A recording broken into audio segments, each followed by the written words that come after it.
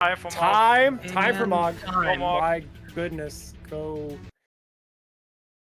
GG's Dre. That was a very, very aggressive approach to Shuyan, but it worked.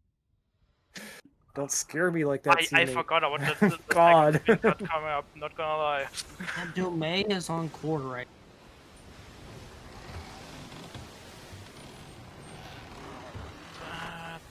Team Choco is starting Wagner now.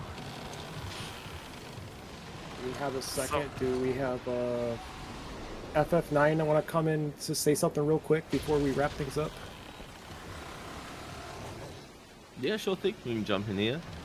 Welcome to Final Fantasy IX. We got Nico starting. That was a really tense end to that Shuyan fight as well.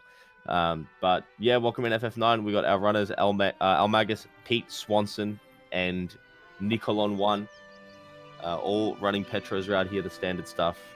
They're just starting out. And I'm sorry, I'll be joined by Dakota, aka SuperHandi, one of my dearest friends, and also Muttski, another dear friend.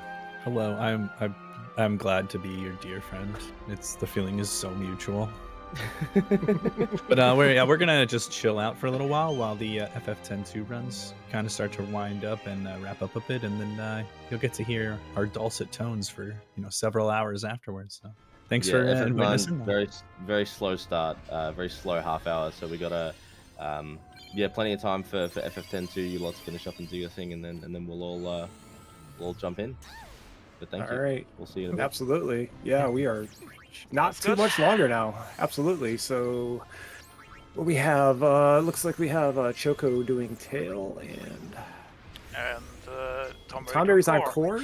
Yes. So once he's done with core, only 2 fights left. Fortunately, Yuna got stoned. That's awkward. Normally you have stone proof here. You can sometimes miss it. That's why I said usually. Usually. Yeah, right. Pain completely ran out of MP. Shoot.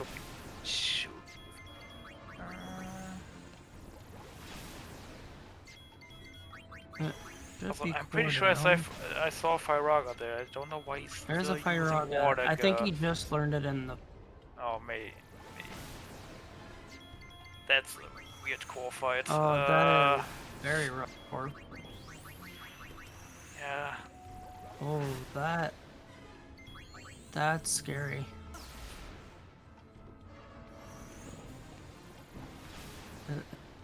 Yeah, the shell also doesn't The really shell help. is so bad, it halves the damage.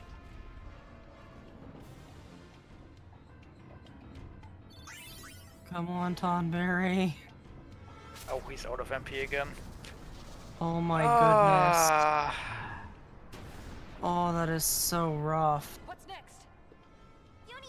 Ether. Faster than MP absorb. I have not seen a core fight this rough in a long while. Keeping tabs, FF9, that was a 6-try Mage Masher for Team Mog. Keeping tabs on that.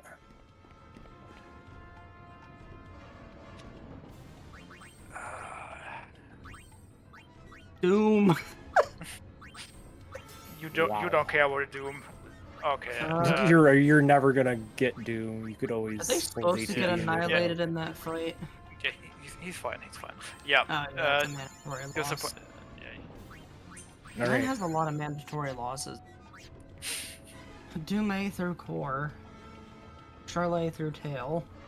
That was a bit spicy, that core fight. Oh yeah. We got through it in the end. That's all we that are matters. having some fun wrapping up 10-2. Tell you what. Oh man, with Team Mog Shuyan fight, Team Tonberry's core fight. Yeah, I mean, not to be outdone, but if you love the RNG in this game, you're gonna love FF9. That's just from a fan of the speedrun. Buckle up, buckaroos. We have a lot of FF9 this I like year the with all the opening cutscenes. For 9, I think they're really neat. Very good introduction to the game. stood a chance against this. Alright, Charlie is on leg now. Save the jokes for later. You got a leg up on her. I Okay, freaking love Riku. Woo, no more climbing. She just says so many different random puns. Oh, Pain is getting all the good lines. Why does Pain get the good lines? Pain's just quips and insults. Riku's just non-stop puns, and Yuna's just Yuna.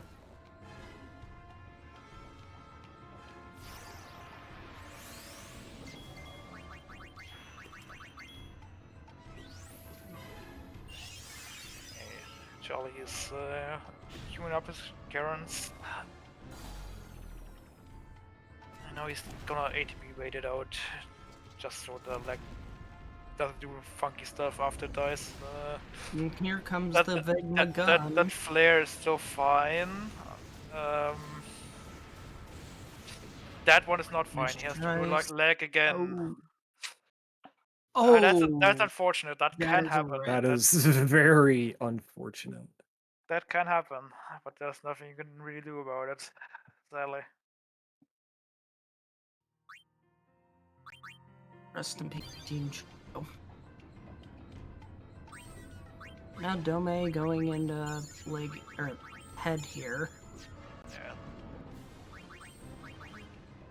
Alright, Choco has to do his menu again, which is also some more timers. If I'm being corrected by chat, I believe we just had a puck skip on T-Mog. Was pretty poggies. He is just extending the lead that Team Mog has right on this race. Yeah, He's just absolutely. So yeah, so revving. once we get I believe two of the teams on FF9, we will be switching over the audio. So I mean, A lot of the it's mod only runners- 8 hours. I'm sure we'll catch some FF9 music. A lot of the mod runners have just brought their A game for this entire What are you doing day. here? I mean, all around. I mean, you just look at the relay in whole. We've had every team with a world record, every team with a lead at some point. It's just a typical relay. Like, it's just all Yeah. over the place, and we have all amazing runners, and just this is the difference. Sometimes these games can just do things that are just Oh, not yeah. necessarily fair. I think you're gonna see that in the next game. It's got a ton of situations just like this one where it's just downright mean and unfair. I've been really impressed with a lot of these runs. If I rocket the right belt again, just so no shenanigans happen there. Be smart. Yeah, I think Dome's fed up with Vignagun.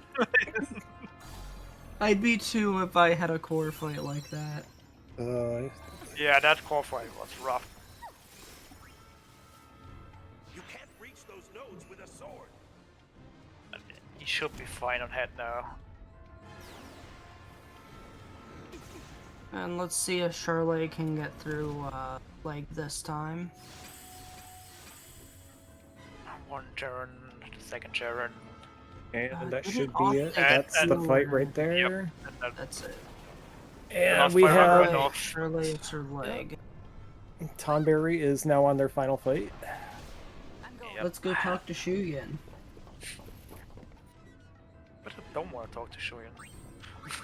Nobody wants to talk to Shuyin. Nobody wants to talk to Maddie from Wish.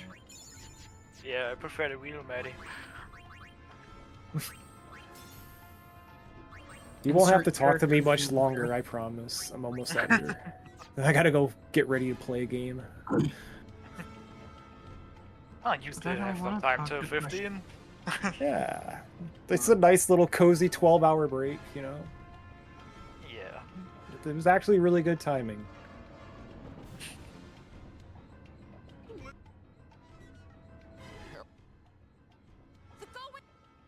Now let's do an FF relay where people have never played the games before and tell them to beat the games casually. Yeah, have fun organizing that, because I think our organizers won't do that.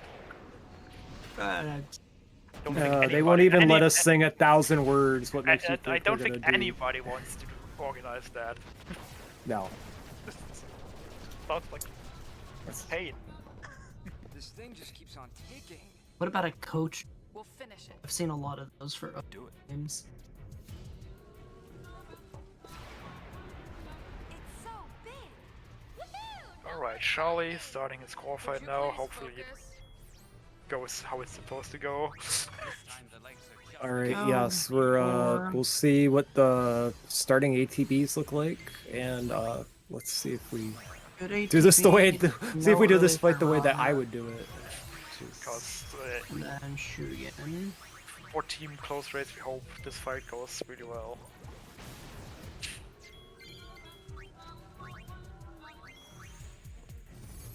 Because who doesn't love a good close race in the end?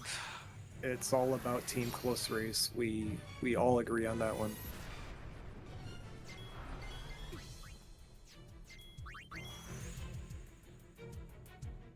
Forget the small fries. Go for the core. The core's your target.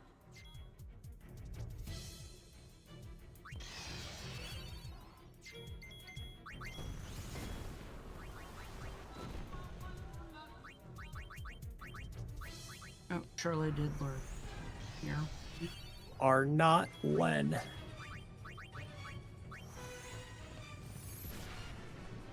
Alright, Tonberry is about to start the last fight.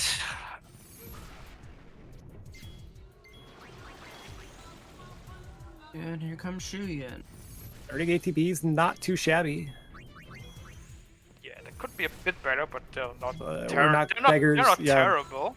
It's the last fight. Beggars can't be choosers here. Yeah, So he's, yes, we're doing changing, things the yeah. way we should do. Yes, this is what ideally we want the girls to have max HP before we even see Terra's Anarchin, and then we can kind of Oh, did he start just... firing things off. I accidentally switched backwards on. Yeah, he accidentally switched backwards. He's on still got plenty of Miku. time. Yeah, he'll have plenty of time.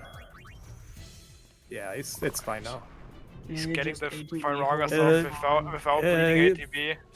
I don't know which way Shuyin's looking. It's hard to tell. That looks like pain, That looks to be like honest. pain. That's so hard to tell. Yeah, sometimes he And, looks at pain and then it doesn't Harley go. is through Yep, he core. goes for Yuna. He goes Yuna, so that's Nice. good. Alright, that core fight was clean. I would say Tonberry be on deck. Tonberry about to be. As soon as this goes off, it's just double Sharon and Yep, there's Last Viraga, Karen's, and we're gonna switch Pain to Sentinel, and it Yep. should be. And Yep. now we should be good. No, just final Alright, attacks Karen and one, get ready. Karen two, 1 two, and Tonberry time. go. GG's.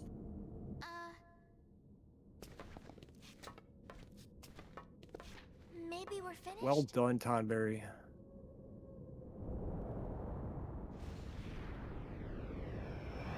Dume's my literal king. There we go. And now we do welcome in our FF9 commentary as we are down to our last game and about to be wrapping things up. So Yeah, I believe we started with teams like about roughly 30 minutes apart, and like we're down to about 13, 14. So there was ground made up in 10-2. There was some rebalancing.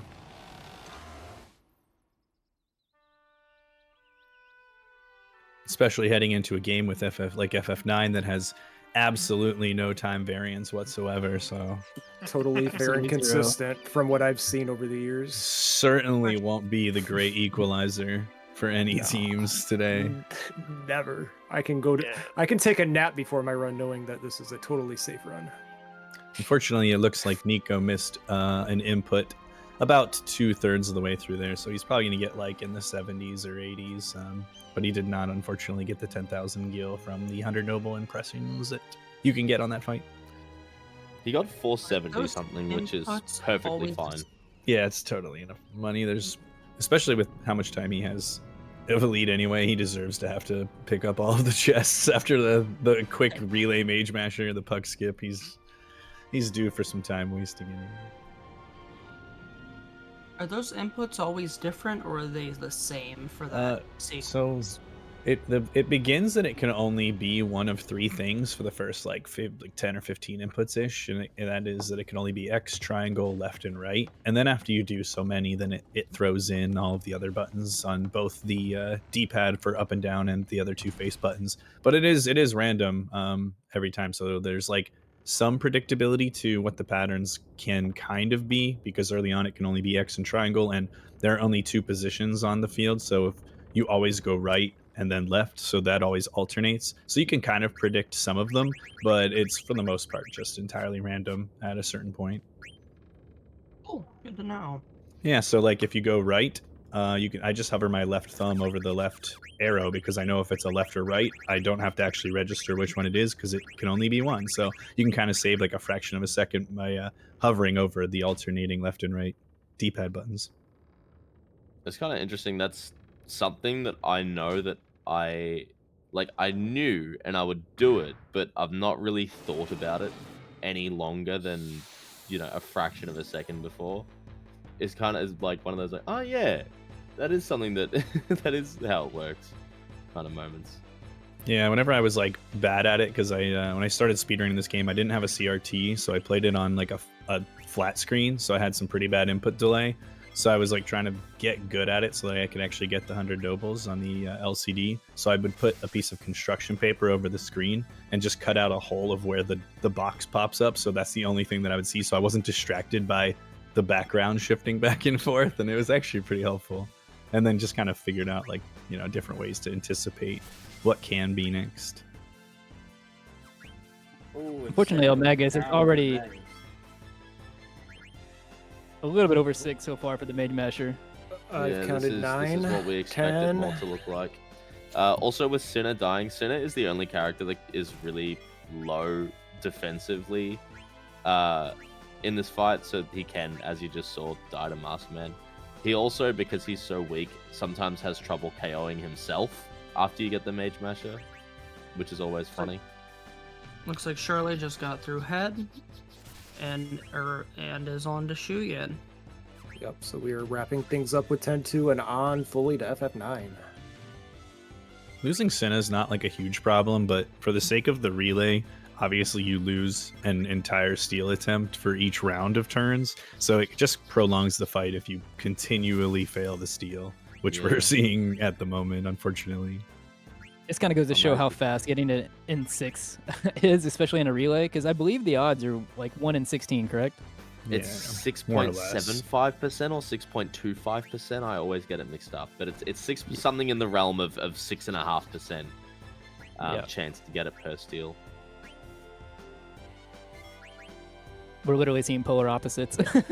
Listen, I feel like every relay is this way, where one team gets a really good one and the other two, it's just absolute dog water. And so I was like, there we go. There we go.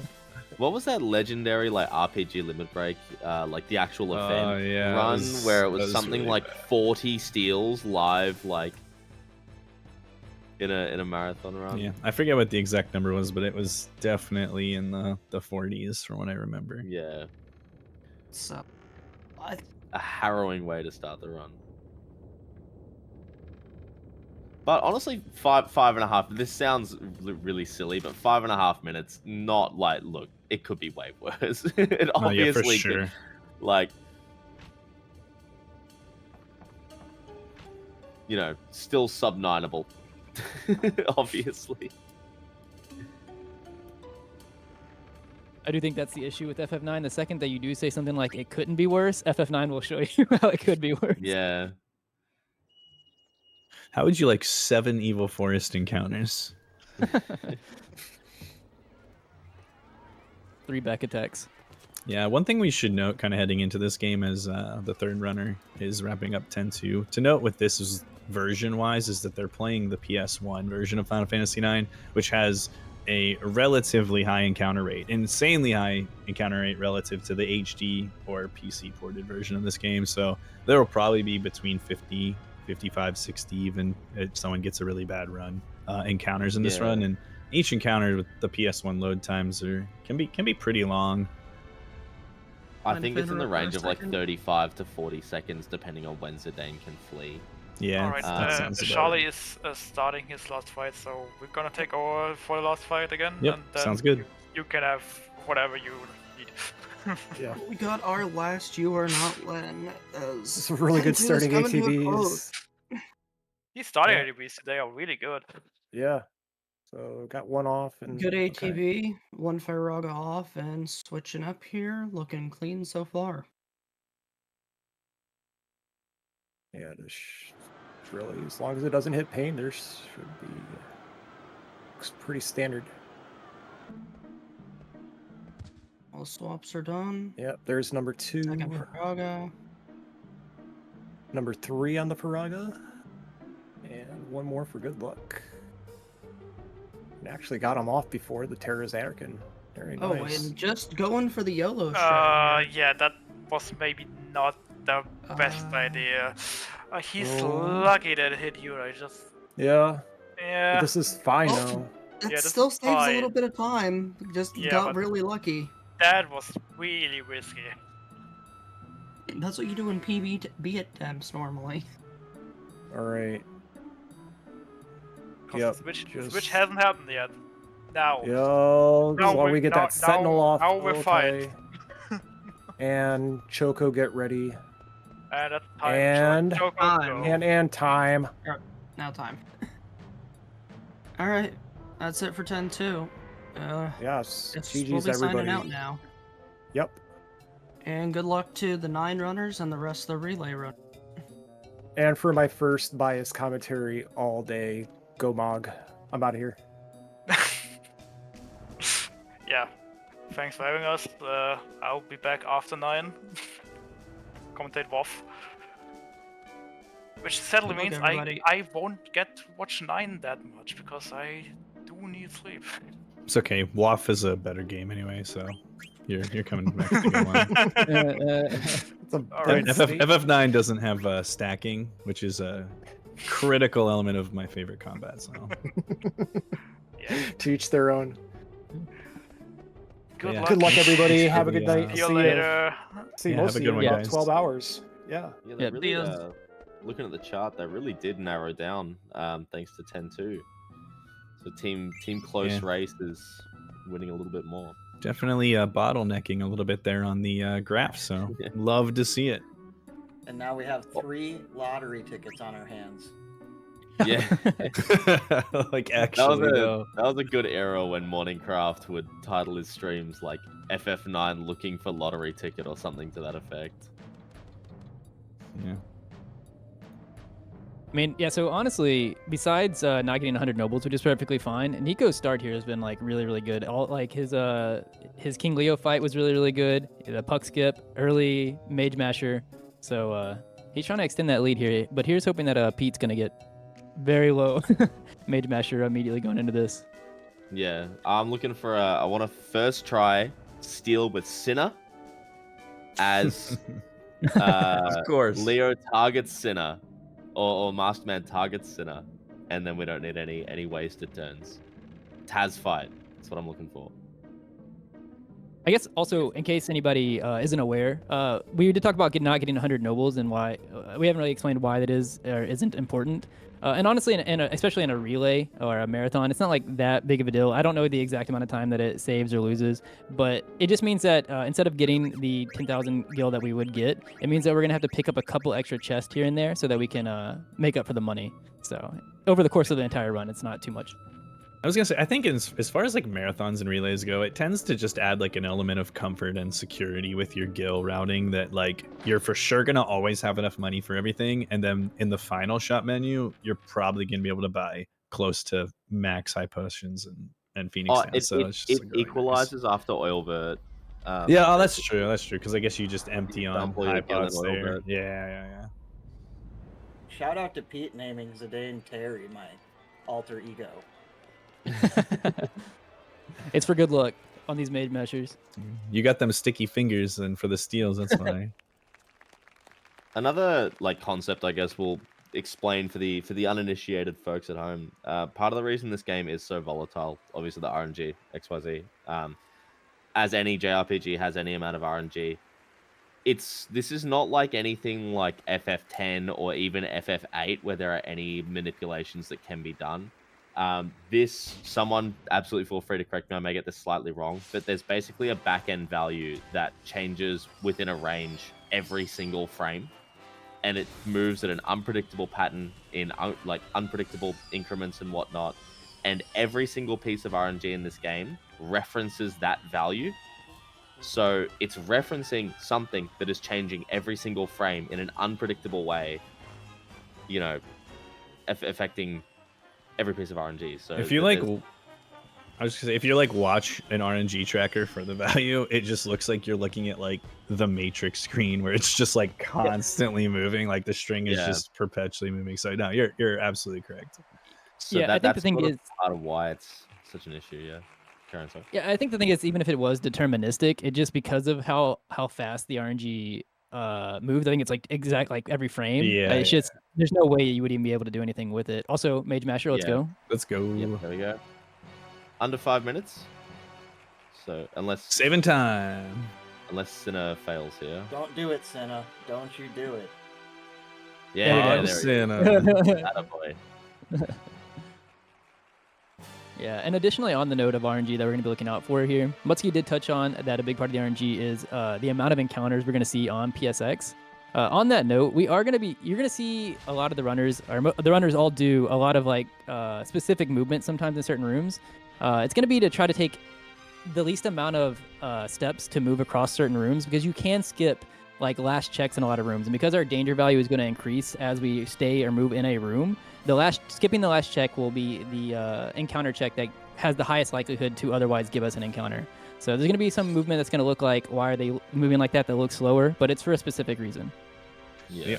The only thing that kind of sucks about the encounter check skips in an RTA run is that obviously we can't see the value that is attached to them, so you don't actually know if you skipped the check or not, like because you could have just not gotten the encounter on some of the screens. But yeah, that's pretty much all we can do is handy counter reference. There's no like step manipulation, there's no movement manipulation. It's just merely kind of learning the screens and optimizing your movement across them in such a way that you mitigate as many of the checks that you get as possible, and each check that you get has a higher chance of rolling, we'll say, a yes for the encounter as its predecessor. So as you get subsequent checks, the odds of getting the encounter increases, exponentially.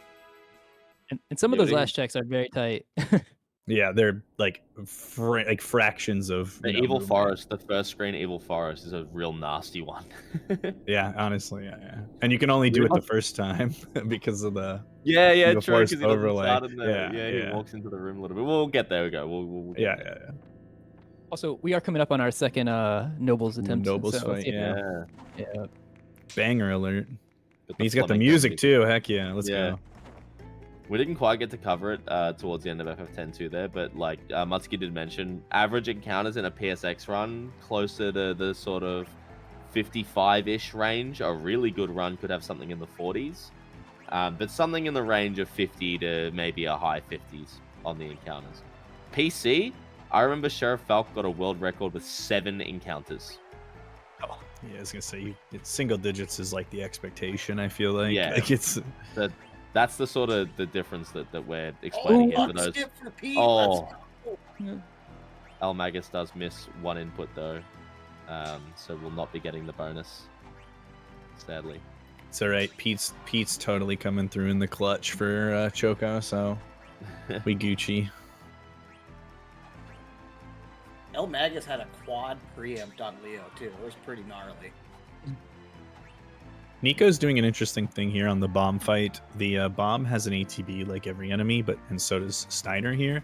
And because the bomb's speed on the ATB actually increases incredibly fast, and the fight ends whenever he has X number of turns pass. And by holding the ATB with the window on Garnet there on the bomb's last grow, he's able to skip Steiner's last turn because he's much slower. Yeah, I can't remember who. No, he didn't. No. He missed like 3 or 4 inputs, unfortunately. It's all on Pete now. Yeah, that bomb fight's a super interesting concept. When one of the other players gets up to it, we'll talk through it more. It was pretty big though, because it saved 2 seconds over the Taz at the time. Which yeah, it's ATB waiting. I'm sure everyone who just watched FF10 is incredibly familiar with ATB waiting, but effectively you're not letting ATBs flow during turns. ATB waiting in your party is really normal. No one ever considered intentionally ATB waiting an enemy. It's like it was really, really cool when that was discovered. Yeah. Can't always do it. You do need the ATBs to basically not be tragic. If they're anything short of tragic, it'll still work. There's like a couple of weird ones. Like you can go for like a Garnet swing on Zidane if she has a good one, but she misses so much that like it's definitely not like super reliable. Dude, I didn't know that was a thing until the other day, and I was like mad about it. I was like, what just happened? Dude, her accuracy is not great in that fight for whatever reason.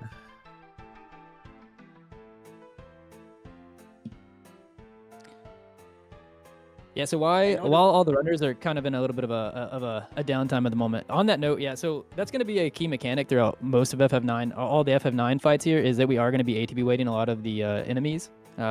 Basically, ATB waiting, we're only going to be doing it on the characters, like, usually it's like someone like Zidane, who has a high enough speed that if both the enemy bar and Zidane's bar are both empty, he will fill up faster and get another turn that he wouldn't otherwise in that turn. Yeah, unfortunately, nobody playing Tentarian route to get auto haste and make ATB waiting more viable. But that's all right. Pete coming through with the Brutals rename for Vivi. Yeah, nice. My dude. Tentarian is super risky though. That's depending on when you do it. This 2 Tentarian has coined the name Book Guys for a reason. Just gotta eat that paper storm right in your teeth and just pray. And I think it's also a 12-minute reset if you die to it, so I think it would be unwise to try and push that in a relay like this as well. Yeah, depending on how far into the fight you die. It's like if you die, even if you die immediately on paper storm, like it's still bad. Like it's so bad. Yeah, you got to go back onto the ship and do the cage swing again. Right. It's like you could get Vivi all the way set up, ready to go, right, and then he can just like mess it all up, right? If that happens, it just depends what his opening is, but yeah, if there's been some so with the I guess Nico's on a perfect screen now to explain the checks and whatnot again. I'll have a look at them rather. You can see very tightly hugging that wall, but does get an encounter. We're gonna kill this because Zidane gets solo XP here. We want him to be level 3 before our next boss, Sealion. This will get him to level 2 immediately, just because, yeah, solo XP. No respect for Plant Brain. My God. Oh, yeah, true. Yeah. I mean, like, the next... I know. Plant Brain is going through the motions. Sealion is... You got to make decisions against Sealion. No, yeah, we'll definitely be touching on that more as it gets close, but Sealion will be the first, Sealion can be kind of scary.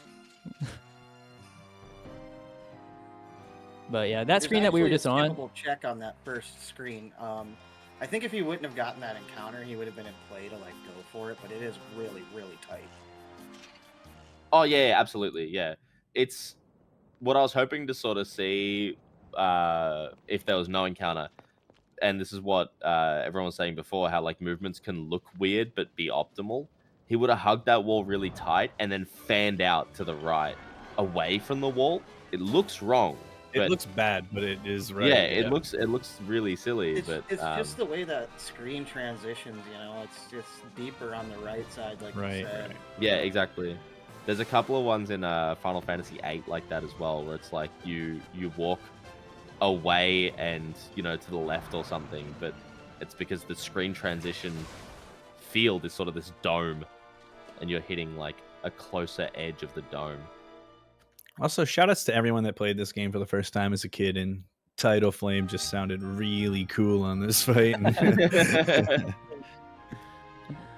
Yeah, truthfully, I kind of like I kind of like getting that first encounter check on that screen, or not the first encounter check, but at least an encounter on that screen, because one, you get to skip the trance here. Also, I just hope that I don't get on the next one, but yeah, because it gives you a good amount of experience on Zidane. It kind of gets you on your way to potentially having like a level 4 Sealion, and I think that it kind of, if in an ideal world, it works out to where I think it's faster in most cases. Pete set up for a really nice Leo here. Even the attack coming through. I don't believe it's faster, but you're less often put in a bad situation. A problem that will sort of always plague FF9 is that no matter what you do, it's always it's always faster to just get lucky. Well, yeah. Getting lucky with a level 2 Sealion will always be faster than like taking the encounters and whatnot. Wise man once said, "I'd rather be lucky than good." Yeah, I've never done a level 2 Sealion. I just know that on a level 3 Sealion, if you don't outspeed the Black Waltz, those fights just feel like they're terribly slow. Yeah, it feels terrible. Yeah. Every time I've ever done a level 2 Sealion, I get like halfway through the fight and I just wish I had forced an encounter to do level 3 Sealion. Like it's so slow. Like you essentially have to farm a limit to skip the title. Yeah, you do. The You do. tsunami. So it ends up like, if you don't get enough built early while you're letting both of them hit you for a couple of turns, it's just so slow. Well, Additionally, this, we're on our... this relay is going to be completely nobleless, guys. Pete, yep, everyone's missed one broke. early there. Also, let's see what still we get here. We got the broadsword. That is the common one. This one the broadsword. So yeah, other option there, leather wrist. That is actually good because it helps you build more trance. If you are going for a low-level Sealion, but Nico not needing to. Broadsword, we'll see what Broadsword helps us do later. Yeah, I mean, the scary thing about it is, I wonder how that plays off in a marathon. I'm assuming you wouldn't put the leather wrist on. I know in like PB attempts and stuff like that, Nico kind of does and just tries to get the crit on Baku, and then I guess leaves it on for Sealion as well. But it can be very risky because of it allowing you to crit, which we can touch on why that's risky on Sealion later. But yeah, without it, you can't crit, which kind of makes your attacks be very consistent on Sealion when you're counting damage. If it were me, I'd put it on now and then take it off because I have to go and save for Sealion anyway. I'd go and take the extra 3 seconds or whatever to remove it. But so yeah, it's official. Queen Braun absolutely hates this play. She was not impressed by any of our runners. Action-packed sword fight. She will not be inviting the theater ship back to perform in her court ever again after today's performances. But you can't win them all, I guess. eLmaGus the leather hat. Stealing from Steiner 1 here. Trying to get that silk shirt, baby. Those it's like a really old strat from a long time ago. We used to steal the silk shirt and stick it on Vivi so he couldn't get killed by Plant Brain. But that's before we knew that the Plant Brain fight was just a fixed, like, what's it called? His pollen. We didn't realize that was fixed if you just let him have his turn at the time. So it was just a way to prevent Vivi from dying. But because we know that now, it's not really necessary. Yeah, eLmaGus, very old school runner. Pete and Nico, kind of the newer kids.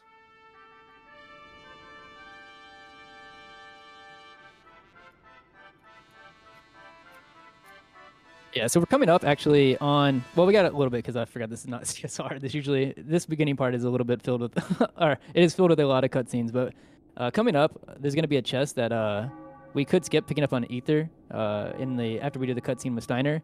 And that's just like an example of one of the chests that where you could save time if we did get the nobles, but I believe I missed Pete, but I think we said all runners missed nobles. Yeah, correct? he also missed, yeah. There is a world where you can still skip that ether, but you need like X amount of gil from nobles still, and you got to be like managing your gil throughout. Nico's been known to do that and like go for a 4th robe sometimes, I think.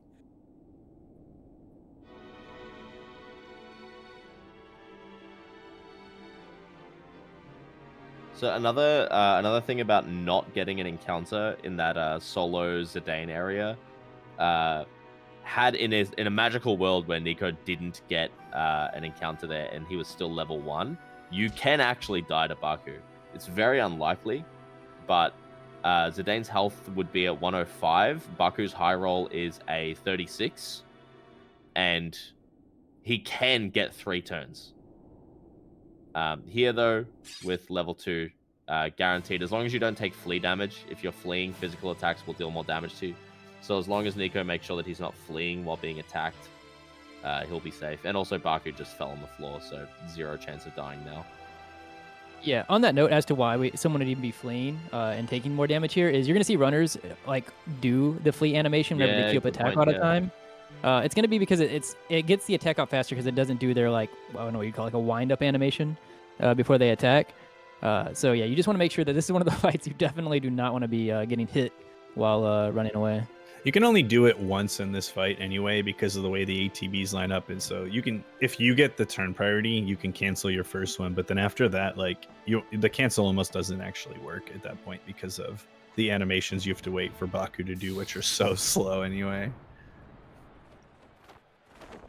It's definitely most noticeable with Freya because she does her little baton twirl, which is so almost slow. a full second. Yeah, it's almost like almost a yeah. full second. It's insane.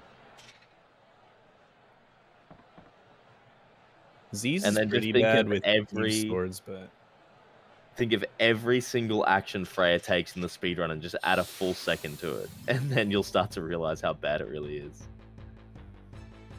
Okay, so Nico did pick up that chest. That was the one that, if we did get nobles, that's one of the ones you could skip. And like I said, it's a bunch of small things that just add up over time. And like Muttski was saying, it's kind of nice to have anyways, just for guild safety and stuff like that. Not having to worry about things later in the run.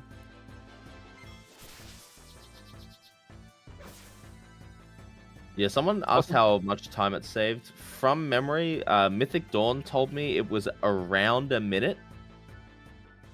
In the extra pickups. I mean, that ether chest alone is 8 seconds.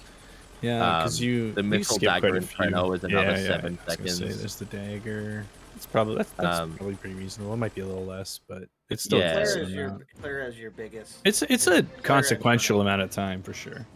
Yeah. Okay, By all the right. So time you Nico's go about in the house, buy the partisan, I hope we get the ATE strat. Big fan. Yeah. Nico's going to the Evil Forest Gauntlet here. I actually think I hate getting this encounter on this screen because like you get almost no experience. Yeah. Okay, you got a quick flee though. Yeah. That's nice. So the 2 ways that you'll see people try running from encounters is obviously running the normal way, holding L1, R1. That kind of just never seems to work. It's far more common that you'll see runners use Zidane's flee command, which is a guaranteed flee, but it does drop. I think it drops 10% of the gil that you would have got from the enemy if you killed it. Nico did go for the ATE there. Because he knows it's Rufus, guys. My goat. Yep. The president. Also, I would say also we just saw this is the first time that it's been used, and it's going to be used a couple times in the run. But we saw where Nico actually on that screen went and loaded into a different screen and then came back out to split the screen. It's basically because of like how we were talking about the danger value always increasing the amount of steps that you take through a room. That exiting and coming back in resets it back to 0 and can basically change something from being like a 70% chance of getting an encounter to basically 0. Another aspect of it as well is we're talking about the checks. The checks are they're in the same sort of spots each screen. Very layman's explanation here. Let's say on this screen, if you do optimal movement, your checks will be on the 8th, 12th, and 20th steps that you take. So if you split a screen on the 7th step and then come back, you've bypassed the whole. On step 1 again.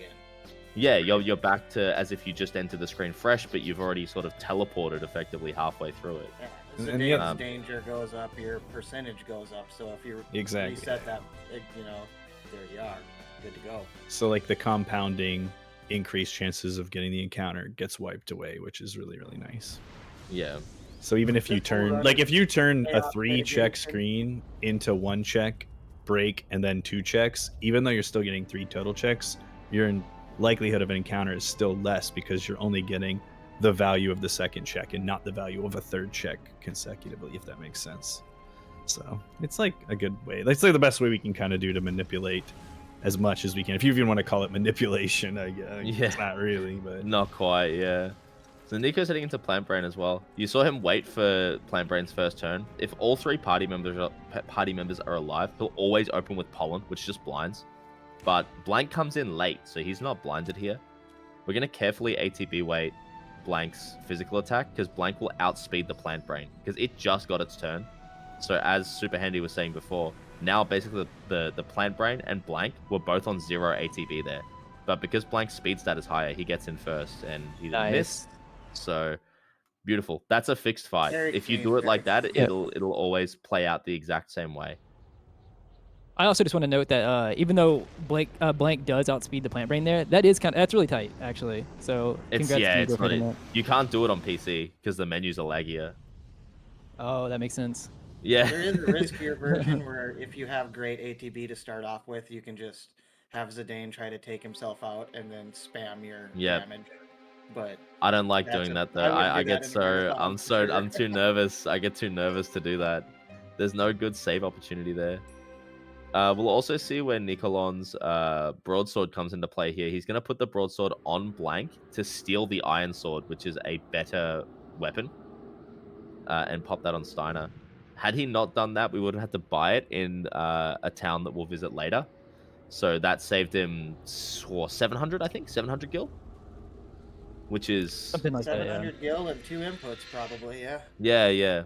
I guess we could also note, like at this point, just for like the remainder of the run, that the reason we make such an emphasis throughout the early stages of the run, and will continue to, on upgrading weaponry, is that like characters' strength stat doesn't really change a whole lot of their damage output. It's mostly just the attack power of weapons. So the more quickly you can upgrade your weapons with higher attack power, your actual damage output will increase considerably more quickly than just by leveling up, which just, the difference between swinging at level 3 with Zidane, he caps it 96, and level 4 Zidane caps it 100, versus like a weapon upgrade, which could at some points in the run double the output that you're actually doing. So it's kind of a really critical thing in there.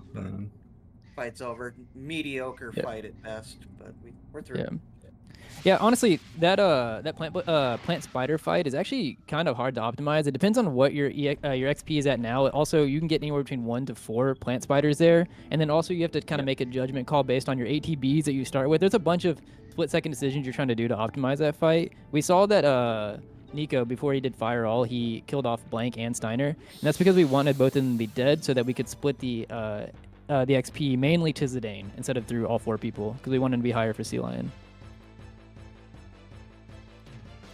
Well, I got a preempt on eLmaGus. Goblin, look at that guy. Shout out to my the spreadsheet that I made to track XP for your party members through the Evil Forest, and then it just tells you if this many spiders leave this many people alive, and you will get level 3 or 4 a day.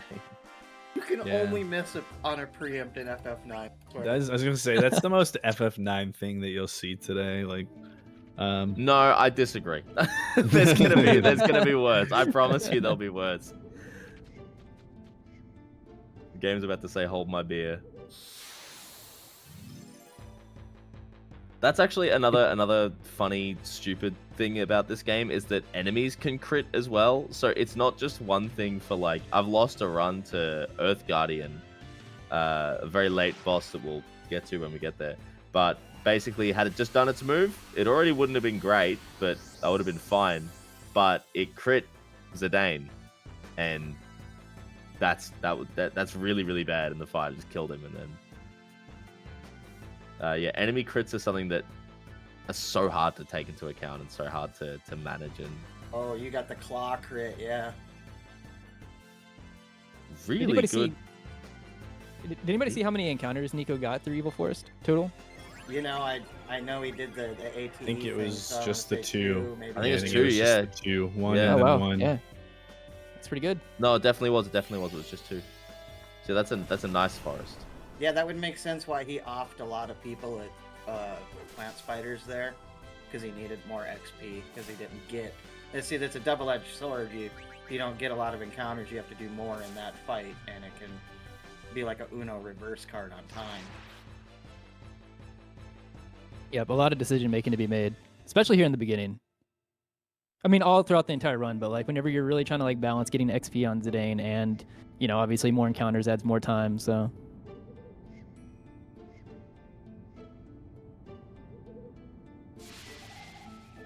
Yeah, decision making in fights will always be, in my opinion, the most important skill in this whole game.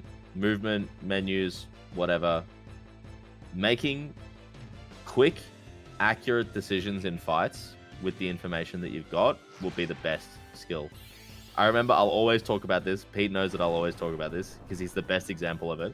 I remember when Pete was hitting like mid 840 times and still needing to look back and forth mid-menu at his notes because his decision-making was just that good in fights that like he didn't need mega refined menuing to get really, really strong times like that. He was just, his like game sense and awareness was so good as is.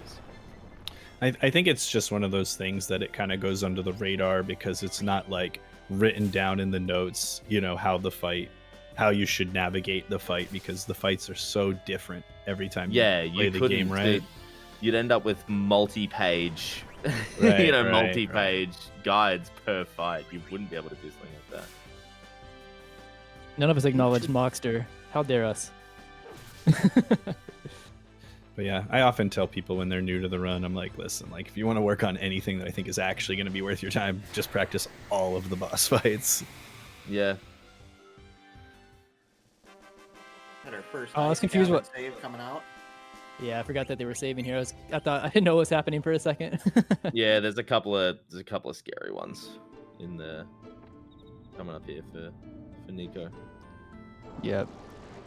You saw it a little bit there, stutter stepping. We'll get there, but those that know, they know. I think you just run that chunk and stutter step to Dali after this. Because while so that the, one the world map is displaying where you're at, like in text. The text, missed continent. Can't give you an encounter then. Yeah. So the reason our runners are making that safety save there is mainly because we've kind of hinted at it a little bit before now, but the Sealion fight coming up is going to be the first kind of Monka S fight of the run. We're going to be doing a lot of damage calculation. The way that the Sealion kind of works is because of the damage that we do, especially at level 3 and level 4, we're going to, every 2 attacks that we do with Zidane on the Sealion, we're expecting to not only get hit by the regular turn that the Sealion's going to take, but set counterattacks that also do damage. And we know like max and min values of how much we can take for each one of those counter turns. And so we're going to make sure that we're healed up before we do those. So you can imagine that if you were on a turn that you don't expect to get hit by a counter and you had something like the leather wrist on, like we were talking about earlier, if you crit and you proc that early counter, you could just die. So that's why we were mentioning all that earlier. Nico not grabbing the tent there. He actually grabbed the one by when you meet Stiltskin. Him and Pete did. I'm not sure if Magus did. I in a situation like this, I personally would have grabbed them all. but no, I respect it. Tents will come into play later.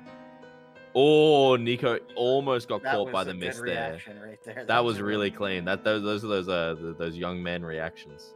The game respected it too by not giving him an ink.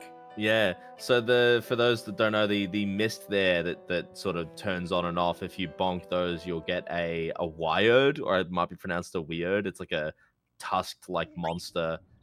Basically, it just triggers an encounter that doesn't really give you anything special in return. It's pure time loss in the context of a speedrun.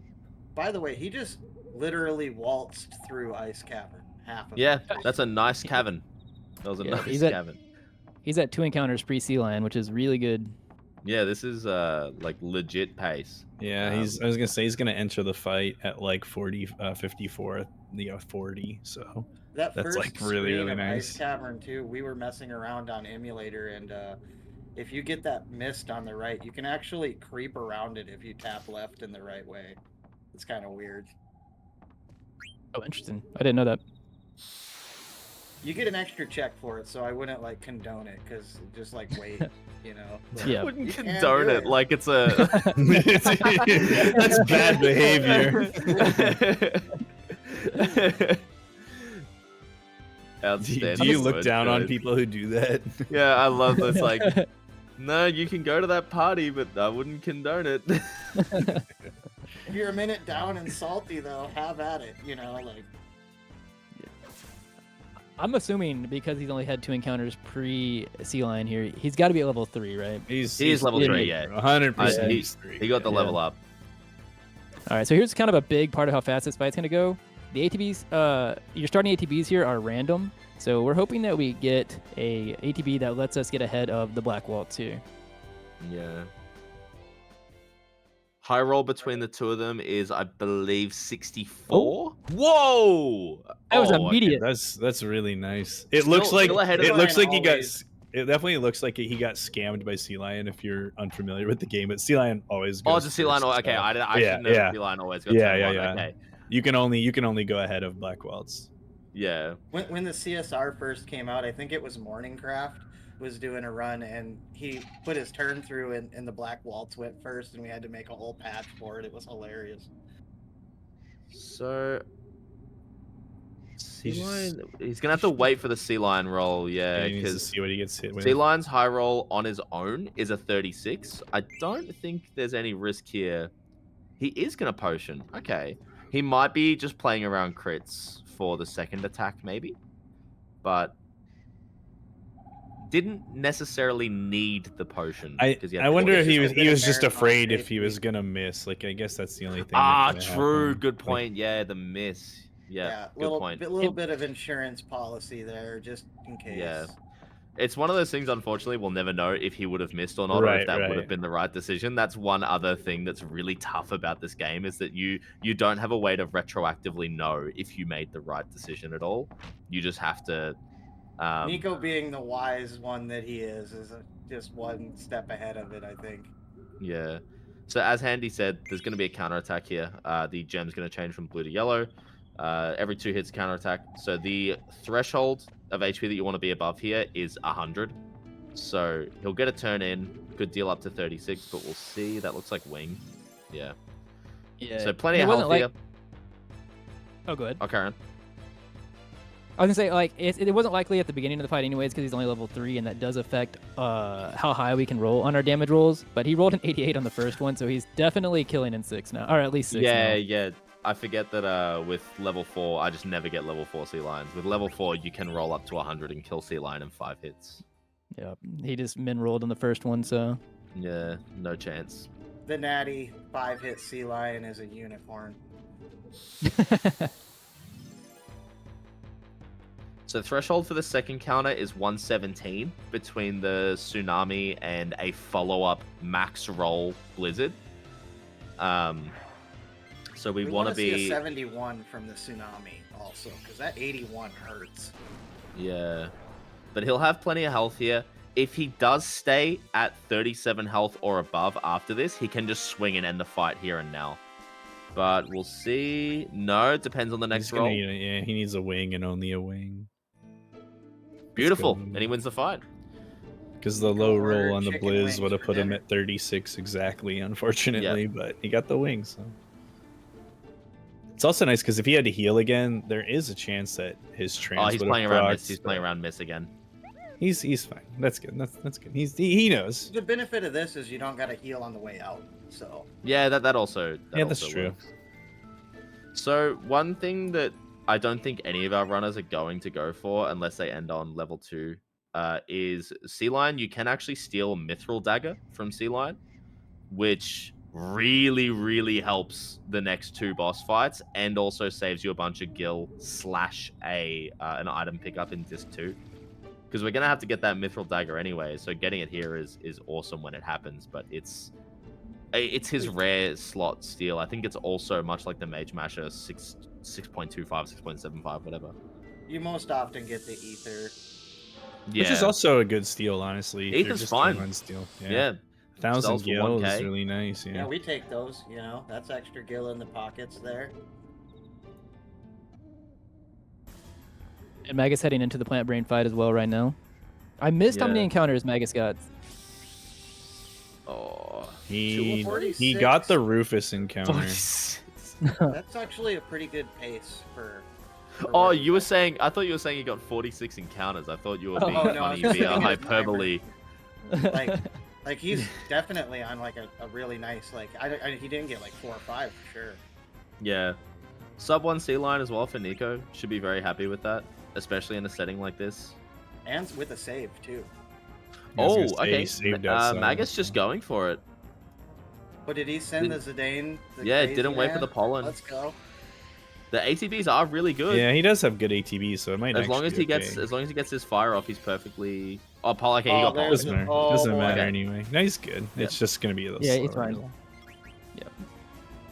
Nico did get one on the way out of the ice cavern, so now up to 3. These are fine though. I'd kill here. I think he's looks Kill like Garnet he's and then do gonna- the fire. Oh, sleeping juice could be bad on Zidane. Oh no! Oh, Tidal triggered flame the them. trance. Make them pay. Oh no. Please. Yeah. We haven't really touched on trance, but trance is also, as is with everything in FF9, completely random. Like, you have a bar that fills up, but it's not based on like the damage you take like that. Like every hit that you get, I think it just rolls a random value, correct? That it increases by. Yeah, that's Yeah, why. and we it can can't it really can even be bang on it. 0. Like the number can be Yep. 0, and it can just not go up at all either. Though. I really Yeah, this- respect him going for the kill there too, because on Black Waltz 2 now he's gonna have level 3 Steiner and BB, which is a much cozier. Yeah. It's really nice because they were. I don't know if VV was 2. Maybe he was 2 before. No, it looks like he's. I don't know. Steiner was 120 because he did not get XP from spiders. Right. So totally worth, I think, in this setting.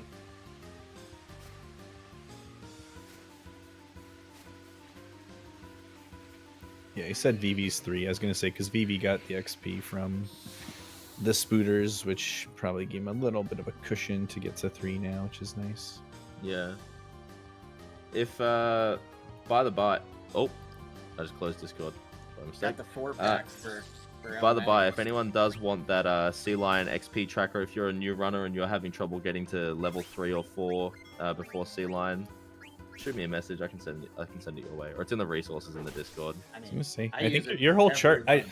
I don't use your chart personally, but when you sent it to me, I was like, this is great. So if anyone wants to get into the run, definitely Yeah, check I out the use it. chart. It's so Oh nice. yeah, I have the best not beginner friendly notes ever. Yeah, like, but they are. It is so good though. Like But it's really nice. they don't have any story beats or anything like that, or any go here, do this, or any boss strats or anything, because that's just all in my noodle. But I spent like a few lunch breaks at work programming a Google sheet to have tick boxes for like every single variable, and the notes will actually change. So it doesn't write out if this then do that, or if that then do this. You just tick that you stole the broadsword, and it will change the menu. Tick that you got Rebirth Ring, and it will change every following menu. Tick that this happened, and it's beautiful. Every time I find a new runner for FF9, I'm like, here's Silo's XP sheet. Take this. It's gonna save you so much heartache. Like, I think you also kind of hinted on it earlier, Sayo, but we actually just saw our first example of stutter stepping on the world map there. Yeah. Going in the dolly there, like that's actually the way that movement works on the world map is different than how it works on like hot screens, like not on the world map. Stutter stepping on the world map, someone can correct me if I'm wrong. Does it go up if you like hypothetically did perfect task mashing when you're stuttering, or does it just always? I know it lowers it by a lot. If you basically on the world map, let's say like just for the sake of having a concrete number, that every time you take your first step on the world map, the chances of getting an encounter are 1 out of 256. And so if you stutter step perfectly and don't increase the danger value, every single stutter will have a 1 in 256 chance individually of getting an encounter, which is effectively eliminates it from happening. But that's why you'll still see people get them on the world map, right? Like they still happen because 1 out of 256 is not 0 out of 256, but it effectively eliminates them from the world map as much as possible. Right. Yeah, I wasn't sure if TAS, if it like didn't progress at all. So that's what you're saying is like it keeps it from progressing your danger value at all if you do it like perfectly. Yeah, as Yeah, long as you do it Emulator, right. Yeah. has a perfect stutter step situation with how you can set the frames. Kiwami, it's pretty much as close to perfect as you can get, but there are moments when you'll get a jitter or whatever. Yeah, you'll get some jitters with the Kiwami, but it's still the Kiwami. best. I love the Kiwami. Big Kiwami fan, but sometimes Just they got do my need to second be one, told so- off. Pete, looking at that nice dog. Sorry about that, folks. That's okay. Bring the cat back. Bring him on the mic, dude. I want to hear his thoughts about the Kiwami. Yeah. Oh my goodness. Was it P who also had the other preempt? Is he now on 2 preempts? That was That was Magus. all Magus had Oh, he had the preempt man. miss. I don't even know how that happened. Yeah. Like, But you know, Sorry, it was did just you don't understand how perfectly timed that was because Nico is in the Dolly Inn where the cat that meows and all those Yeah, ATs. true. Yeah. Yeah, Let's go, Nico. Yes. Nico being Yeah, a man. sport, showing us the cat. watching That's out so for the Great good. Wall of Dolly here, the kids can body block you to no end if you misstep. So Yeah, their Nico's future well, offensive lineman. This movement looks weird. It's basically just tricking the town or tricking the game into thinking that you've explored the town so that this dialogue with Vivi will progress the game.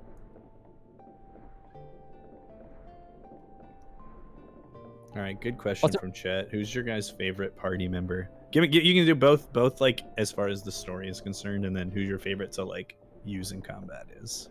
Curious. I feel like mine's pretty basic. I feel like Vivi is just my go-to. That's fair. Casually, I loved Quina because I really enjoyed going and collecting all the different enemy, the blue magics. But speedrun, I like Amaran. Like I think when you've got like a Mythics route or something like a route that uses Amaran in really unique ways, that's where Amaran becomes my favorite. So But also, I think Steiner just hitting there. Zidane for me because he just is brings a lot of utility with the flea, and you know he can be a tank, he can be damage. It just depends on which fight you're in. Casually, I think you guys have got me cornered because you know how I am with that. I haven't played it casually, so You never played this game really casually. say. Damn, you just went straight into the speedrun, huh? Yeah, it just kind of happened when I started hanging out with the Brutals. You're every IGN comment section's worst nightmare.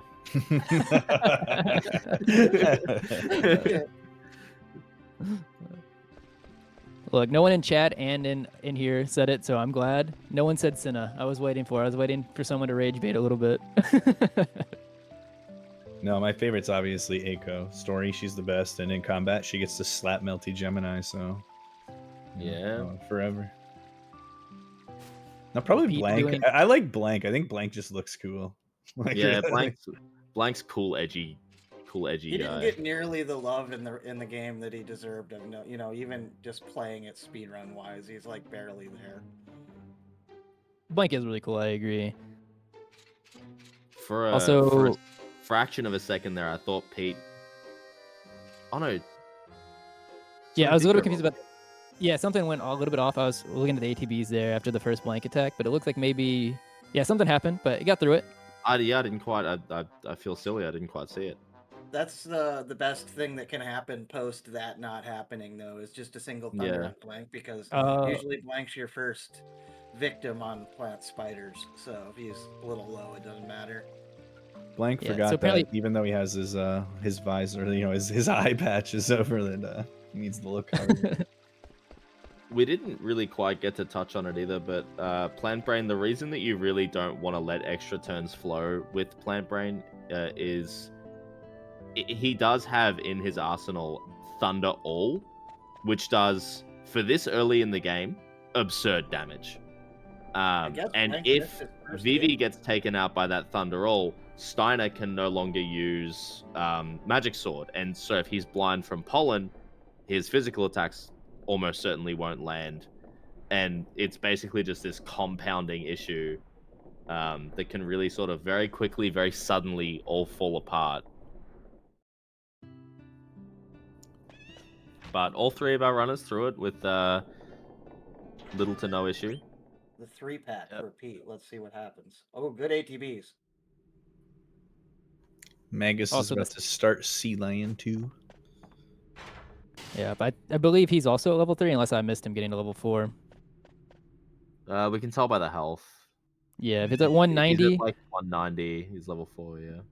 Yeah. That was a good spiders. It's like a pretty big jump from 160 to 199. Like that's like 199, yeah, sorry, yeah. Whoops. It's like Yeah, oh yeah, 199, yeah. We both got it wrong. 25% increase though for that one level. Yeah. I mean, I think that, he is 3 though. I think that's why that level 4 jump is so like nice if you do get low ATB start here, is because you can at least eat the first Black Waltz attack and not have to start throwing, you know, extra potions before you have the Black Waltz dead. Yeah, so he's at level 3, starting at 160 here. And a pretty bad starting ATB, so probably not getting the priority over the walls. Yeah. At least it's Blizz. Blizzard Yeah. Fire is the worst start you can get. Blizzard is the second worst, but not the, you know, it's not run ending or anything, so At it'll least just it take was an the extra 32, potion. I guess. Opium. Yeah, true. He didn't max roll him on the first Blizz.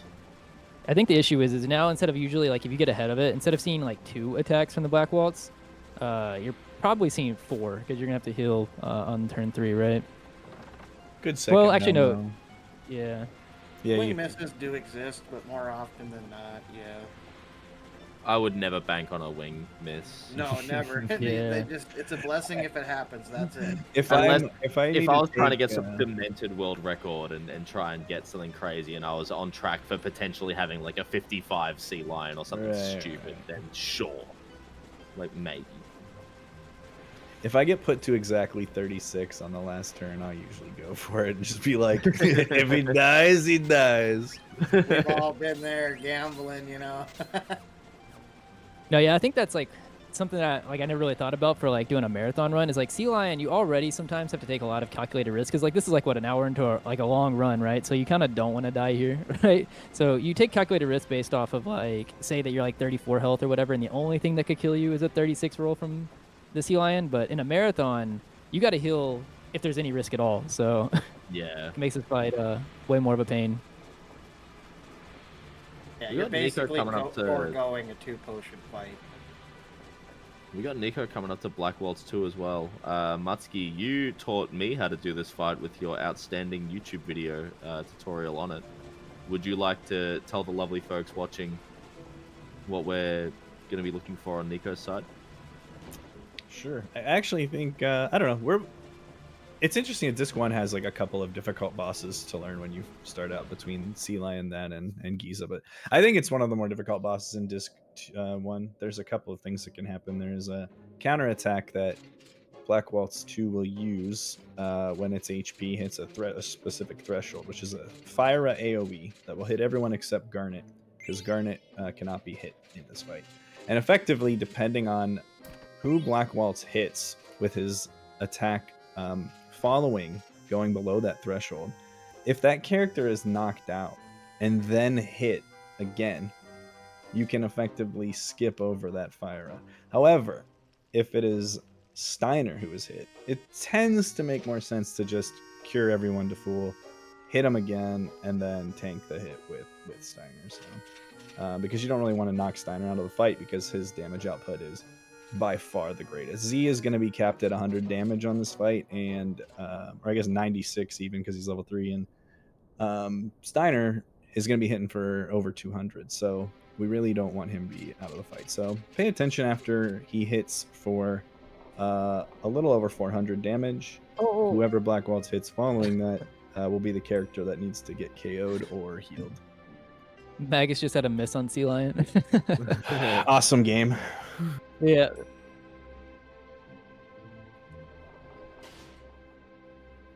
All right, looks like he could potentially trance. I'm not sure if he needs 1 or 2 more hits here.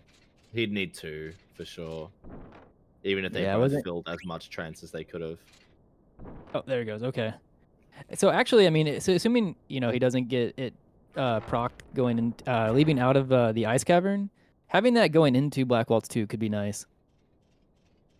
It just depends when it happens. If it happens before the fire skip, it makes the math really awkward because it hits for whatever the trance bonus is on the attack, and it just can kind of throw it off a bit. But it's usually good. It's usually a good trance because you can clean up the fight very quickly.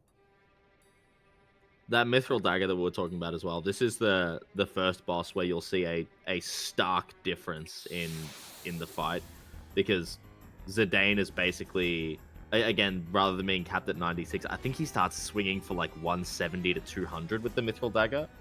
So he becomes far more valuable in this fight. But no mithril dagger steal for Nico or dagger Magus. Actually. trance is one of the craziest fights. Oh, I've it's ever beautiful. So Nico's gonna ATB wait here with Z's attack because he needs to hit twice with Z and once with Steiner to get to the threshold that I was talking about. He's actually he's even gonna send Vivi for a bop just to empty his ATB. No, the damage is actually good. The damage can actually make a that's difference. true, especially because he hit with 8 for 84. So he hit Yes. Vivi, so he's gonna knock Vivi out here with himself, and then he's gonna send a Steiner attack, and it should just go into the next turn. Yeah, Sees beautiful. there's no fire. Skipped it. That is the RNG. best scenario of the 3. Fun fact with the Japanese version, that fire skip is necessary. It hits so much harder on the Japanese. Whoa, really good fight by Nico there. But in the Also- Japanese version, that fire will just wipe the party. They You nerfed. cannot- Sorry, go ahead. Oh, you can't live it. You cannot survive that fire at all. So you I was have just to gonna skip it. say, in the Western releases and I'm assuming the PAL version, they just nerfed a lot of the counterattacks. Like the Sealion counterattacks also hit much harder in the JP version, and I think they realized that it's just so much damage for low level characters. So fortunately, they don't do as much in this one. Also, not so fun fact: we saw Nico kind of hesitate on making the decision there after that fight. The game will soft lock if you make that decision. If you're mashing through all the text and you get to it too quickly. And Nico matches at 60 hertz, so he has to pump the brakes. I Alright, Vivi, definitely RNG time. quote unquote accidentally have gotten that soft lock to, when like a run's bad and you want it to die, but there's just no good excuse to. You just want to go do something else with your life. I just wanted to start another run, and I was like, oh no, I got the soft lock. I guess I have to reset. Speaking of Don't do bad that, though. things, That's Pete's very getting a silly. Back attack right now. Back it up, Terry. Come on, get out of there. As a wise man once said, I would not condone that.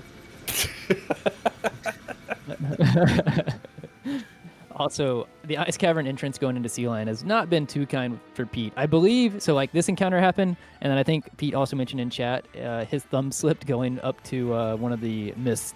So had the encounter with the I forget the name of them. I did see the wired. The yeah. wired, yeah.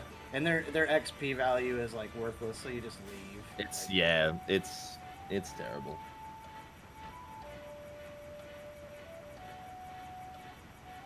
All right, VV RNG. This is a big moment for Nico. Black Waltz 3 is another fixed fight. It's one of the only fights in the game where starting ATBs are not random. Every character on the field starts with a 0 ATB. So basically the way the fight's going to play out is Zidane's going to swing because he's going to get his first turn. That swing will not proc any sort of counterattack, and Black Waltz 3 will take flight. And then when he's taking flight, any physical attacks will proc counterattacks. So Steiner will use a magic sword. Vivi gets a scripted trance here. And he will be able to use 2 spells at a time with the double fire command.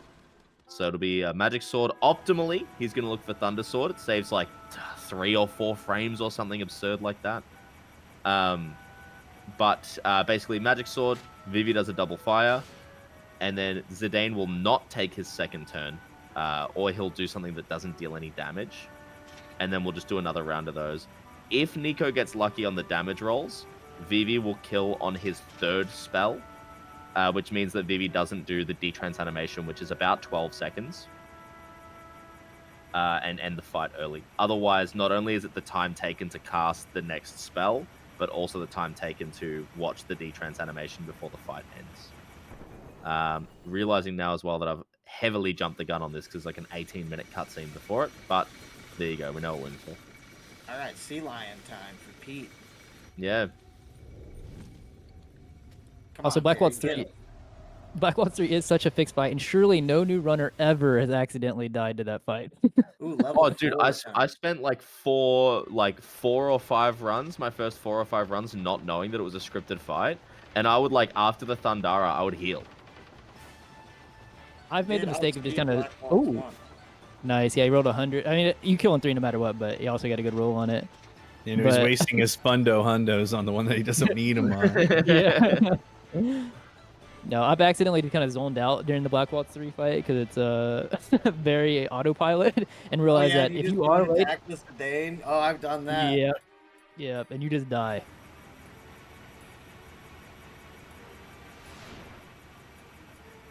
So far, it's a good fight on the Sealion start for Pete here. Oh, now okay, I said that I was gonna curse. Like I always do. You were just talking about it before we started. Bless level 4 though. Bless level 4. Oh, that's so funny. This marathon so far is like the best advertisement to get people to not want to run this game. I promise, it's fun, it's good, it's rewarding. People say the same thing for CC. They're like, all right, Handy, you can't, whenever I'm in one of the important fights, you can't commentate it because you always curse it. That's why I said one of y'all's going to have to pick up the blessing here. Good Also on Peter as another well thing- for opting for a high potion there. Regular potion would have healed 150, which wouldn't have put him to his max health, so nice decision there as well. Very minor one, but nice nonetheless. Looking for some good trance builds here too. There is a world where he could be stealing here in a minute. Maybe it's a little low for my liking. I would want the trans bar to be like here before I even killed Black Waltz. I think it goes without saying whenever you run this game as a hobby, but because I have no life, while I'm enjoying speedruns in this game, one thing that I've learned to love are some of the damage rolls, and this fight with Nico has one of my favorite possible ones. If Vivi rolls a 182, I like to imagine that he also loves Blink 182 and the pop punk genre. So hopefully he comes through and does me proud. Here comes I've you know what? I'm really happy that you've said that because I also have favorite damage rolls. Oh, what is and yours? They are Disc Force Steiner before he gets Excalibur 2. He can hit 5,500 and 5,005. I and like my 5,000 calculator now. has a 00 button. Whoa. So I feel really cool only pressing 3.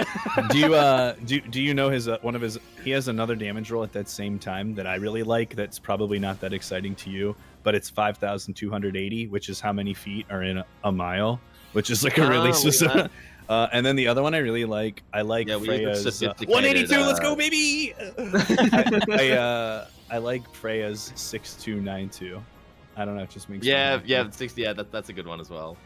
I've kind of spoiled a concept that we'll use later, but straight up using a calculator to count your damage on boss fights, it really only starts in Disc 2 when you don't really need to be counting damage down to the exact number before that, but I would promise you that every single one of our runners has a calculator either booted up on their computer or a physical calculator that they got from like an office supply store or something on deck, ready to go. I use myself I can't do touchscreen ones. I tried to do it, but I need use to. a physical one. Because then I can not look at the screen. I can like touch type it or whatever, and still be counting damage accurately. I can't get around the phone calculator. Also, I don't want to use my like phone's battery. You know? What calculator do you use? I mean, I can show you a picture. But...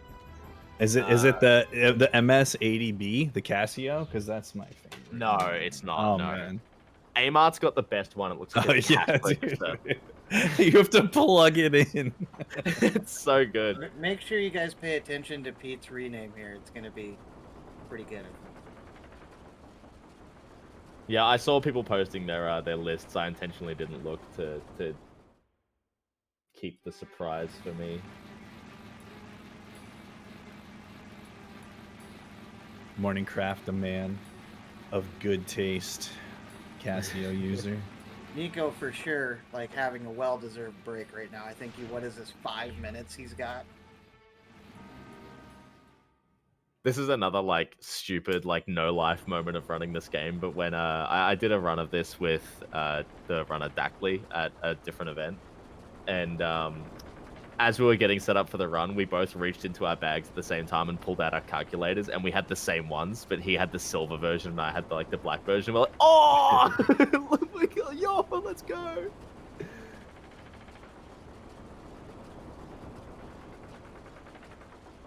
Nico cruising right now, though, for real. Yeah, Nico's the doing well. Our name. Let's go. Let's go. Fusion Ha. Fusion Ha. The sisters combined.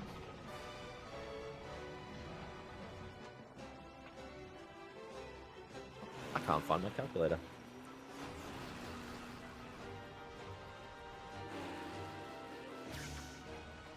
Oh well, it's around. I know it's around. I just wanted to send a photo of it to Muttski.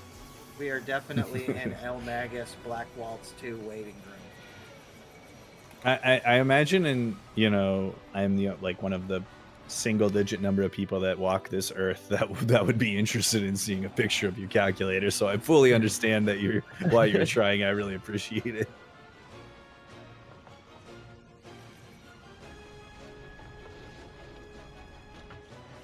That's all right. Another time, another day.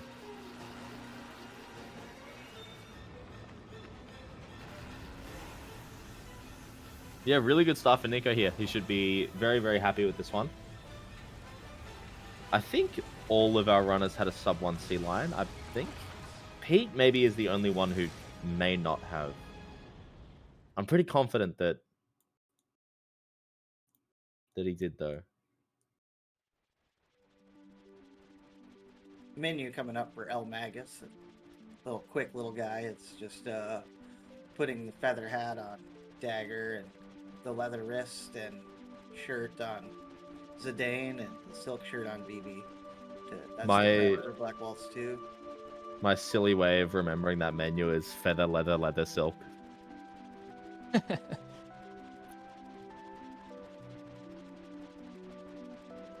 the feather, there's the leather, there's the leather, there's the silk. I don't know, that's just always it just always works for me. I never mucked that one up. Slide skip check too. Yeah. So we saw Nico do good. it. eLmaGus did it too. Pete obviously will do it later. Basically, if you're walking there, or rather, I'll do it this way. If you're running there and you hit that little trigger in the corridor, Zidane will sort of slide to a stop and then jump backwards. If you're walking there, though, he's not going to start sliding because that would just make no sense. So he just stops in place. It saves like a second, if that. But I think in this game, more so than a lot of other Final Fantasy games, little things like that are more important because there's so little that you can control in this game. It's so important to be good at the things that you can control. Oh, we haven't actually got to talk about this one yet as well. Or we didn't, rather. We chose not to, I guess. You'll see eLmaGus here pick up 2 chests and then sort of wait for a bit. The man will not appear in the house until he reaches like a certain point on the stairs. So you'll see eLmaGus wait for a little bit and then enter. And then the man will enter straight after him. Had he entered straight away, the man would just not have walked in at all. Yeah, you don't want to do Mordred skip. I'd never thought about his name. Actually didn't know. I never did until I got like a jammin' emote of him. That was when I was like, oh, that's his name.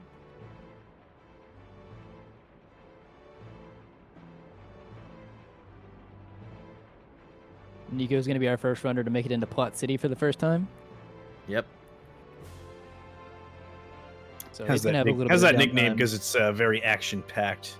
There's a lot of Yeah. stuff going on. It's a very ironic one.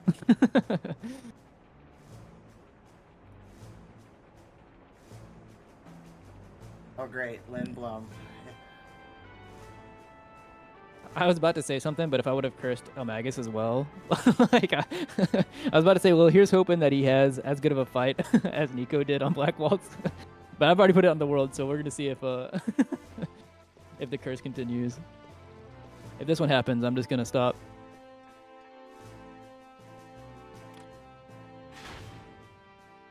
My favorite one, my favorite commentator's curse I've ever seen was in a fighting game tournament. One of my dearest friends, Tom, we were watching a match together, and he was talking about how one of the players in the match, this guy's gonna win the whole thing. He's the best player here. He's gonna win the whole thing. As he finishes going on this explanation of how this player was gonna win the whole thing, we look back up at the screen and he lost. And it was so funny and so vindicating for me, because I was like, I don't know, I think he's got some tough competition and so on. Good ATV Great start. starting ATV. Yeah, really good. Oh wait, never mind. Doesn't matter yet. I saw him attack Vivi and got excited for him.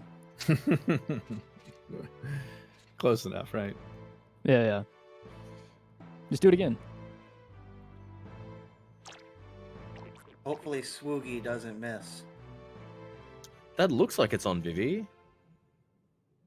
Oh, not Oh. quite, not I was quite. gonna say, I feel like the middle ones are hard to judge, but it did look like it was on the table. They're not the worst. I think Nope, that's Muttski still has to fine. touch on it. Yeah, like Steiner's kind of the one that's like slow because you have to eat the counter. Yeah. Very Is he important as gonna do well. the Never, Muttski ever, here? ever do Okay. Vivi's fire spell here. Yeah, I would definitely do the Muttski. Unless you're living on the edge, though. Sometimes I just don't believe that Black Waltz 2's fire is actually more powerful than Vivi's, so I'm like, you know what? I'm gonna throw one just see how honest he's been. He really doesn't like it if he survives it, though. He gets really mad. The real strat is to just use focus 17 times with Vivi and then throw a fire. That doesn't actually work. Though. Is it actually 17 is the number? Nah, Have you I really just made a note. I just made up. Oh, a number. okay. You can stack focus, right? Like several times, but I'm imagine it has a cap at some point. I would love That it if sounds it like- didn't. That'd be That sounds really like cool. one of those. That sounds like one of those strats in those April Fool videos I came across that you and Bomb did. Right, our April Fool's video, yeah. Yeah, you can use Lucky Sevens 8,106 times and kill Hilgagars if you want. I actually randomly came across one of those videos when I was learning, and it wasn't in the context of being an April Fool's video, and it wasn't until like I don't know, there was a certain part in one of the videos like, wait a second, I don't think this is serious. I did throw a Phoenix down at a Mistodon and then do Lucky Sevens for 1 damage until I killed it because it was between 1 and 9 HP or whatever. So.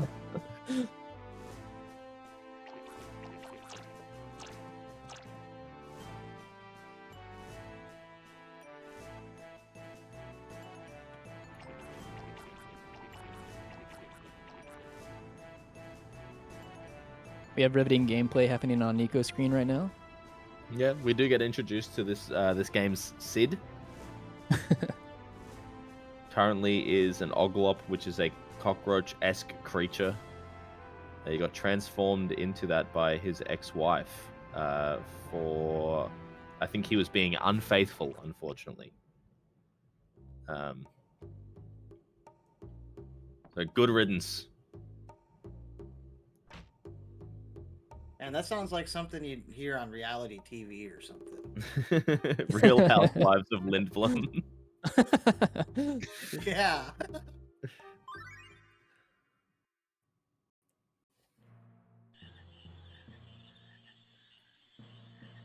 Mockster, let's go.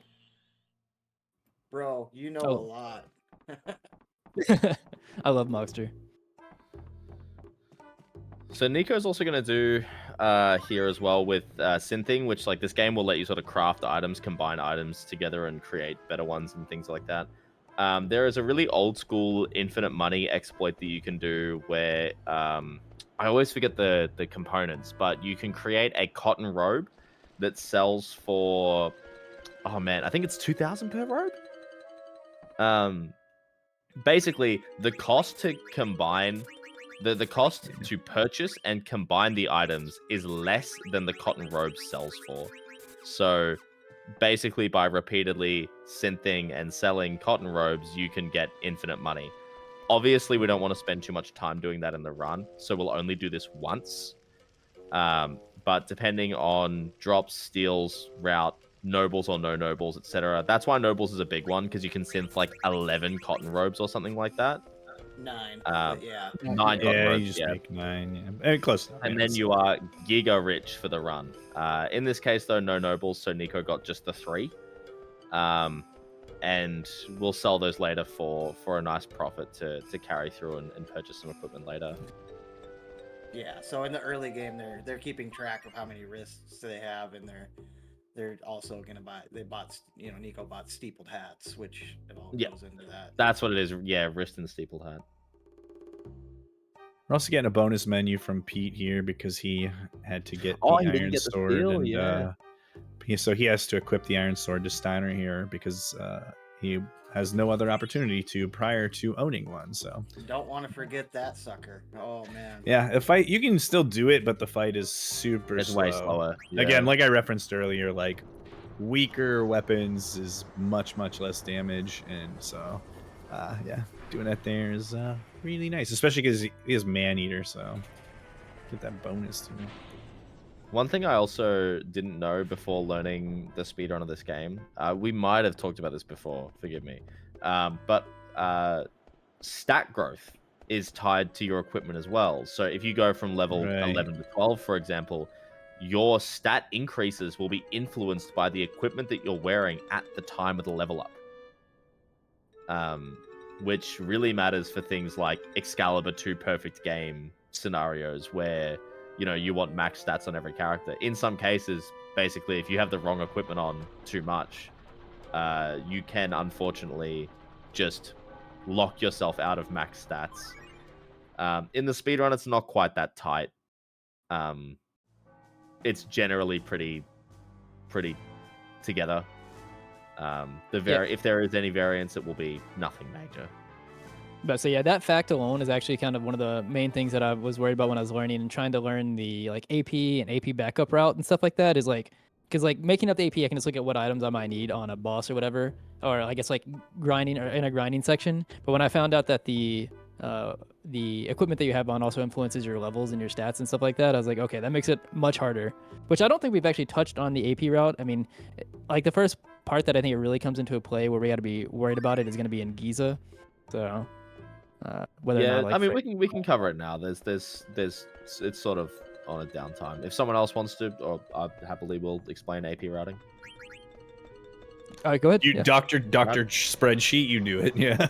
On the way. So this is a concept in a couple of different Final Fantasy games, but I think this is the first one where it really sort of took the shape that it did. Equipment, you have these extra abilities, like we were talking about Man-Eater, and you've seen all 3 of our players equip some things on Steiner, Bug Killer and Bird Killer. You've got a bunch of these sort of passive abilities that are attached to your equipment. So, or like active abilities even. So things like Fleeing is tied to Mage Masher and the Dagger and a couple of other weapons.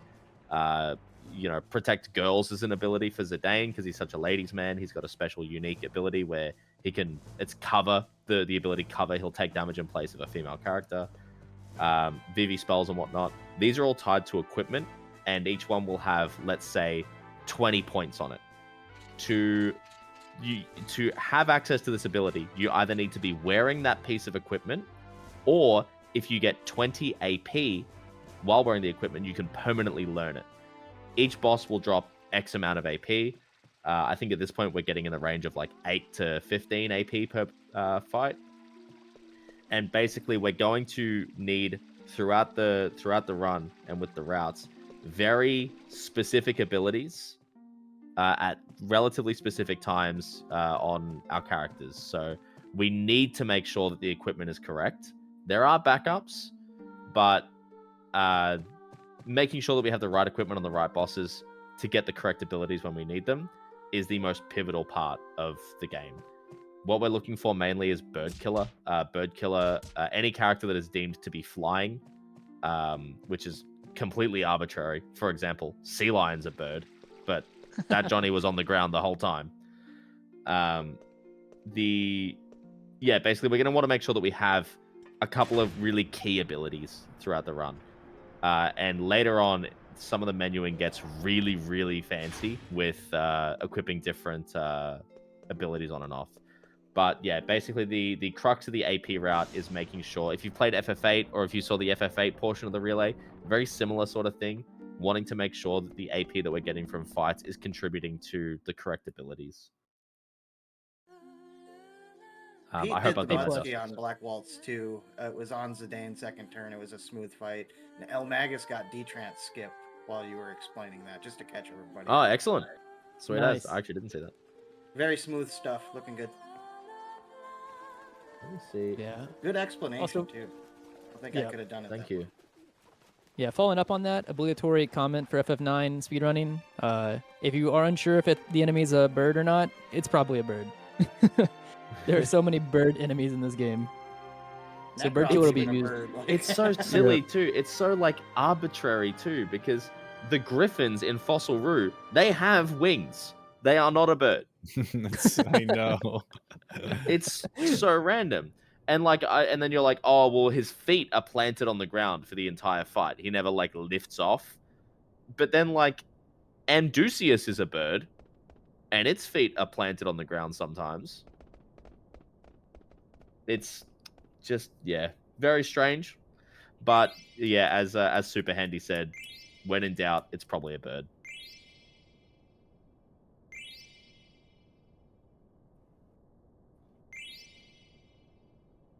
Nico is getting through finally Plot City. Like he's got a little bit to go left, but he's on the back end of actually getting to play the game again. Not sure what kind of VV RNG Pete got, but in this little dialogue, in a mini dialogue sequences throughout the run, there are just like random things that the characters can do that will just take longer or shorter. Good RNG, bad RNG. I think the next one is like after Burmecia, when you're playing as Steiner and Dagger needs to get out of the sack. I think that's kind of RNG right there.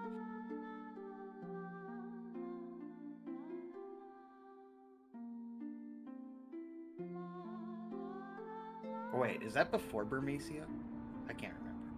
The sack part's after. The sack is After. no, the sack okay, is sack is before. Is it? Yeah, Yeah, it's 'cause right some- after Oh no, sorry. Giza. I was thinking Giza. Yeah, I was like, it's right after the Giza fight. I don't know why I was. He said Burmecia, and I just did not think Burmecia.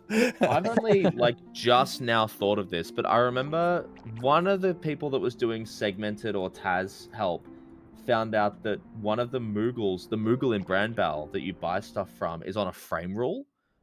I wonder if this stuff isn't those things that you mentioned, the animations and cutscenes that sometimes take longer or shorter. I wonder if it's all frame rules. I mean, I haven't explored it deeply, but you can definitely tell sometimes, especially that VV one before Black Waltz 3. Like, sometimes he just sits there forever. I won't go into the whole bus thing, but in short, frame rule, for those that don't know, basically something in the game can only happen every X amount of frames. So if something can only happen every 20 frames, no matter if you get there on frame 1 or frame 18, you'll be forced to wait until that 20th frame for it to progress. So that's why I can sort of... That's my little theory that I've just come up with now for why sometimes these things in cutscenes can take longer or shorter. I'm curious if it's a situation like that. Yeah. Which sort of makes it seem like RNG, but it's kind of not. It kind of is at the end of the day, but you know what I mean. Yeah, so as Nico comes up to the Festival of the Hunt finally, we do have Pete also getting ready for the Black Waltz 3 fight. Not too far Yeah. behind eLmaGus.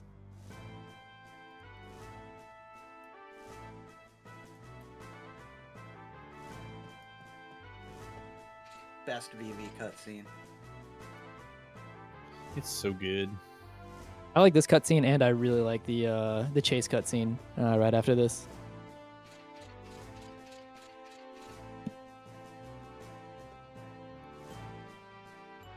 So yeah, Nico's heading into the hunt. He's gonna look to. He needs 200 points in the Festival of the Hunt to get the reward that we need. Definitely wants to make sure that he gets as many of the early monster kills as he can in the hunt. First one he'll be getting is the Moo, so we'll see how he goes. Yeah, it would be shameful if he let Freya outdo him here. I think that actually just bricks the run if he does, but we'll see. Especially because Gil's so tight, and Z says Gil all the way. You know, He wants the Gil reward. Get that Especially moolah. since Nobles didn't go his way, you know. Yeah. We'll see though. I have faith. Nico's got faith too. He says he's gonna win.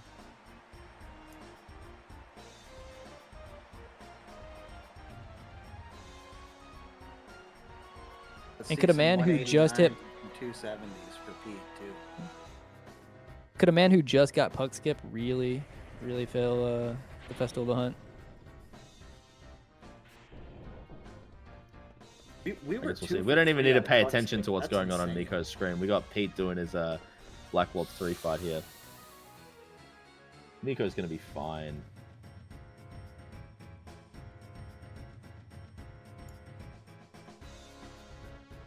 Yeah, Pete opting for the optimal Thunder Sword there as well. All right, first turn. Oh, my Yeah, goodness. Oh no. Oh. Wait. When did he save last?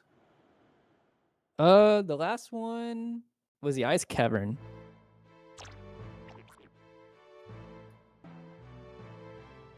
Psych.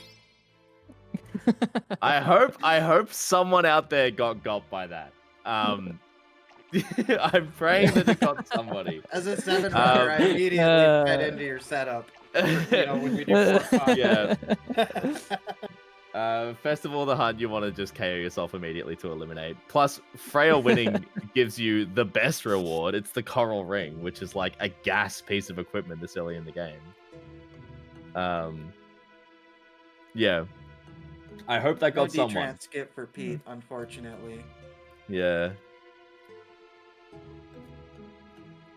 You know, the good thing about the teams being where they are is we're going to have someone leaving Lindblom. Like, we're not going to have all three of them in Lindblom at the same time. Oh, yeah, there'll always be someone in Lindblom. Yeah. My favorite one of those, by the way, those fake outs, is, as you said, Cornfed in 7. The tower defense minigame. 7 PS1 specifically. Yes. When you do the magic breath on your own party, that feels terrible, even as a runner, that you know it's gonna work, but you do the magic breath on your own party to wipe your own party, and it still plays the game over music for a second, and I'm like, wait, did I muck this up or something? The music makes it real good. And then like Sid walks back in and he's like, oh, they got me, and I'm like, oh, you got me. No Phoenix materia for you. Now let's pick the name that Magus has prepared.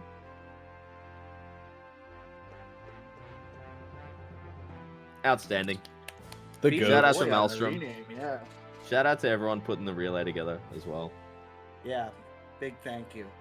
Anyone who has any part in putting this show together. Always one of the highlights of my year.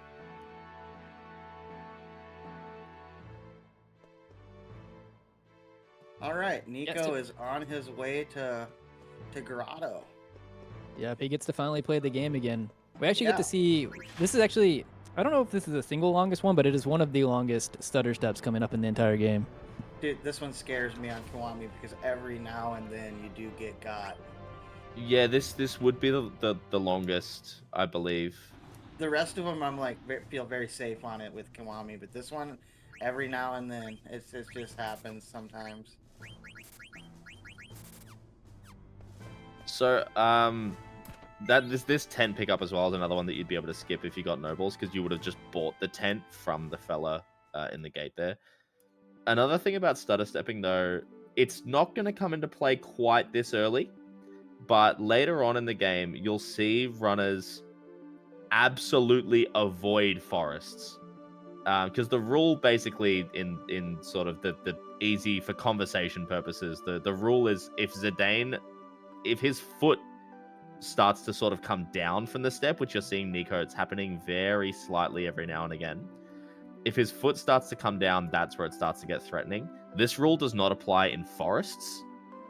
Even if you just press for one single frame in a forest, you do still have a chance of getting a ragtime mouse or other friendly encounter, which in a regular playthrough is whatever, but in a speedrun is terrible. So we are not going to be stutter stepping in forests, or rather we're not going to travel through forests later in the game.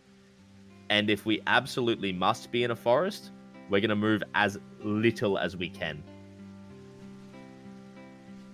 I found out about that the hard way. I thought I messed up one time whenever I was learning. I got off the Chocobo, getting on to going to the Black Mage Forest, took literally a single step forward and got ragtime. Yep. And I was like, wait. Did you flee from it? Have you done that before? I don't remember what I did, to be honest. Because I was a little bit, I was trying to figure out what I did wrong. I was like, there's no way my danger value was that high.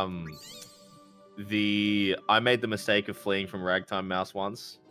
Normally, fleeing will cost you 100 to 300 gil or something in that range. If you flee from a Ragtimer, it's like 5,000 or 6,000 gil. He definitely takes all your money. It got me right before Oilvert, and I could not continue the run. We also see Nico making the second safety save that the runner's going to make here. This is for good reason, especially since I didn't catch but I'm assuming that he did the default menu here, which means that we don't technically have flee on Zidane here. So there is a worst case scenario that could happen. He's going to try to do some specific movement here to skip one of the checks. We're going to try to speak to the rat that's going to give us the bell from as far away as possible. Yeah, the purpose of this is to avoid a very specific encounter in this room. It's not guaranteed. If you get an encounter, it might not be this one, but the Hornets can cast Berserk. Berserk makes you take additional damage, and you just repeatedly attack enemies. Oh, very nice. That's like as far away, I think, as you possibly could have done it. But really basically, there are situations, because those bugs are pretty fast, and they do hit relatively hard. So the thing that he should be so safe. Bad on top of that is that the encounter check is after, if you like wait to do the menu at the door, then it's like compounded. But yeah, it's no. It's such a double-edged sword whether you have the dagger on or the ogre on there. Yeah. Ogre, if you do get berserked, you can at least fight your way out of it. True. Yeah. I feel like most people tend to do the menu at the Chocobo tracks now, but I take the ogre these days. I'd prefer if obviously you want to play for not getting the encounter at all. Yeah, you'd rather not get the encounter, but I think in my experience, in my opinion, it's safer that if you do get the encounter, Zidane can at least fight it. It's exactly as Cornfed said. He can fight his way out with the ogre. Ogre's a great weapon though this early in the game. We're going to see a massive spike in damage. Zidane can also ATB weight these black mages if they do get a turn in first. So these will die in one Zidane attack or two Freya attacks. So sometimes, depending on ATB, we might rip a Freya attack, but because if you can get the one hit too, it's rare, but you can send it because you're just waiting for Zidane's ATB to fill anyways. Yeah, exactly. You also saw you may have seen on the Chocobo tracks, Freya equipped Level Up, which gives you 1.5 times XP. Great little boost there as well. Respect. Additionally, something we Black Mage skip. Yeah. Additionally, we saw Nico right there. Whenever we are doing ATB wait, we saw Nico kind of feather the ATB. He's doing that on purpose and waiting, even though it looks slower, because there are cases, and it can and will happen, it does in every run, where you think you got the attack in and queued up, but because the ATB of the enemy already filled and you were holding ATB, as soon as you queue your attack, they go anyways. So you have to like feather it to hopefully get their animation to start playing to see if they're going to go, and then you'll send your attack. So that's what Nico's been doing here. A thing I also noticed too as I've progressed through my FF9 career, the more healthy you can have BB throughout these fights and have him live, the better it is for the little man for Hill Gigars later on in the run. Yeah. Also noticed the swag KRD name for BB. I love it. Yeah. We saw Nico pop the dagger back on to regain the flee ability because we haven't permanently learned it yet. That will happen a decent chunk of the way through Disc 2. Yeah, usually at E4. If it's a bad run, you'll learn it early, and then like you don't gotta put the dagger on for Pinnacle Rocks and stuff. But Yeah, yeah. I love bad, this. as I say, like you've killed a lot of things. This crazy couple as well. On their wedding day, the husband gets trapped under this bell. Dude, I may the not only have thing played that this game will- casually, but these Moogles are nuts. I love them. The Kupo Nut, the Moogle's favorite snack, is so alluring to this Moogle that he just gains like beetle strength and throws the bell off of him. This room has really hard movement as well. A lot of really scary checks. Getting a Lamia here is terrible. She can... to change like the subject real quick, but back to like when we said about animation things, I think Zidane drinking out of the cup here is random. And I'll stop talking now and let you continue. Oh, yeah, in the bar, yeah. It can like... It can Like, hold... he I can thought you were do talking about in Gizar's X grotto. amount I of was like, times, what cup? On this Nico's next screen, gonna this is do going to be one of a- the screens. Oh, yeah, you might be saying the same Oh, no, thing. you but go, this is one of you go. those I've been talking. You go.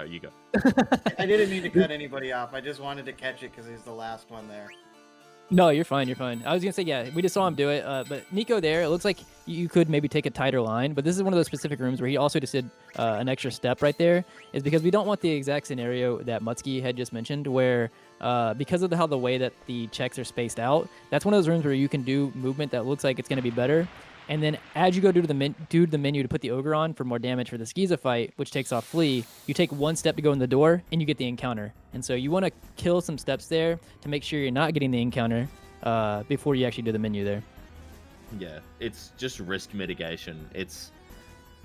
Sometimes you'll just get the encounter, but it's better than the other scenario where you didn't waste that movement. And yeah, Ooh, Giza time, guys. Let's go. Yep. So this is where those tents come into play. Tents have a 50% chance to either land. They'll fully heal the target, but they also have a 50% chance to have the target be bitten by a snake and get blind, silence, and poison. I believe it is. So Nico has 3 attempts here to land that. The big one that we want is silence on the. There it is. Nice. So now, hopefully, Gizaramaluke's physical attacks don't land. But he's also locked out of casting waters, which is really, really important because that's a lot of damage output from Giza here. So Giza look- does counter. So yeah, Giza does Yeah, counter. So the runners have to be watching out for that. And also, it can be a skill. It's a skill you definitely have to learn, as like realizing which attacks are the counters and which attacks are its like regular attacks there. Because you don't want to queue up an attack expecting it to be their regular attack, get hit by a counter, and then get hit again anyways, and then it puts you into a terrible situation. So Giza can be kind of dangerous, even with being silent. We're seeing Nico as well. Go the weight here, maybe. No, he's doing the weight. He's making sure. So he queued up that Zidane attack before we saw if there would be a counter or not. Doesn't look like there's going to be a counter. So yeah. Good decision making from Nico there. Oh wow! And he's got the party back to full health. Beautiful ATB management. Yeah. Zidane That's can so barely tight to play that outspeed yeah. Giza. to the degree that like I think if you have to press triangle, you'll lose the ATB weight. That is like the Wonderful dream fight fight. you want right there. Yeah, that's a beautiful fight. Only needed to That's a heal sub- once. That's a sub 2-hour Giza with saves in a marathon. That's Yeah. The only bad thing you that. can say about that fight is it was second try tent, which is whatever. Like, Yeah. that was like, I'd take that in a PB. yeah. If all I was day, my all my day. PB is 858. If I got a sub 2 Giza, I'm happy. I'm laughing. Double weight trick on it too. Yeah. Hopefully we don't have to see an example of it, but as smooth as that fight did go, as Sayo was mentioning, the important part is the silence, because what is really dangerous there is that Giza will start using water and can start using water all. I believe is it after a certain amount of HP he starts using water all. Someone can correct me if I'm wrong about that, but ideally you don't have to see that because it gets really, really dangerous. And as we were mentioning about the AP route there, we want everybody to be alive. Well, I guess Vivi's fine if he's dead, but we want Freya to be alive and we want Zidane to be alive. If not, we have to start making up AP after that fight. Check. I'll Yeah, check if we there can get into is that a later backup. if it becomes a thing. I believe there is a backup for it. If There is, yeah.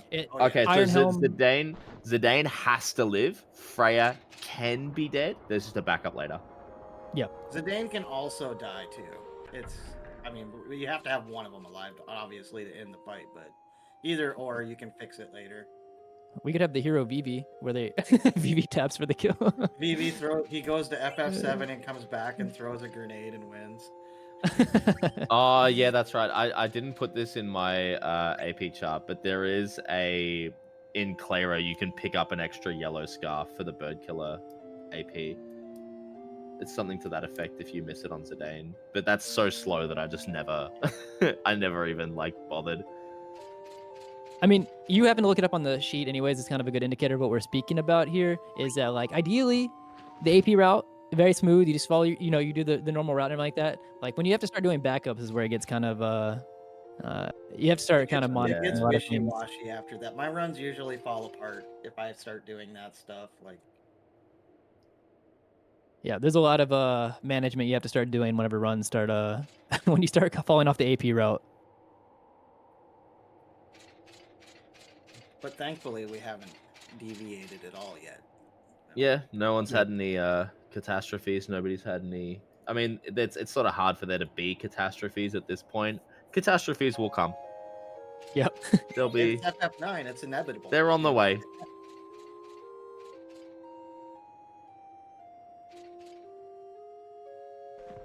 I also believe, was that a 0 encounter grotto for Nico as well? I think we're at 3 Yeah, total it for was. Nico. You're right. Yeah. Yeah, We're he's at walked through 3 a couple total. dungeons already. Like,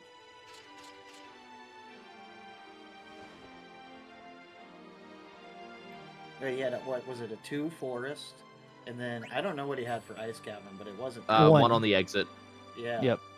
So And he's then at 3 now total. Grotto. So unless he gets permect, that's one heck of a disc 1. Yeah. I love saying that word. Uh-oh. Magus Oh got no, trained. eLmaGus with the trance. This is the No. worst place to trance. At least he'll get V-Trans skip. Yeah, that was that's unfortunate. I think in Mythic's route, he actually unequipped Zidane's body armor so that the Mu is guaranteed to kill him with flea damage. Oh, interesting. That obviously takes a bit of extra menuing, and it adds a little bit of risk to Black Waltz 2. Physical attacks will deal more damage to Zidane, but it removes that possibility. We're talking a lot about Giza this and Giza that, but the best fight is when Zidane trances during Giza, ideally really early, and then like shift break plus 1 attack will just end the fight. Yeah, you're just That's the best. That's the money. Yeah. Because like, unfortunately, trance is so unpredictable that you are very fortunate to get that. Yeah, but a lot of trances end up being kind of like what just happened to eLmaGus there, where it's like literally just time loss. So you're happy with any of your trances, even with the animation time, if they break even. Like, it doesn't have to save you time. As long as it breaks even, you're pretty happy. Yeah. There is one that you can do that's pretty nasty on the next fight that we've got for Nico here, the Beatrix fight at the end of Burmecia, where you can equip the Ogre before the fight and front row Zidane, which is counterintuitive to everything else that you've learned at this point as a runner.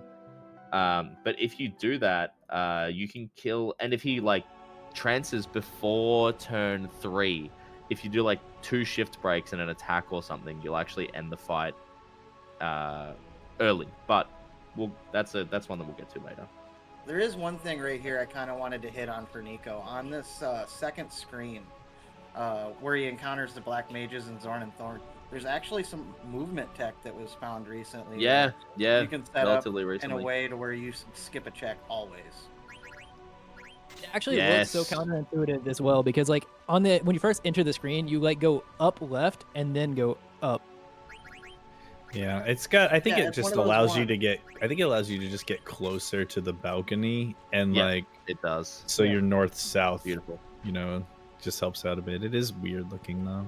I line up with the rat's head. Oh yeah, that's a good visual indicator as well. Also, we have another Black Mage fight here, but yeah, as we were mentioning just a minute ago, Burmecia is kind of the last big hot screen for encounters check. We're gonna have like a lot of screens where Nico could go from having a really good encounter disc 1 to, Burmecia could be Burmecia. Pete just had the best telescope I've ever seen. Alrighty, chat room. Over under 5 encounters for Nico at the end of disc 1. We're not actually I think this is still above board, but place your place your bets, folks. I'm saying 6 exactly. I think he's gonna get like 3. I'm saying bedroom encounter for sure.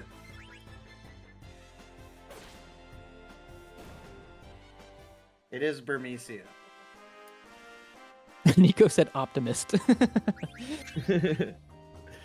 Yeah, every over under 5. FF9. Oh, carry on. I was gonna say every FF9 runner is a little bit jaded. You have to be. Yeah, 100%. Yeah, I just want them to have a good Burmecia because they don't exist. I started running this game in 2013, and I just don't believe in good things anymore. So he Good just held start. up right there and then wiggled a little bit, and that skipped a check. Easy peasy. Don't and he's lose the gonna germ hold up boots left either. here. He's gonna want to have slow movement across the bridge.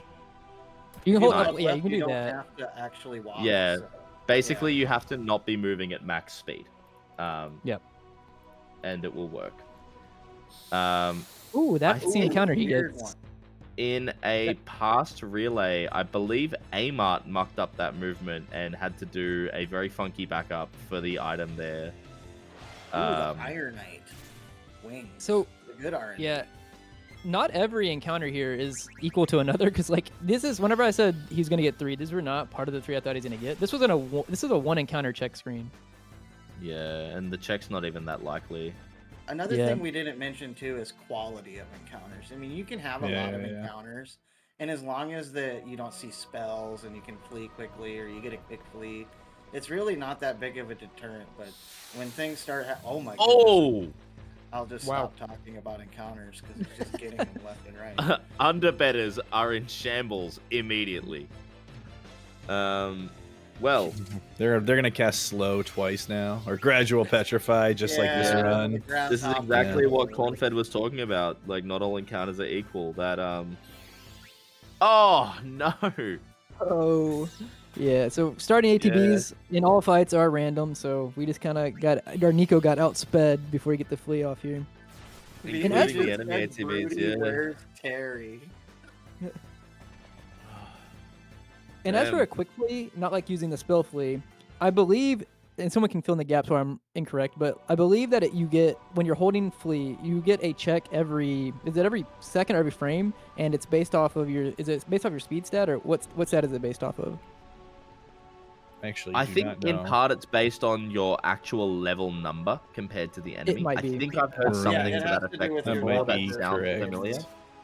Yeah, I've heard that Which as well. is why fleas just stop working sort of partway through the game, because as far as the numbers go, the enemies very quickly start outpacing your party. But there is also one thing that you can do. It's the fleet checks are actually based on real time, not battle time. So what you can do in some sections is actually lower your battle speed. This is only really done in Desert Palace, and not even by everyone. Some people don't do this, but you can drop your battle speed to 0 to give yourself more checks, or more There's opportunity the for the fleet. So But, if Nico doesn't get any more from this point, then I could still be correct. Yeah. eLmaGus going across the screen of doom right now. Oh, Wide. I got a little bit worried there. Wide angle, Little yeah. wide. Hold. Oh, he's doing his menu here. Oh, interesting. I like it though. It's just you get to see both sides of the coin this way, Yeah. and I like that. So that yeah, is- the wide movement there then was probably correct then, because that meant that he was Yeah. not gonna get the check after doing the menu going into the door. Yeah.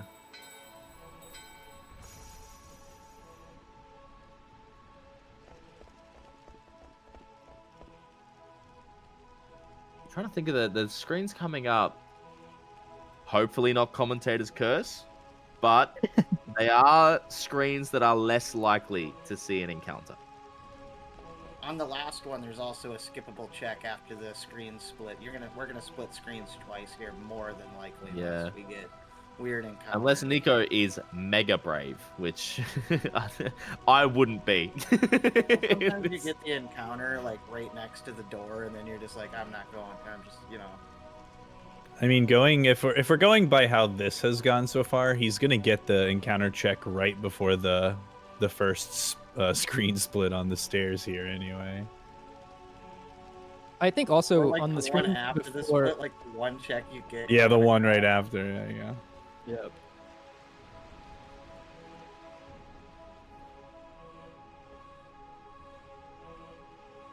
We're to save Soldier Cal here.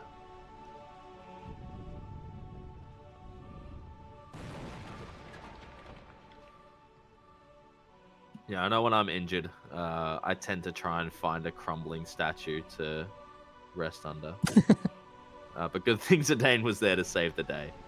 So yeah, this is that screen splitting that we were talking about before. It looks silly, and like technically it is slower, but it's just risk mitigation. Exactly. And this is a another concept one.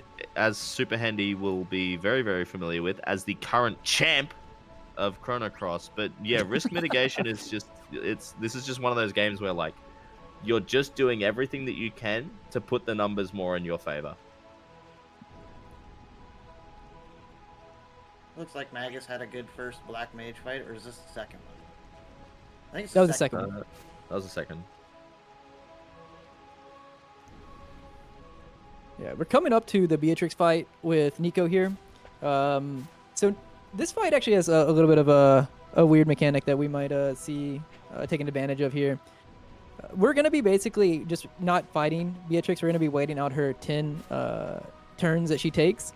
And when she attacks somebody, if they die, we're going to be doing a Phoenix down. There is on turn 8, depending on what turn or like what our party looks like whenever she does her turn 7 attack. We can do a jump skip to basically have just Freya be the one alive, and whenever we jump, Beatrix ATB is going to keep filling, and if it fills and no one's on the screen for her to attack, it'll empty and refill. So we can jump at a very specific time that will skip the last 2 turns and we'll land. It'll look scary, but it'll be faster than if we saw both the Beatrix turns and had to throw another Phoenix down or whatnot. Pete has escaped Lindblom. GG. Encounter for Magus.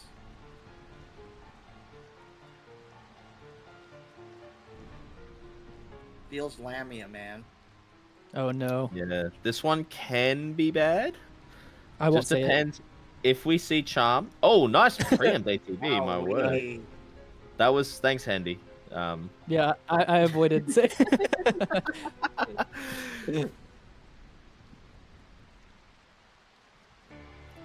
that does not happen a lot.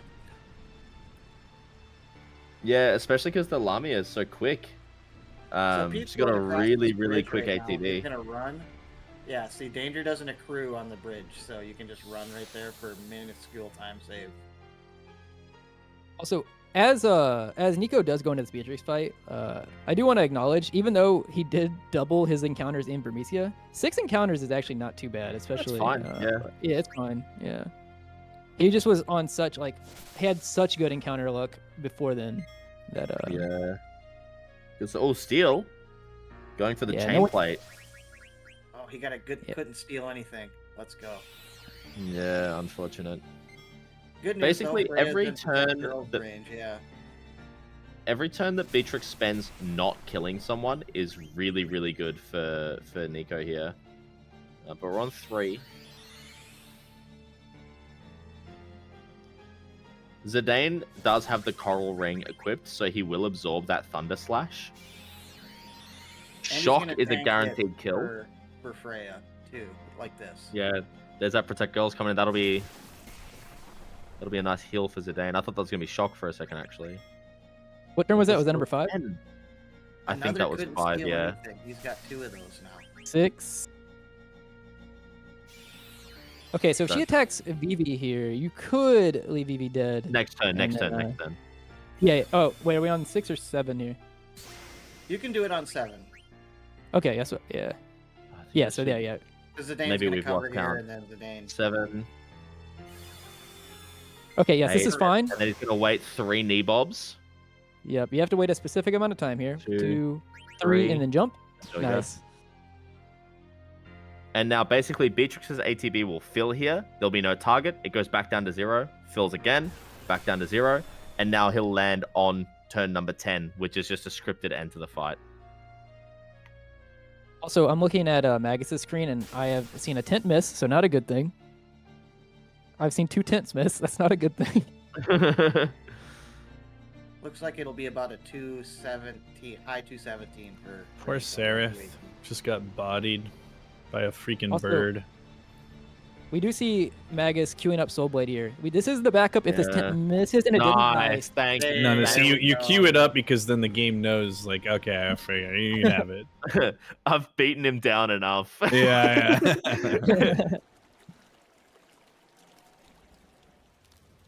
Skelly life. Yeah, that'll be as Cornfed said, it'll be something in the range of like 217.40, 217.30 something for Nico here.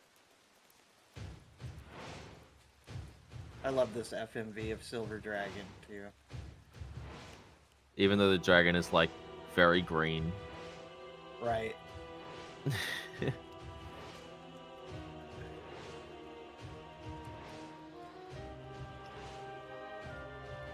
Yeah, so the problem with doing Soulblade is if we did do Soulblade, it would put darkness on Giza, but it would not give us the silence. And I thought it was the other way around. I thought the Soul Blade did silence but no blind. Am I wrong? no, it's just blind. Yeah, it's just blind.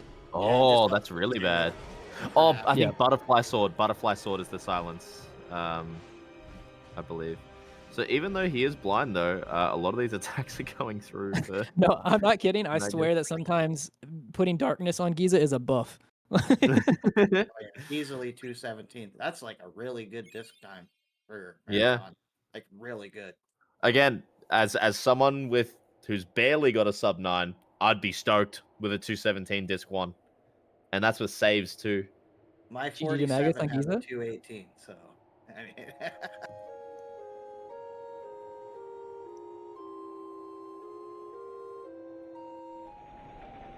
For context, I believe the world record ends that disc 1 at like 214 or something pretty demonic like that.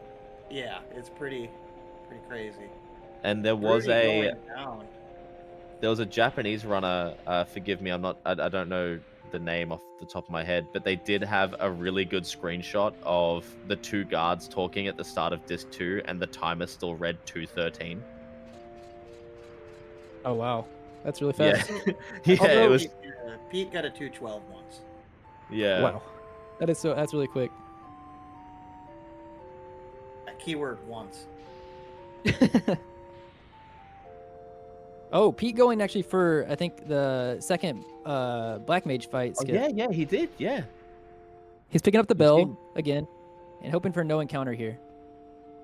And nice. Wow. Let's go. That's super risky on console. Good on Pete. It also depends. It means he was, I guess, keeping track of. I think you have to have a certain amount of XP 71. on Zidane. 71 That's what it is. Yeah, yeah.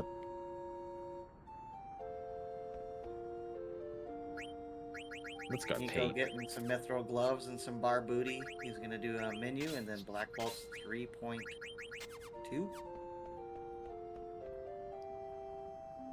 Them Nico jumping the gun a little bit there.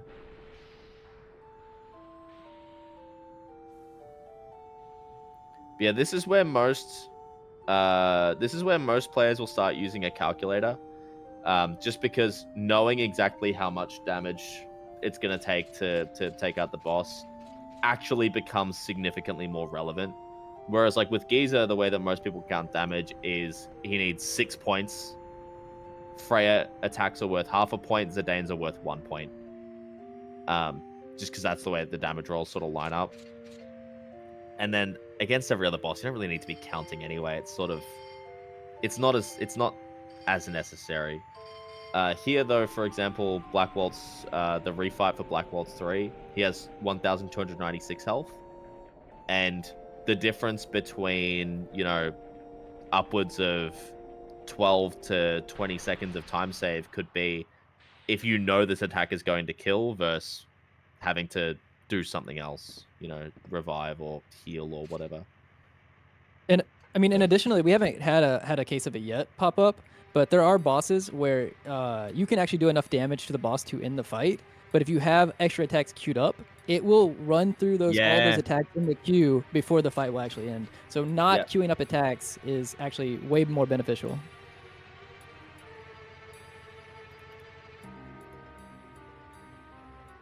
Black Waltz 3.2 is pretty straightforward. You're counting damage if you want. You don't have to, but if you do, the main thing you're counting damage for is to decide if you need to ATB wait with dagger or not.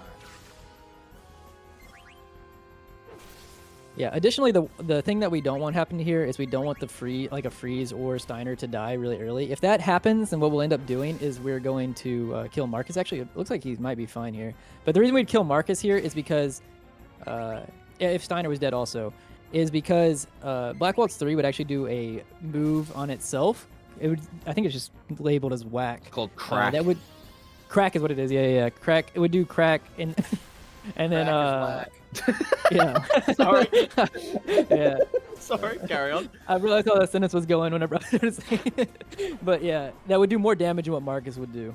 It also has one of my favorite things in any Final Fantasy game, which is that rather than using like parentheses or brackets, it puts the like less than and greater than symbols on the outsides of the sound effect, which I just think is kind of cool for no reason at all. For what it's worth. Was that a first try tent? I actually didn't see how long you were in this fight. I think it was. Yeah, it the looked like van it. got in too. Let's go.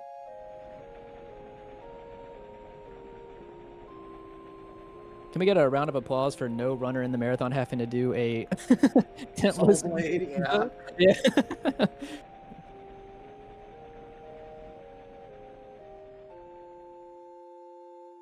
Lots of misses too. We like that.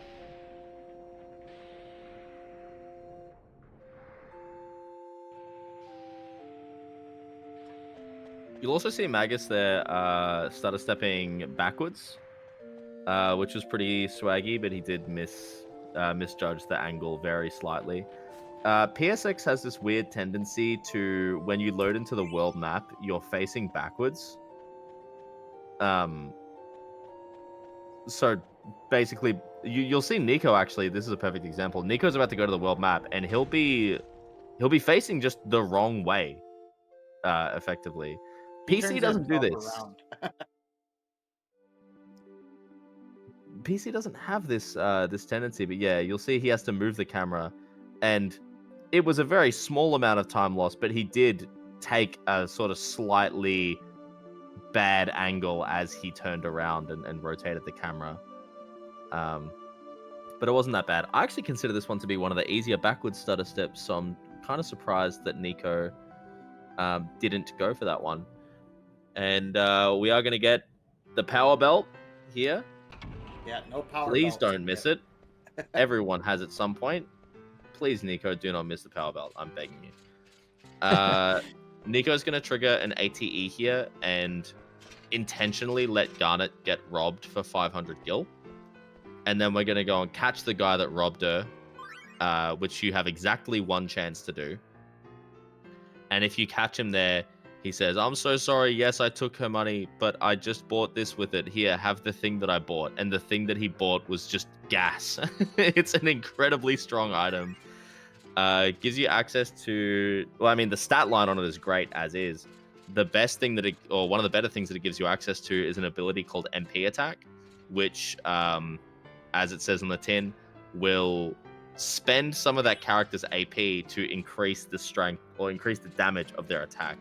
So for someone like Steiner, who's not really using that many abilities, MP attack is awesome because what else is he going to be spending his MP on?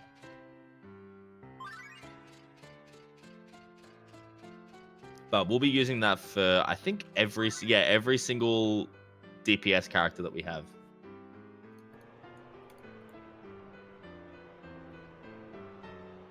Gonna be a nice little shop coming up here too from Nico.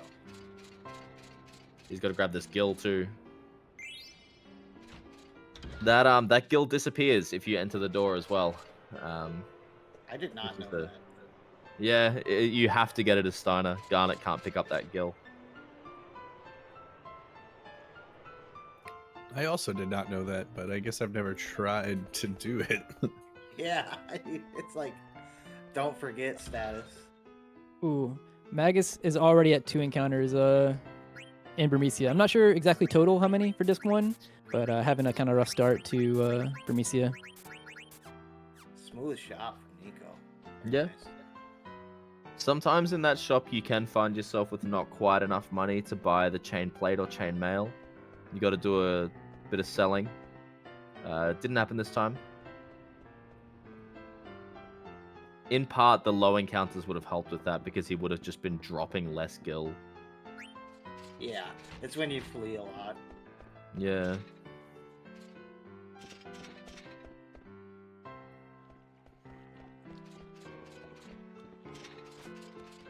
I love the music in Trino. It's so nice.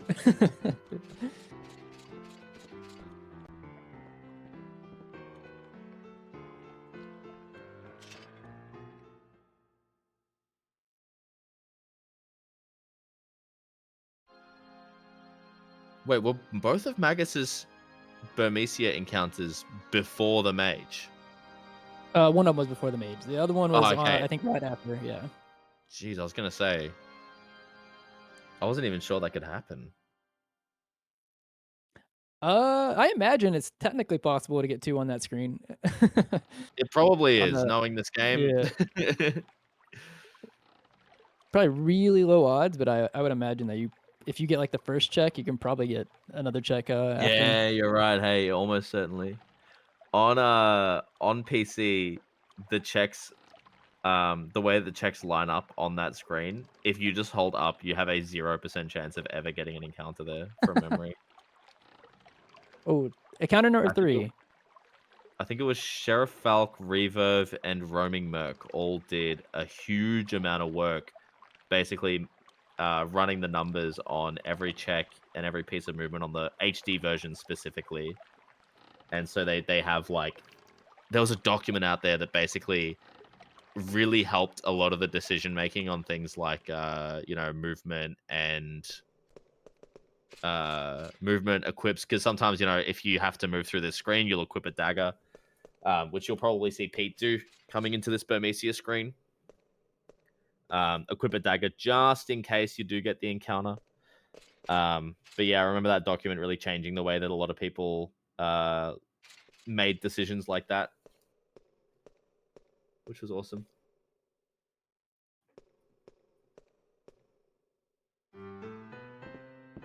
Yeah, so Magus has so far tied the amount of Burmecia encounters that Nico had. Someone in chat was asking about how many encounters Tonberry has total, and I'm actually not sure. I didn't see how many were got in Evil Forest, but Honestly, encounters are like an encounter number is one thing, but Cornfed kind of touched on it a lot earlier. The quality of the encounter actually matters a whole lot too. You can have a bunch of encounters, but if they're like preempts and you don't have to see a whole bunch of slow animations, it could be not as bad as getting slightly less encounters, but they're really long. And Just that's like a what I'm Nico saying just about run Nico. past that chest there. He totally did not need to pick up the mithril dagger from the chest, even though he was noblest. He is so resourceful. Yeah, I saw him buy the mithril dagger, and I thought it was a mistake at first, but he just turned out to be loaded. Yep.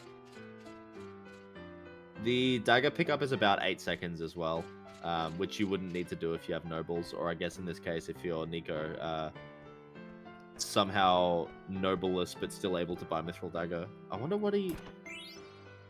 Yeah, he's got it all mathed out with Gil. Yeah.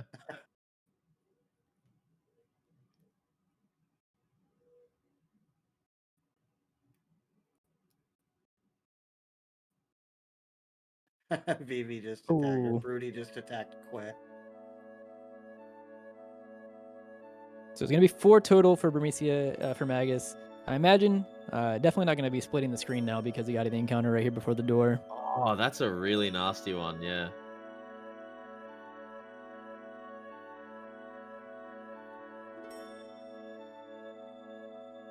So Magus not doing it yet. It's a little too early to be doing this, but later when your party's a bit beefier, one thing that you'll see runners do to increase their odds of escaping is rather than defending, you cue the change row command, because they do this nice little hop forward or backwards. Takes about 1.5 seconds. And again, because your encounter checks are not based on game time, they're based on real time.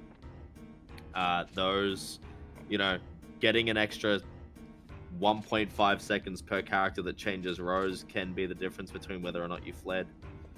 I think it's also important to note that during enemy animations, you do not acquire flea checks. Correct. Yeah. There's Nico's in a weird spot in this one as well, because he is in an area where he can get encounters, but he does not have Zidane in the party to make him flee. And flea checks here are super rare. Like the organic flea checks are really rare. So, best case scenario is a single crawler, because Steiner can take it out with one attack. But then you've got some other things where it's like the bugs, and double crawler is actually a really weird encounter to navigate. That one really just depends on. If they both hit Steiner, it can actually be scary. Exactly. Very scary. Yeah. But not going to matter in this case for Nico.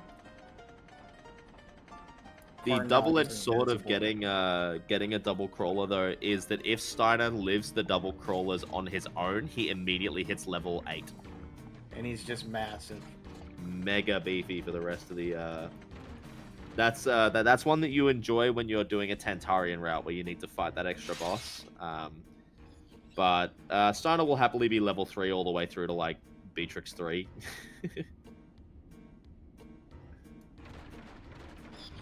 Also coming up, this fight right here is actually one of the first fights that takes advantage, or not takes advantage, it uses one of the mechanics that's mentioned about earlier, where the runners are really going to be counting the damage that they're doing, because we don't want to queue up any extra attacks.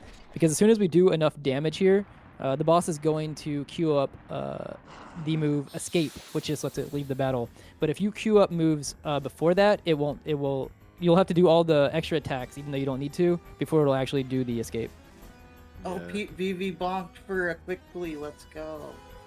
This fight also has a really weird one that has claimed many a soul. This boss has an ability called Devil's Kiss, which is basically just a little bop physical attack, but it will put poison on the target if they survive. You saw it popped up for just a moment there with Dagger. If 2 or more characters are poisoned, Rava will cast Night, which puts your whole party to sleep. And while they're asleep, they take extra damage. You can't flee or do anything weird. Oh, so you just die. He's only got a level 2 Steiner. Yeah, very unlucky. We also saw Nico buy some bandanas. Bandanas are super important because they are more resistant to ice magic. So Marcus will actually survive Blizzaras here. Or Ralvu will just smash all three of them with his face to start the fight.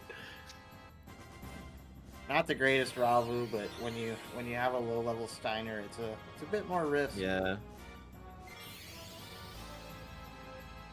String is fine if it kills. It'll cast slow if they live.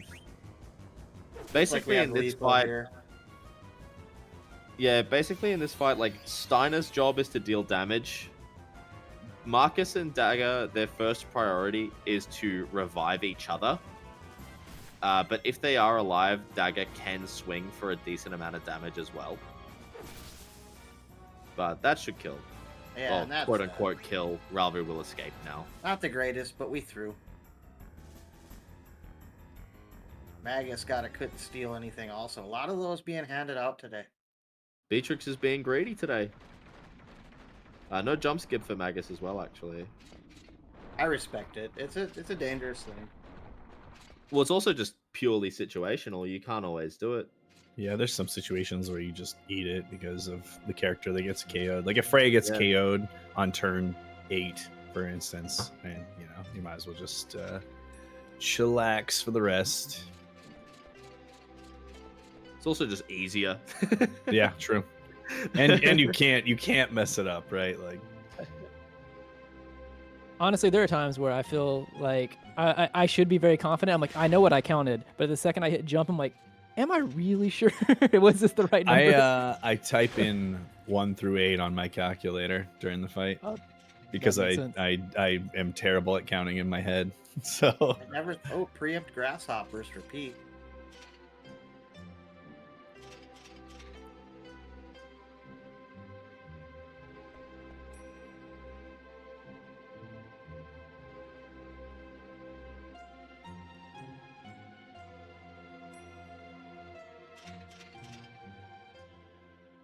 I also missed how many encounters Pete got in Bermesia. Ooh. I there's wonder, another one. is he close? Is he close enough to where is the up input going to persist? Like, are the movement persist coming out of this fight? Is he going to get split screen? Into the door. I gotta be honest, man. I would still just do it. Is it on the stairs in front of the door? No, he's in front of the door. Right in front of I think he might get splitting door. Yeah. So if you don't split, you get the extra check. So you still have to split, or else you can get both. Yeah. Like it sucks. I respect. Okay. Oh, Risky Pete. They call him Risky depends. Pete. It just depends on how your movement was. Like if your movement was a little bad and you're a little bit left leaning, then you likely won't get the check. But if you're actually en route to do like pretty good movement, then you're probably getting the check. But I mean, it's like it's like a 4, 5, 6% check anyway. So I don't think it's worth splitting if you get the encounter, to be honest. Yeah, that's what I do. For sure. Yeah. I kill a little bit of movement so I don't accidentally get dragged into the door, like right as I'm going to split and I get the encounter. That's and then, the worst. Yeah, and then if I get it, then I just don't split. Because like there's times if your movement's like exactly bad and you get the check as you hit the door, and then the game forces you to enter it anyway. That sucks. I wonder if Nico's pockets are deep enough to buy the Thunder Gloves too. Almost certainly not. With no nobles and Mithril Dagger purchase, I would say you probably couldn't make it happen this time. Yeah, so as in like most places in FF9, we are hoping for the minimum amount of encounters possible. However, here climbing up the Clara tree, we actually do want at least one encounter, mainly for XP and AP. We just don't want it on this very first screen here. We want it to be after we actually pick up the magician's shoes here in the next, the following screen's chest, and then do the menu. Otherwise, it's just a useless encounter. In fact, Pete told me when he was setting up the saves for this, he's like, I only made the save right there in Clara because of that one screen. Because you can't just get reserved and die. Yeah. Germ boots have flea attached to them as well, which is good because this is the first piece of equipment that you can get, at least in reasonably within the speedrun. The first piece of equipment that you can get for Zidane that has Flea attached and is not a weapon. So now we can have an actual damaging weapon on Zidane, and then also the germ boots for both Flea and alert preventing back attacks against the party. So here in these fights here, Vivi is going to be our main way to get out of these fights quickly. Blizzara should basically one-shot the enemies climbing up the tree. Yeah, Blizzara will one-shot anything that you can see here. Zoo, I think, is one of the better ones to get. Single target, relatively slow. Hoping for that Zoo card. Come on. Come on. Yeah, Zoo card is a good card too. It's a really good card to discard before you talk to Todd and take his goated hand. Scammed. Yeah, no card there. But yeah, that's just a nice pump in XP before we get to the sort of fight rush, boss rush thing that we'll get to later within this section. So 0 encounter Clara is pretty cool, but it causes a couple of smaller problems later on. 1 encounter Clara, in my opinion, is perfect. I agree. I mean, for what it's worth, as we're the most inexperienced runner here. Oh, nice movement from Nico there. That was wow. super clean. Yeah. And one last scary screen. Oh, like I shouldn't have said anything. It's like a straight coin flip, that one. The jump is up.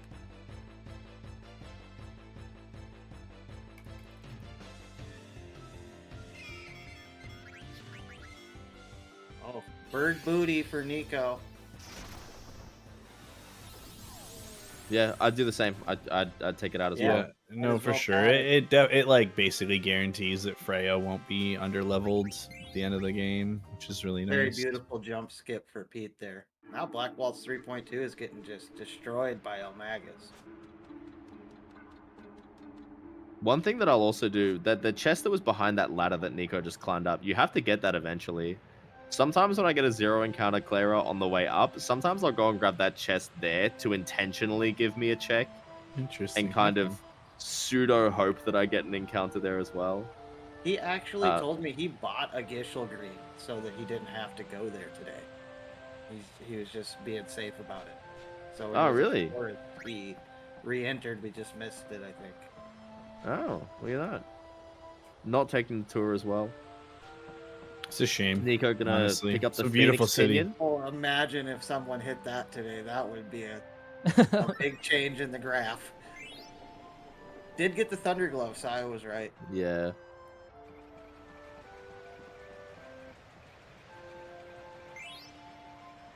Oh, picking up a Phoenix down there as well for a little bit of extra safety. Okay, I want him to grab the yellow scarf now too, inside the chapel while we're at it. Yeah, let's grab the gill too. Grab all the things.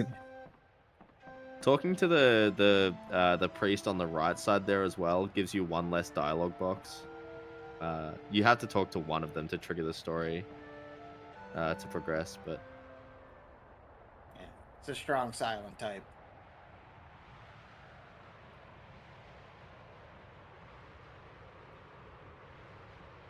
So we've just been made aware that a child is being attacked by a hideous monster, and that Claren's good idea was to slowly saunter away and warn the high priest. Who seem really uninterested in doing anything about it too. Yeah. But this is our next boss. We got the antlion here. Not Hoping for the perfect fight, I think. hard fight, but it can go wrong. It can be slow rather. Yeah, it's just You slow. can technically get the perfect fight of just getting an opening natural sandstorm, which means that you can then proc the second sandstorm and just have a pure sandstorm fight with Vivi's Bizarras. Yeah. So sandstorm will set every party member's health to a yellow range, or like 1 to 10 or something like that. Not gonna happen this time. Fira is probably the worst thing that we could see on Vivi, the worst target that we could see. So he'll do anything from his like pool of attacks here at the start, but after he hits half health or lower, his next turn will queue up as Sandstorm. and then Vivi can actually ATB wait that specific move and get basically finish the fight then and there. Second Fira, horrible. On Freya, not that bad. Juicy Yeah. Freya, making it not so bad. Yeah, he counters every single physical attack that you do, which is why we only use magic I and forgot to mention. Lancer. This Yeah, fight's also- also very role dependent too, so you might see a second Lancer come out. Oh no, he's already done Also- two. Yeah, also worth noting, normally we can't actually ATB weight VV here on the Antlion. But actually, after Antlion does Sandstorm, if I recall correctly, the reason that you're able to ATB weight here is because it actually, the Antlion won't take its next turn until its ATB bar fills twice. And so you can get in another Bizarro. There's the that's- Sandstorm. There's also Trouble on Zidane as well. It's not going to apply from an AoE move, or rather a move like this that just sets health.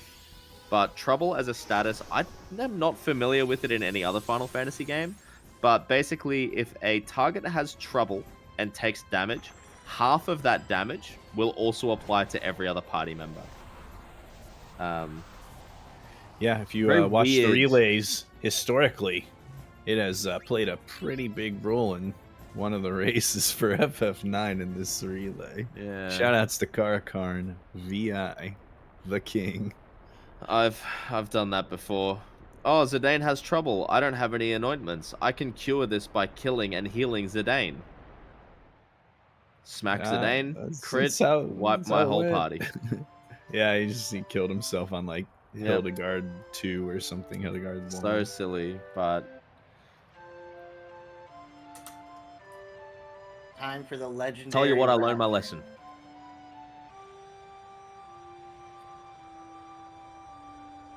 Music, rightly so, on Nico's stream for now. Yeah, nice dance break. Nico gets a bio break here.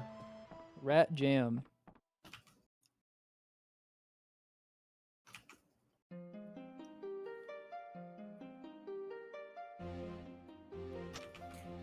Preamp Steiner question mark?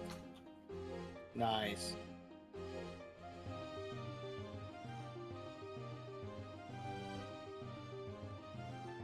So yeah, with Pete's fight here, we didn't really talk about this fight. Oh, we talked about it a decent amount. But one thing, the way that Muttski explained this fight to me in his excellent guide was basically your best case scenario is that everyone is living. Next best case scenario is Steiner and Dagger living. And then the next best case scenario is Dagger solo.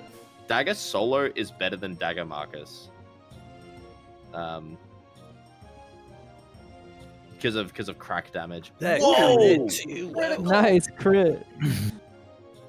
That's a big Johnny crit. Team Choco pushing for first place after that one. Yep, that's all good time for them because Nico just got 2 Firas on VV. That's a little catch up for Choco.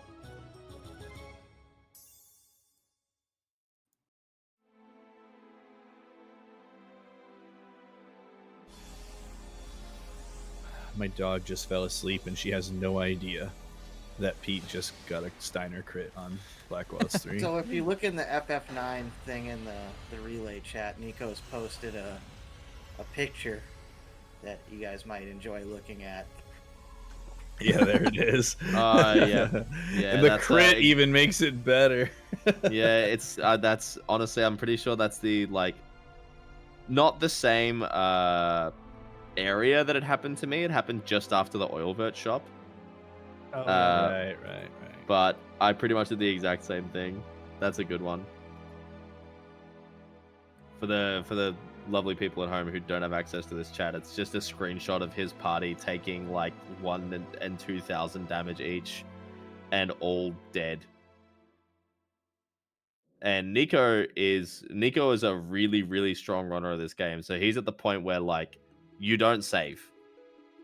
You're not making saves. If you need to use a save, you've already spent so much time that like the kind of time that he's looking for is out of the question. Yeah, he recently just got his big sub 40 PB in That was a Yeah, big moment for 8:37 him and the whole something something. I community. think it was a high 37. Yeah, Really Rebirthless. strong time. wasn't- Rebirthless is faster, and I will not apologize for having that opinion. Well, no, it's not even an opinion. It is. It's just straight up faster. I There's suppose less it's all menuing and dependent Kraken on is this better. core stuff, but it can Yeah. be.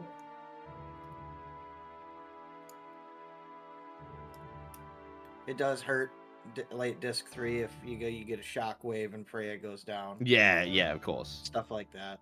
But as I said, it's always faster to just get lucky. Rather be lucky than good.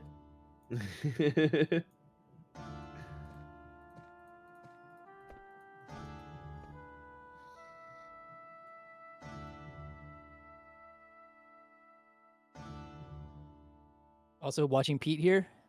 Don't expect it, anybody to miss the power bell, but we are watching. It's very important, as was mentioned earlier.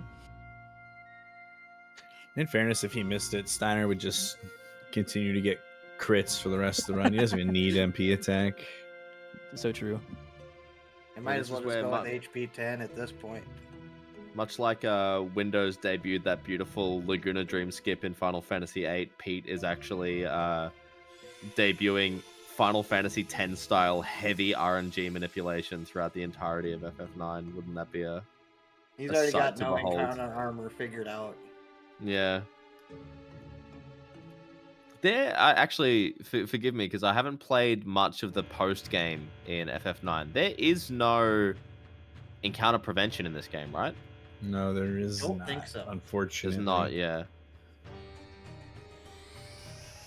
I actually was going to do post game. The reason I joined the Discord for FF9 speedrunning at all is because I literally just wanted Excalibur 2. Yeah, And I was like, well, there's people that speedrun this game. If anyone knows how to get to that point, in under 12 hours, it's going to be these guys. And then I joined, and then I just actually started speedrunning it. All I wanted was Excalibur 2, and I ended up becoming a damn speedrunner. Corn still hasn't enjoyed the game a single time, so you're good. You're good. All right, we are seeing eLmaGus go through Garganru here. Once again, we are kind of watching because this is it's pretty dangerous. Anytime I get an encounter here, I'm always like a little bit scared. Yeah. Nice. Splitting the Okay, screen so here as well drops the chances of an encounter to, I think, 30. Well, so right there, I think if you split and you do your movement correctly, if I'm not mistaken from looking at the chart, when you come back into the screen right here to get to this switch, it's 0. It's Left 0. and turbo Yeah. and you're in. Gotcha. Oh, sorry, it's 30 without the split, Oh, that might, yeah. I believe. That sounds more correct. Yeah, both that screen and the screen before is also 0 if you have if you grab the chain early. It's pretty nice actually. The only screen that really sucks in this part is the first switch is pretty bad. Nico grabbing the extra greens. Oh, he was punished for it. I thought he said he was gonna. Thought I missed it, but I did. I was wrong. So the reason to go for this is if you don't get this one, what we need to do, I mean, I guess you can make it up in other ways, but I guess the way that I know you make up for it is you pick up the extra chest in the Black Mage Village in disc 3. So if Yeah, so if you grab this one, yeah. Yeah, so if you grab this chest here and don't get the encounter, it's just objectively faster. But you are risking, if you don't go for this chest here, you have a 0 encounter check here on the screen. So if it's just once again, it's like a risk mitigation game where it's like, unfortunately, he went for the risk of saving some time here, and the game punished him for it. Magus got a preempt Steiner. Swoogie. Attacking. I like this from Magus actually burning a remedy on the poison here. Nice miss from Dagger. When it hits Steiner, especially in the first turn, it's definitely worth just popping a remedy, so you just don't have to deal with the headache. You just don't really use remedies much in the game, in the speedrun rather, in general. The only thing I can think that you need to remedy is stops every now and again, and Mini on other Ralvus, the other one. Yeah. There's only two not a or ton. three scenarios in the whole Venom game. Powder where is you another really- one from Lich, maybe, or who's the other one that does it? For Lich, I think it would be worth just tanking the Venom. Yeah, I think it would be. Or is it? I'd Milty, rather maybe? I'd rather get the damage output Yeah. personally. Because Freya and Steiner are good, so like. No way. Nico got unlucky 2 times in a row. Swung was sure Zidane, less than level 9. Oh yeah. Someone explain what's going on with Nico's section here, and why Yeah. that's all important. Yeah, so until we're underneath until we are at level 9 with Zidane and level 7 with Freya, you can actually low roll whenever you attack these guards here, which we do want the experience and the AP from. But if you are under level 9, it depends on you have like a very I don't know how many is it like level 9, 518 is that the only one that doesn't kill? Yeah, it's just too short. Yeah. Yeah, just too short. Yeah. And so if you roll 518 there, what ends up happening is the guard runs away and you don't get the experience and AP that we're looking for. It's fine if one of them runs away. I guess you can get away with also having 2 run away, but here, yeah. Normally what you would do is you have VV bop first to kind of secure to make sure you don't under damage. But VV had low ATB, so he just swung, and both times the game said no. Fortunately, as far as like XP goes, like from the one that ran away, he did kill that second zoo. So as long Oh, as that's true. he kills all the rest of them, his XP and AP should be fine.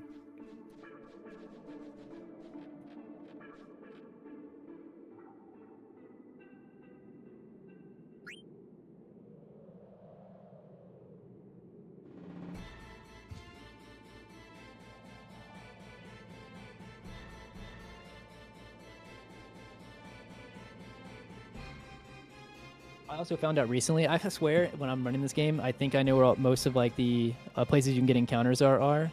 And then I always run into new ones. I did not know what you could get one after that second or that third guard fight before you get to the bridge here. Oh yeah.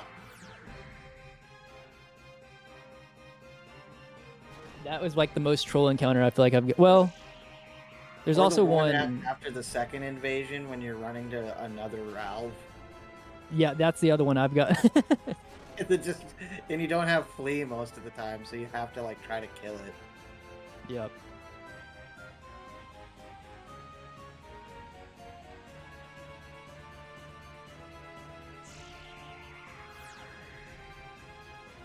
Yeah, so Nico about to go through a gauntlet of fights here, heading up to Beatrix 2. There's nothing really special to them besides that you're making decisions based on ATBs, basically. And you can ATB weight trick here also, but not with that ATB. Freya and Zidane both have lethal. Oh, there's a Wow. crit with their attacks, and Vivi can also Blizzara when he needs to. Yeah, it's usually like the pack of 3 fights that you really like. Mitigating enemy turns is like a big swing in time.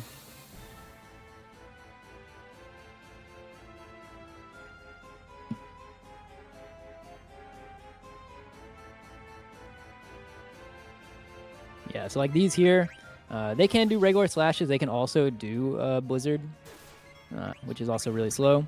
You can see that he's basically Nico's making his decisions on who to attack based on which enemy went. Because the first enemy already took its turn, no reason to attack that one, so you want to kill the other ones in hopes that you get your turn before they get to go.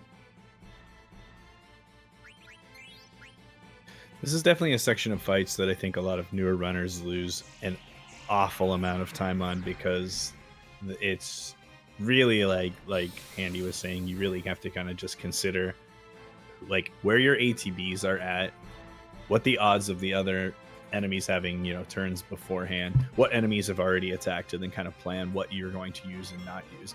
And there's a lot of factors, from the length of time that it takes Vivi to cast Blizzara to just the likelihood of getting an attack off before or after an enemy, and targeting enemies that haven't gone yet. Like, there's a lot of things that go into it, and it's kind of a tricky section to get good at, but it's really lovely after you kind of get a handle on it and know how to make the decisions in each of the fights. Yeah, for example, in that last fight right there, we saw that Nico killed that Black Mage with a Blizzara, and it's basically because I mean, there's a lot of decisions that go into it, like Muttski was saying. But if you looked at what the other ATB bars were, besides where Vivi was, if he would have waited for, like, for example, Zidane's ATB to fill, you're probably going to see an animation from the Black Mage anyways. So might as well kill with your own animation, even though it's technically Right. slower than a physical attack. Yeah, exactly. 100% agree. Yeah.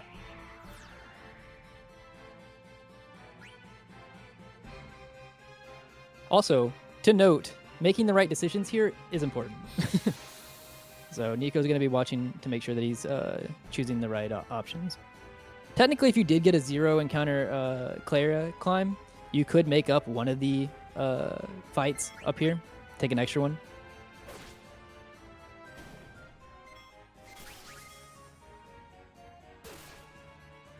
And I'm assuming Nico's going to do it. We will probably see Nico suicide VV before we get up to Beatrix 2.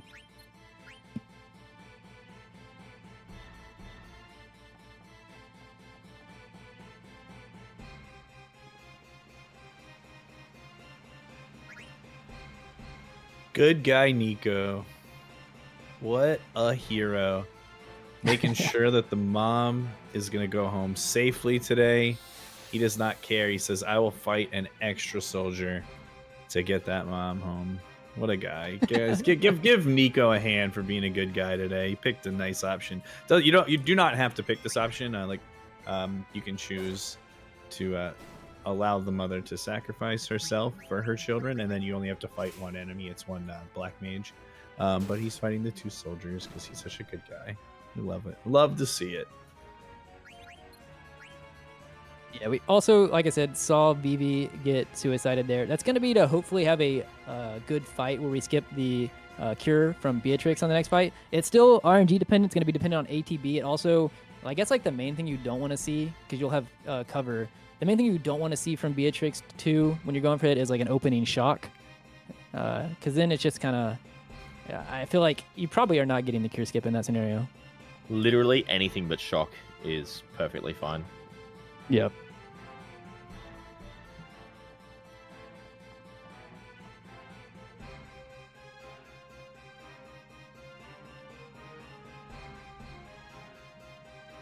I guess, does anybody want to touch on Muttski? Do you want to touch on it? Because I learned it from your video, I'm pretty sure, on how the cure skip works. Essentially, the math just works out really great if you do it in a specific order of turns that involves leading with VV, because his damage is about 1.5 times stronger than the attacks of both Zidane and Freya. They both swing for around 550 to 600 in some, and VV swings for around like 850 to 900-ish, we'll say. And with the way that the ATBs feel for both your party and Beatrix, if you're able to lead with VV and then do a physical attack of both of the other 2 characters, and then have the second round to go VV Blizzara plus 1 of the other 2 characters attacking, you're able to, if VV survives for the 3rd turn, you're able to KO her and deplete all 4,736 of her HP with 1 more VV and physical attack from either of the 2 physical attackers. And really, like, it's just that the threshold of what procs it and the timing of her ATB filling for the 3rd turn just lines up really nicely. That is like a really easy, I don't want to say easy way to get it because it's so RNG dependent, but it's like the best path. It's the path of least resistance to being able to skip proccing her cure ability on herself. If she does get it, it just takes an extra swing or 2 anyway. It's not the end of the world, but obviously both the cast itself and the extra damage is quite slow. Yeah, I'm assuming that it works in the way that, like, I guess all the skips like that work the same way, where it's like the way that her because her ATB bar is already filled and basically the AI has already made its decision on what it's going to do. Like, even though you would do the damage, it would proc the threshold to proc the cure. Her attack's already queued, and before she gets another turn, you can finish out the fight, right? Yeah, more or less. Yeah.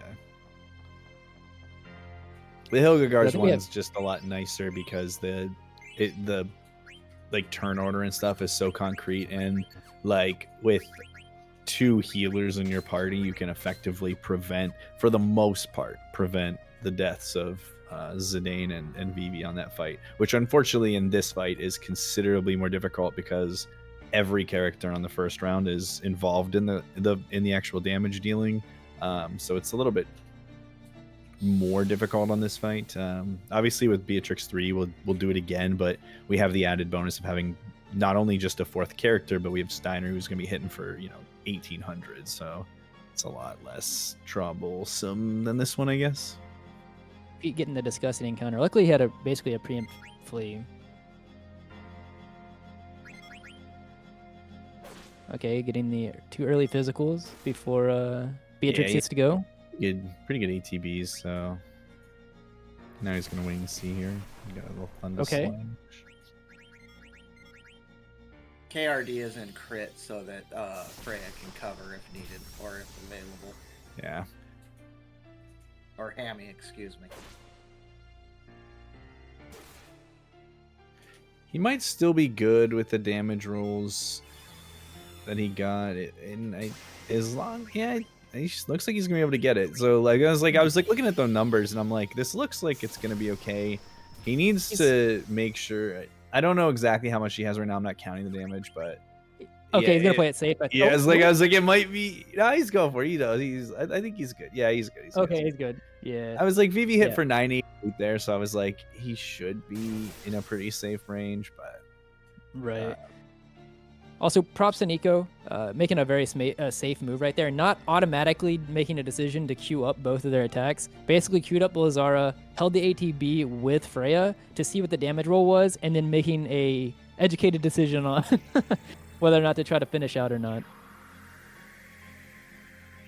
As Nico said in chat, was slightly risky. Wasn't risky. Well, it's not risky if you just do it. Just get there. Right? Nico always just gets there, so it's good.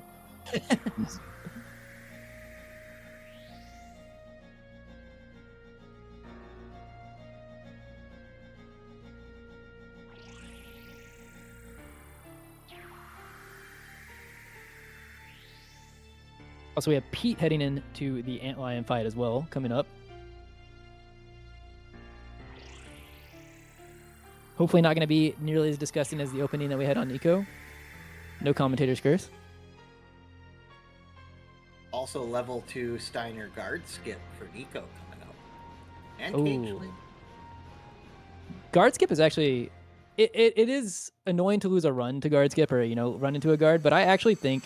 I enjoy the part of the game. I like being able to practice something that's like basically pure movement skill, right? Unless you got a loop D, then I'm just mad. I wouldn't say it's like pure skill. There are certain patterns where it's like unreasonably difficult. You can definitely just get some like auto lose patterns for sure. Like the one guard getting stuck in the one like I don't know. I know what like sort of that RNG is just so bad because then their spacing is bad, and then the second one, it's a mess. Like, but generally, like obviously, it's a nice place to just like get put to the test with like your, how quality of movement you can have and react to, various patterns of and don't forget the heat-seeking guards afterwards. Yep. Oh right, yeah. Looks like he got a Blizzara off before Antlion was able to do anything crazy yet. Fun fact, this is a long time ago, obviously, but when my PB was 2nd place on the leaderboard, my PB had 4 guard fights in it.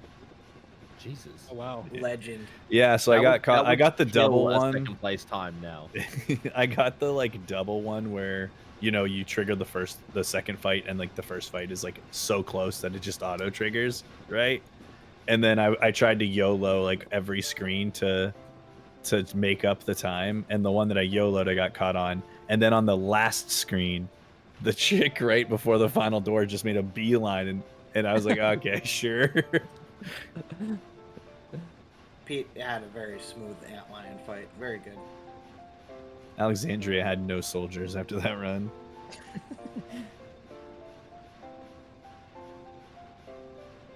there are definitely a number of situations where you just have to, as an FF9 runner, say, "Yep, okay, sure, if that's what we're doing."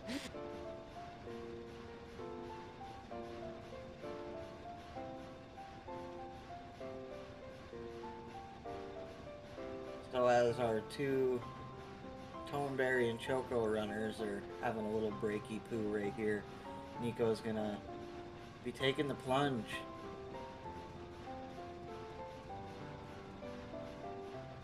Also, I'd just like to acknowledge that after the Antlion defeat from Pete and Team Choco, we are now all on the same split. So the yeah, runs look at are- that. Yeah. Yeah. Hey. They're narrowing in.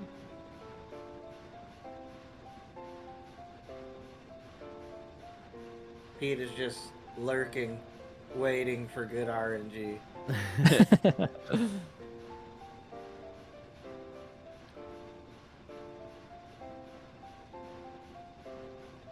We were talking before about encounters and how many encounters each person was going to get and whatnot.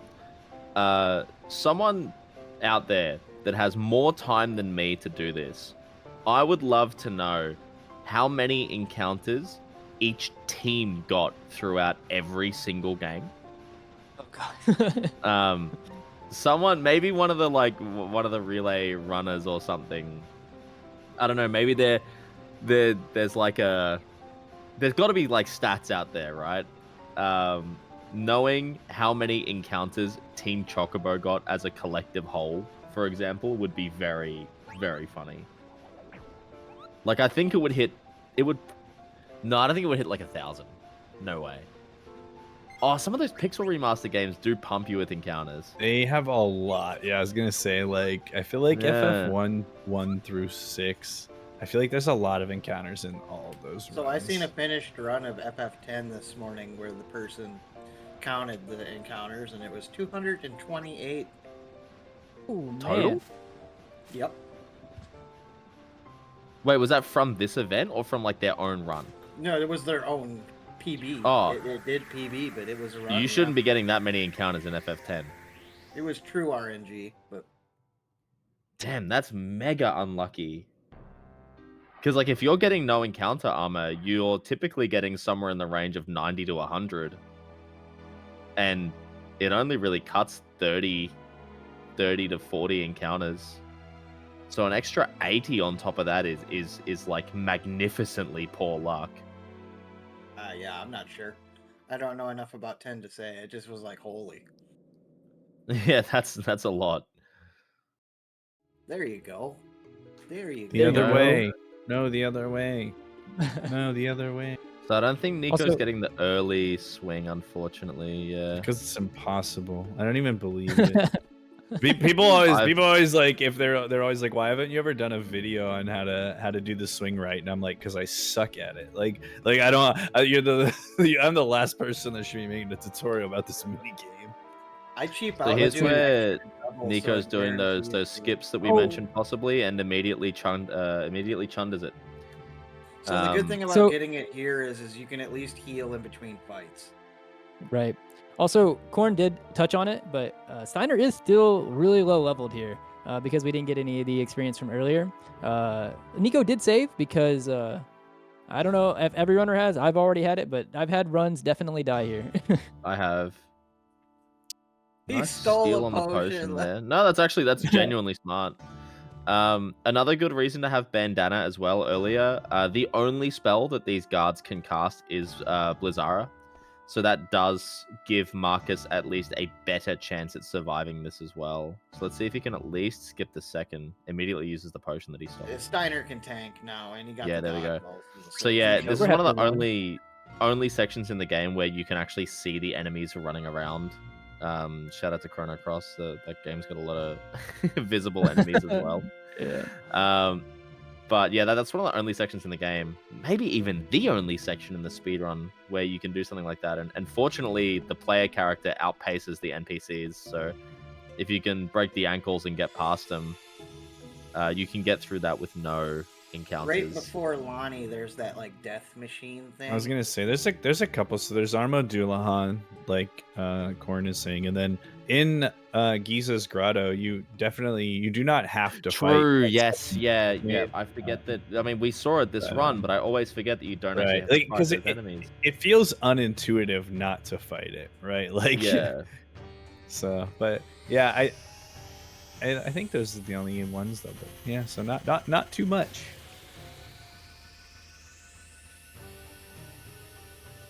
Did you just see that eLmaGus RNG, the VV miss, and then Yeah, Zidane dude, just VV mopped it has up? been absolutely on one on these guard fights today for My everybody. goodness.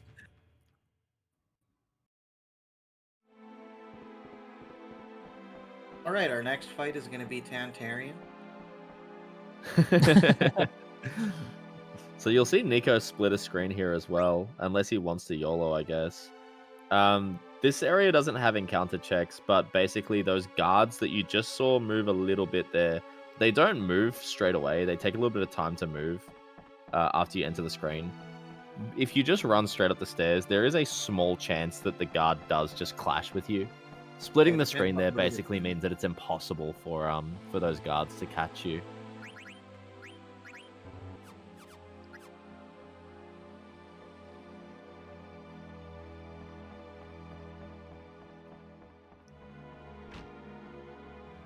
We got some very important equipment coming up for Nico as well.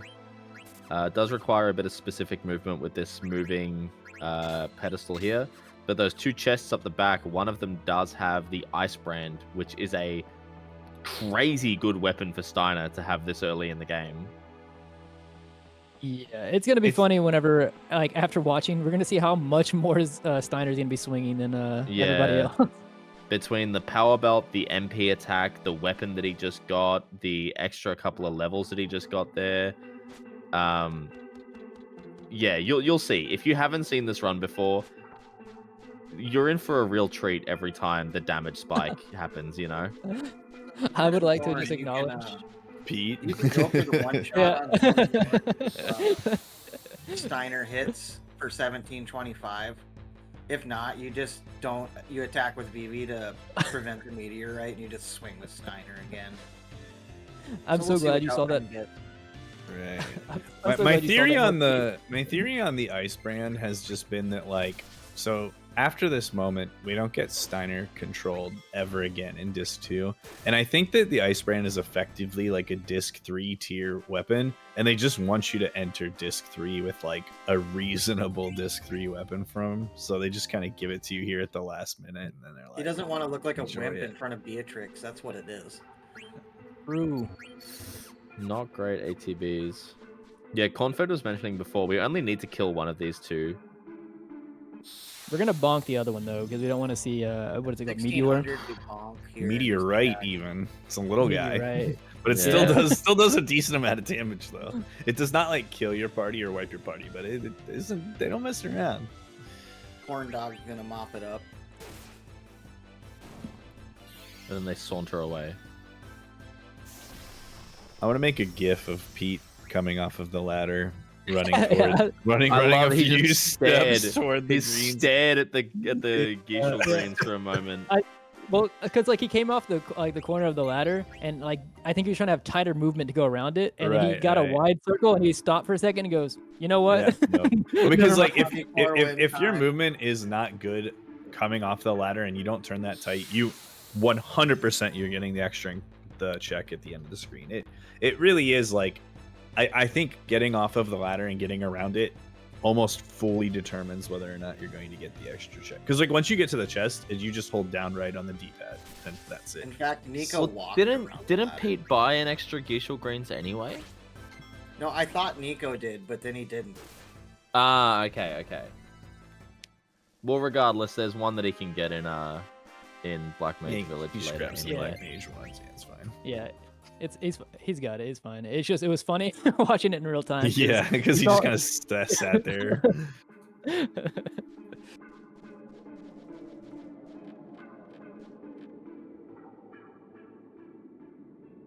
Also, Magus doing the invasion right now. Really nice starting ATBs for this first fight, which can be kind of annoying, honestly.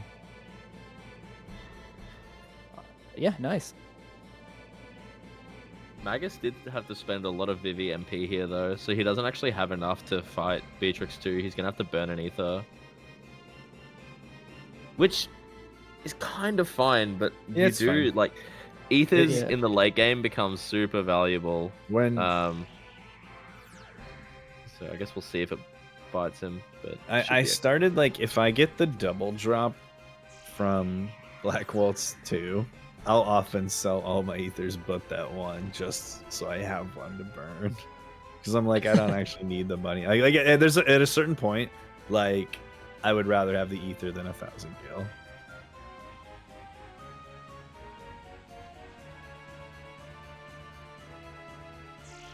Magus getting pretty favorable fights so far. That one, he did not get the first attack, but it was just a physical attack. So, yeah, the double drop.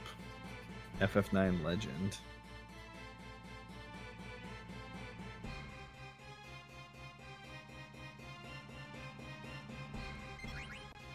Also coming up for Nico is going to be the Beatrix 3 fight. This is actually another fight. Well, and also one you can skip the Cura, sorry. But additionally, this is also another fight where you don't want to have extra attacks queued up because the fight won't end until all those are emptied out of the queue. Yep. Fortunately, on this fight, because of the Ice Brand, and Beatrix only has 5,700 HP, and Steiner's going to be swinging for between like 16 and 1,800. He can, depending on the level, he can hit 2K. It's nuts. Not so. The only, well, never mind. I'll wait until after the first turn before I say that. The only way that this fight can go bad is if she opens with shock on Steiner. Yeah, that's what I was gonna say. It would be so sad if that happened. Look at that. Almost. Look at that. You were half right. You were half right. No Look, counter. Sad. I wasn't even scared. The Blizzara is nice because it lets all the ATBs fill again because she's so fast. And what's the second turn?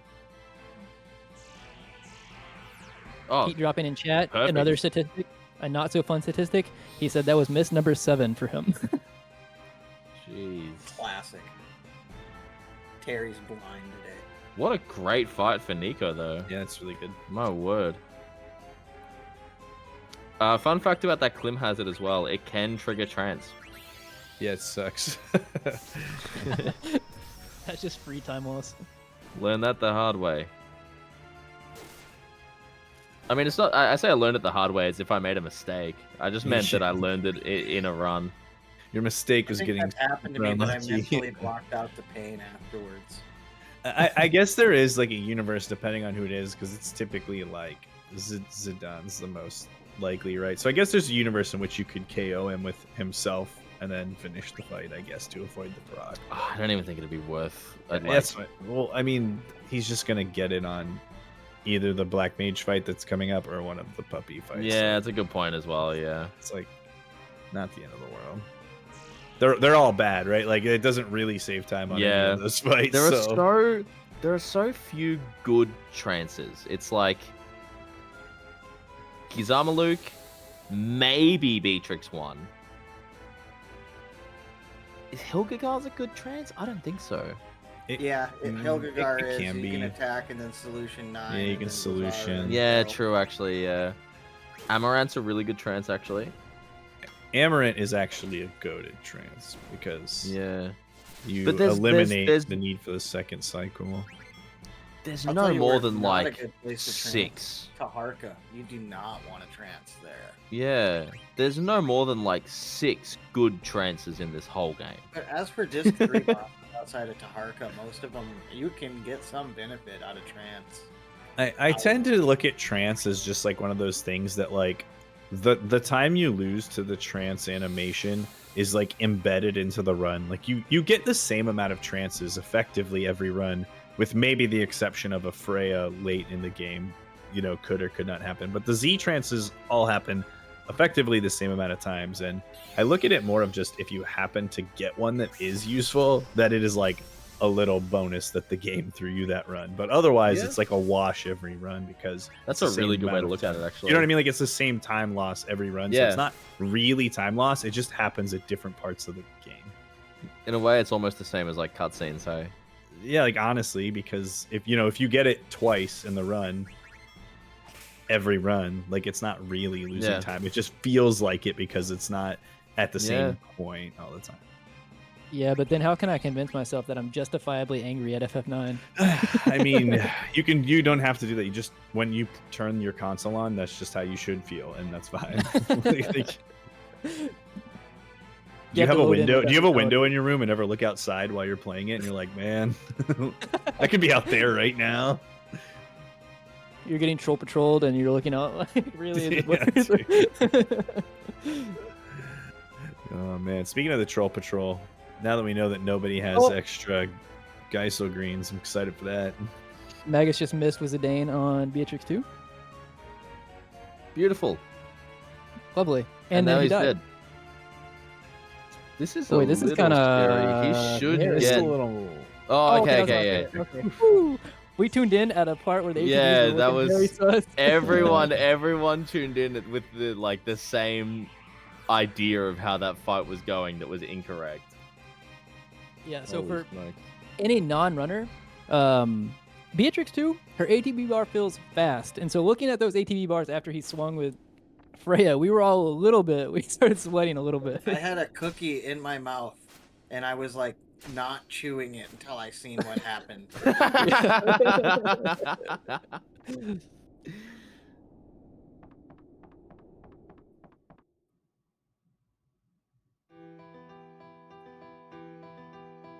Oh man, why'd you mention that? Now I wish I got some. I didn't get any relay snacks. I got Chips Ahoy. Ooh. Oh man. Also, coming up for Nico, these puppies that are coming up here, so with the full party is not too bad, but there is going to be one fight that we're going to be watching. Oh yeah. Yeah. I believe there was a save somewhere near another miss. This is actually like absurd for how frequent the misses are happening in all three of these runs, to be honest. Like there's like bad RNG and misses, and then there's this.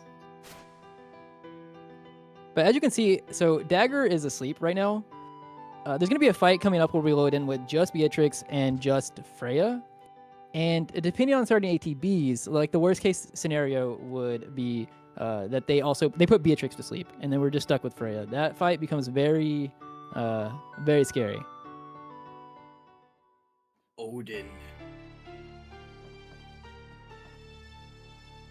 So it won't be this next dog fight, but it'll be the one after. What are their full names? I actually don't know. I've always just called them puppies or dog. Bandersnatch. Yeah. Bandersnatch, yeah, that's what it is. It's funny, Shout you put outs a Bandersnatch from Alice in FF7 Wonderland. next to a Bandersnatch in FF9, and it's like, how did it become this? Because it's just a wolf. And then now it's like a full-on like poodle-looking thing.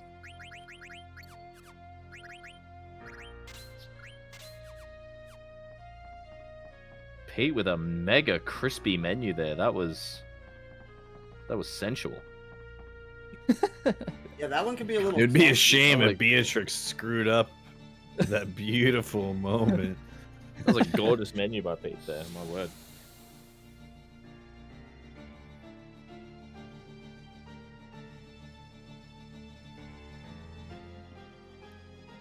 All right, let's see what the ATB in turn 1 of Beatrix 2 is going to be for Pete here. Corin, just keep that cookie in your mouth until we see what happens. Ooh. All right. Oh no. Okay, that's nice. Okay, that's not bad. That's It's beautiful. actually wicked speech, honestly. Okay, so while that's happening, I'm also going to be looking over at Nico's screen. Let's see how this dog fight goes. Hit me with the Thunder Slash. Come on. Good ATB. Get out quick. Oh, Ah, shock. okay. Shock is really bad.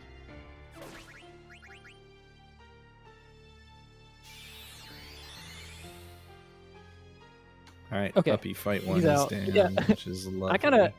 I held my breath there for a second after that first Thundara. She was at 280. So, like, there's a bunch of ways that could have went downhill if the other puppy got in before. Yeah, so if she starts shocking people like she did to Pete. Sometimes it's just faster to get the Kira out of the way and just DPS her down.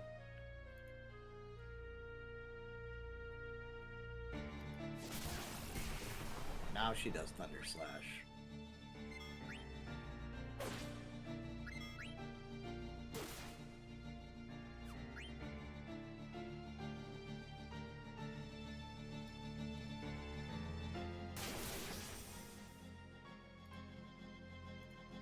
Instant ATB for that one. Good. Beatrix was riding a little dirty on HP.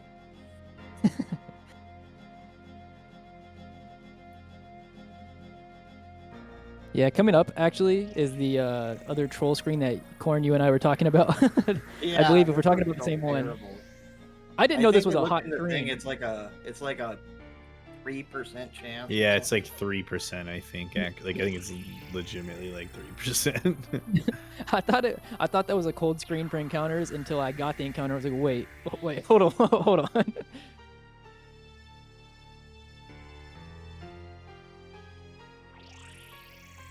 It is cool that they designed an entire battle like arena screen specifically with that like center, like circle centerpiece with the eye on it. Like it's a really cool design for a battle location in the game, honestly. But yeah, you don't see it very often.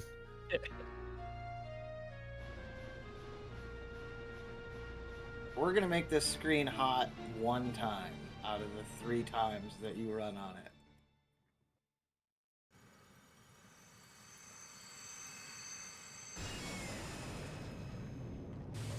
eLmaGus coming up to. The guard skip here. Yep. All right, chat. I need to see all your there you goes. There you go. There you go. There you go. Press left or right to shift your center of gravity. You would think it would go left better. Because Steiner's bigger than Marcus. Yeah, but Marcus is so strong. He carries Tantalus so hard. We put the bandana Saves on. blank by himself. Marcus does not get the respect that he deserves. Just putting that Marcus. out there. I like all of them except Senna. Whoa, did Magus just get the early? I wasn't That looked paying attention quicker. that closely. I was watching, but I wasn't actually counting. That looked a lot quicker than what I'm used to seeing. I kind of like what he went eLmaGus for just did the there. intentional skip into the just Yeah. I agree. I like that, especially for like marathon safety. Like he's taking the one instead of trying to like circle and potentially getting caught by both. Just saying, okay, I know I got past the first one. I'm just gonna take the second one and then be on my way. It was a loop-de situation, which isn't the greatest either. Yeah, that's true. The 3 most underrated characters in this game that don't get not underrated, but don't get enough credit for how much weight they pull. In no order are Marcus, Ruby, and Jane. Let's go, Jane. No respect. Jane, yeah, Garnet's biological mother, the goat, dude. She sails a boat across an entire ocean by her, like basically by herself with a child. Like that's tough work. But man, she's carrying him. And then Ruby, always getting left behind by herself. You know, big ups to her too, man. Smooth Ralph 2 fight for Nico, it looked like. I didn't actually catch it, but I mean... Yeah, it was pretty standard. I'm gonna speak it into existence, but so far I've yet to ever have a like a non-standard second Ralph fight. I guess if you got like someone ultrasound waved on Vivi, yeah, to start. If sometimes if he hits me with it, I'll let him have his next turn before I throw the remedy, because sometimes they'll use it again on the same person and undo it, and it's pretty awesome. If Vivi rolls 1340 on that fight, then sometimes it's better to just do a third Blizzara if you need to. But Usually, you just do the Zidane attack at the end and get. I also didn't see the menu open, so I don't know if he learned it or not. But we could have already had had Nico learn Flee by this point. If he did, then he will get to basically skip doing a quick menu here coming to Pinnacle Rocks to put Flee on. He may have Nico it says he because does of it. the extra Clara encounter and with the boots on, so it's possible he learned it. Yeah, Nico did confirm, but he is saying healing is needed, so I guess he's going to do the menu regardless. Healing's not needed, Nico, because just trust. Your movement's gonna be so good. You're gonna skip that check at the end with a nice walk around the devil's elbow. That is one that I just like found that like every time I tried to practice it walking, I just get the check more than if I just run. I'm like so bad at it for no reason. I remember I thought I was gonna be smart there once and just like hold turbo until I got to the guy, and then I opened that chest and like jumped down, and I had to do the whole Right. Yeah, if you just mash going around. Yeah. Also time for our third guard skip. Someone tell There you Pete go. that he can press left or right to shift the center of gravity. There you go.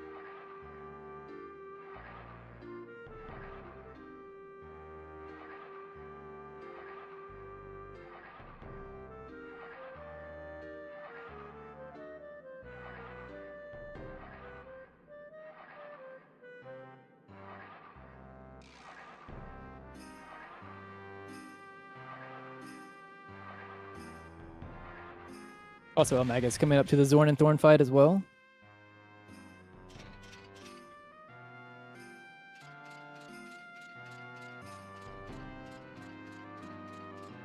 Okay, he's going for the double. Wow. Let's What a go. beautiful double loopty there.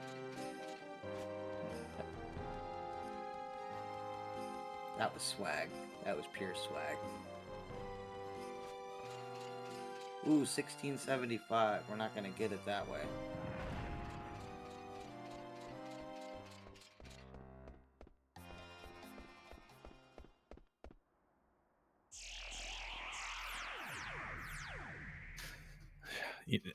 I'll tell you another thing too, just like from a design perspective, between Ramu after he shifts into his actual form and like Regent Sid, there is some like seriously incredible mustache and beard game in FF9. Like they're bartender both when just you like meet that. The Freya. stash for Sid is just a 10 for sure. The bartender when you meet Freya. Yeah, exactly. Yeah, right. The bartender has a good one. There's some like good ones. Good stuff. Wait, Muttski, you said that Nico wasn't going to get an encounter. What happened? You cursed him. Yeah, because he did the menu and changed so the this is Nico's RNG. fault. Yeah. Yeah, no, actually I agree. Oh, well, he got the quick play. The game just wants to make a point that he didn't need that he could have got the encounter, but he didn't need to do the menu. That's all. The game's like, here, check this out. Oh no, he almost did it, Corn. He was so close. Oh man, that would have been so good. I'm glad he didn't, but it would have been so funny after we were just talking about it. So yeah, like Corn mentioned, there is a trigger there that you can interact with that will jump down onto a ledge with a chest on it, and then you have to jump down again. You have to run the whole way back around. Wait, so you can't just mash there. Yeah, there's like it's like a trigger there. So if you just like Do not start hold turbo mashing around the on the corner. way down the hill to Ramu, yeah, you'll hit that. Man, I hate it's learning not new great. fears in FF9. Let me live in my bliss, my ignorance. Well, the thing is like you don't need to mash anyway because the text box doesn't come up until Ramu appears, and he appears when you run into him, like you hit his hitbox with your character's model. So you don't actually need to mash there anyway. It's not fast, so like you need to run until you're halted by his hitbox and then start mashing. So it's not you shouldn't fear it. Like it was just weird because he was coming out of an encounter, and Yeah, so you have to, it was like, just belly kind of like a bump him. bad placement for him. That was like the learning that the Hilgar's fight can go badly. I didn't know that if Aiko died at the beginning, that fight can go downhill really quickly. There's a he can you know, if he hip hops onto someone like Vivi, like he can one shot Vivi, which is awful too. Yeah. Like, there's a couple of weird things. They're not common, but they certainly exist. But yeah, Eiko does some heavy lifting in that fight, honestly, to just keep everybody afloat. There's like the whole learning experience of the run is like, oh no, this fight is free when it goes smooth, and then you just learn all the sideways, well, like the ways the fight can go sideways.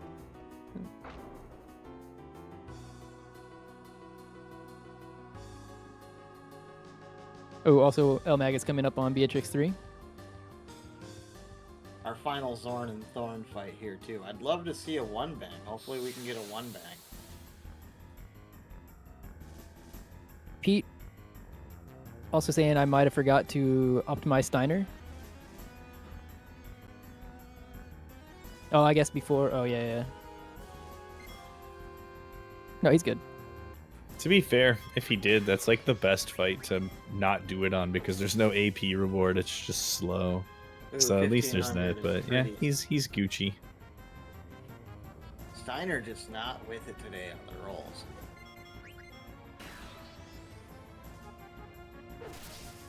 eLmaGus getting a 16 hundo on his Beatrix. It does not like VV. Where's my 1800? Yeah, I know. We haven't seen one yet. Fortunately, Steiner's ATB did not outspeed Beatrix there, so sitting through the Cura, and now we'll just have to sweep with some. There's an 1800, but just gonna have to sweep with these 3 attacks to finish it off. Seraph is sleeping. It's okay. So is Hamgar. Nico had a interesting one there as well with that cutscene. You have to stick to the left wall there. If you're too close to the center, you'll get like sort of sucked into this short cutscene of everyone standing around a broken black mage, and they're like, "What happened to him? What is this thing?" Saves like 4 or 5 seconds, I think. Yeah, it's a little. It is not a super short cutscene for sure. It's like one of those things where it's like you mess it up and mess up your movement and trigger it one time, and you realize how awful that getting it is. Especially because there's not really like a good split around here. The next thing people split usually is Lani, right? Yes. Yeah. So that's one that as well could happen, and then by the time you get to Lani, you forget that it happened, and you're like, how did I lose? What? 30 seconds? I got no encounters, and the fight was awesome. Yeah, hopefully we see some good enough ATBs to go for lucky 7s. Yeah. Hopefully. I'm calling at least They're one on the lucky same. 7 on Lani. Another Cynthia Exploder, great weapon. Exploder, haven't even met her. True. Nico told me he was going to use lucky 7s on a Stroper today, so No way, I can't believe it. that would Those be are so advanced sick. threats.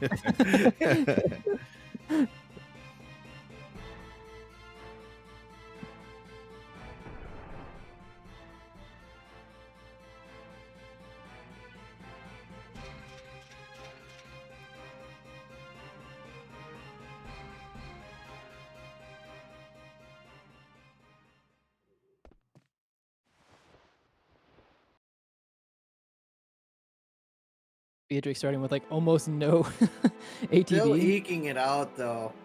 Yeah. Puppy started with worse. Yeah, that's actually crazy. At least on that one, it's like that's like the most defensible, Yeah. comeback if she gets put to sleep to start, but still isn't great.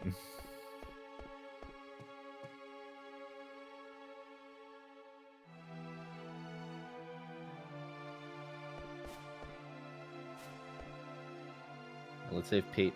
Nico got the Cura skip. Magus unfortunately didn't. Let's see if Pete can.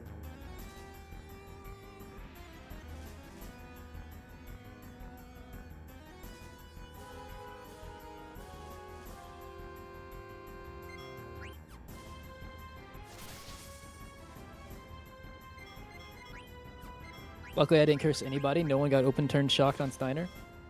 Yeah, look at that. Pete's saving Freya's ATV here. Please don't. Not Oh no! Why did you like unjinxed it? I can't believe that.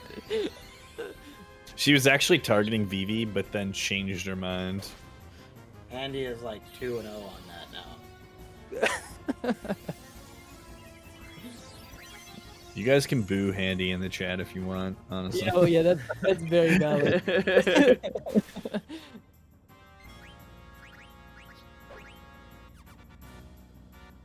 Adam Invest on Nico there. I'm forgetting exactly what is Adam Invest ability up?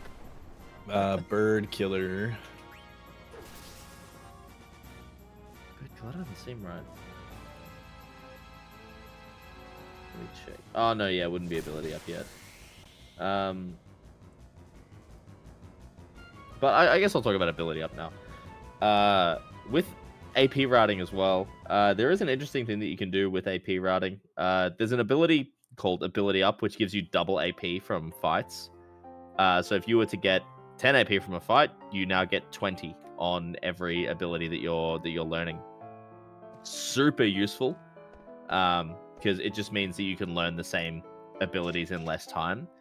Interestingly, another way, which I didn't know about this before learning the speedrun as well, if you have, let's say you have the dagger equipped, which does teach bird killer, and you also have a yellow scarf equipped, which teaches bird killer, the two abilities both contribute, although like the two pieces of equipment both contribute AP, so you get double AP for having double the equipment.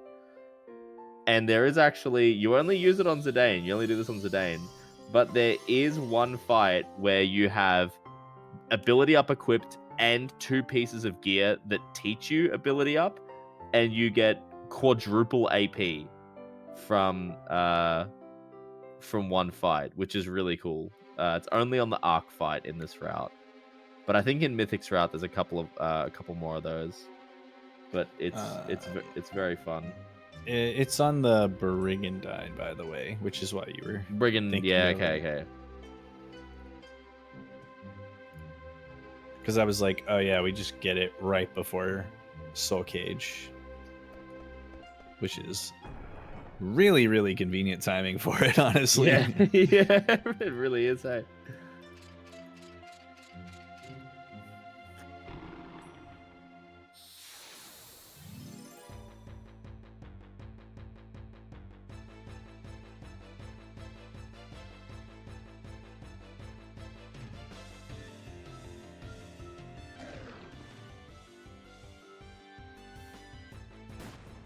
So one thing to note as well with this fight, you just saw Pete do it because the ATBs didn't quite allow it, but attacking with both Freya and Beatrix is faster than Beatrix doing Clim Hazard on her own. So in the situation there where Beatrix didn't get the first turn and the Bandersnatch had already taken its turn, so you weren't guaranteeing to avoid anything, Pete made a great decision there in going for the two attacks. I think obviously there's still a chance that one of the attacks misses, but it's so low and the risk is pretty low against a single Bandersnatch. Double Bandersnatch, you'd never do it. But against the single, it was a good decision. And Nico has Quina as well. There we go.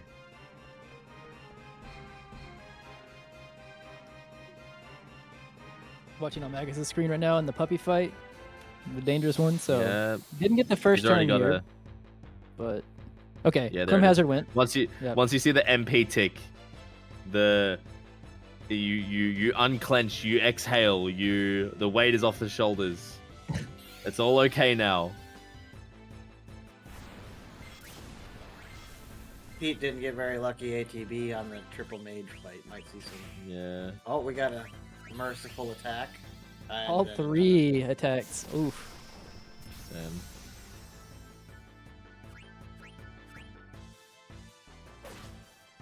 I remember one time I accidentally said that there's not much variation in the Ralph eLmaGus split, and Pete Pete proceeded to absolutely light me up for that. Because I just, for some reason, wasn't thinking about all the fights on the way to Ralvu. I was only thinking of Ralvu and the small chance you have of underdamaging it. And I was like, there's not really a huge amount of variance there, hey. And, yeah, Pete gave it to me for that one. Rightfully got rinsed. Also, coming up on Nico's screen, some of these are going to look like they're very close dodges to avoiding the encounter. But if you do it correctly, it is 100% consistent. I love that one where you just get to run straight through all of it. Nice. Alright, let's see some man. prages for some lucky sevens in chat. Pete got a sleep on dagger here. That's the second sleeping dagger on that fight today. Damn. So yeah, lucky sevens for the uninitiated. Has a 25% chance to roll one of the following damage rolls: 7, 77, 777, or 7,777. If Zidane's HP ends in a 7, or has a 7 in it. Or, I think it's ends in a 7. Has to be the end, yeah. Has to be at the end. Okay, thank you. So this is one of the only fights in the game where Zidane's sort of level and health and everything lines up to where he's just about guaranteed to have health ending in 7 and access to the Lucky 7's ability. Nico might not go for it. I don't go for it on this fight unless she gets it right away. There is a way that you can do it without getting punished most of the time, but I tend not to he's do it. going for it. Here we go. So he needs to roll exactly 7,777 to kill. You got it. Let's go. I was gonna say Oh my goodness. the box went away. Yeah, you can tell based on the characters in the box. So my goat. No way. Well done, Nico, on getting lucky. I blame chat for praging for it. He still shouldn't have opened the menu in Pinnacle Rocks. Okay, I stand by that. Little Ralph 2 action for eLmaGus. 1520, not a 1340, so that's good. So by this point in the game, we've firmly learnt the flea ability, but you did see Nico re-equip Germ Boots. Alert is still so useful to prevent back attacks against your party. And I think it also gives Zidane a higher speed stat. Which means that he's got a higher chance of getting a flea earlier. Also, good thing to note here, I like, if I get an encounter throughout Fossil Rue, I like to check my inventory to make sure that there's not any unnecessary things that I might be able to sell at Black Mage Village, like echoes, Okay, no, eye drops. Sorry, yeah. I saw Pete's screen, I looked over, and in the puppy fight, Beatrix was asleep. So yeah, he was oh my goodness. Splitting the mine, you're using the miner to split the screen is pretty standard. Yeah, it's. I actually don't think it is standard. I think that was definitely one that sort of Pete's dog fight, Pete's Bandersnatch fight, just sort of came in at a really inconvenient time there. That's really one of the only spots in the game where you can do this. Splitting a screen can be done not only just by entering and exiting a different room on the way, but as Cornfed pointed out, playing a card game with an NPC on the screen will also split encounters, split screens. The issue is that there are just so few active screens with NPCs on them, let alone NPCs that you can play cards with. That's a really cool piece of tech that's out there. And you can check and see how many cards you've gotten. Yeah, true. Because that is going to be important. And I'm always like, how many of these do I have to delete later? Oh, this sucks. Goblins, great. It is worth practicing, for sure. Both times you're on that screen, it is possible to get a location where you talk to them from, where on the first visit you get 1 check in and 0 checks out, and it's really easy to make it become 1 and 1, which is still a low % chance of an encounter. But if you can practice and get the 1 into 0, you really reduce the risk and get almost entirely. So it's actually worth practicing placing yourself to challenge him. Even. Yeah, his left shoulder is the key.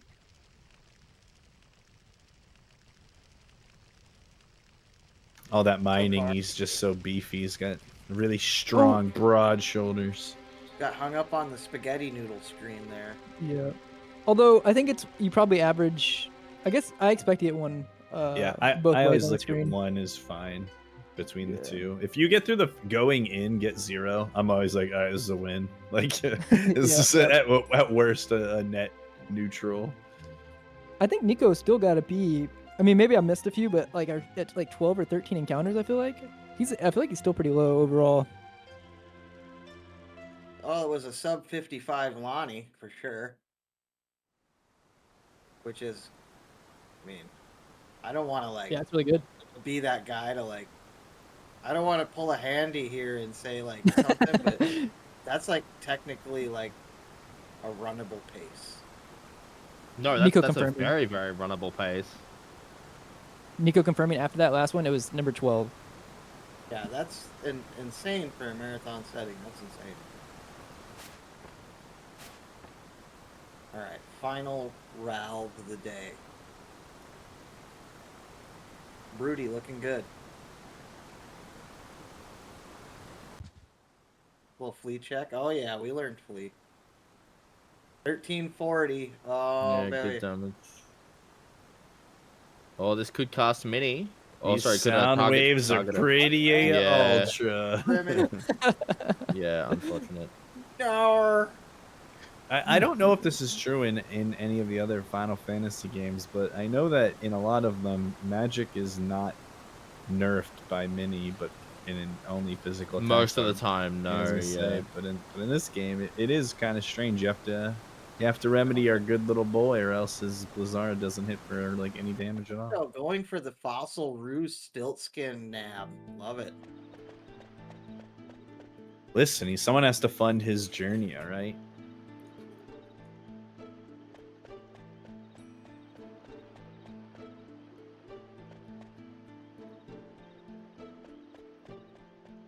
Team Choco catching up to Team Tonberry a little bit throughout all that. The invasions are kind of Pete flies through those things like butter.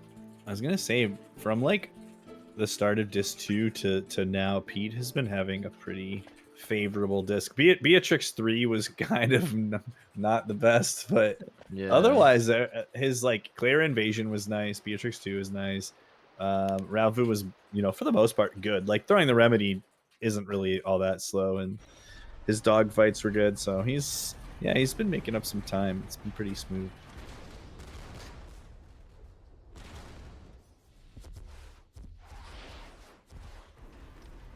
Yeah, so on this screen that Nico's on, and actually coming up on the next screen, this is going to be some of those times where it's going to look like it's slower because Nico's not running at full speed, or the runner's not running at full speed. But like doing specific movement like what he's doing right now, it might seem slow, but trying to skip the last encounter, which it didn't matter anyways because that's FF9, but he was trying to skip the last check there because obviously if you spend a little bit of time there to get the movement correctly to get the last skip, it is much faster than if you got the encounter running full speed anyways.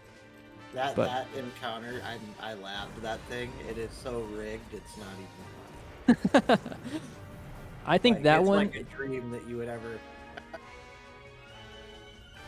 I think that one is incredibly hard, and I also think the one on the long screen on Clara Trunk. Like I was gonna say, I actually think that is the most difficult one to skip in the entire game. I agree.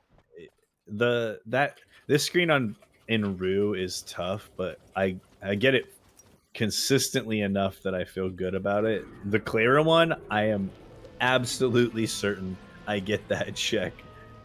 24 out of 25 runs. And I don't even think it helps. It just makes me feel better mentally. Because the movement's super specific, and then you have to like cut to a down left diagonal after you climb up. It's like super annoying. But yeah, I think Handy, I'm glad you brought that up because I was like, that is exactly the one I was thinking of as the I think that was well, hold on here. Yeah, that was a 2 or a 3 encounter Rue. pretty decent. I saw 2, I think. 358 flat exit with all the safety saves that he has done so far is Yeah, a that's lovely darn good.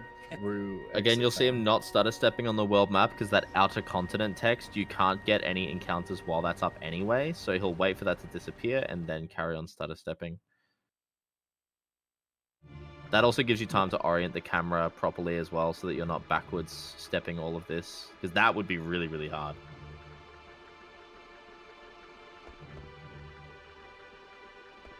Yeah, you're also just not not only can you not get encounters, you're also not accruing any danger value as well while that's up.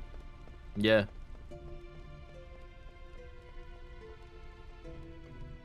eLmaGus successfully didn't have an unneeded conversation with the townsfolk of Lindblom.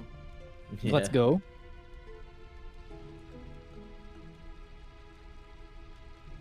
Oh, we're getting some quez out of Nico.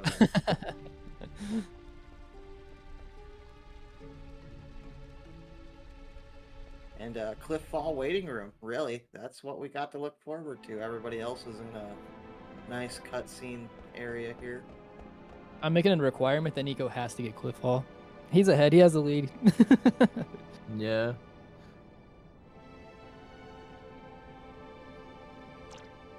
I remember You can't the defeat Nico. rumors of a consistent setup for Cliff Fall. Cliff Fall, for those unaware, it's like a really random looking spot on the on this sort of raised path that we're at, where if you sort of run against it, you'll just drop straight down without having to walk around to the base of the cliff and through the forest. Yeah, yeah. If I'm not 8 mistaken, seconds, 8 seconds saved. it depends on, I guess, definitely where a you get it. subpixel thing. The subpixels Yeah. are where you know. I think that's what I remember hearing, is that the reason that it was thought to be consistent for a second, and we were talking about the same thing, is I think that I wish I would remember. I want to say it was maybe Pete, but it had a save state that would consistent get it, and I think that it came back later and found out that it was that save state actually was set up sub-pixel perfect as well from getting on the Choco. Yeah, it was Pete. It was Pete. I didn't want to name drop him. Well, like, I mean, that's where I learned that, like, how to do it in general. I just remember, I think that was the same video that I watched, because I think I learned it from Pete. But yeah, it's very not consistent, but like if you get it first try here, yeah, it's you save the whole time of doing it. Wisteria found it in like a race. The Japanese runner Wisteria found it. Super OG runner found it just completely by accident. If it's not him, I'm gonna feel really bad, but I'm pretty confident that it was him. Here we We're go. giving him credit either way. Yeah. Let's see. Wiggle, wiggle, wiggle, wiggle, wiggle, wiggle, wiggle, wiggle, wiggle. Come on, wiggle, wiggle. Doesn't wiggle, look like wiggle. it. We're getting there. Does Nico know that by pressing left and right on his D-pad, he can change the gravity? Maybe I'll go to Chocobo Forest.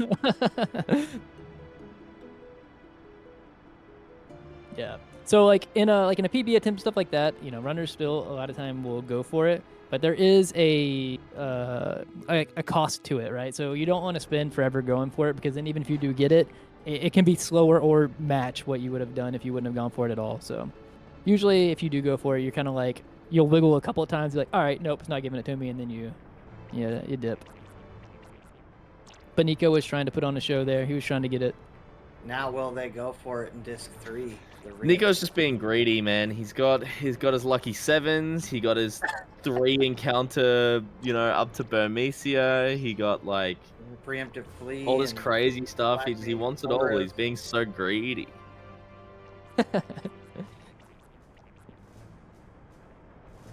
He's going to be doing probably the biggest shop in all of disc 2 coming up. Picking up a few things. Yeah, I think it is. Yeah, later and... absolutely would be. It's a fun little shop to do, you know, when you do it well, it feels really cool. It feels, all the menuing in this game feels really good when you can really punch it out.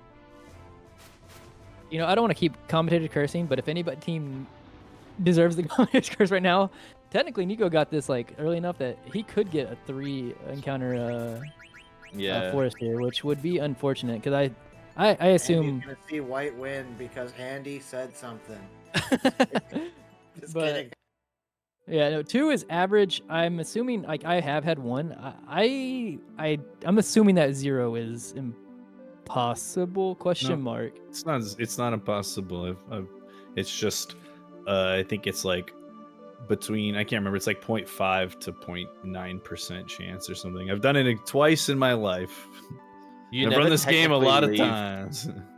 You never technically leave the screen, so the values never like reset. Yeah, it just continues. So yeah, it's possible, but remarkably unlikely, unless you're playing on HD, where it is somewhat reasonably possible. I remember there's a really good there's a really good meme. I wish I could find it. It's probably in the Discord or something.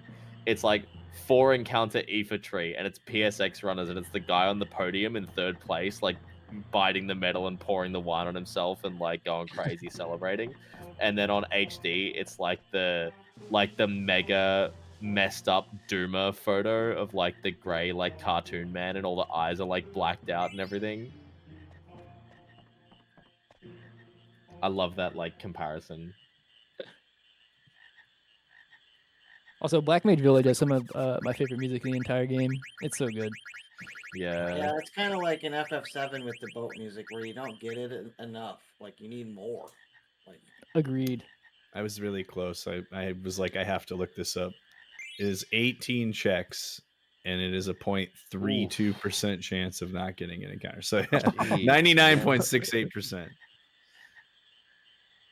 And you say you've got that twice. So what are the combined odds of seeing it twice in your life? I guess it depends on how many runs you do. I mean, I've that's impossible math to definitely do. Actually, now that I've said it out loud. Yeah, but I've not done that 2,000 times, so I'm definitely on the right side of lucky, right? Like, yeah, true. Good point.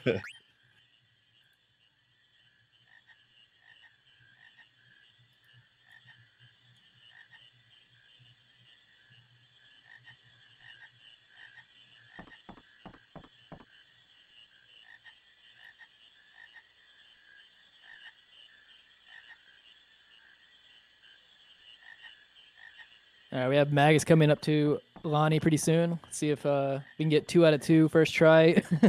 Lucky 7s.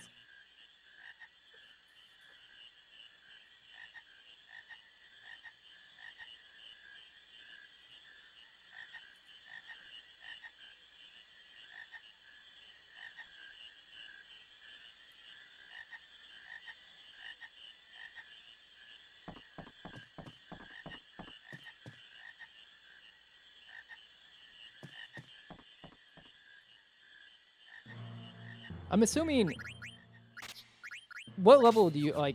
Because I've been here before and not had a 7 at the end of my HP value. I'm assuming that's just because it means you got an extra encounter or 2 or something like that. Yeah, you probably hit level 14, right?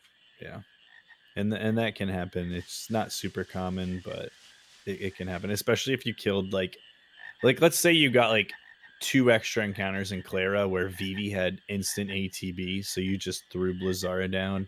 That's probably the most likely way to do it. Or if someone dies, like someone inconsequential dies on like the Black Mages fights or one of the Bandersnatch fights, like if Vivi gets KO'd on one of those or Garnet gets KO'd on one of those, then you're getting a little bonus XP to Z there. So there's a couple ways it can happen, but it takes like more than one of those things to kind of stack up to actually hit 14. Yeah, I just remember I've thrown lucky 7s and been like, wait, this is not gonna work. If you've never lucky 7s for 1 damage unironically, then you've not run this game enough times. Everybody deserves to have it happen to them at least one time.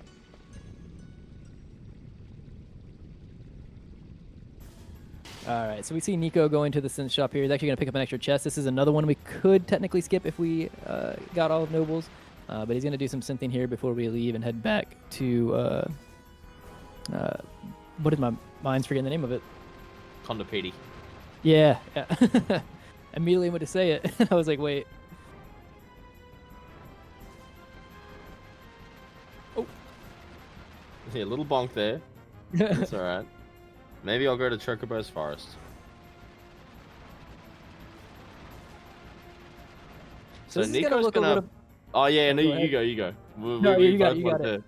All right, all I'll right. give it to you. This looks strange, but we're gonna revisit this area later, and basically we're leaving the Chocobo at a pretty perfect little halfway point between where we're gonna end up in Disc 3 and here. Had we walked the Chocobo all the way to Condopedi, yes, that would be faster in the short term, but that'll bite us real bad later. So we're leaving it in a sort of nice, convenient spot for later. And again, being very careful to walk around the forest there as well.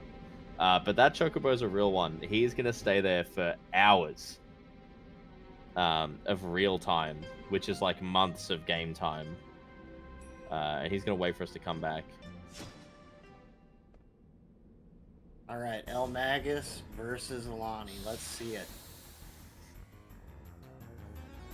Come on, Nico. You've got plenty of time for the bonus The wedding. Are you guys peer pressuring him into quitting? Yeah. Listen. There's nothing wrong with spending time for true love, okay? I totally respect not going for it here. Yeah, I was going to say the same thing. I mean, Zidane started with like Set himself up 0 for the ATV. backup good though. And Yeah. Garnet got instantly sacked, so It's such a weird fight when the Lucky Sevens doesn't land as well. So if you aren't fully prepared for how that fight is to play out when you don't get the Lucky Sevens, I fully respect just not going for it at all. After this round of turns, we'll only need one Zidane attack for a successful fight anyway. I rode. We might have this mentioned strat this as all the well. way into sub 9. We might have mentioned this as well. I'm not 100% sure. But Lani is hard-coded to attack Garnet when she's alive. Oh no, we didn't touch on that, I don't think. Yeah, so there's no risk if Garnet is alive, at least for the first couple turns. Yeah, there's really no risk of anything going wrong because Garnet is just you don't need to care about Garnet. You can finish a run of this game with Garnet at level 1. it's kind of funny in how many fights there are in which Garnet's presence is specifically coded into the fight one way or the other. Like she's either untouchable or she is like the main target. It's kind of interesting.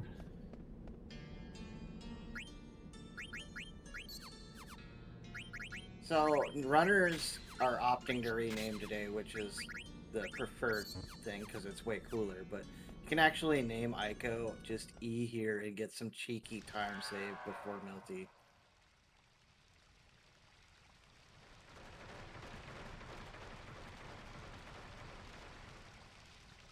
Yeah, it's actually a really good point. Normally, in like actual PB attempts, stuff like that, you don't actually have to rename any of the characters like you do in a lot of JRPGs or RPGs in general because of the way that text boxes and text pops up on the screen.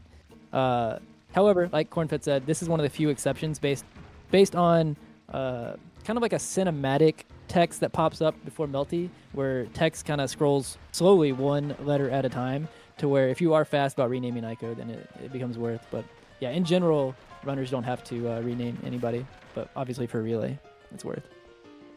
I believe again this is a Japan version specific thing. I think in some cases, in the Japanese version, most characters it is actually beneficial to clear their names because one, in the Japanese version, they're so much shorter. Zidane's name is only 3 characters long. I think Dagger's name is only 2 or 1 character long. Ico's is only 3 characters long as well, because the Japanese category includes the credits in the timing, and that same slow cinematic scroll applies to more characters than just Ico. I think there's I think there's also like quite a few text boxes that if you make the characters one character in the Japanese version, that it does turn their text box into 1 line instead of 2 lines. So I think there are some that it actually is technically faster in the dialogue itself. Yeah. But in English, I don't think a single one of them reacts that way, if I remember correctly. Lonnie time again for Mr. PeteSwanson. If anyone needs 7777, I'm not gonna say one thing one way or another. I will not be influencing this fight. Can we get double quad 7s on different fights at the same time right now? Because that'd be so dope. Ooh, bad ATB on the ATB is name. there, so I ATBs think aren't we're in. good, but let's see. He's going for it. He's getting ready with the Blizzara. Pete did not get it. Oh, He got the no. No, it's 777, so he close. can. He was only one away. With the 3-7s, you can make it work so that you don't lose a whole turn. Yeah, playing the backup here because of the water is just the play. Yeah, the water all's not amazing. I did also see someone ask in chat earlier that asking if we also use Lucky Sevens on Hilgars, but you can technically still, but I haven't seen a runner who has gone for it, except maybe in a run that's just like, I don't really care about this run, I'm just gonna do it.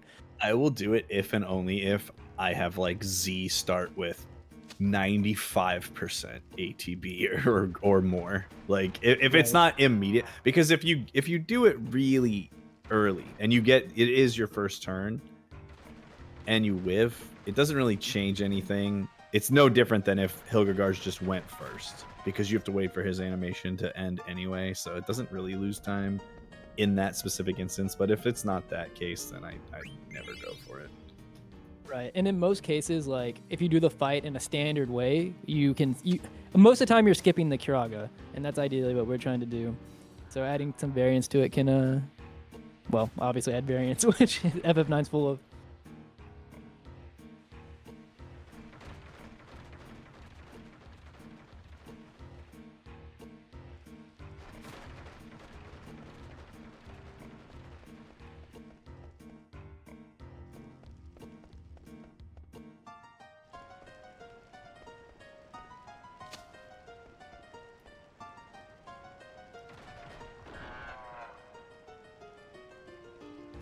That was kind of weird to look on Magus's and Pete's screen and see them both lifting up flowers at the same time in just wildly different parts of the... Yeah, we might get a high five here. Or no, everything. Magus is on his way out. I was just thinking about how terrifying it would be to jump on a Gargan's back upside down and just let it carry you around. Yeah, Did does you that say thing you have, you like, would a do it? seatbelt on it or I'd what? give it a go. That's the most Australian thing I've ever heard you say, mate. Why not? He's jumping his... Oh no! He's a bit wild!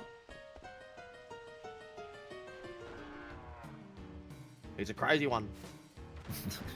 You gotta settle him down. Yeah. Look at her. He's beautiful. That's a big fella. What a ripper! I regret what I've said. Also, I didn't see the front half of eLmaGus's Rue, Falsa Rue, but I did clear the last few screens that I get an encounter, and those ones are the ones I expect to usually get, so pretty Yeah. good. Magus was saying in the chat he would consider getting Knight specifically if he ran into Abominations, which I guess we got time to cover. Back in sort of... I came in right at the tail end of Knight strats still being used in this run. Muttski would be far more familiar, just as like, you know, an older an older school runner. But Knight is the ability that we talked about before, puts every player on the field to sleep, including enemies. But you've got an ability called Insomniac, which prevents sleep. So basically, your whole party would have Insomnia, and then against applicable bosses, you would put the boss to sleep, hit it, and then immediately cast Knight again, and basically loop it in sleep. It's really not used anymore because it takes time to get Knight. You can only get it in like 2 or 3 spots in the game in the speedrun. And so if you like, ideally you don't get any encounters in Fossil Rue. So when you need an encounter in Fossil Rue, that can feel kind of bad, right? So relying on one is just slower. It always will be. But there are some pretty cool strats that you can do with it, and some bosses that you can make significantly less scary by doing it. I've like death guys. Yeah, Death No, Guys is you pretty never did it. cool. You never did it for Death Guys, I don't think. Yeah, you could skip Meteor even. It's awesome. You literally just doesn't. Yeah, you can just night lock him. It's like the best Was Death that- Guys possible. Was that in one of the actual routes though? I thought Yeah, that was more yeah, like an yeah. all boss. Ah, okay, No. never mind then. Yeah, it was actually The, really the only one that cool. I'm super familiar with was MPU, which stopped Yeah. using Quina after Nova Dragon. Yeah, it was pretty dope. I never ran. I was always like one where I was never a huge fan of doing both Tantarian and Knight. I was always I'm happy to do one or the other, but I feel like once you start doing a multitude of optional fights for abilities, I'm like, I don't know how many of these I want to do anymore. So I've done both individually, but I've never actually done both together. But I did get Knight like a week ago just because I got the encounter and thought it was funny, and then I used it on Earth Guardian and it was so nice. I miss having it on Earth Guardian. I think I do personally think that Tant Knight has a really high ceiling, but there's so much that you need to go your way, and because all of that is basically an investment for return that very well could just not happen.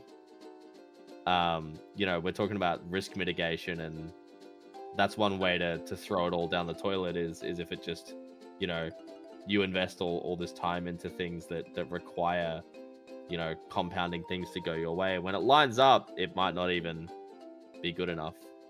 So eLmaGus typically, teasing a cliff fall. Yeah, I saw that. Yeah, Typically, so far we're runners over 2. hold on both.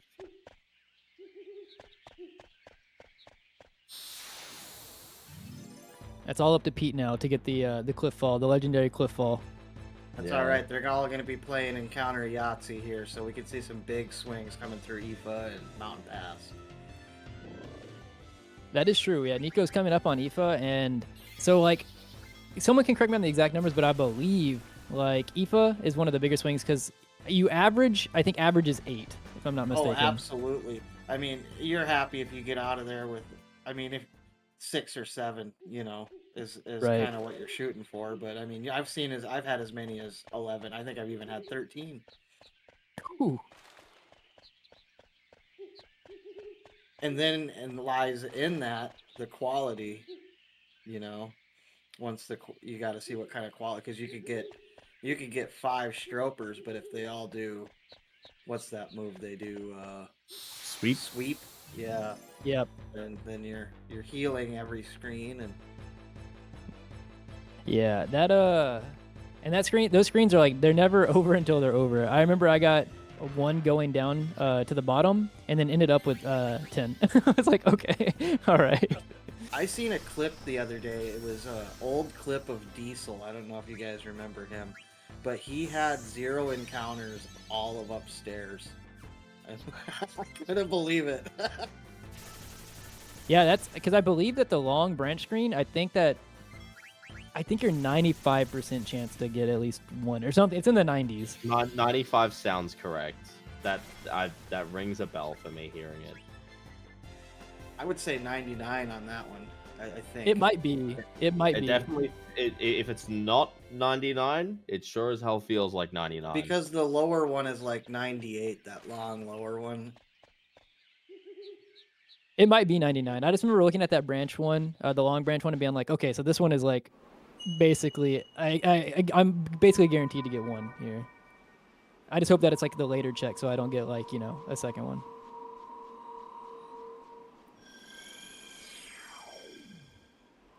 Also, Muttski, it's time for Troll Patrol for Nico. There's no way the trolls are gonna be patrolling the bridge today. Trust me. The Knoll Patrol, on the other hand, though. Cliff fall attempt? Oh no, wait, we're not quite there yet. It would be very funny to accidentally nail Cliffall at the wrong time.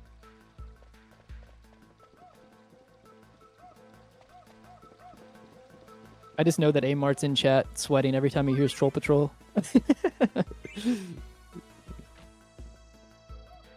All right, it's IFA time.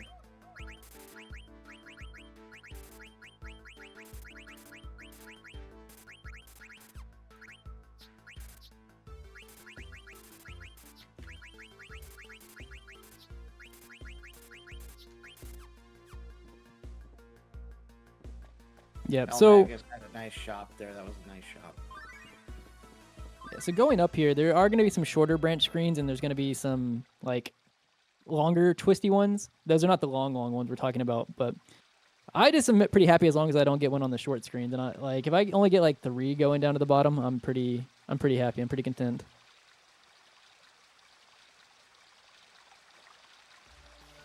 Also, we did No buy body 11 softs. slam for Nico. We did buy 11 softs earlier. These are about to become very useful.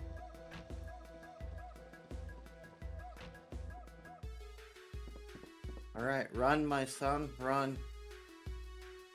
All right. There, got one. This place has 6 screens with over a 50% chance of encounter, 2 of which have over a 95% chance, and that's just of getting at least one, right? Like that doesn't, prevent you from getting multiple on Skeletons any are number the of worst screens. encounter you can get here. Yeah, but speaking of quality of encounter, and Zidane once again, no ATB. The reason I say that is because they do this big long pause before they attack. Their like animation loop is like super slow. And there's 3 of them, so they each gotta have their little Oh, Pete got it. Oh, saving time. Let's go. Dude, the one time I looked away because I heard like a noise in my apartment, I just looked to see what was going on, and then I feel cursed. In true FF9 fashion, he got it and then immediately got encounter checked.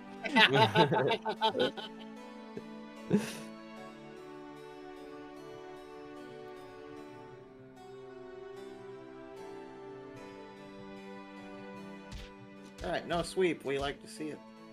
Became too soft to live.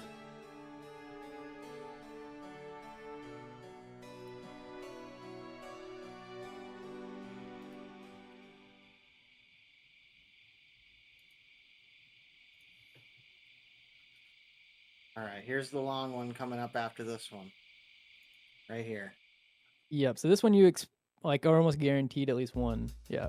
That's actually kind of a late check, so he might be okay. Actually, let me put it in the screen before I It's talk. so far. It's like one of those things where like you don't realize how far you have to run into the tree's entrance until you're like all the way there. It's so long, dude. Also, It feels like you're like running on the Ralph screen. Yeah, like it just keeps going forever, right? More skeletons. Ugh, looks like Yeah. you got a decent flea though.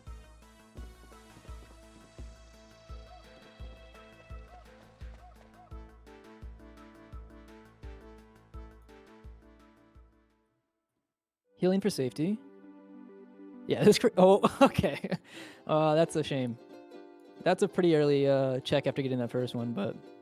So is that 3 so far on the branches? I believe so. This is where he's gonna do it. He's gonna lucky sevens the Stroper. Oh, he mismenued. Dang it. Nico, please. Oh, it's a good thing he didn't. He knew that the Stroper was gonna get the sweep in, so good play. Black Mage Village, Black Mage Forest is not being too kind to Pete right now either.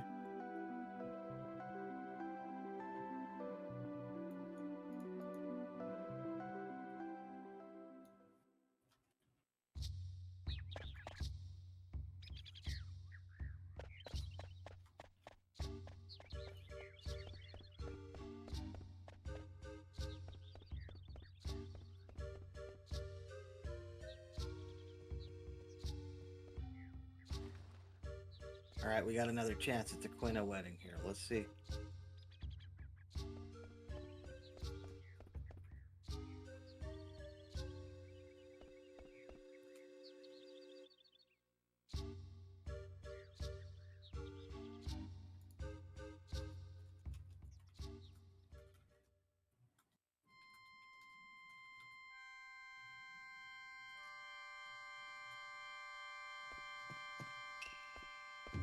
Yeah, we have a couple more screens we have to clear down at the bottom. Some of them feel like you're really just running through mud whenever you're down there. Yeah, the last screen has very weird geometry, I would say. I don't know how you would put it, but it Yeah, does that- feel like you're in slow motion.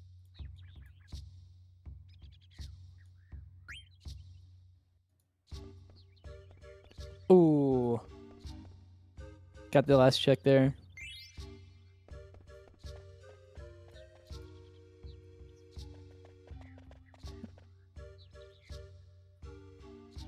Yeah, so we're either going to try to flee from these fights. We're going to try to, we can throw, well, you can throw an elixir. You can also throw Phoenix down and bop with somebody. Or you can do life with Ico. All of which have, you know, a little bit of things that you need to cover as a failsafe. Because, like, if you throw the Phoenix down, see, the Phoenix down, it's not going to miss, but it will either, it can outright kill because it lowers their HP from anywhere between 0 through 9 randomly.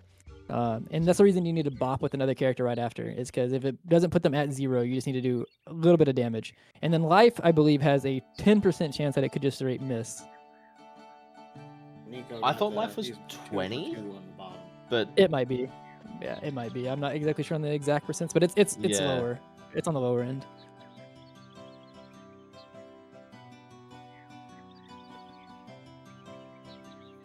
Oh, he's gonna trance. oh, Unfortunate no. trance. Yeah.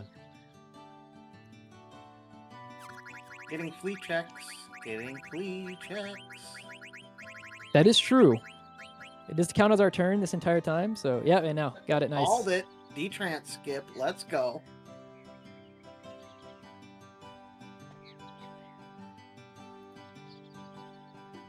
Not sure if he was able to Q flee there too, but if he trance, I'm not sure if he can flee.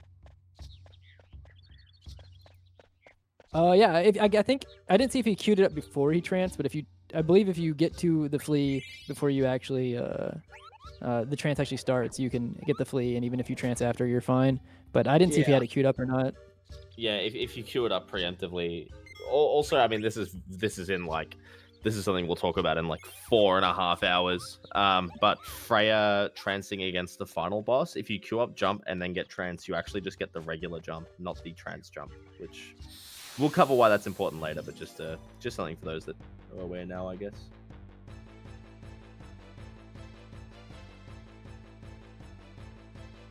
Magus also did just the particular stilt skin package that Magus just bought. That one's really funny because it costs 666 gil, but it has a phoenix pinion in it, which sells for 1,000. So that stilt skin package is pure profit.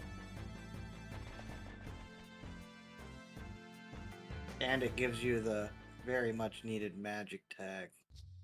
Yes, yeah, it does. I believe this is like encounter number 6 for Nico. I lost the count a little bit, but I believe that's encounter number 6. So, or maybe that was 7. But either way, it wasn't too bad. God, that's so messed up to think about. Sorry to cut you off. Just because I was talking earlier about Sheriff Falk's like world record of 7 encounters. Nico just got that in 1 dungeon. Oh, he actually got 8. Oh my god, he got more. He got more than the PC world record, or former PC world record. Yeah, so Nico Man. hitting about average. For PSX standards, yeah, look. Yep.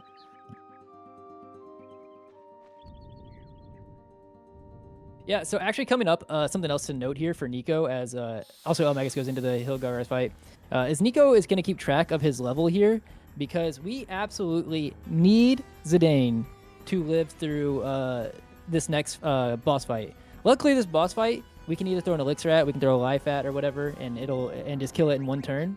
We can kind of cheese the boss fight.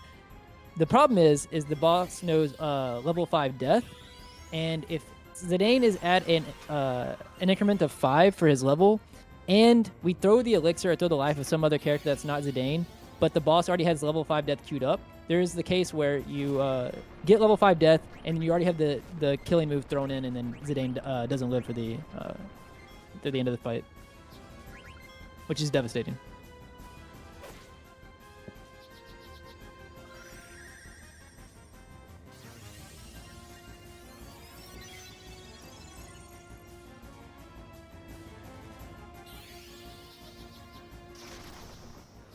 Which he is at level 15 right now. I just saw the level up.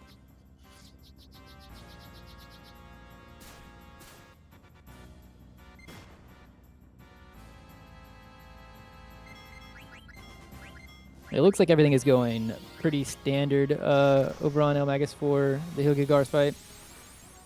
I believe it was a Kuraga skip, unless I might have missed it when I was looking at Nico's screen, but everything looks in line.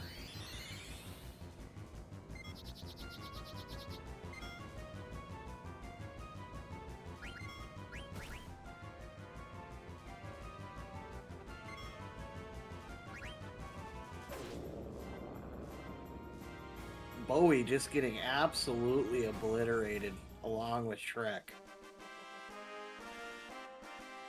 A valuable trade.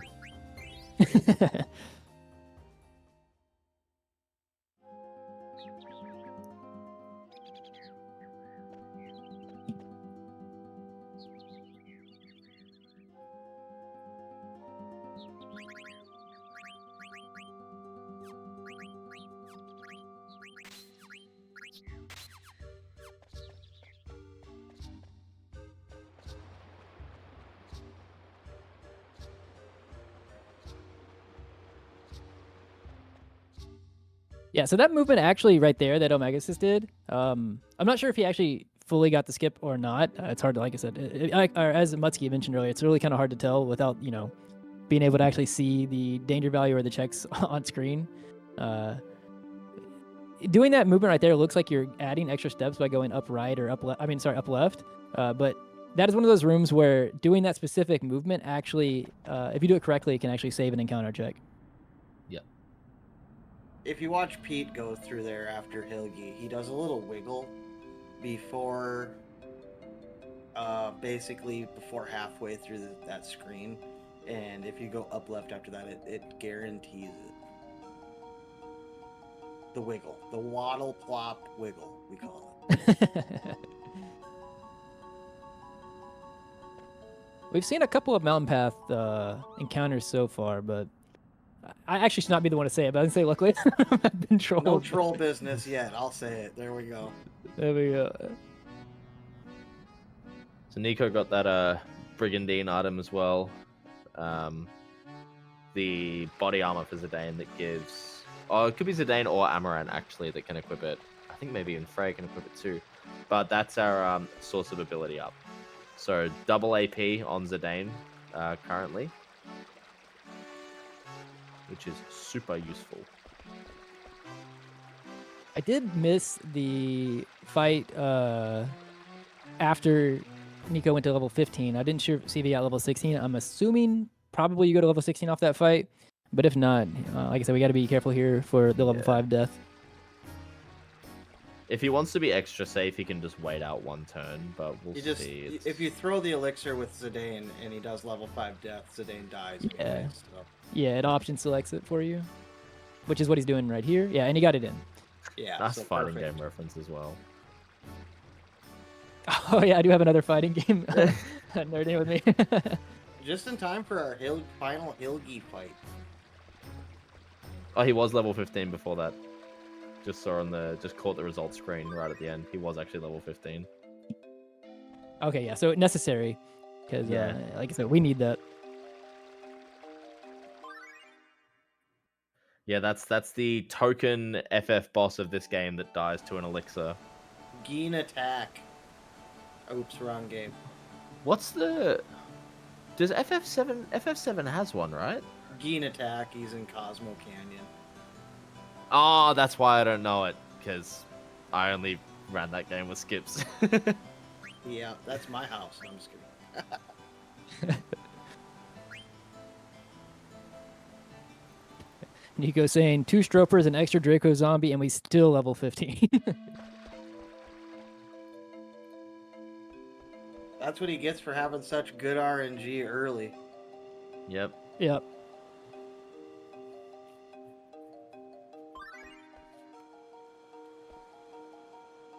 Earthquake on the side of Pete's Hilgagars here. Ooh. That's another sort of one of those ones where, similar to Marcus equipping the bandana, the reason that you synth those desert boots at all is they're resistant to earth, and that's why you put them on Dagger and Aiko there. So that basically, if they weren't wearing those desert boots, both Dagger and Aiko would have died. I almost said Dagger and Garnet. This fight would Both be a Dagger total and Aiko would have bottleneck died. without those boots. Yeah, it'd be horrible. It'd be horrible. It would be a genuine reset point. Like, you would just lucky sevens, I think. Nice, good fight. Didn't see the cure. The Kuraga. Yep. And Shrek goes down. And that should be all of our... Yeah, that's all of our runners past Hilgagars. For some reason, I thought Magus might have... But...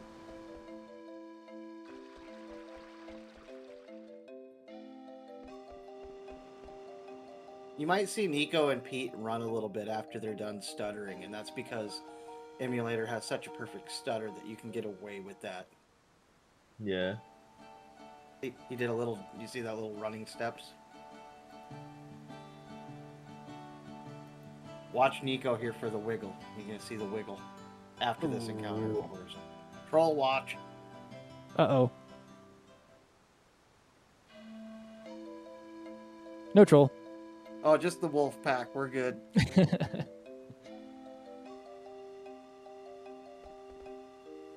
Awoo!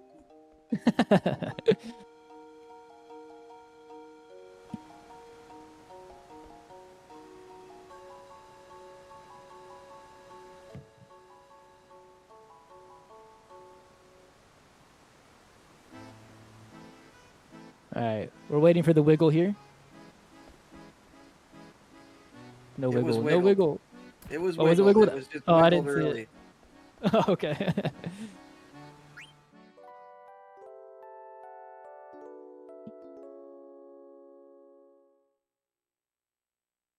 You can only do it on the way up, too. It doesn't work on the way down, unfortunately.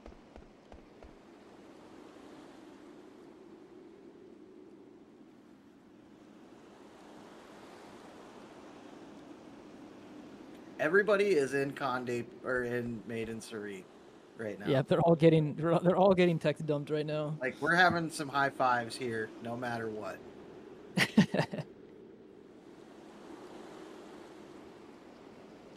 There's a Nico Pete high five into a Nico eLmaGus high five.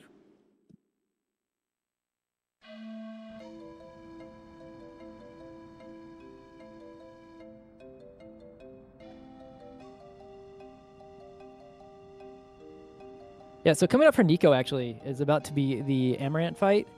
This fight, normally you need to land about 5 hits. 5 hits usually does it, but you still need to count damages to be sure. There's some kind of specific things that go into it. How good a fight kind of goes depends on, well, one, like getting good starting ATB is nice, obviously, but how many counters you get is a big part of it. And there's going to be parts where Amaranth's jumping around. There are specific places where you can swing and hit, but we know how much damage we're going to take from Amaranth on a turn. But he does more if you actually hit him whenever he's jumping around in the back. So usually you wait through it, but I guess it depends on also like how much damage you've done, whether you got counters, crits, whatever. But yeah, he's going to get to go twice for every attack that we get to do, so we have to be careful about that. Pete is exploring Hello Fresh with Aiko. Or, I mean, Muttski.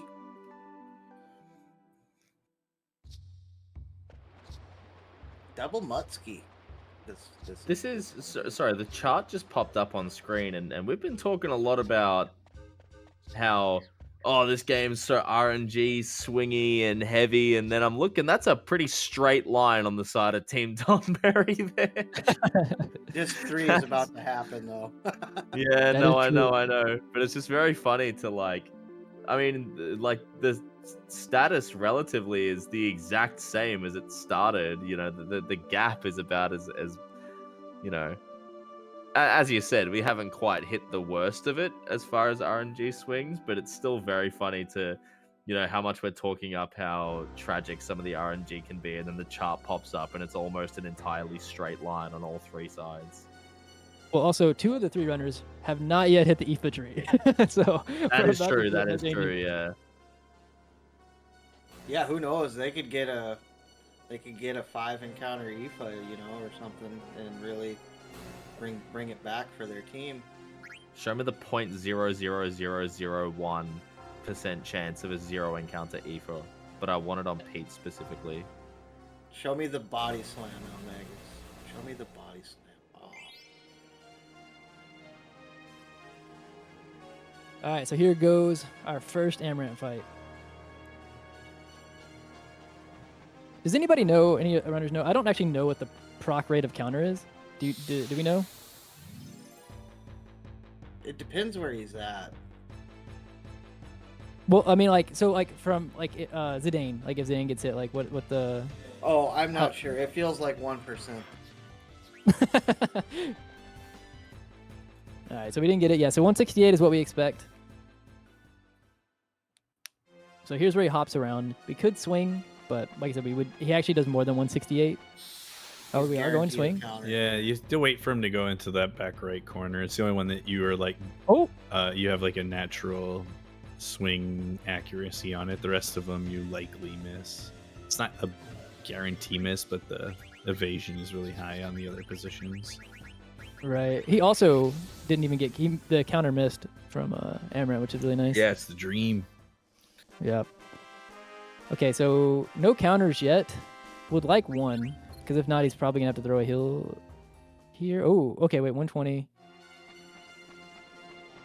Okay, yeah, and then he hops. For some reason, I think he's doing another attack there. Got a little bit worried. He was going to miss anyway. Nico's too fast. They're not double damage, but it's increased damage. Right.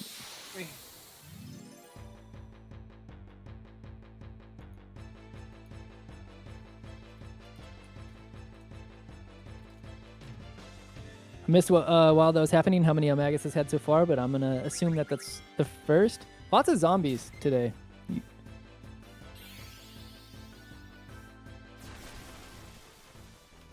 Like my least favorite encounter going up through Aether Tree. And that's basically a wrap for Disc 2 for Nico, besides like some second Aether Tree visit shenanigans, a couple Misto fights.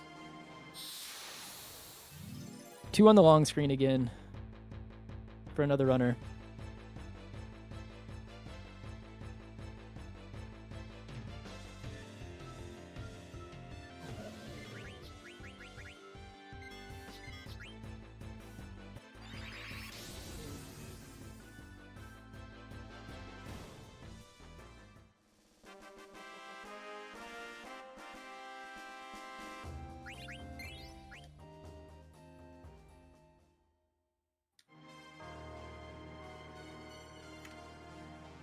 Okay, I got a little bit worried that he had actually a little bit more distance he had to travel on that screen.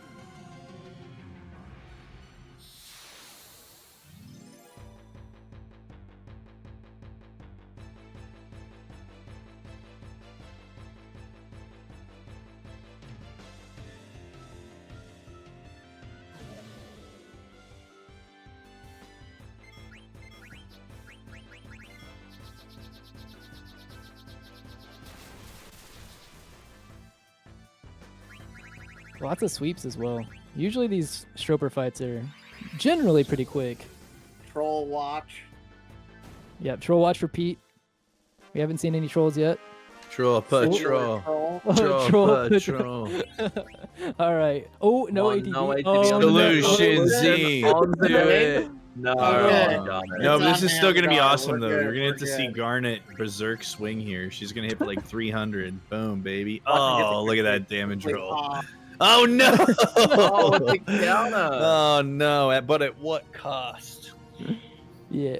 So for the uninitiated, you can actually get a pack of 2 of these, and the Solution 9, Zidane is not immune to being berserk there, and as our designated get out of the fight guy, if he cannot do flee, that fight becomes a problem. I've lost a couple there myself. Fortunately, if there's only one, if he does get hit with Solution, his damage is just so high that you just get out of the fight by killing it. Like Yeah. Z will be swinging for like almost 3k. So Yeah, but you also, alternatively, you could have what happened to me, which I think I talked about this with Amar and us in the last commentary. where I got solution 9 on Zidane and then 2 misses in a row from him. Yeah, that's not great. We've actually started. You should start clipping that, Handy, because we've started a double miss compilation of just. I have a clip of different it actually. fights. Like I have I can- Baku.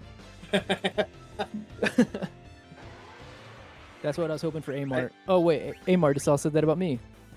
I got double curl on Ralph too once because of double miss.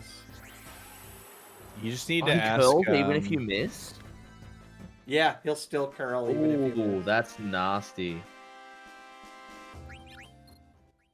Did you, Handy? Did you bother asking the troll who his emergency contact is?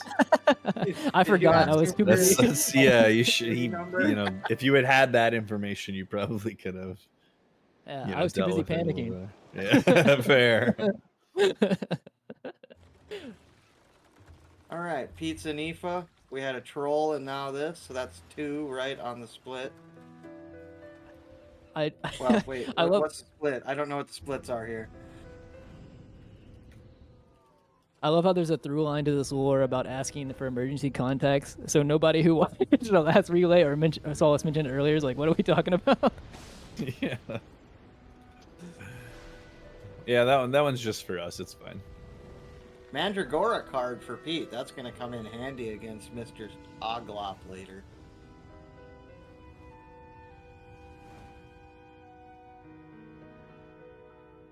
All right, so runners have been averaging 2 on the long screen. Let's see. Pete's going to make up some time here by getting 1. Ooh, second screen, no encounters. Oh, on the Oof. third. That one wasn't me, that was Corn. I feel like every time I get an encounter on that second. Yeah, Stropers, I think Stropers still aren't that bad just because it's a nice boost. Anyone can end a fight with a Stroper, whereas the other encounters, it has to be Zidane that flees. The odds are in your favor that you'll have one character that will get to go first, right? You have an 80% chance, if you just look at raw ATB starting points. Or just get unlucky like every runner we just watched, because I think everybody got hit with sweep at least one time. Yeah. He made it to the flower on the long screen. We're looking at an attempt at a 1 here.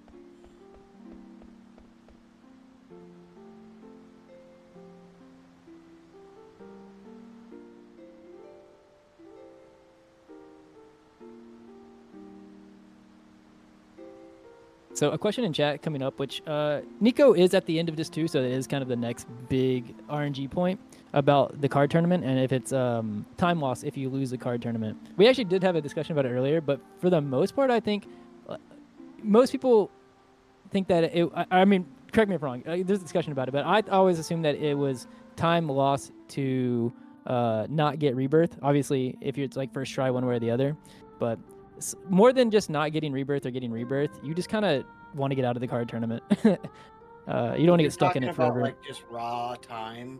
Going 2-1 and losing is probably just as fast as going 3-0. Yeah. Yeah, it's basically the same. In the end, when it comes to rebirthless versus rebirth, that is in the RNG gods' hands. Yeah, there's less menuing without Rebirth Ring, and the Kraken fight is better without Rebirth Ring. However, the chances of you outright losing, it's maybe only 30-40 seconds quicker, if that even. It might not even be that much. It's a very small amount of time faster with Rebirthless. However, the odds of losing a run, it's like night and day. I'd take the time loss for Rebirth Ring any day of the week. Yeah, it's definitely safer for sure. And at the end more of the day, consistent. it's just like how many times does the person with Rebirth Ring get hit or, get knocked down? And with Rebirth Ring, it's like, does the person that's wearing it, do you have to watch them get back up? That's like the only thing.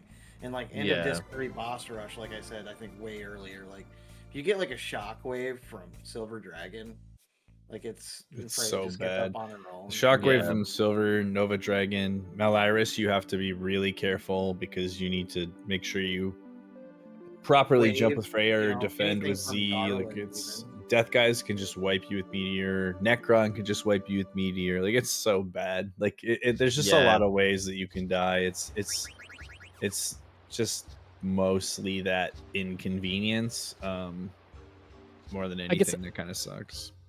I guess I also got to do more practice on the Kraken fight rebirth list, but I'm assuming that like having the rebirth on Zidane there, like whenever you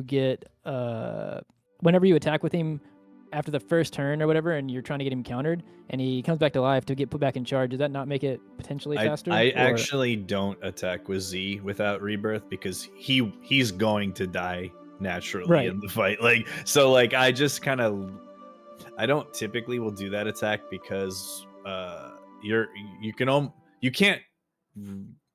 do the quick strat if you grab the tower anyway.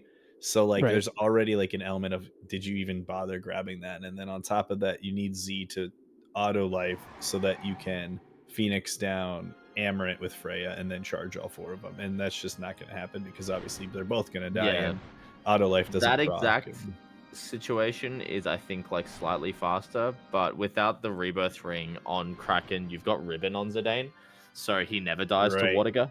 Right. I think had a really good EFA. He's already down to it. Oh yeah, he's actually a couple 2 fights now. I'm sorry to interrupt, guys. No, that's actually a good update. I missed the how many encounters it was, but it seems like it was pretty good. It was quite nice. Yeah, I forgot that Z gets the ribbon in the Nico Kraken was just fight. walking through Return to EFA. He just walked through it. He just went on a gallant.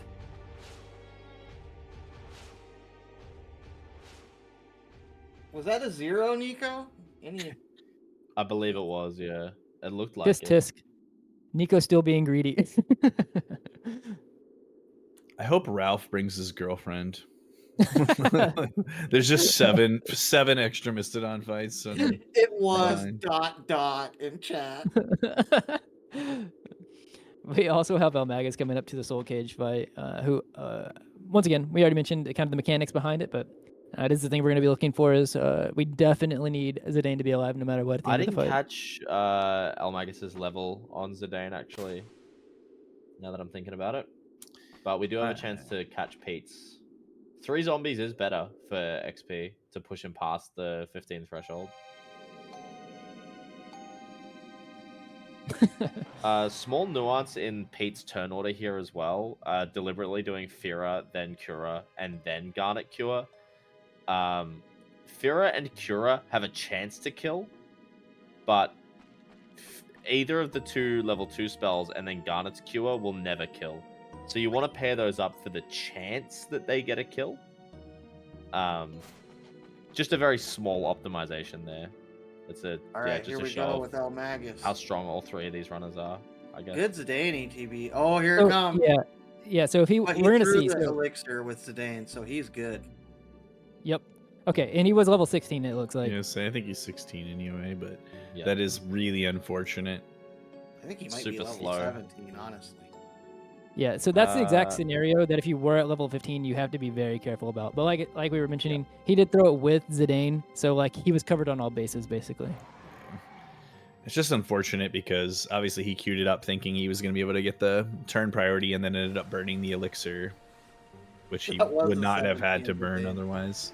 It's just unlucky.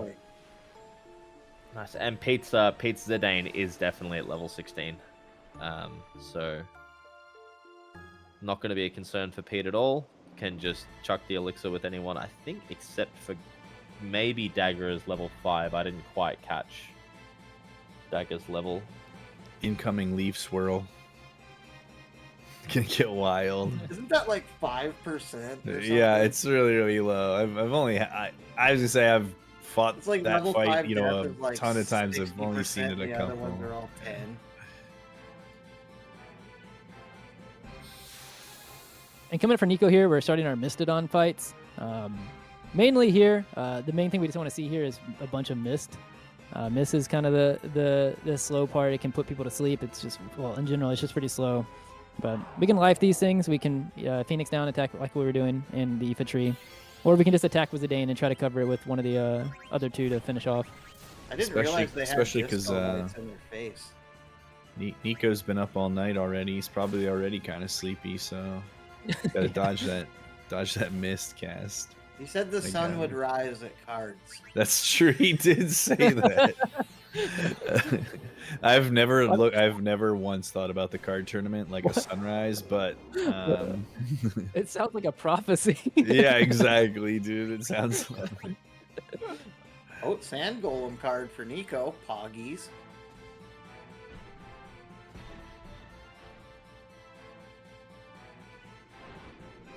Alright, one final soul cage here. I'd like to see a life. Cards at dawn, baby. Let's go.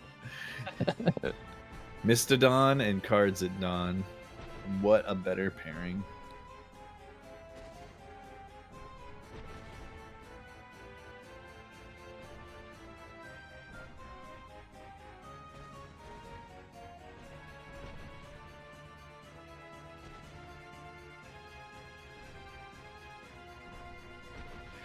The scene also has one of my favorite lines of dialogue in the entire game, where Garnet and Zidane are talking about Braun and the army, or I guess the navy rather, and Kuja and and all the battle and stuff, and how they need to do something. And then Amaranth's just like, "My money's on Kuja," and like that's all he says.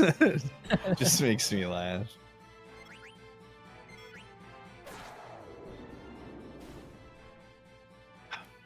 Good soul cage there for Pete, looks like.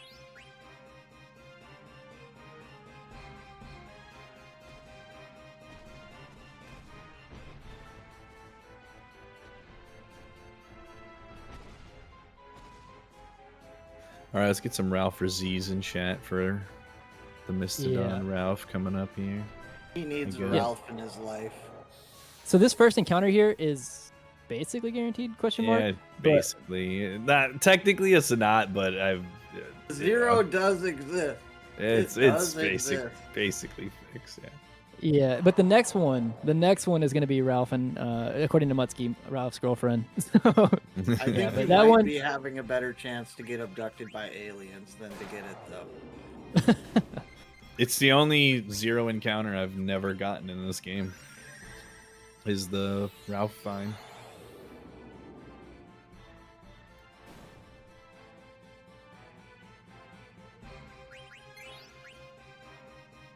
All right, everybody hold your breath.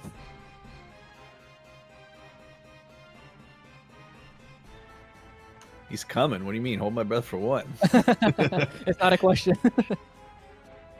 That's just how it's gonna be. No, I was gonna say the placement of the. You can usually kind of get a vibe based on where the first one was at, and I was like, yeah, that looked like he's got a good chance of getting through. So let's go. Solid. Except no, because Team Close Race is kind of losing now. So that with that as the end, I think from here it's like 6 minutes. 5 minutes or 6 minutes? It's a little over 6 minutes from the black screen, so he's going to be looking at like a low 5:07, which with all the safety saves is a pretty solid time for a marathon. That is very impressive, in my opinion. I mean, Nico would be dooming giga hard if he was going for a PB and got a 5:07, but that's a sub 50 pace right there. That's what I'm saying. If you factor in the saves, it's probably like a just below 5:05, something like that. And then, for marathon luck, that is lovely. Yeah. But additionally, outside of that, like not even this a time of saving, but like for example, the big one being like on Sealion, like doing safety strats. Right. Yeah.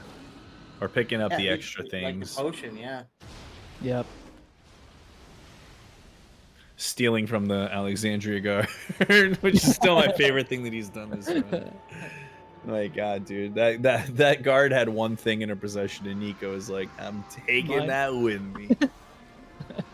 That guard's going hungry tonight because of that. Yeah, it was consolation for making me have the encounter. Her husband's actually sick at home, and that was his medicine. And Nico's like, "Too bad." Fighting the cold on your own, I guess. That's brutal, Nico.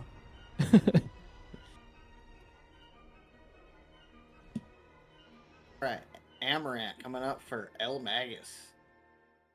Pete hot on his tails.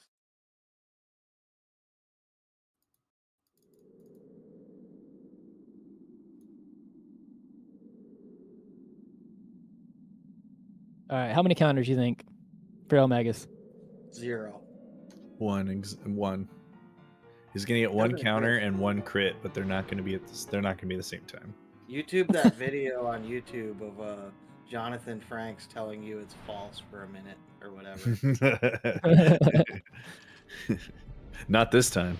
We made this one up. A pure illusion. Our writers wrote that one. I do that. I watched so much of that show. Oh, This is that's not a no. great. Yeah, that's gonna counter too, right?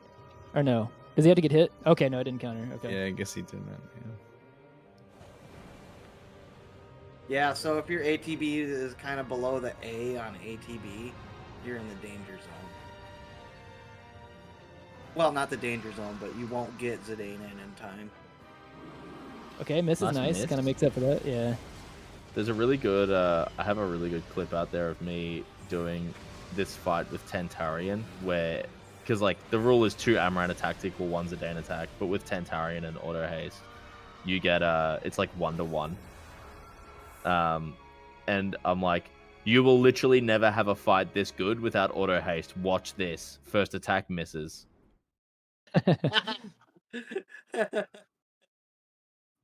Solution 9 makes the fight pretty fast, but I mean, that's Yeah, pretty that rare. I was definitely exaggerating, but it's such a funny clip. Or 0 counters for any of them so far. Yeah, I'm telling you, it's a myth. I tried to say it as a commentator's blessing, but apparently it doesn't work. Only the curse works. I tried Yeah. to say it as like to make the game show me that it would happen, but I'm not gonna lie, the way that this fight has gone for eLmaGus reminds me of the Tifa Scarlet slap fight in FF7 where Amaran's just slapping Zidane over and Just over a again, and he's black just kind of eye. taking it, dude. That is the most times I've seen Zidane get hit in that fight in a long time. That is really, really unfortunate luck. He just had a bad ATB to start, and then he had queued up that attack and whiffed on the left then you're side behind swing, and the whole and time. it was just, and then he had to high potion. It was just all sorts of unfortunate. We'll see if Pete has any more luck. Maybe Pete was the one that was going to get 1 counter, 1 crit. So I should probably read. Oh, you had like a cold reading. Yeah.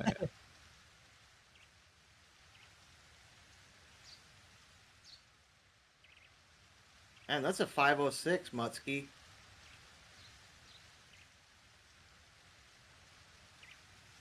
Oh, Maybe. Pete's very close to a trance He actually. still has the FMV at the end. I forgot. Yeah, it'll be barely 507. Say. Yeah, this is looking Don't like question my mathematics. Yeah, this Yeah, is. you'll I think see he's gonna Pete try to, intentionally procking counters. Man. Yep.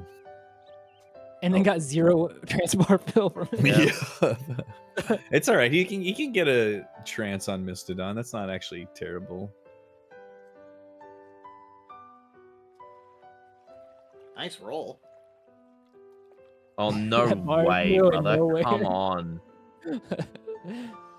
There. Oh, I thought I saw him highlight. I thought it hit. Oh. He's Is fine. Pete?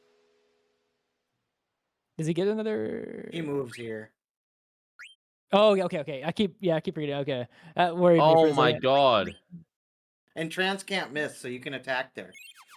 Yeah. No, Ooh. I thought that there was another turn coming from Amaranth. Yeah, I actually got really really scared. I really got fun. very, Don't very you worry. scared Don't there. you worry. Yeah, I was like, he I- should be fine. Pete, I apologize for doubting you. Yeah, no, I wasn't going wrong. you know, I should not have stepped to Pete like that. But you know that everyone's susceptible to having a moment of weakness. You know. I thought That's the maybe second Pete- time where it's like. It's the second time where I've popped into a fight midway through, so I don't know exactly in the cycle they're at. And then I'm like, wait a second, this looks sus. Yeah.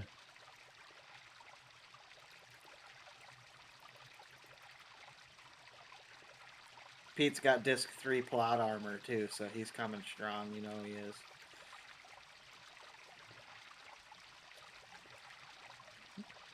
Yeah, so we have Nico, who's at the start of Disc 3, which is a bit of a slog in terms of how much text and stuff there is before we get to the card tournament. It's funny So you Nico- say that because this split name is actually called the Slog for me. Yeah, it's just there's a lot of text. It's a more riveting gameplay, similar to Plot City earlier. But then right after that, we're gonna have the card tournament, which, as we kind of alluded to a little bit earlier, is Tetra Master is kind of like the epitome of FF9 speedrunning. It is just like, yes, there are things you can do to give yourself a better chance. Like there are objectively like better plays that you can make with cards, but ultimately FF9 will have its say. You can make a good play and lose a card fight that you probably should win, and you can also have the opposite happen where you make a bad play and then FF9 will bail you out. It is still very much RNG, and we do need the runners do have to win their first two stages, their first two battles. The third one is the one where we're talking about where you can or cannot get rebirth. You only get one shot at it. The big thing is you don't want to draw because you will have to redo it. But yeah, it's just a lot of RNG coming up for the runners. Yeah, eLmaGus did say that he's not taking rebirthless rather. eLmaGus will do the old school walk of shame to Daguerro, I think it is, if he doesn't win the card tournament. But I think Nico and Pete are more willing to do those rebirthless strats. Does anybody have a number off their hand? Is it like a couple of minutes to go get the I'd say it's in the range of one to do two. what? To get the backup. The walk of shame for rebirth ring. It's actually less than a minute if you do it correctly. It's Oh, only okay. like- Oh wow. yeah, it's not actually all that I bad. thought, oh no, you're right, because I forgot how much it's on the way in the airship. Yeah, it's like I thought it was a it's little more really out of the way in the easy. airship. I've literally only ever had to do it once, because I do have came to in right at land- the tail end of MPU's route being the dominant route, where rebirth is required. Yeah, it's just you just have to land the ship. You have to enter Daguerro. You get like a Daguerro intro overlay, but you can run during it, fortunately. Then you have to ride the elevator up, do the shop, and then like there's two like other smaller things because you have to replace the diamond. So you have to leave and re-enter the Bram Ball shop so that Stiltskin appears and you buy the diamond from him. So you have to do a couple of things, but yeah, overall it's a little less than a minute, but it's really not all that bad. And for this, eLmaGus just being really familiar with the rebirth ring strats in this run makes a lot of sense that he was just committed to doing it. Hopefully Nico doesn't forget to hold up left here. Biggest movement moment in the last 20 minutes for him. Oh yeah.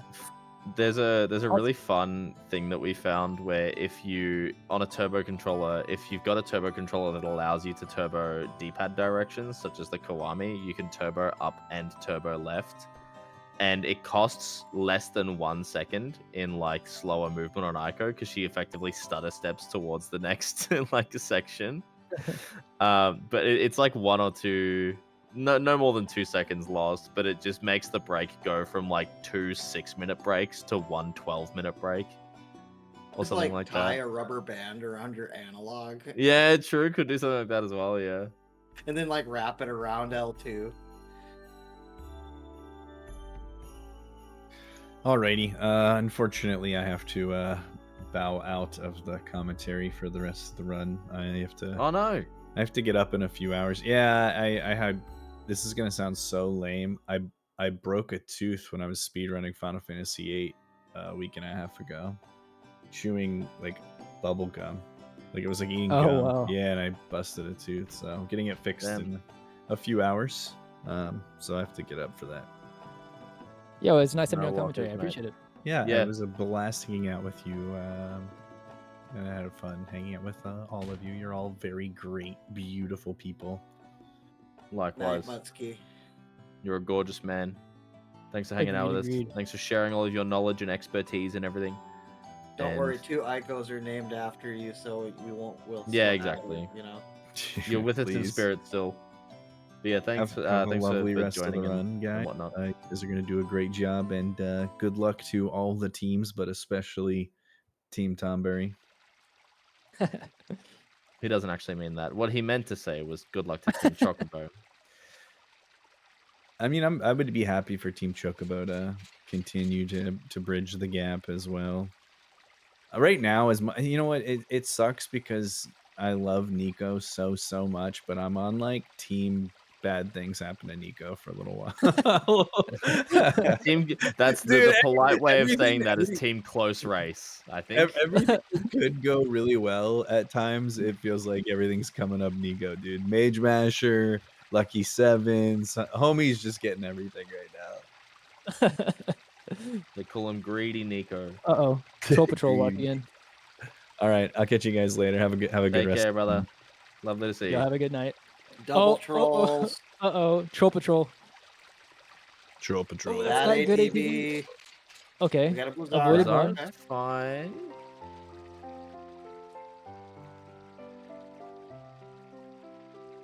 Very smart not to just queue it.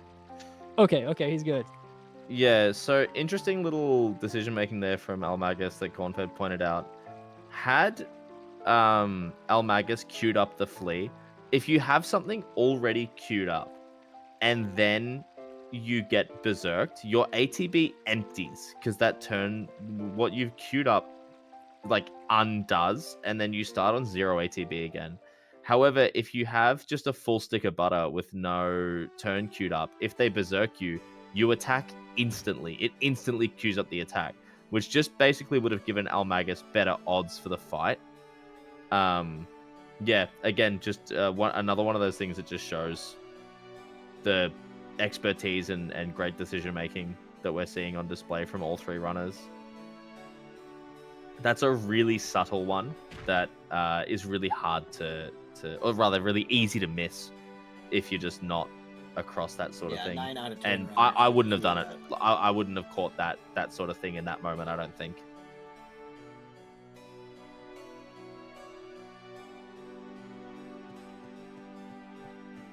We're actually on our last mountain path for all of the runners right now, as Pete makes his way across.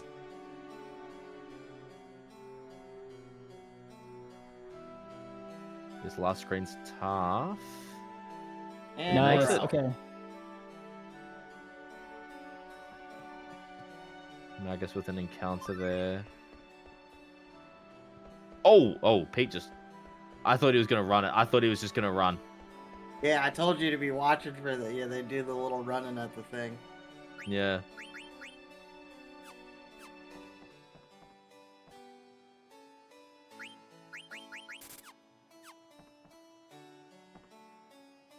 Nico just bought a Gladius. I think. What was that? What's in that chest? Yeah, I'm not actually sure what's in that chest. This... I'm trying to think. No, this is where you normally synth in Petro's route. I don't... Did he really get a Gladius? Go Glass Buckle. Or Angel Bless got Glass Buckle. Unless he didn't buy a Gladius in Black Mage Village. He's confirming in chat that he missed the Gladius in Black Mage Village. Ah, there we go. Yeah.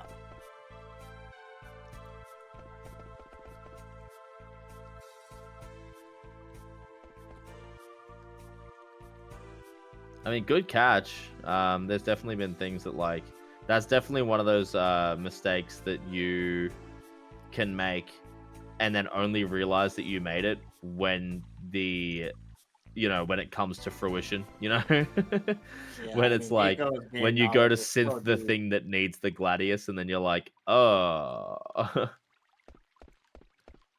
Thankfully, I was able to just fix it right there. Easy fix. Honestly, I'm glad that happened because I didn't know about you could buy one there. So if I ever do it, Yeah. New backup acquired.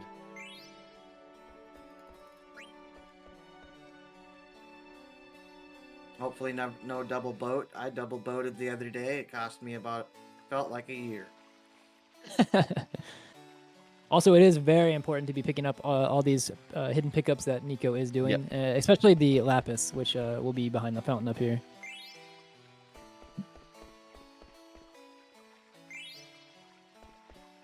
Yeah, the Phoenix Pinion isn't required, it just helps. But the Lapis is the big one. The gem. Gem for ability up, I believe it is.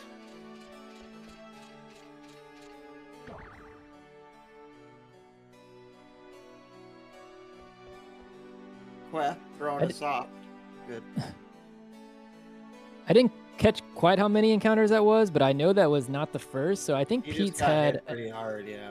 Yeah, I think he got hit with quite a few on the way up the second time.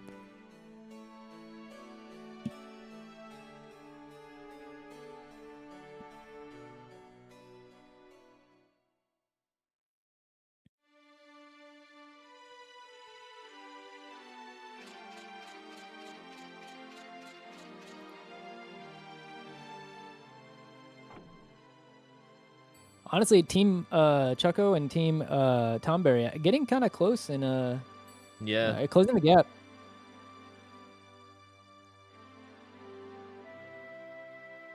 Oh, what a good stat. Nico providing with the stat. 24, 28, and 29 encounters for Nico, Magus, and Pete. So Nico at the least amount of encounters by like a little bit of a little bit of a gap.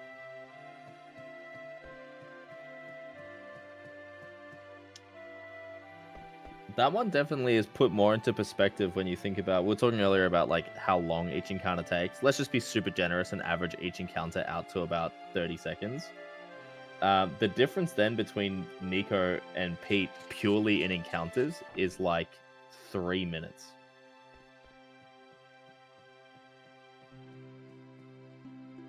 Yeah, the encounters, FF9 encounters, even if you get a quote-unquote good or like fast encounter, they're still slow. Mainly because like the load-in is so slow for every encounter. Yeah.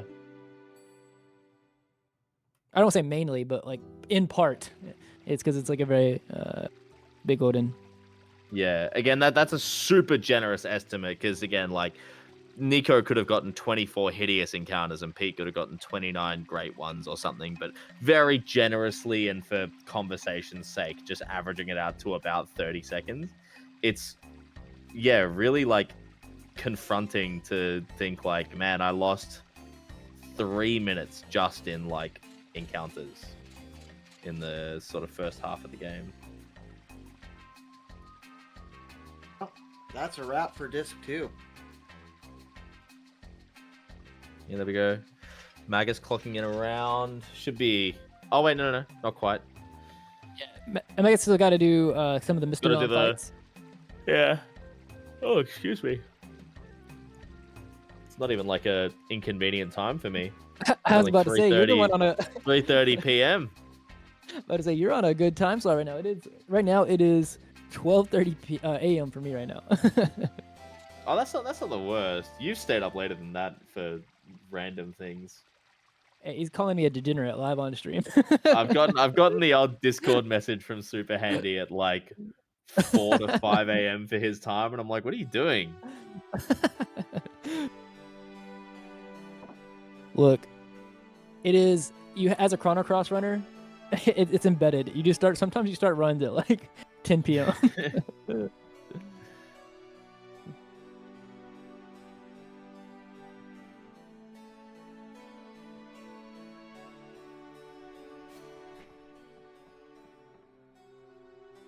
Nico is getting close to actually being through the slog of all the text. eLmaGus is on Ralph watch. Yep. That was an early version. That's early, yeah. Man, I'm 100% sure the two of you do this every now and again as well. But when two players sort of enter a loading screen and you sort of mix up who's who, Magus just got into the battle and then like Pete's Silver Dragon Kuja cutscene loads in and I was just for a moment I was like, eh? Oh, different games. Different instances. All right, so that's the first one that's guaranteed. We didn't see a Ralph on Nico. Will we see a Ralph on eLmaGus?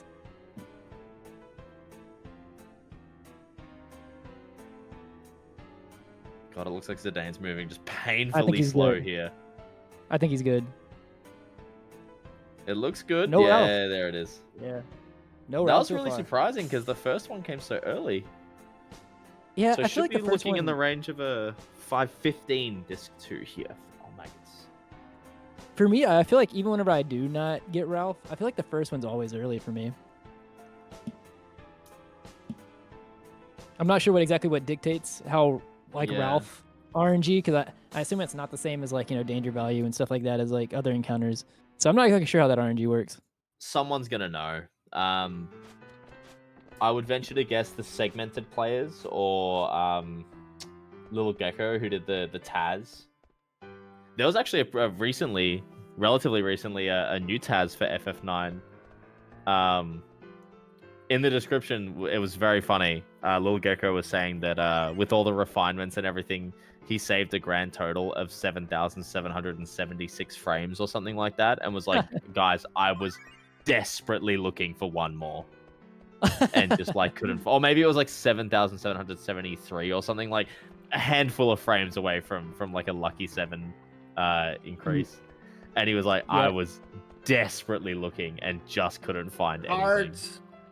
Yep. Yeah, everybody in cards chat, time. Here's what it's if all you want about. if you want Nico to save time, this is where you want to pray for Nico's good RNG. If you're kind of on team close race, maybe you do the opposite. But Over under 4 games. Turboed him down too. I like it. First turn's not great. Good start, getting the Look first at that turn. I zoo like card, it him has no putting the arrows. no arrow zoo. I love this move, to be honest. Combo It's into like the the no. old goblin, you know, the goblin strat. Oh, Wow. that's dirty.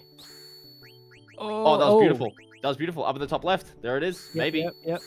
It's gonna. No, a win. Look at Okay. that. Oh my goodness. Nice. Okay. Cleared one. Good Free. opening match there. Free. This Okay, guy. walks weirdly back This one into right the- here. This is the one that sometimes he just pulls out Yeah, cards or like Archcardonia what? Bishop or something like that. I can't remember the name. Making Something sure to something ditch Bishop. the Oh, and no arrow rocks zoo. playfield here. Okay, terrible opening. Yeah, I think Nico's RNG is possibly catching up with him a little bit here. Oh. I like this play with the Sand Golem if he's going to do it, but he doesn't. I think so Nico's gonna play away from that card in the center there, and because like here's the thing, like cards with a lot of arrows might seem like casual, like they're good, but you kind of want to save it to you. It's your last turn because now, it's unfortunate. Loses You're trying to the make your Sand last. Golem. You're trying to make your last card that you play kind of be your big move there, like the one that changes everything. But it's also really rough if you go first. Like this coin flip at the beginning here to see who goes first is kind of a big indicator. Or not a big indicator. It's like it can sway the battle pretty heavy. What, Nico? You don't want that arrowless zoo? Yeah, so this one is a required win. We do have to get past this one. The next one is one where we get one shot to see if we get rebirth. Okay, that's actually pretty good. That was quite good. Oh, nice. Okay, so he actually lost. That's beautiful. Oh my Wow. goodness. That was the most Tetra Master thing I've ever. Yeah. Yeah, that was about as.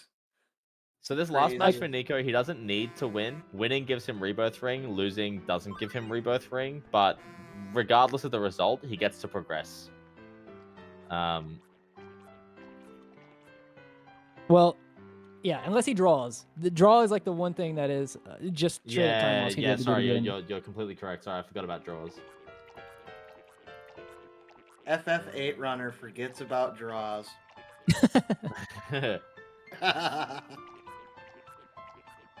So the kind of one funny quirk about the cards that Sid has here is that they're all magic, if I'm not mistaken, on their defense, right?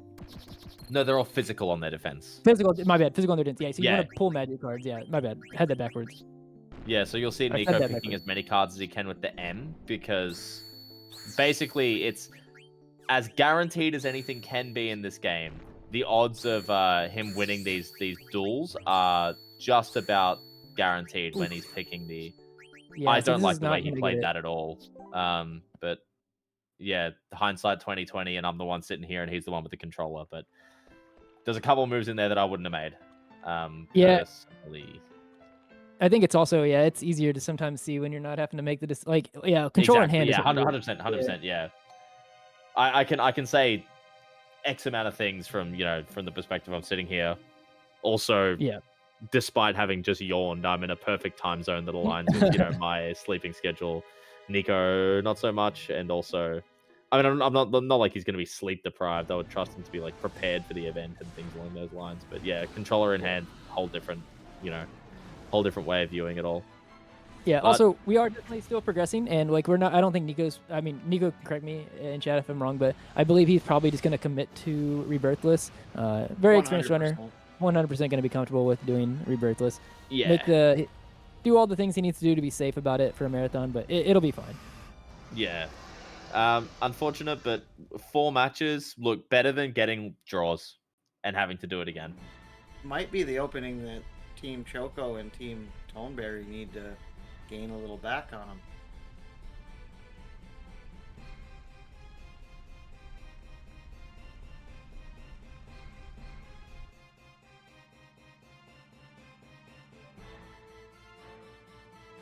All right, all of our runners coming up to Disc 3. Nico also has a really important set of options to pick here. Basically, you're tasked with sending the Pluto Knights out to their, posts and things like that. You're supposed to gather information in Disc 1 about who specializes in what to send them accordingly. But if you just do the first option to the 3rd guards and then mash through the rest, you get Angel Earrings, which sells for 10,000 gil later. And in the context of the speedrun, is the best option. I think there are maybe better rewards, like technically better, but not ones that matter enough for the speedrun. And I'd venture to guess that there's some amount of players out there that stumbled upon the correct answer. Oh, okay, so I'll send these guards to this one, and then I don't know, smash. I can see that's a pretty realistic sort of scenario for someone out there. Yeah, and also, so Nico's coming up. He's going to do this menu here, but right after, he's going to be doing some very specific movement to try to avoid these first 2 Mistodon fights. The first one, you can actually see the Mistodon on the screen. He's doing some stuff to get him around the barrel completely, and you don't want to accidentally run into the lady there, and because you can easily get caught. Here's where a little bit of the movement. Actually, he's probably going to do it with the stutter because he has a there it is. Yeah. So this is actually skipping a check. There is another one you can do if you don't have like a turbo controller, you're not playing MU or anything like that, where you can do a lineup and then basically line up with using like the tip of the sword from Steiner, and then hold left from that point, and you'll load out and skip over the check. So we did get both of those skips there. These ones obviously you can't be skipped, but that was 2 for 2 for Nico, extending his lead. These fights are pretty important. Life, again, small chance to miss, and at this point in the game, Steiner will one-shot every single one of these, just based on the gear and abilities that he has. And we also did just steal a bunch of Beatrix's really good gear. So the scary part is getting misted, because we don't have Insomnia to prevent sleep status.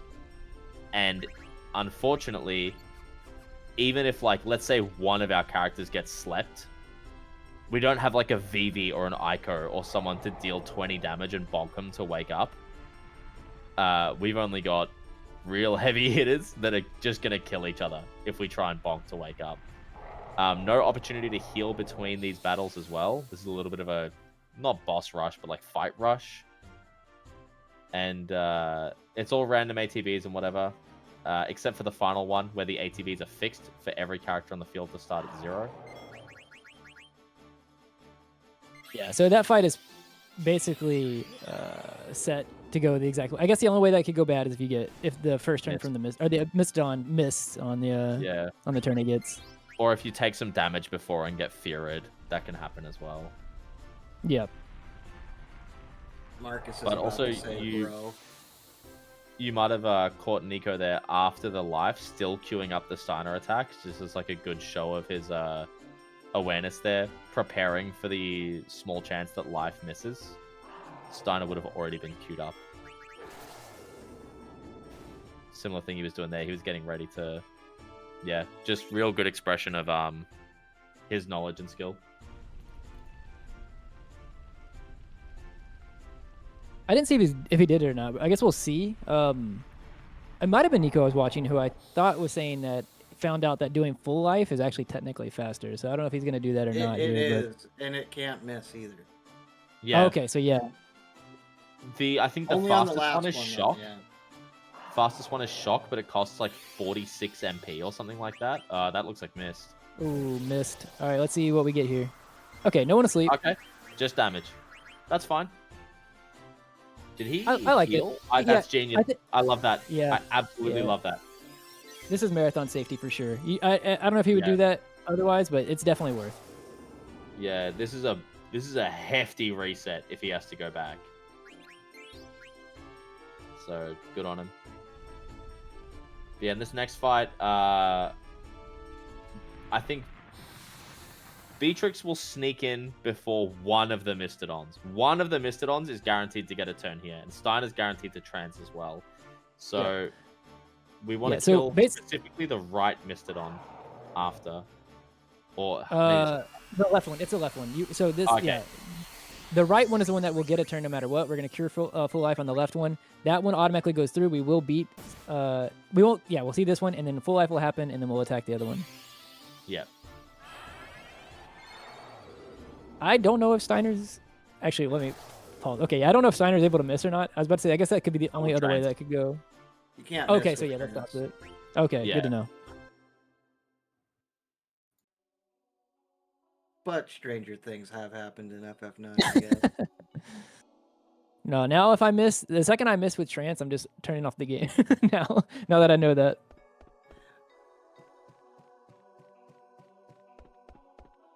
Both of our other two runners, Team Tonberry and Team Choco, are actually coming up pretty soon on their own card tournaments. Which, to save some time on Nico he lost once, right? Nico, yeah. 2 wins, 1 loss. Or 2 wins, 2 losses, rather. So they just both need a full sweep, and they're going to save some time. Yep. Oh, it's 2? I only saw 1 loss, but Nico's saying that he lost. Oh, no, yeah, because he lost to Sid. That's right. Yeah, that makes sense. Yeah. Yeah, I said 2-1 at the start as well, and then remembered that I meant like pre-Sid matches is sort of the way that I was thinking of it. I think that's what I was thinking too. So when I saw 2-2, I was like, "Wait, you lost what?"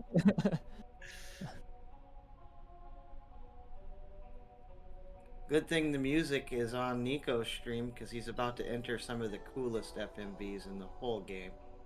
Yeah, I remember in the pre-Turbo days, this was one that we were begging for. You just be waiting the moment you see that text say "Oh Holy Guardian," and you sprint to the bathroom.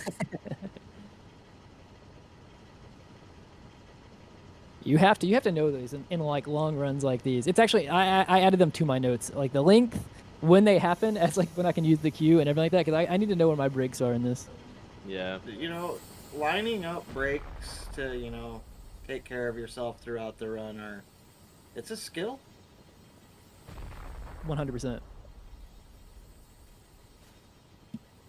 Even if it's just even if you don't need to do anything, just standing up, getting away from the screen for a second. When you're leaving Shinra HQ and FF7, I would be standing at the edge of my couch, just mashing circle, waiting for Cloud to get on the motorcycle so I could run. There's a really good clip in my FF8 PB where I'm doing the same thing. I'm standing up waiting for the queue where I have to stop mashing. Yeah, did you just drop the controller and book it? And then there's a nice FMV and then one text box and then another FMV. And I clutched it and came back and barely got back in time to carry on mashing.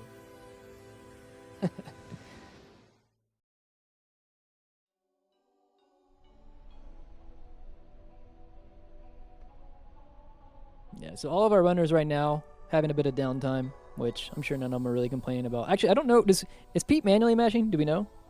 No, Pete will be using turbo. More than likely just okay. turboing. Okay, yeah. Yeah, most so everybody people kind of are in a break. These days. It's a nicer way to play the game, and realistically, the benefit I don't think the benefit of turbo in this game is so impactful that like it should be split or anything like that. Yeah, there's the Oh Holy Guardian text from Nico. It's the moment you see that, go. That was the old way to do it.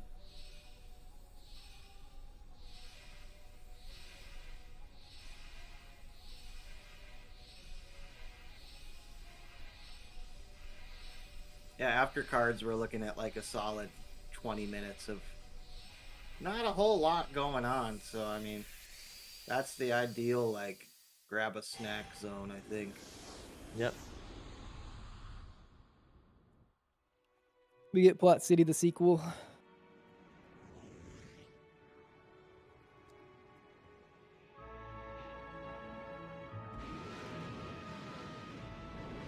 Also, not to go under the radar, eLmaGus did have all the stuff he needed to synth there, so technically he saved time on Team Mog.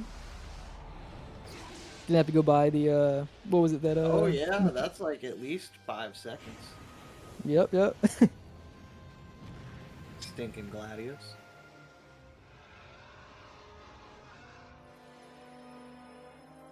Alright, and we see Pete not too far behind, heading to the same synth shop.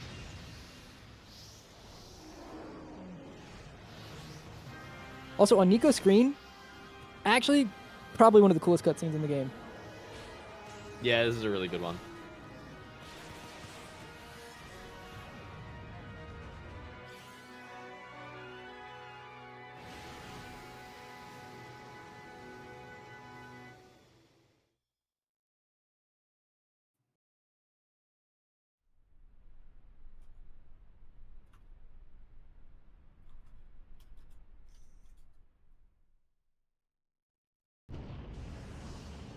Also, I don't know if we really touched on it. We touched on like some of the safety that the rebirth ring does, or if you don't have, doesn't give you.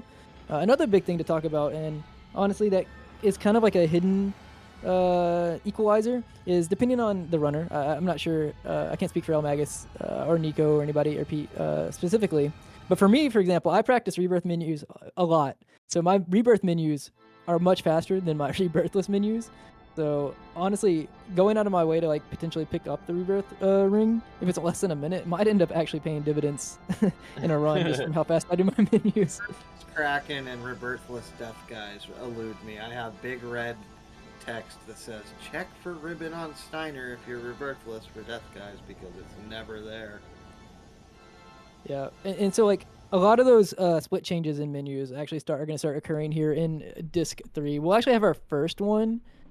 It's like right after we go to the Desert Palace for the first time. That will be the first menu that really changes based off of rebirth or no rebirth. Additionally, this would be where we'd start having to make... Hildegard 1. Hildegard 1 Hildegard 1 is done in a different order, and you also don't take the Iron Helm off. So you don't have to re-equip, what is it, ability up or level up or something? Yeah. Oh, yes. I guess that's what I meant. Because like, don't we go? You go to Desert Palace. Oh, yeah. No, looking at it now, it's kind of the same. Yeah, you're right. I'd say it's like just a different order. Yeah, I'll say you're right. Desert Palace is the first one that like sort of fundamentally changes. Yep.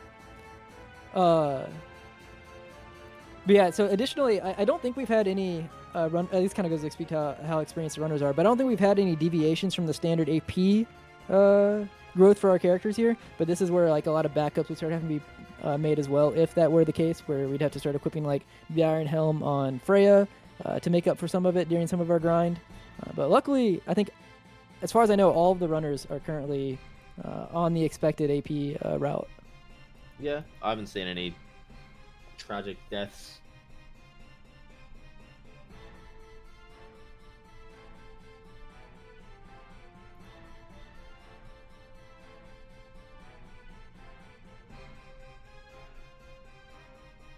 Maelstrom pointing out in the chat that card tournament to Arc is the longest split in the entire relay. That makes sense, yeah. You have all of the text, you have the after cards, you have all of the text, you have all the cutscenes. You have the big Oilvert menu, you have to go through Oilvert, which can be a lot of a lot of encounters as well. There's a lot.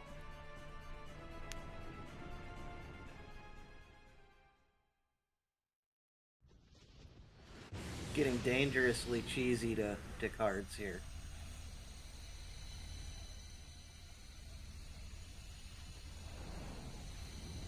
I think Oilvert is going to be the first place where, like Corn was saying, whenever you were mentioning how constant it's been so far, is that we haven't hit disc 3 yet, and that's where these encounters are going to start shining. There's a little pinch between Chocobo and Tonberry there. There But are, yep. Nico just sort of sailing relatively smooth.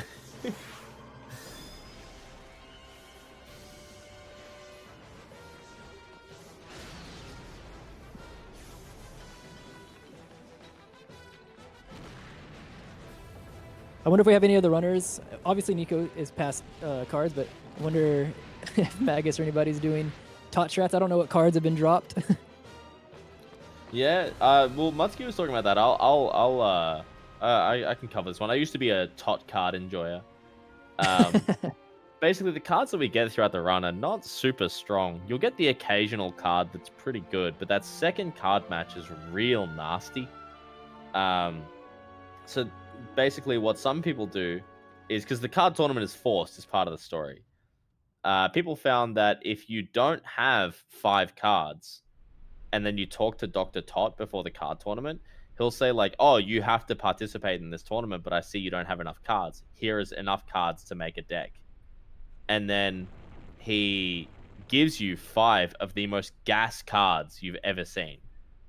Or he should. Sometimes Except the they might arrows are look like trash. Nico's The zoo stat card. lines are awesome, but the arrows are where sometimes Tot's cards will let you down. It's a bit of a weird one, and it takes if you got a lot of cards, it takes a long time to discard all of your cards. And on the off chance that you do lose, you've now just lost, you know, a really, really good card and have to buy like a goblin card from the shop. You shouldn't lose with Todd's cards. The likelihood of winning all 3 games straight is much higher, but it's a time investment. And again, it's just faster to get lucky. You could also be in the situation when I commentated Amart's marathon run about a month ago. We watched Amart, who, when you lose, obviously a card gets taken from you, right? And cards were not being kind to Amart, but whenever his cards were gone, he started buying goblins and had a whole goblin army of like zero attack whatever cards that he won with. But yeah, so you can buy goblin cards at the stand as well. I guess, is it only goblins? You can buy other cards as well there, but they're You not can buy very other good. cards, but goblins are the cheapest, and like Yeah. it'd be really stupid to, in my opinion, it'd be really stupid to spend more money on cards that you're only going to use this one time and potentially have less Here we go for money for high potions eLmaGus. and oil bet. Yep, Magus is coming in, so everybody, pray for good RNG for eLmaGus. This is going to be a point where the teams can start making a little bit more time, catching a little bit more up.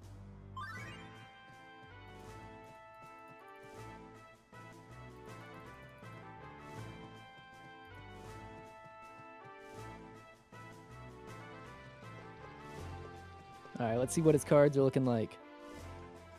All right, he's got some cards. Going for the goblin strat. I like it.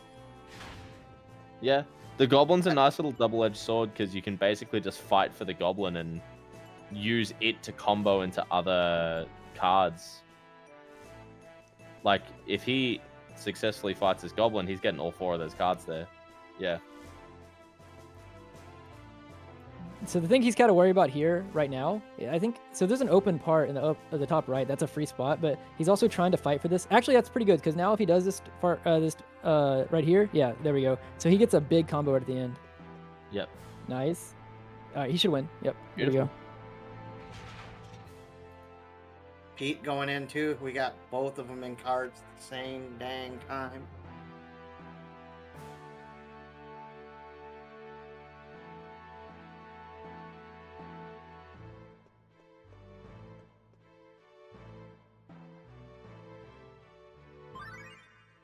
Yeah, Pete just grabbing all the cards he could there. I don't think, have we seen any of the runners not go first yet? The old turbo of the cards. All right, so Pete thinking about what he wants to do here. Okay, had a spot open. Do you take the fight here in the, yeah. Yeah, this is a weird situation here. Oh, and the game wasn't kind, yeah, so unfortunate for Pete there. Oh, we have Magus who won his first 2. So assuming that he doesn't draw here, it would technically be faster no matter what than what Nico had, because Nico did have 1 loss. But I believe we said that Magus is going to do a bit of a Magus is going to do a bit of a backup for the rebirth if he doesn't get it here.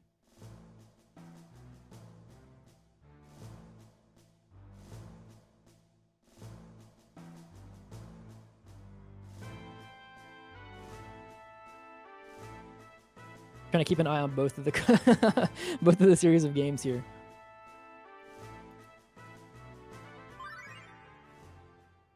Nice. Very nice winning from that one? Pete.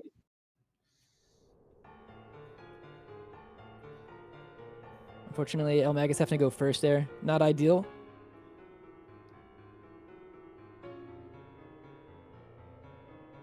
Ooh. Okay. Yeah, so that I so the like problem right Magus' there. Yeah, fighting for the goblin. I think you, yeah. See, Bottom left, bottom left, bottom left. yeah, you want to leave a spot open. You're trying to cover the goblin because you don't. The worst thing that could happen here is, okay, nice. So that's fine. That's actually. Oh no, he didn't. Yeah. Win. But yeah, he was trying to get away and lead away from the goblin card there because if the goblin is, if you're going first, that means that the enemy is gonna go last there, and so you want to. You don't want to have the card with all the arrows be taken as the last thing, because then it'll just chain it.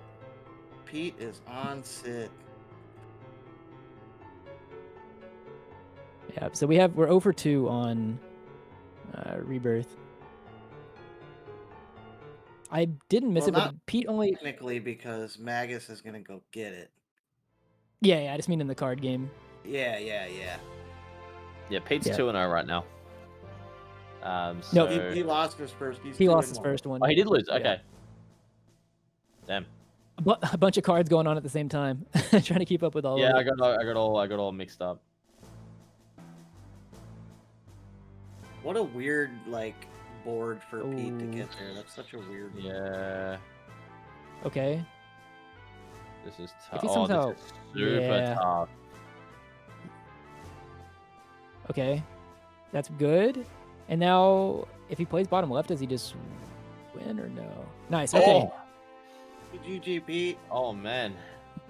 Another thing that we didn't have is any clean sweeps. If you win with all 10 cards on the board, you have a bit of time loss actually, because you have to watch the animation of you taking all 5 of your opponent's cards.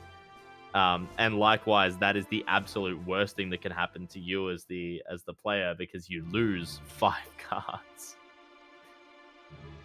All right, everybody. If you want to get a snack, it's a great time to do it here. Outstanding time, yeah. Well, I suppose we do have Mistodons, but it is a bit of a lull for the next half hour or so.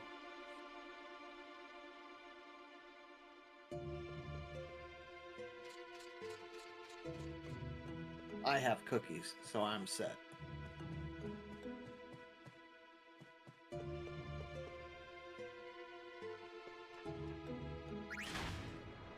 Maelstrom confirming in chat that the record was for eLmaGus. It was win-loss, win-loss. Pete was loss, win-win-win.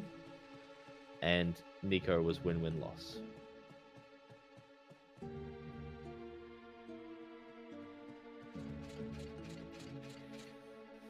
So yeah, Magus will be going and doing the Walk of Shame to go and pick up the Rebirth Ring later. Nico, I believe, is just playing without it. Rebirth Ring, just, again, that risk mitigation. It's nicer to have Rebirth Ring, even though it is very slightly slower. And Pete got it, so I can't imagine Pete's not stoked.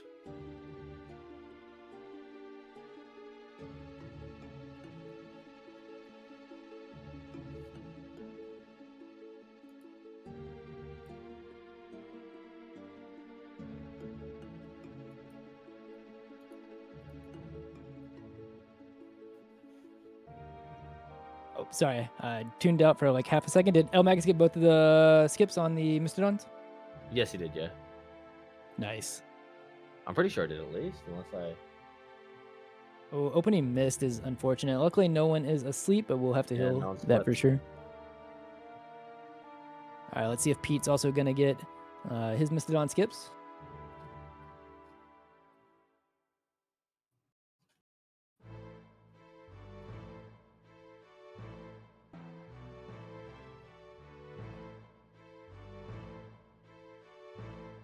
Yeah, Pete accidentally unequipping Devil Killer at the end there. That's necessary. Oh, a little bit of an awkward one for Pete. Oh, that was kinda barely gets in close. there. Oh, that was very close. Usually the play is to wait for him to be over the barrel, but... Oh, Pete doing the old school way. Okay. No turbo here. It gets it. Nice. Nails it. Very nice.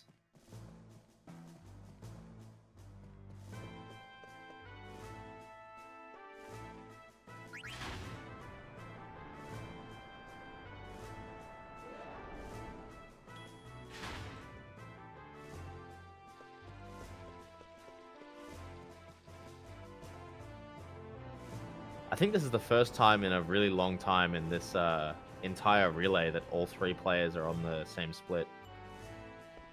Looking at it now. Yeah, it's been a second. Yeah, it's been a little while. I can't remember when I said it earlier, but it's been somewhere in Disc 2, I think. Early in Disc 2. Oh, well, somewhere in Disc 2 already. Okay. Yeah, I don't remember exactly when, but it's been a while. The great equalizer, Desert Palace, is on the horizon. Yep.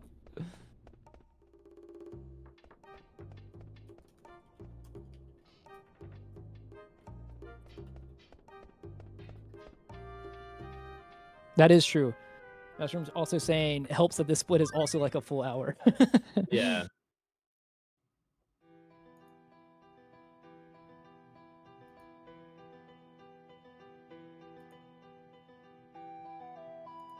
Nico getting his crucial Freya lore. Absolutely needed.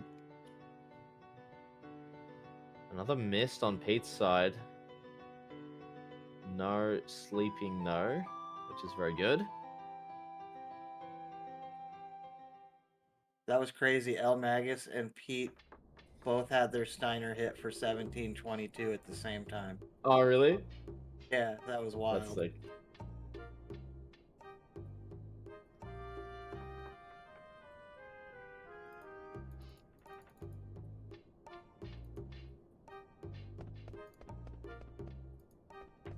So while Pete and eLmaGus are both doing their Mistodon fights right now, we also have Nico kind of a little bit on a, I guess, like a fetch quest right now.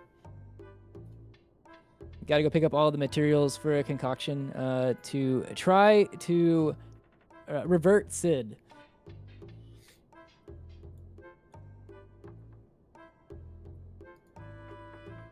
Yeah, turn him back into a human. Need the beautiful potion, the unusual potion, and the... I always forget the last one. Beautiful potion, unusual potion, and... I do not remember right offhand either. That's why I list them. In fact, my notes don't even say. I was going to look. I have beautiful potion, Yeah. unusual potion, and then I say, then get potion in the bottom left corner. Damn. I feel like it's... It's this one right here. Let's see. I No, didn't that's see a it. lapis lazuli. Oh, that's not it. Never mind. Oh, wait, no, it's this next one. It's right here in the This corner. one. I didn't see that. Good luck reading that. Oh, we talked to the Yeah, sign, that though. We was- saw the exhibit.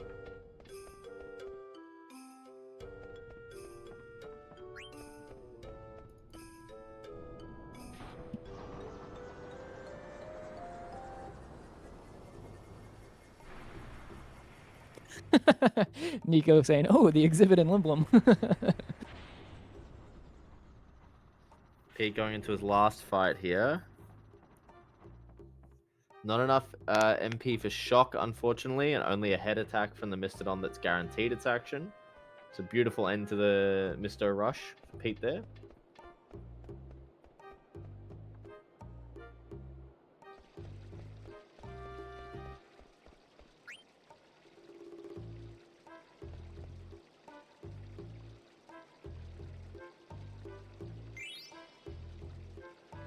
Strange potion. Someone in chat gave it. What? There's already an unusual potion. What's the difference between unusual and strange? Get out Maybe of here. maybe look, I don't know. I can't confirm. I don't remember it offhand. I actually just trusted someone in Nah, chat. I'm furious. That's ridiculous.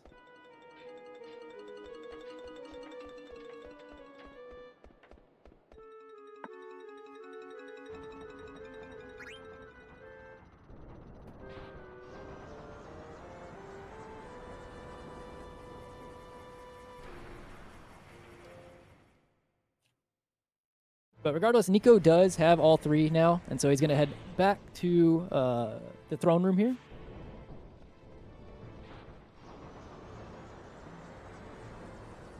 As both of our other 2 runners here are starting cutscene central.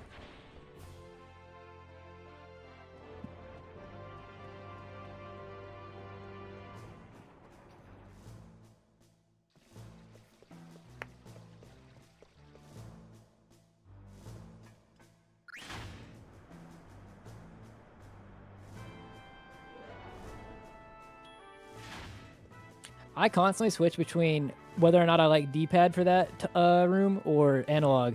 Interacting with going on the elevator upper to the lower. Sometimes I have a hard time actually interacting with it. I always do D-pad. I just do like hold down and then move up left a bit. Otherwise, I feel like I can just never find the right spot for it. Yeah, it's like weirdly specific.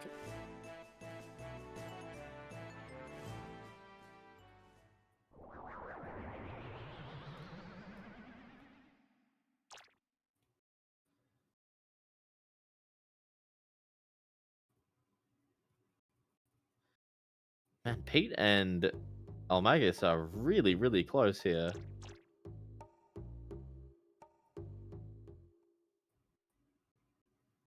Yep, the gap has been slowly closing over disc 2. I guess, and the card tournament now.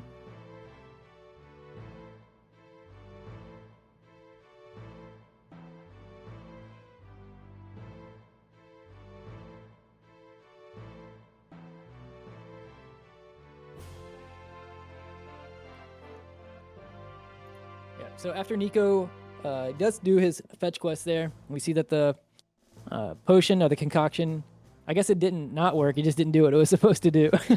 Yeah. So, yeah, we're about It to turned finally into be a able to beautiful, leave. strange, unusual frog. I prefer Frog Sid anyway. Frog Sid over Oglop Sid?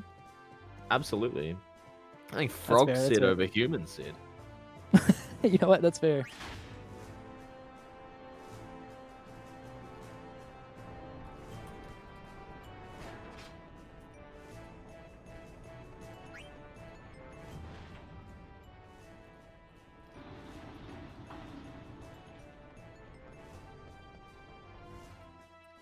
Yeah, so now we're actually about to get access to some new form of transportation.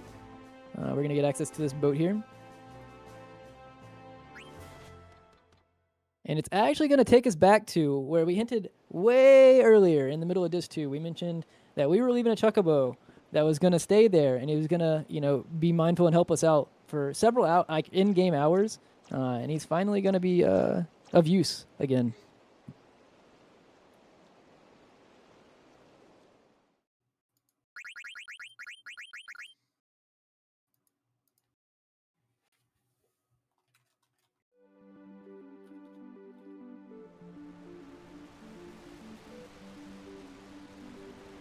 I cannot remember. Did Nico did get the greens behind the ladder in Claire, right? Oh yeah, he got punished for it. Yeah, so he's not gonna have to pick up the greens here. Yeah, he's not gonna have to pick up the greens here. But this is in disc 3 here is where you would actually potentially make up that one if you did not, which Pete will have to do because I believe Pete did not pick it up. Any disc 3 cliff fallers? I believe, is it not? Unless you get it first try, is it just absolutely not worth? Or I believe it's not. One time I did it, I got an instant clip, but it was on a terrible run, and it was just a meme. What was the situation? Sorry. Going for cliff fall here, but because you're so much closer to the outer edge here. Oh yeah, I don't know. Yeah, you'd have to get it immediately, It's a like what joke. Warren was saying.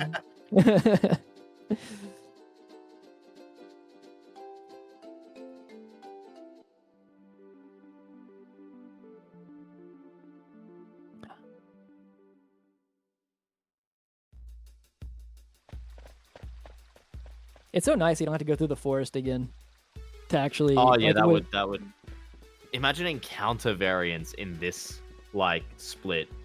Most Right. people split. They don't split all the way at arc as we are in the relay. Typically, you would split on like oil vert entry or hitting the sand pit or something along those lines. But having encounter variation in a split like this would do my head in. Yeah, just adding any extra RNG, yeah, for sure. But yeah, Last as you thing see, that- we do have to go in here to go see this cutscene. You're gonna see after we finish this cutscene, we're gonna kind of load out back on the main screen. If we did not have the greens, or Dingo did not have the greens, we'd have to do 2 loads to come back into this room here to pick up the greens that we need. Yes, that's one So that pretty T1 slow. do, I guess. But also, you do get to see Bobby Corwin. Shout out to Boko. That is true.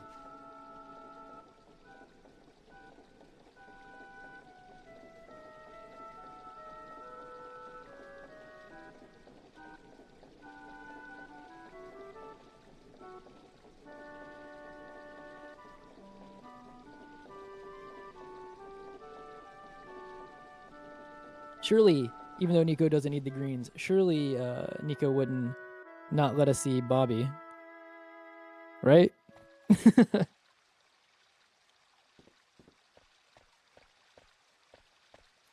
mean, we kind of already saw him. We saw him in the little cutscene with the black mages getting all G'd up about. That's true, that's true.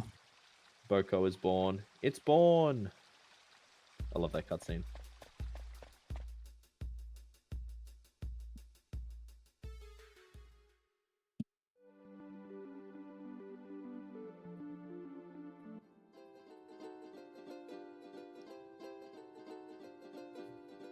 All right, now we head to the Desert Palace.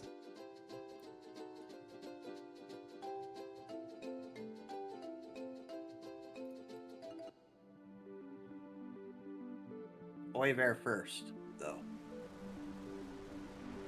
Well, yeah, so they're going to send us away from the Desert Palace. We're not going to do the dungeon yet, but we have to go to see Kuja here, right?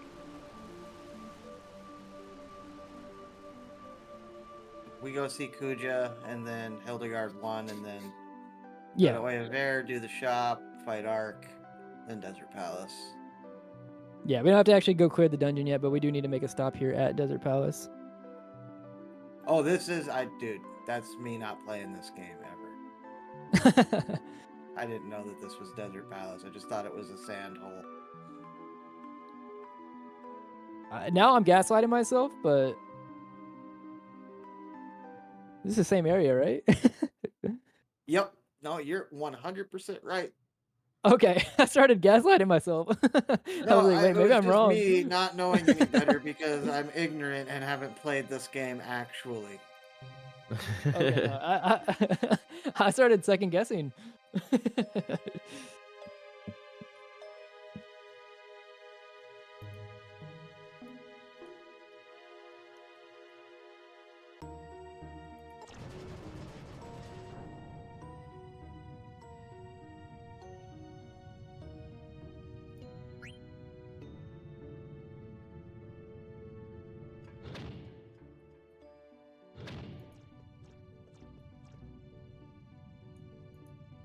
Yeah, so actually coming up, something to speak about here is on the Hildegard screens, well, and I guess the entry to Oilvert, we do want a certain amount of AP.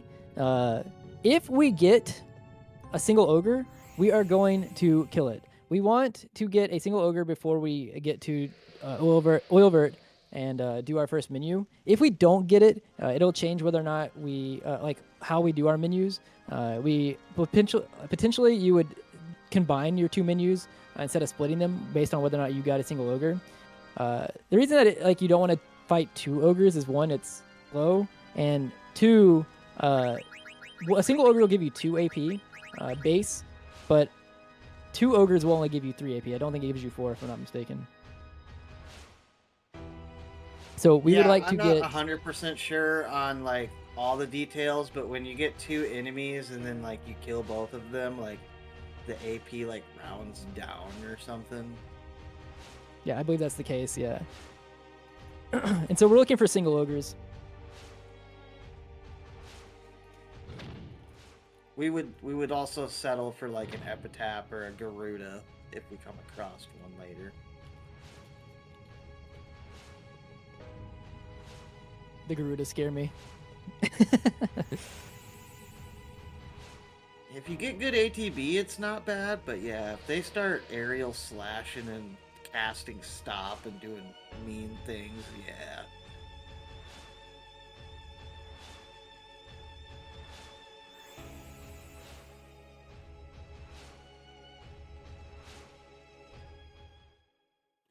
Alright, so Hildegard 1 starts off with a nice menu. Since he's rebirthless, he'll be doing it in a bit different order than Pete will be, and eLmaGus. And then he's going to run the screen, and like Andy said, we're hoping for that ogre, and only that ogre, right? Usually just you a get... single ogre. Hopefully there are single ogres in our area. Yeah. Yeah, this is a very, very hot screen in terms of encounter checks. So He made it to I think. the... Oh, go ahead. No, I was just saying he made it to the like text thing, so that's always a look. You just Wow. Yeah, good This little is a run there. very good run. Yeah. Average is like 2 on this screen, like on for like all the ways you go through. So like you probably average what, like 6 for all the times you have to go back and forth Single on ogre. it. Nice. So getting one potentially here is really nice. Oh, I just realized Sayo is Amaranth. Let's go, dude. Oh, I didn't realize it either. How did I not even catch that? Let's go, dude. I'm part of the race. As Handy was saying, encounters on the screen are incredibly likely. So much so that it's effectively baked into the AP route. You are expecting some amount of AP on this screen because it's just that common to get it. Is Nico seriously? No way. No Only got way, one. Nico. Oh my god. Nico, I'm condemning you to 3 on the next one. I got my Yeah, first that's- hero encounter Hildegard 2. I want a 2 encounter Hildegard on the way back, and then another 2 encounter on like the 3rd Hildegard visit. Yeah, Nico is zooming right now. I wonder as well if he's gonna do the new stutter step or if he's doing the old I would one. assume he would go for the other tracks, not the through the forest tracks, but the ones closer to Wayvare. Yeah, so there's basically 2 sets of chocobo tracks on this plot of land. One of them requires you to basically walk away from Oilvert, but then you make that speed back by getting the chocobo. But I think, again, it was one of the segmented players found that with really, really good stutter stepping, you stutter step towards Oilvert and get some closer chocobo tracks, and you don't get to ride on the chocobo for quite as long, but it saves a handful of seconds just because you don't spend a bunch of time walking away from your destination.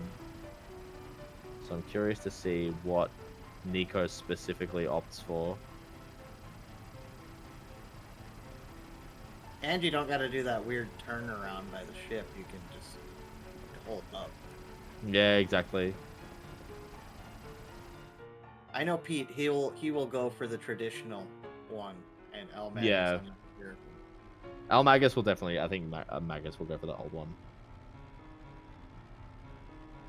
If you do the traditional tracks here, we were talking about the longest stutter steps. Is this in contention, or do you think the other one that we talked about in Disc 1 is still longer?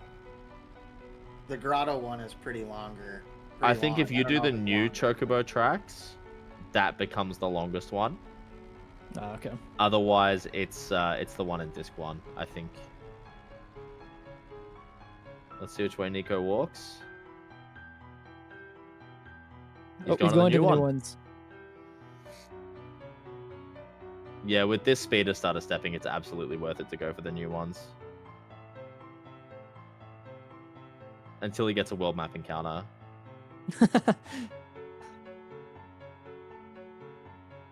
You said it, not me. Yeah. So normally by maybe about this point, we'd be at the other Chocobo tracks and going into the menu, getting the Chocobo, and then running backwards.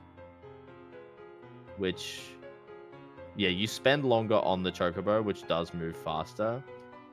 But I'm really trying to remember who found it. I think it was one of the segmented players, because you don't even stutter step in the Taz.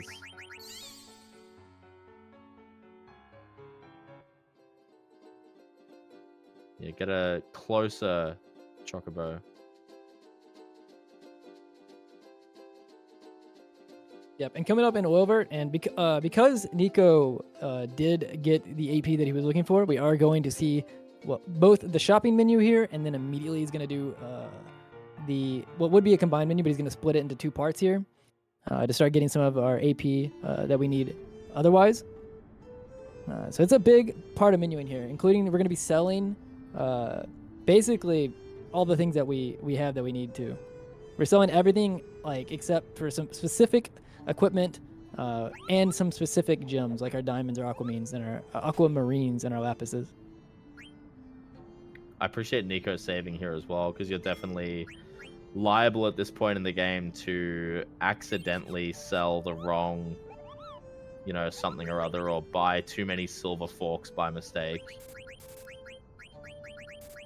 I'm confused. There's another menu. Sorry, we're selling specific things except those gems that I just mentioned, but we're spending all of our money because yeah.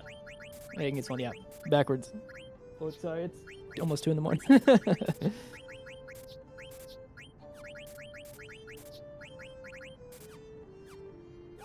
Yeah, so you want to max out on high potions here. And this is sort of where the Noble's Gil buff, for the most part, sort of evens out.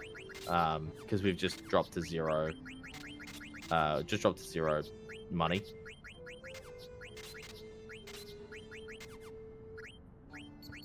Nice little menu there for Nico. The best part that the best thing that this will do for us as well is, now that we've spent all of our money, it's not going to cost anything to flee for this dungeon, which is good because you're very likely to get lots of encounters here. Did get another single ogre. There's this second hot single ogre. Yeah. Yeah, so if you're going to get an encounter here, you do want it to be single. Because the double is just time loss. Yeah. Interestingly, a single ogre gives you 2 AP, but the double only gives you 3 AP. It's a very weird... You'd expect it to be 4, but it just doesn't quite work like that. Yep. I don't actually know what the average is for Oilvert, but it is... Probably like 10. It can be a lot. 3 or a 4 is about average. Anything under that is good.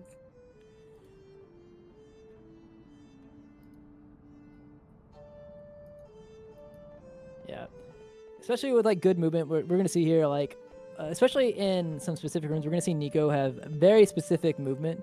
There's gonna be a screen coming up pretty soon that the way that the screen is orientated makes the movement really weird. So it takes a lot of practice and to do it correctly.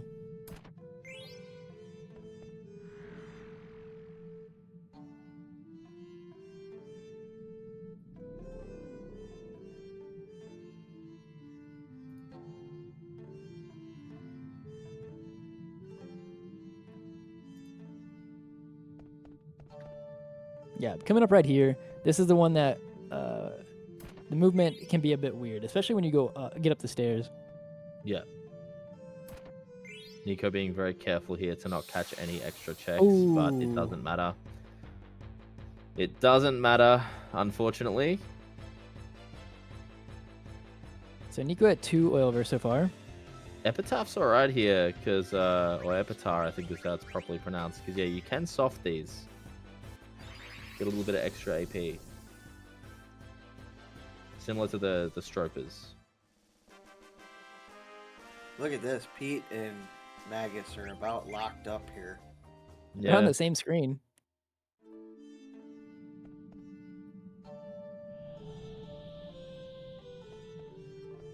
Yeah. So kind of something to note right there is normally the screen gets split, but because of where Nico got that encounter, it resets his danger value to 0 anyways after the encounter. So he's not gonna go and split because at that point it's just worse.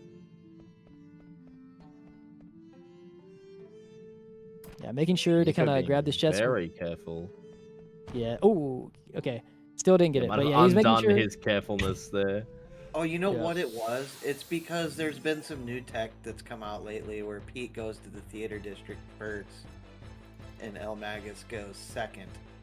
So they've had this weird meetup because of that. Oh, I see. Okay. Yeah, it saves Gotta like click 1 the second or bird. something.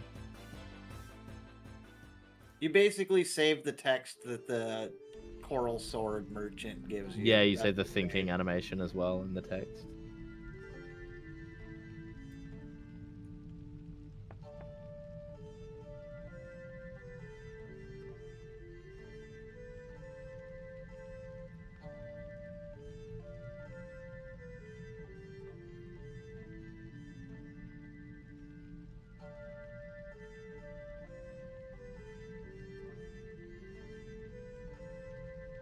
Yep. So disc 3, you start getting a whole bunch of lore. There's a lot of text that goes on in disc 3.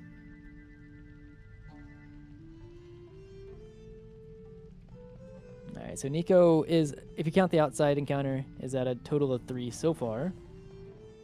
Clears the screen, doesn't get another one.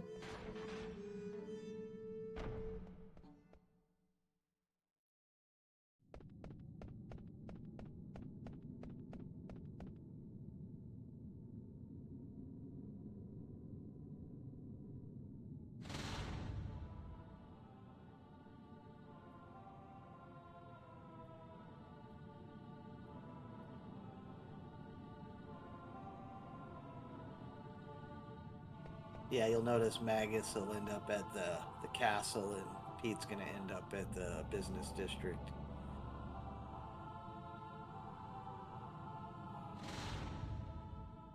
Interesting. So we were saying, how much time did we say that saves? Like 1 or 2 seconds. Yeah. Oh, okay. Yeah, that's the first time I've seen it. You know when you like go to buy the Coral Sword and Zidane's like, what do I want to ask this guy about? And you have to like pick option 2. Right. It stops you from needing to pick that option, so you also never accidentally pick option 1 because you've already got all the potions at that point. And he also doesn't do that animation where he puts his hand on his chin and sort of looks up to the sky. Interesting. Okay, that makes sense. I might have to switch it Yeah, as well. watch right now. He's gonna do it. He just goes straight into the shop.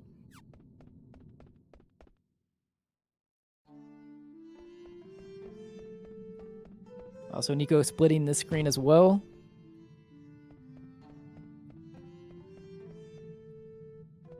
Nice, no encounter. Yep, we're coming up on arc. 20,002 HP on your calculators, everyone.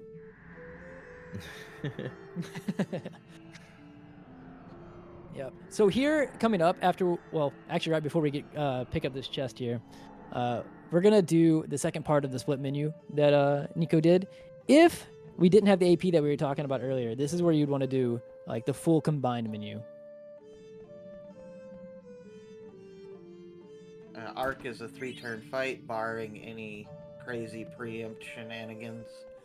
So Amaranth's gonna throw some forks and a diamond sword, and Freya and Zidane are gonna attack, and Quina's gonna look good and maybe throw a high pot.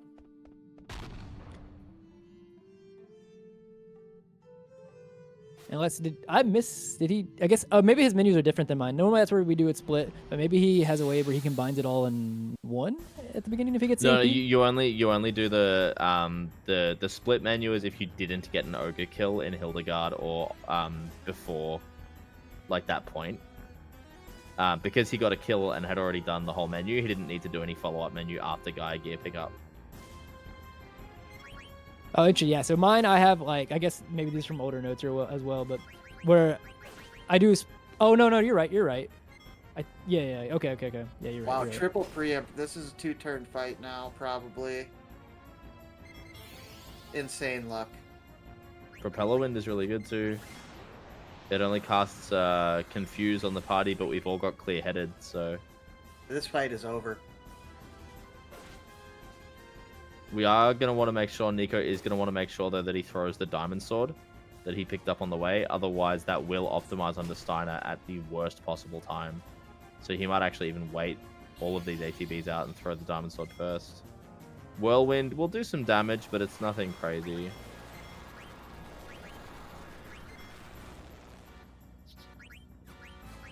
GG. Crazy fight.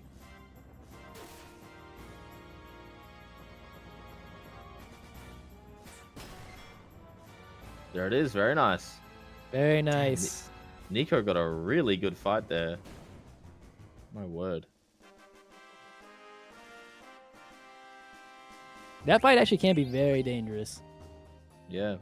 And there's how split like 1 hour later. I tried to cure Yep. myself of trouble on that fight once and did exactly what was shown in that picture earlier to myself. Oh no.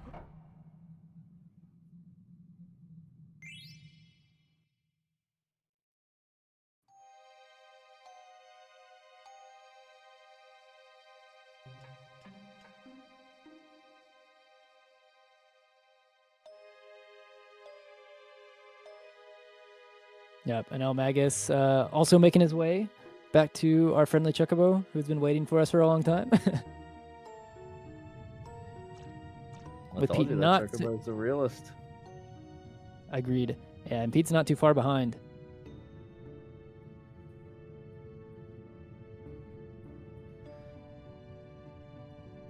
It's Hedgehog Also- pie time. Yeah, that's what I was about to say. This might look a little bit strange for a speed run if you've not seen it before. I'm assuming all the runners are probably just going to do the 5 loss into so basically if you lose 5 times in a row in this minigame, it takes away the ability of to do a quick turn, which makes it way more consistent. So I imagine that, yeah. So we're seeing Nico, he's just losing on purpose. We're going to lose 5 times. It's faster, technically, if you're fast and you get it, I guess, immediately. But there's a high chance that you get caught anyways. So in most cases, it's on average just faster to do it this way. Yeah, he basically just goes into easy mode after 5 times and you're in.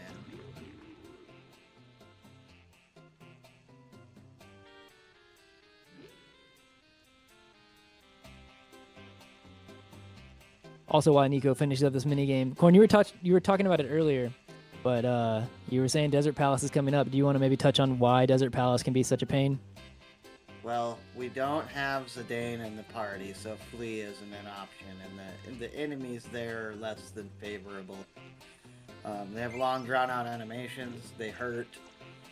So we can do things like cast Carbuncle, spells. Steiner can do actions. Dagger can do actions to gain flea checks, basically.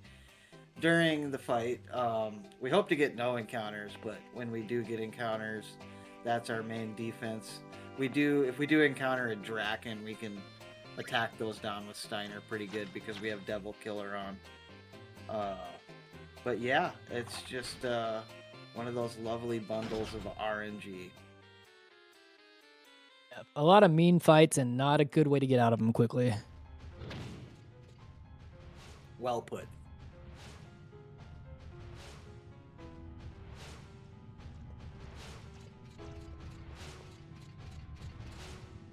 I mean, honestly, the issue, like, a big indicator of how bad the split can be is honestly the dungeon itself. Not too long in terms of the amount of encounters you usually get, but the length of the encounters is very long comparative, like, to most encounters. Yeah, when you start killing cats and Grimlocks, it's Yeah. it can be a moment, you know. I mean, just recently, I think I was watching Muttski do a CSR run on his stream, and he was stuck in an encounter trying to flee for like 3 minutes on one encounter. Wait, did Nico just save in Kuja's bathroom? I think so. I'm curious if Nico's going to actually split the screen here. I've seen runners both split it and not split it. If he splits it, he's going to run back here to split, but we'll see. Or back to the beginning of the screen, I should say.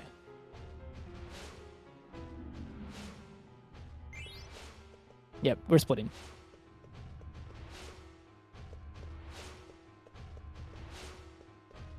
eLmaGus has conquered the slog. We also see Pete going to pick up the greens that we were talking about earlier.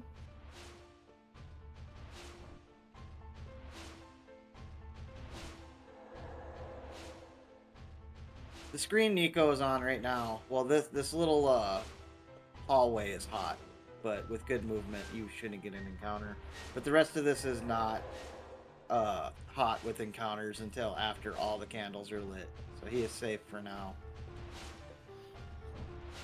Actually, good. Thank you for mentioning that, because it reminds me. eLmaGus, considering he's not doing Rebirthless, the pink node that comes up from this one. Each of these nodes that we've been collecting have been disabling parts of the boss. eLmaGus will actually need to pick that one up to get the anklet. That one in the center that Nico just walked past. Oh, is that for like Which... money? No, it's for Rebirth Ring. For you synth it. Oh, okay. Yeah, so we're gonna he see the will first actually need thing. to... Oh, sorry. Double cats. Oh, We got double cats. Oh, worst one, dude. Okay, yeah, so we're gonna sub in. Carbuncle. Yep. Oh, it's this- fast. oh, It's a fast cat. yeah. Carbuncle's gonna give us a reflect as well. We see that we're queuing a bunch of things together. This is because we're just trying to get fleet check. Like, we don't necessarily think this Yeah. is gonna kill. We just want to get Carbuncle. We're seeing the long animation. We're getting fleet checks during this entire time of the animation, and plus we're gonna have to use this later, anyways, on Valley of Pyrrha. So I believe that if we do it here, we won't have to see the long animation. So It's it's a kind of. percentage chance actually for that. Oh, okay. Oh, we got it. Oh, right. nice, quick. Wow. Relatively quick. For Desert Palace standards, I'd be happy with that as a runner. All right, this next screen is quite the. Usually you get an encounter here. So Tiamat is lucky. Yep. Nico didn't pick up the hallway candle. I might Yeah, just be that's not confusing. required for Petro. Oh, it's okay. It's not a Petros thing. I think Yeah, I'm so not the- confusing Mythic's Is it route, the black 10th belt, Knight route. Maybe? I don't know. No, it's a shield armor, I believe. Oh, It yeah, disables yeah. physical defense Ooh. from. I think it's a just a Mythic's route thing because you have Tantarian and Knight, so you cast Knight and then throw a fork, and then cast Knight again and throw another fork. It's a super quick fight, but everything else about the split is worse. Honestly, Nico's fight right there, besides getting a quick flee immediately or something, is about as good as that's gonna probably go. He started off by Yeah. killing the blue one with Steiner, and he cannot attack and kill the other one with Steiner if it is red, but it immediately turned blue, so he just basically did 2 Steiner attacks and got out.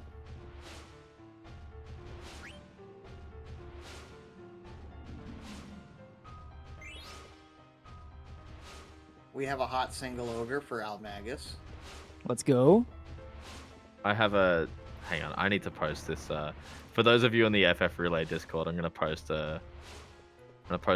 Is there like a good place to post like memes? Looks like the general chat is where people are posting memes. I made this photo like years ago. Let me make sure it's all appropriate and above board. It should be. Where is it? Yeah, this is good. Nice. Okay, so it looks like Nico got out with 2 encounters, and honestly, for the quality of the encounters, it wasn't bad.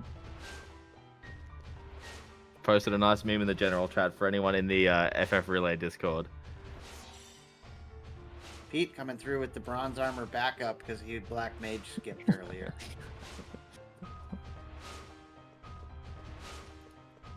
I was very proud of that one. So he is going to learn Bird Killer right here. Yep. Necessary backup. I actually personally back it up in Clara, but it's basically dealer's choice at that point. So Yeah. Nico's geared up, so time to see. This is basically a fixed fight. The only thing that can go wrong is if Valiapira opens with a spell exactly on Aiko before she casts Carbuncle. Or Vivi, actually. Or Vivi. We need the Reflect to be cast on all 4 party members because we're going to cast water on ourselves, bounce it off, and get 4x damage on the water on Valiapira.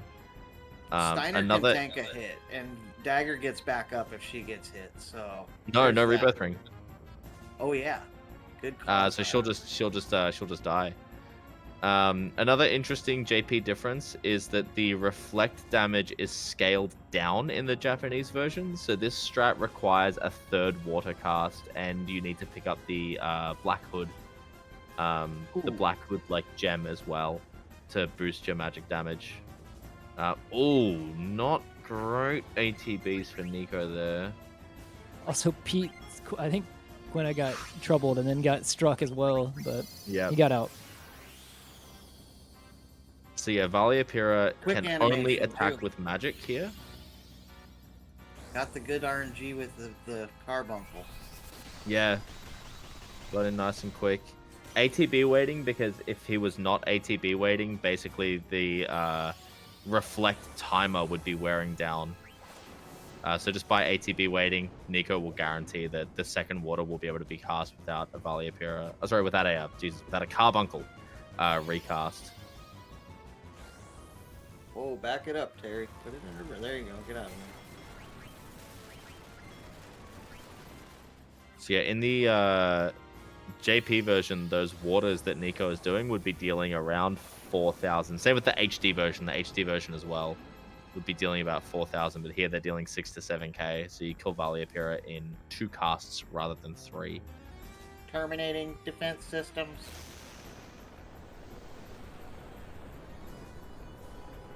Also, if we look on eLmaGus' screen right now, we actually get to see the traditional tracks that we were talking about. Yeah, Chocobo. this is what most people do, especially on console where you can't get stutter stepping as clean. It'll be with a turbo controller or manually, where it's just not quite as nice.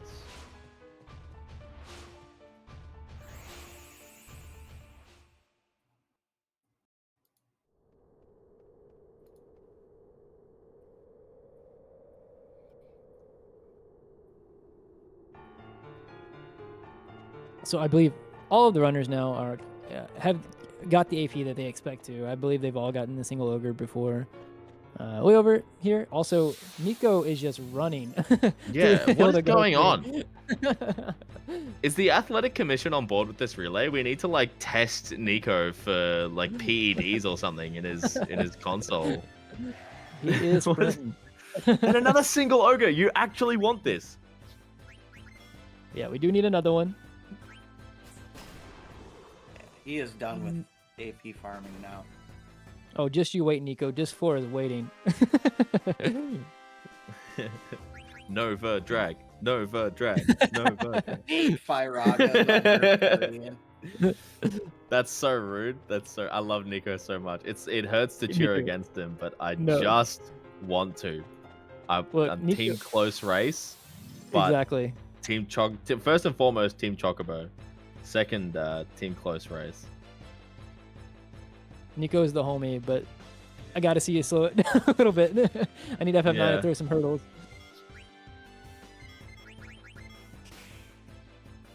Bonk.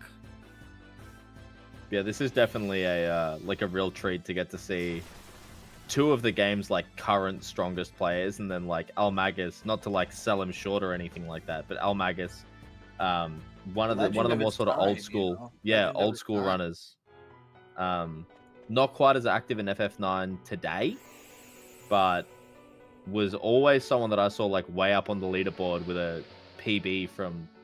Let me actually check it because I can check it now. When I was grinding, it was like one of those ones where I was like, man, that's a good run. I want to try to beat that, you know?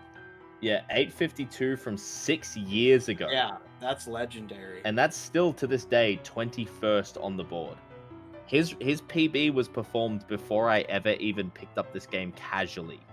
and it still stands today at 21st with all the technology improvements and all the, you know, Like the changes miniature that the game has seen. optimizations along the way. Yeah. So yeah, like real treat for me to get to see Pete, one of my closest friends in this space, and Nico as well, someone that I'm very close with too, and then eLmaGus, just someone that I never really got to interact with in his time really hard grinding this game. Massive treat for me. And I also thought I mentioned that as well. yourselves Yeah, too. Nico's touching on. So eLmaGus actually did, I think, like 2 days ago, get a PB, a sub 850. Oh really? Why? Yep. Oh heck yeah! Good on I him. didn't know that. Yeah, I didn't know that. Yeah, I didn't catch that.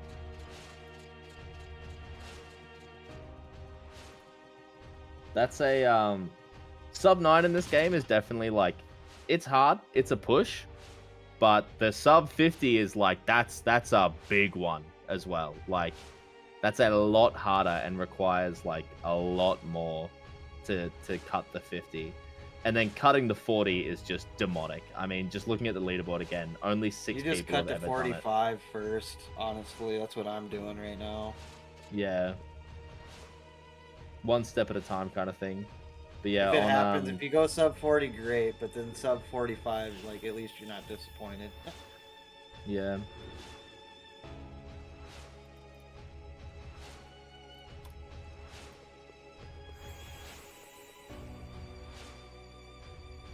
Yeah, this is one of those ones I saw on the schedule, and it was like, just what a delight to see like that lineup of players specifically in a game that I.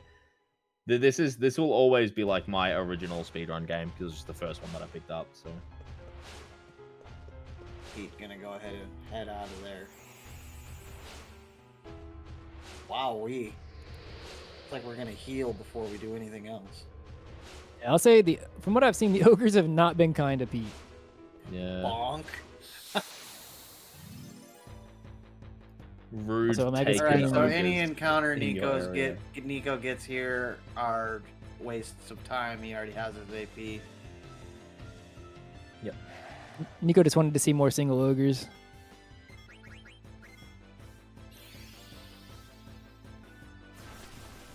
I believe Oh, no. Hildegard 3 is the shortest of the 3 Hildegards because you don't have to run up the ramp to the ship.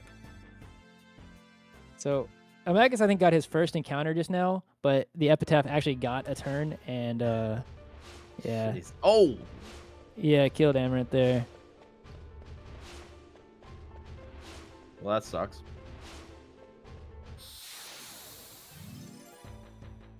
I'll throw the soft out now and get the XP along with... Oh, Petrify. Oh, this is... Well, that's So speaking on of quality Freya too. Yeah, speaking of quality of Freya encounters, is stoned now. Like that alone is worth like 2 encounters by this point, right? yeah, 100%. This has been a very unkind encounter.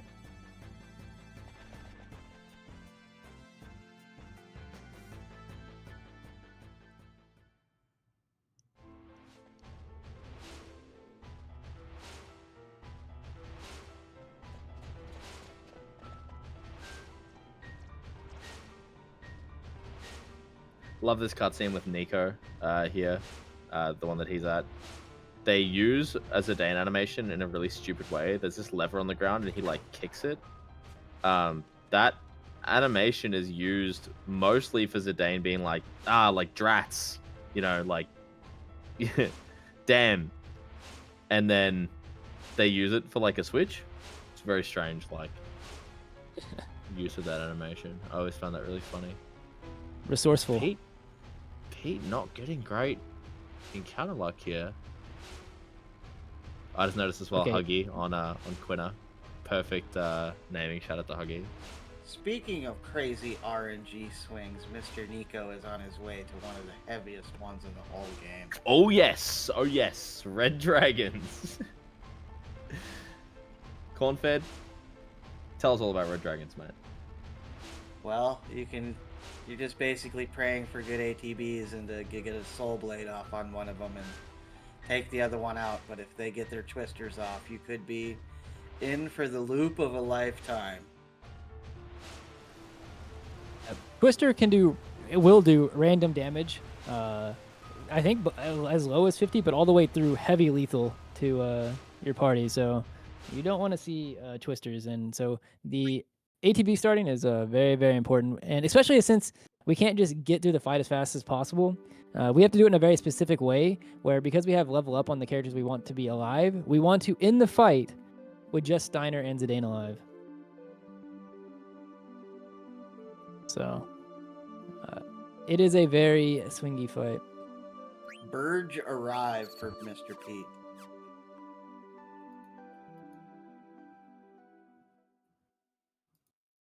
It was a very chill Burge.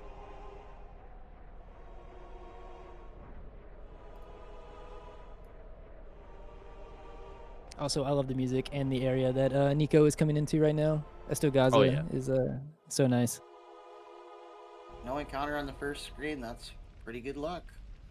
Just the most heinous places in this speedrun have the nicest music. That's actually so true.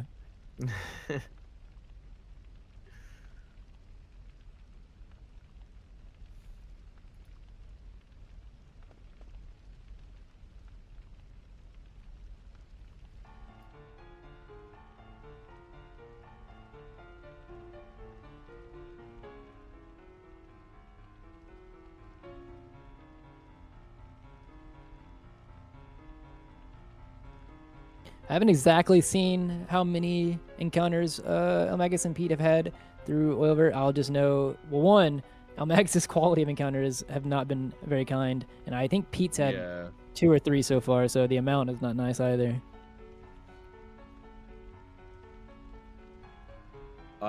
This is a slightly controversial opinion, but for PB attempts, I think don't count them. Oh yeah, I don't count them anymore. It depends if getting them bothers you or not, and looking at the number does. I count them, and I've never had a problem.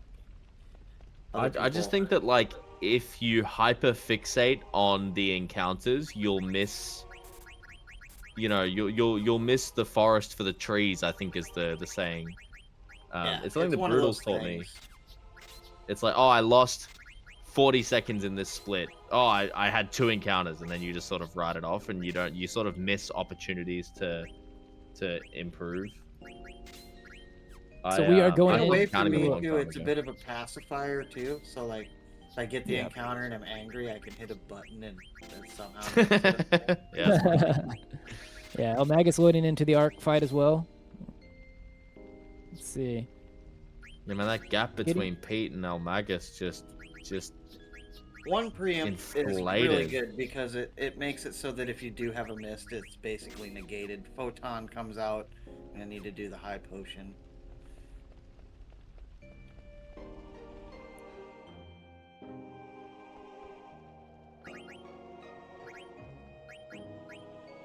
Uh, 2025. He has got one yoked Zidane. Nico a bit stuck on a menu, or just otherwise wanting to make sure it's correct.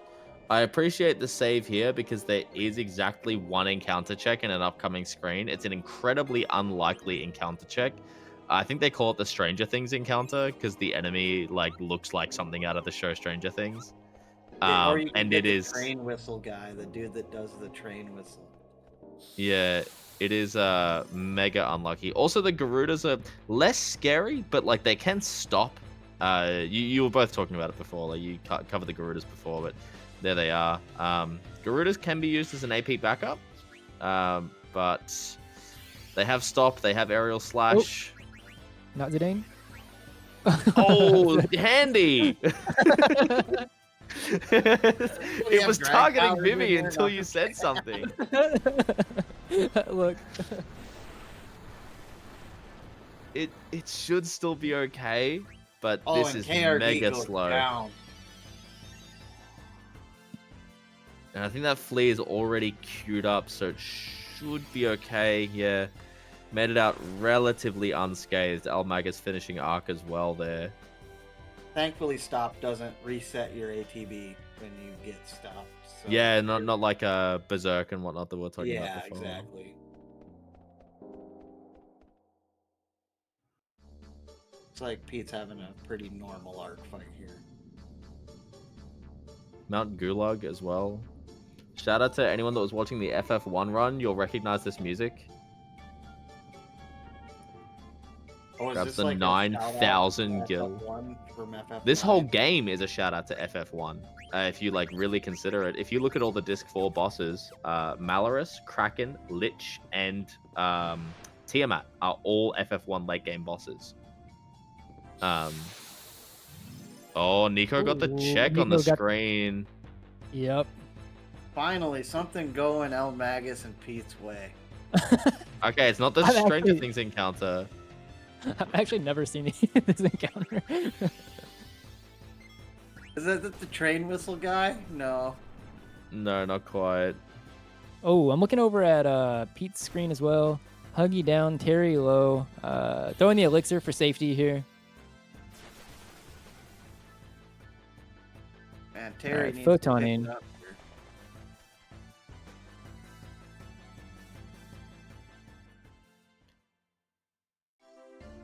Man, I can't believe that Photon only left Amaran with 1 health. That's so lucky. How fortunate. Yeah. Pete getting through it. Yeah, we don't need Quina alive here at the end of this fight. Not a character that See we if really are worried Nico about does AP the with. Yeah. Modified menu.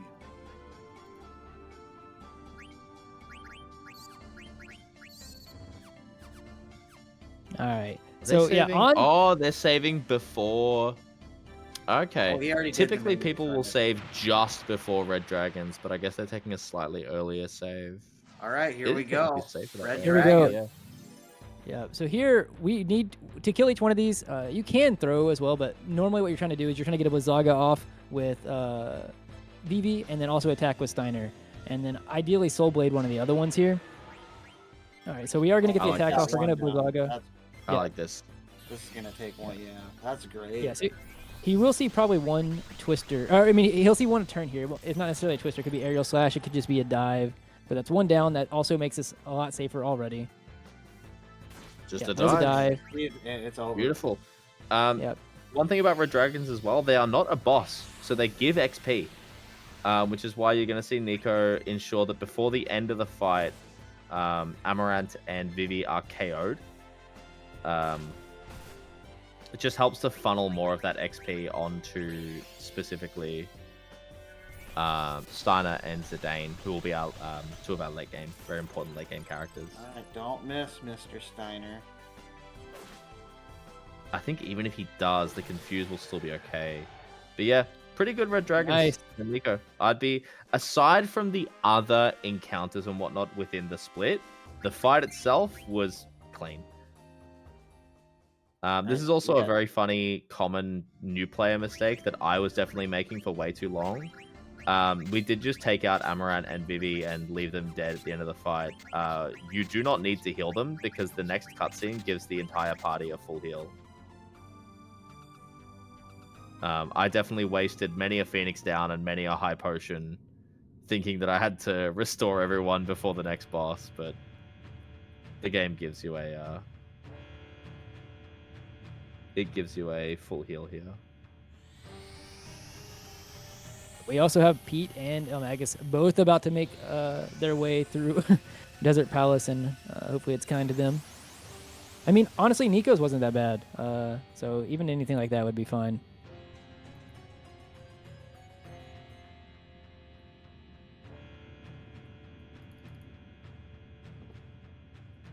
We're gonna see some heat for Pete after this. I know it. I'm down. Also, eLmaGus also splitting the screen here. The other day I got heat, and I accidentally queued the Firaga because I didn't think I was gonna get heat, and then I lit it on fire with heat, and then I relit it on fire with Firaga, and then it died. Crispy shrimp.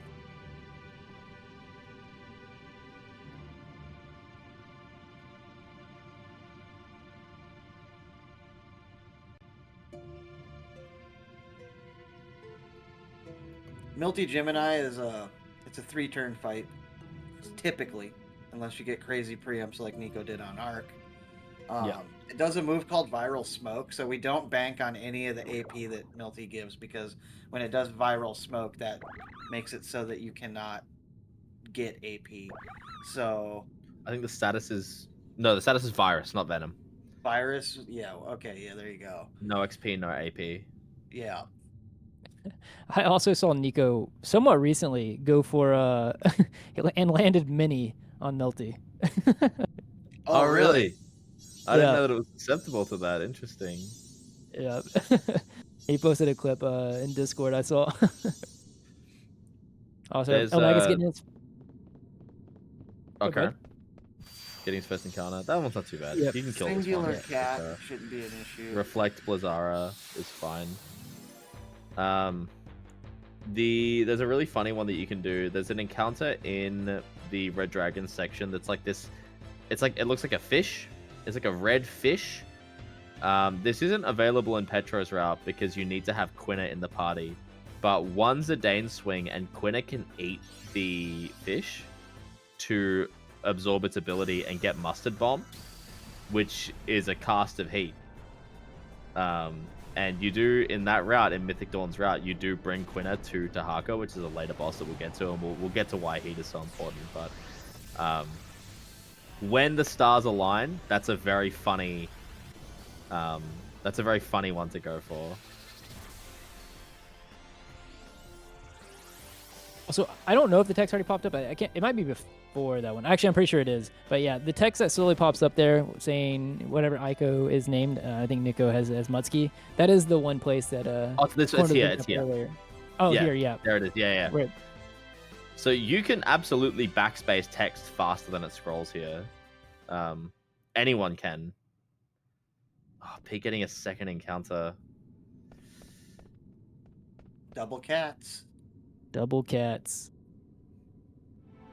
Scan is a really, really good one to cast on Dagger. I think she still has her weird thing in the story where like she doesn't have her voice back, and sometimes will like the way that the game says it is that she loses concentration. And then basically the turn just doesn't come out at all.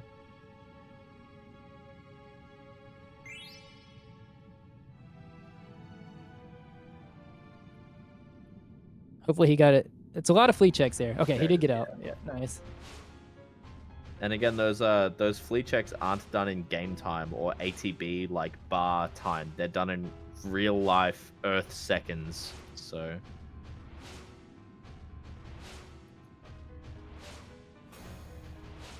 Nice.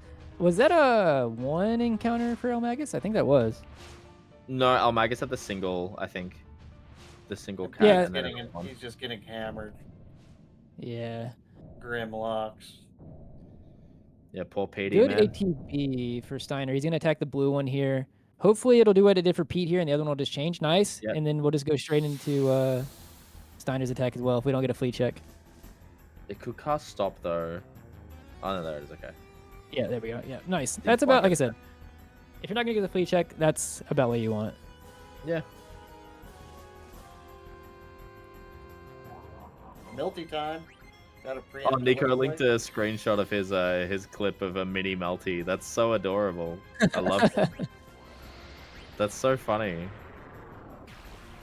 But I'm also seeing plus 839 on your splits, and that's just not good enough, Nico. Come on, brother. I like to cure all just for safety.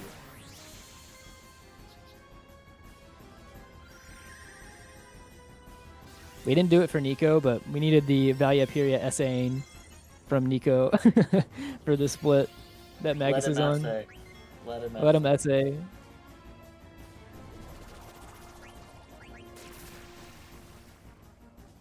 Aiko goes down. Perfectly fine. Nice Ooh, the crit. crit. Oh my goodness. That's chunky. Juicy. Double Rising Sun for lethal on 2 turns. Wow. Sub 7 Melty in Marathon. Yeah, that's Look, crazy. I wouldn't be God. complaining. If I was on Team Mog, I wouldn't be complaining at all. I'd have no qualms with Nico's performance so far. unless I missed one, I think Pete also got 2. It was a single cat and then the 2 the Grimlocks, which if that's the Got case, 3 from what so I far. saw. No, Pete had a double cats as well. Oh, that's right. Okay, so yeah, then it's kind of worse than what I thought. I was about to say if those were the only 2, not too bad, but yeah, he also got a double, so yeah, game not being super kind.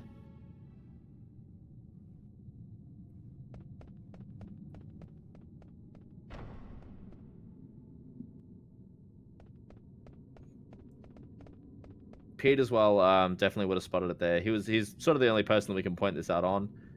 This is a good time, I guess, to bring up the optimize command. The game will choose what it believes to be the best equipment for that slot to equip per character. The way that it does it is basically each piece of equipment has. This will be again one of those ones that's like technically incorrect, but for just easy conversation purposes, bear with me.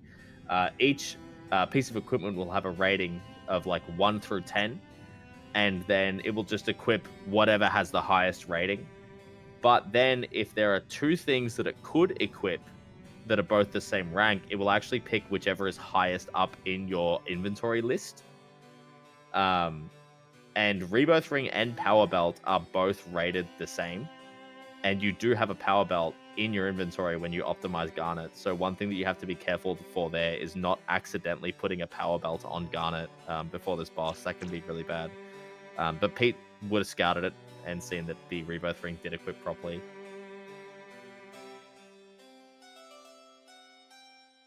For Rebirthless, you also have to remove the power belt because it Yeah, doesn't you just go remove down it. no matter what. Yeah. I'd also like to touch on Pete's luck is continuing to not be that great on the opener for Valia there. Immediately murdered VV.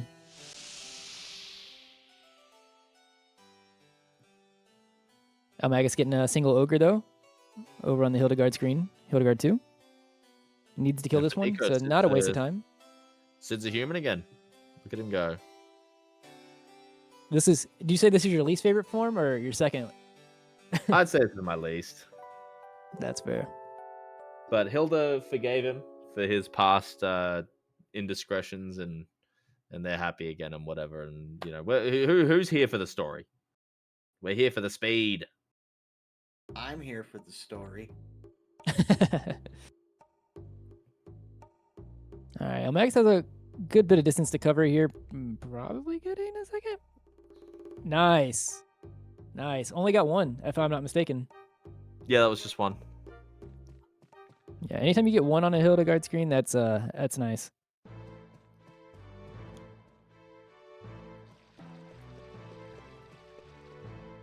See you in 10 minutes, Nico.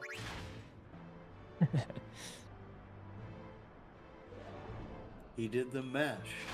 He did the milky mash, and it was fast. It was a graveyard mash.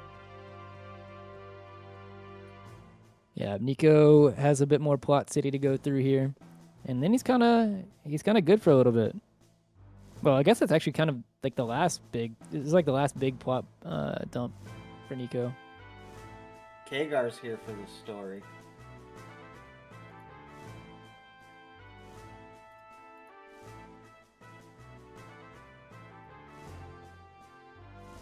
All right, Pete getting his first encounter back on Hildegard 2. Let's see what formation he's getting here. Yeah, all right, got a single ogre.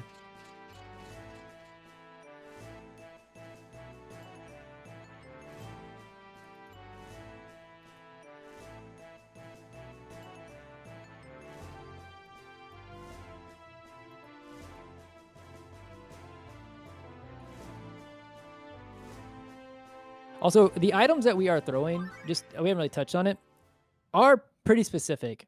I found out ways that actually not throwing certain things that you expect, that the throwout expects to be thrown, can make issues. I believe what it was is I had either a fast or either one of the two, either a really bad fight on Arc or a really good fight, and skipped throwing I believe it was the diamond sword that we threw last. Yep. Yeah, and so when I did the menu in Desert Palace, and I think I optimized Steiner, he did not have the right weapon.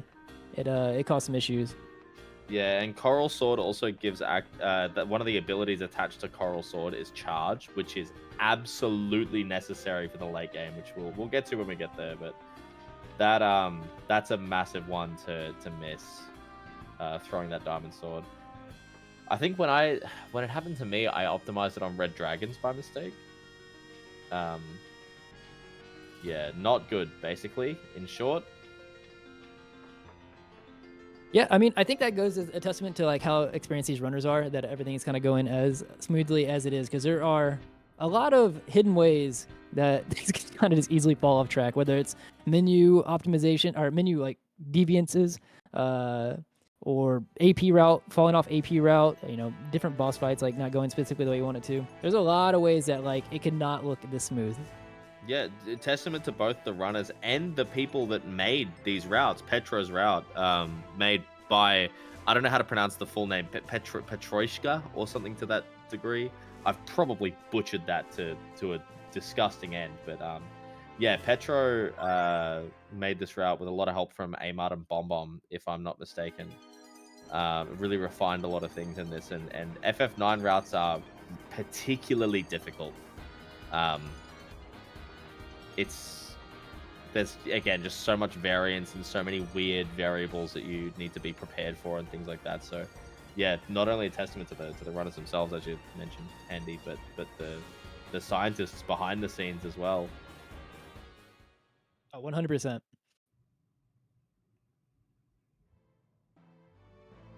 I missed eLmaGus' last run through the Hildegard screen. I don't know how many you got there, but didn't seem too bad.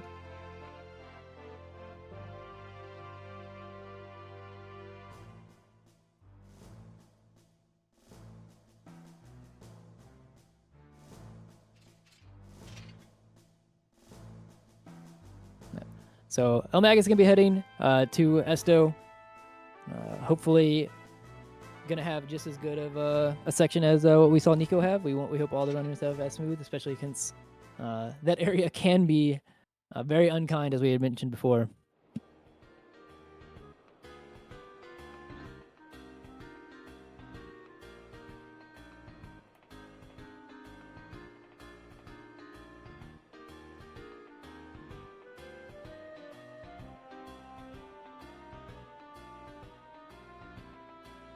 While that's going on, I imagine Nico's taking a very nice long break right now during all this text.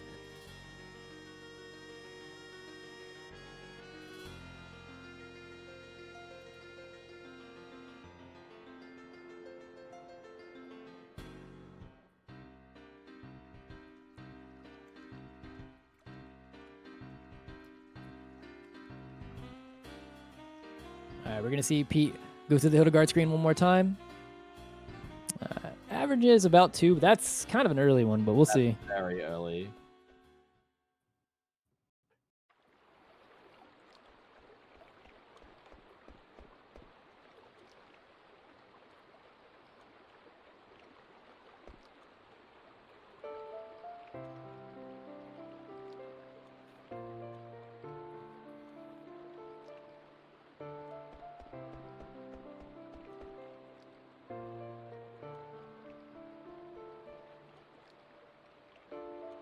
All right, so for eLmaGus here, hoping to not see an encounter on the screen. I don't know how many checks are or what the average is for here, but all right, well, I need to stop. This power. Oh, jeez Louise, Handy. And the double Garudas too, not even the single Garuda. Oh, man. Oh, no. Look, this on power Steiner I don't is want. not too bad. I do not want this power. Checking the Faraga target. It's probably, it looks like Vivi or Amaranth. Yeah, it was facing to the side of it. Oh my goodness. There's a message in the chat there from Kagar. Commentators, why? I denounced the commentators plural there. There is one commentator doing all the cursing here, and it ain't me. Look, the co-commentators here, fair. the co-commentators here can corroborate that I opened up coming into this chat saying one of you guys is gonna have to do the blessing because I have a tendency to curse the runners whenever I'm commentating. Oh goodness.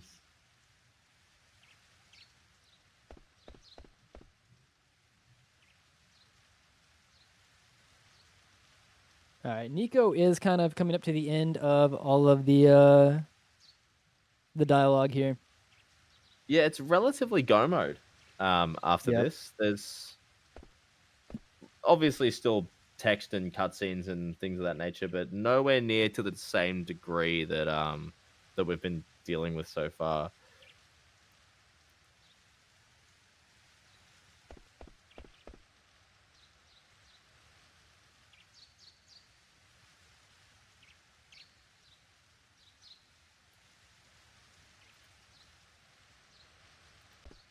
Yeah. We were talking about time zones in chat right now. It is pretty late for, especially like for me right now in central U.S. But I believe Nico had said that Nico, before he even started this run today, had been up for a very long time.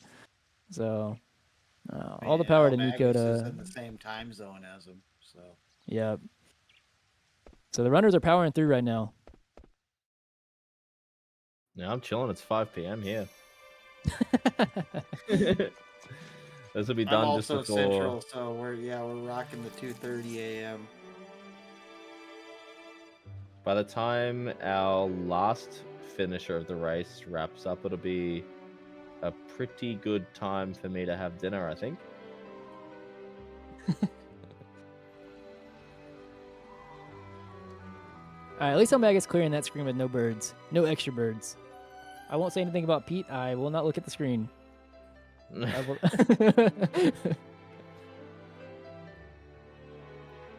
You didn't even have to look.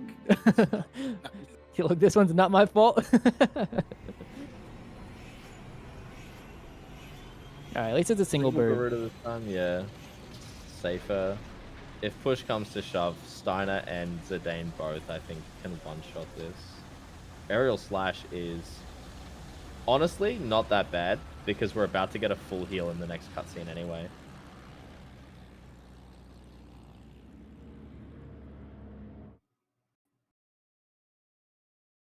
Red Dragons again. Yeah, here we go.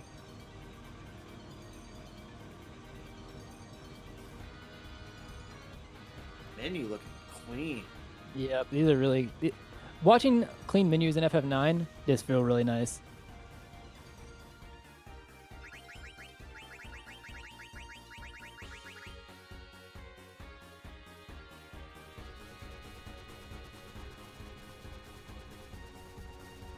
All right, here we go. Here we go. Oh. Whoa. Okay. Whoa. Same brain cell. That was crazy.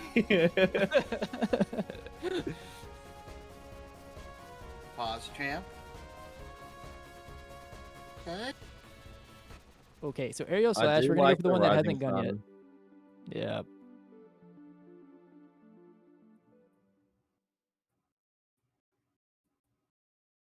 Rising Sun Toss. Blizzaga here would be awesome to see next.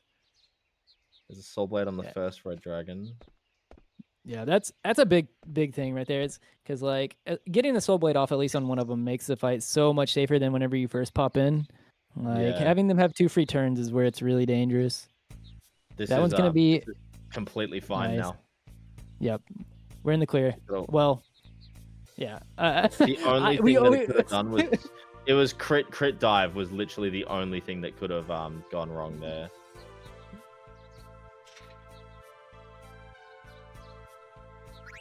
So we're gonna do the Blizzaga here. Waiting. We're just waiting to see everything. I guess maybe see the damage roll here, and then we're gonna send after Vivi. Vivi's gonna die, and then we're gonna attack, and GG. 2 runners through Red Dragons. Yep. No souls have been claimed by Red Dragons yet. Why did I say anything? I was about to say, I hope it's you this time and not me. I would never say that. All right, Faraga from one of the birds on Pete. Not too bad. I guess that actually, I don't know how much aerial slash does here, but I think that he should be clear either way. Yeah, okay. He's good. Much less than red dragons. It's only like 200 or 300 per.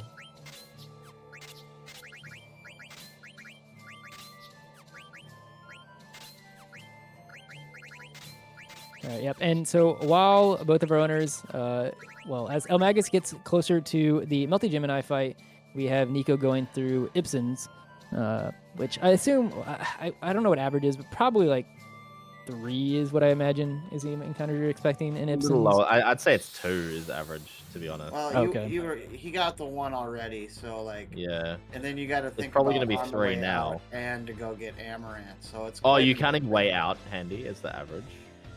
In that case, yeah, 3. Yeah. I was talking like all of Okay, Ibsen's, yeah. Yeah, okay. Ibsen's has a really cool like gimmick to it casually that isn't used in the speedrun at all. Basically, in Ibsen's, everything is upside down, back to front, left to right, etc. Sort of hints at basically the stronger your equipment is, the worse it will perform. So that's why you'll notice the Moogle shop in the 2nd or 3rd room of the game will sell daggers and broadswords and javelins and this really low level gear. This gimmick very, very unfortunately doesn't apply to magic. I think that would have made for a much more interesting dungeon. Doesn't apply to magic, so basically the next boss we're just taking out with FFIX and Pete's going in here, guys. So oh yeah, it's, Pete's got red dragons. Yeah, so the opening is kind of the big thing we're holding our breath for. We want to see what kind of opening we're getting on our red dragons to see how kind or not kind it's going to be. All right, so that's okay. So we got into Zidane pretty early. Okay, I think that he's Soul Blade to be one that. He's in. Yeah. Yeah. Yeah, so he should be able to like clean up from here. Also, we have eLmaGus getting ready for the big cutscene before Meltai. But Nico is actually going in to fight the Taharka fight, and both of you guys were mentioning, Heat for Pete as like kind of like one of the, I don't want to say meme, but like one of the sayings for FF9. Do you guys want to explain why landing Heat, or how that whole thing works for Taharka? Oh, hold on, Pete just got critted. I think he's supposed to be fine. Yeah, this should be okay. But my word. We got to check its next turn now. Okay, now we're fine. Now we're fine. Yeah, he's fine. Yeah, so Taharka is a kind of weird boss that is susceptible to a status called Heat. Heat is a really, really strange one. Basically, if you're afflicted with Heat and you send any command with your character, they will instantly die. This boss, very strangely, is susceptible to Heat. So we've got Steiner with the Flame Sword and the ability Add Status, which I think is thanks to the diamond in the accessory slot. These all combined give Steiner a 10% chance to apply Heat with his physical attacks. So priority 1 is going to be swinging with Steiner, hoping that you land Heat, and Taharka will just die immediately. Failing that, Soul Blade for Poison Ticks on Zidane. And FFIX are going to be the way that we deal our damage. I think We do got to be careful. We do got to be careful here. We do want Freya to live here for sure. We want like, Freya is the one that is most like I've had most at risk of dying here. But yeah, we do need Freya to live here. We need everyone to live. Yep. Well, technically not. Oh, that's Vivi, true. Not VV. Yeah. But yeah, I don't know how many times he'll go for it, but usually what I think I see most runners go for is like 2 swings from Steiner to try to land Heat, and then afterwards is just kind of commit to the regular turn, or the regular strat. Yeah. There is a really interesting strat that the runner Swed used to use, where technically everything that Taharka does is a spell. Taharka, from what I understand, doesn't actually have anything that's considered a standard attack or anything. So with Butterfly Sword and Soul Blade, you actually will put silence on Taharka, and it will be unable to take any turn. That's a very, very niche route-specific thing. Huh. Oh, Threw the high potion on critical. VV. That's FF9 in a nutshell. Yeah. Nico saw that coming, said, okay, I don't want Vivi to get rammed here and then die. So let me throw a high potion. And then the game said, no, here's a crit anyway. It might just die to poison. No, it definitely needs another Farago or two. Nico going for steals as well. The rare slot steal for this boss is an Orichalcon, which is Zidane's like late game weapon. Or at least his sort of normal late game weapon. All right, Nico got through it, but also at the same time, we have eLmaGus in another boss fight, starting Melty Gemini. Distract going clutch there on Steiner.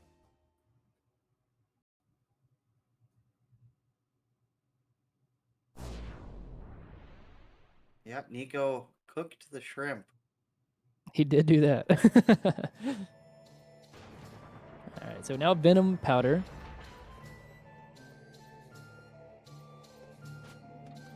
I don't know if I've had Aiko live this. I think she can, but I don't know if I've ever had her fight. Yeah, okay, she did there. Yeah, I've just never had it happen. She's always dead for me. Was that no viral smoke?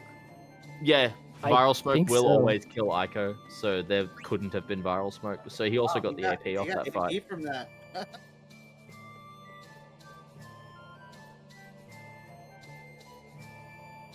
I think that can actually change your menu a little bit from the things that you have learned, or it does something I remember, because like we expect for the AP not to be learned on that fight. Yeah, you never expect that AP. It would be incredibly irresponsible to bank a run on Melted Gemini. Thing you'll really notice with like getting because he has a really thick Zidane. Like when he gets to Shell Dragon, he might have some slight issues getting into crit early. But I mean, either way. Oh, maybe. In. Yep.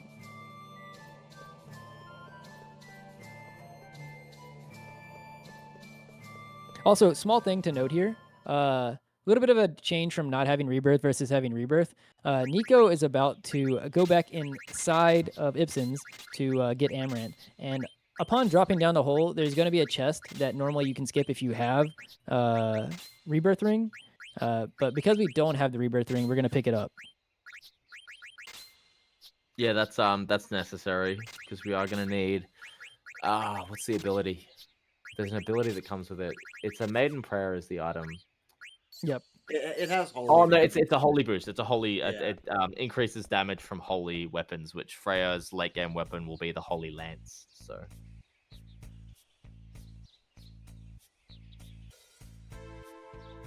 Yep. And as he's about to do that, we're about to have Pete come into our final Melty fight.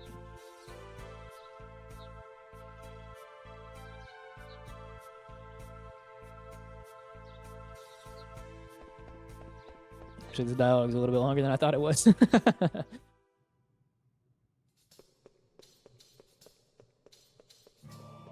Nice. No encounter there.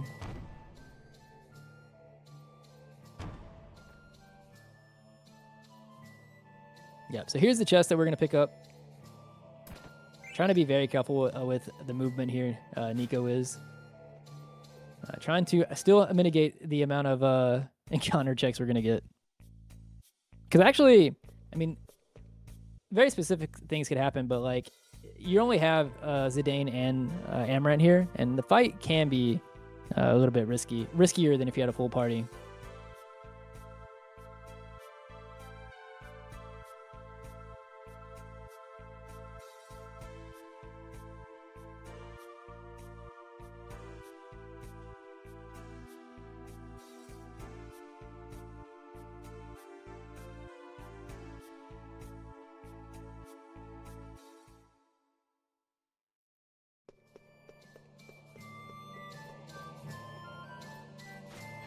Nice. No encounter for Nico on that screen.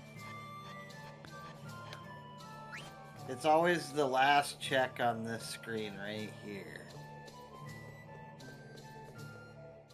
Clean. Nice. Yep. He held down like a champ there. A viral smoke coming out. Amaranth's going to go down, and then Steiner and Terry will clean it up. I mean, Quet and Terry. Very nice. And down goes our final Melty.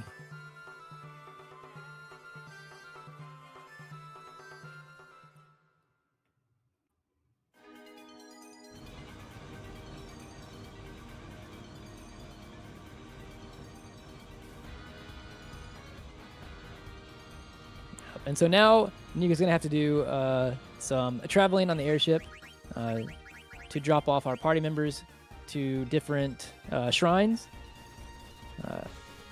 I've always assumed that it was meant for all these shrines to be played through, but I'm guessing for development's sake or whatever, you only do actually fight the Earth Guardian. So that's going to be our next boss coming up for Nico. I have nothing to back that up, by the way. That's just pure speculation. It does seem a little bit like not fleshed out. Yeah, I just assumed that you would have to fight each of the shrines with the people that you split up. Right. Going in with 2 healers like Dagger and Ico, that might be interesting. Might have to summon Arc.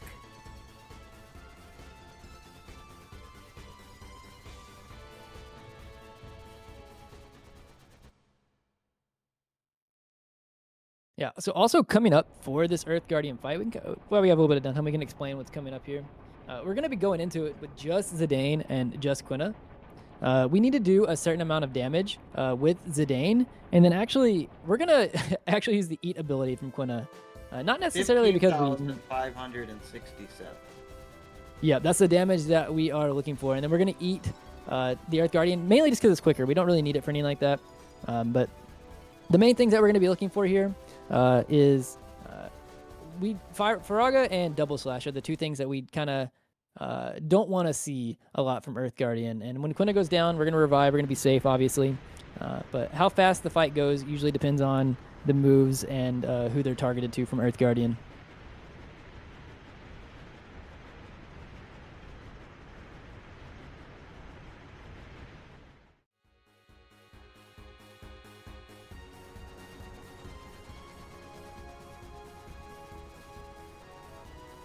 And that will be kind of the main attraction right now, as both Pete and eLmaGus are going through Plot City they're both together. getting food right now. Yeah.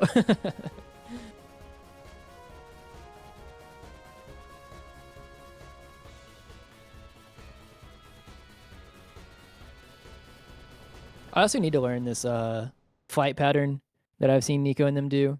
I've done it the other way, but I think coming to the Earth Shrine from the way that Nico did is faster. Just hold L1 when you spawn out of that temple and it rotates the ship. Yeah, it's probably not too hard. I just, after I learned it the first way, I just haven't changed it. Yeah.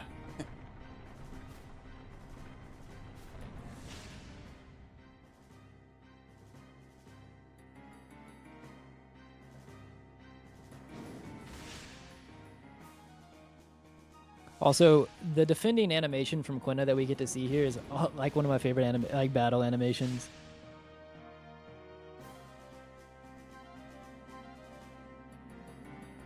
Oh, the defend one? Yeah. I like her run one too. She just puts her arms up in the air. Yeah.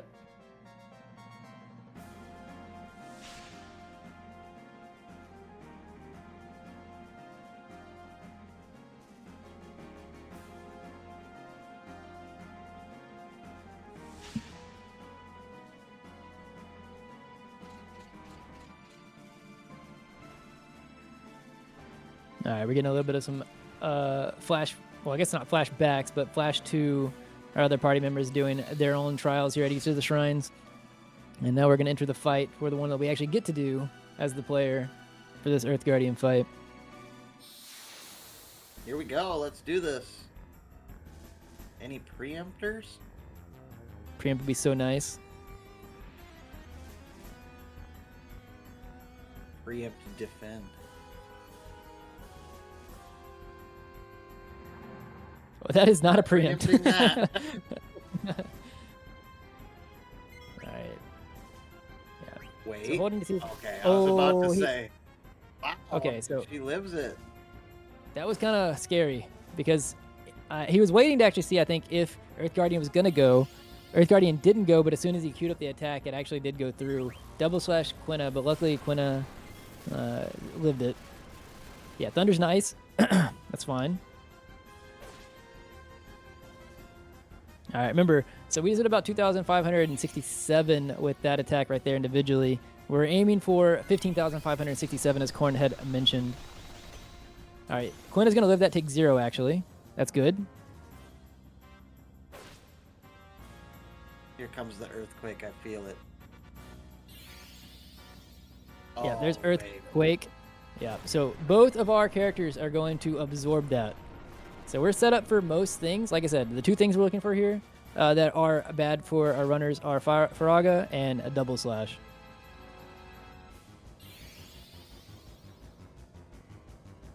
Thundaga is fine.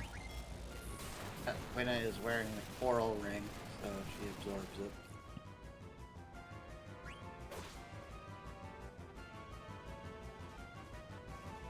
And I believe this should be lethal coming up here. Any Oh, counters? okay. Live through, nice. Yep. And we're eating. Sending it. Yep, there we Nom, go. nom, nom, nom, nom.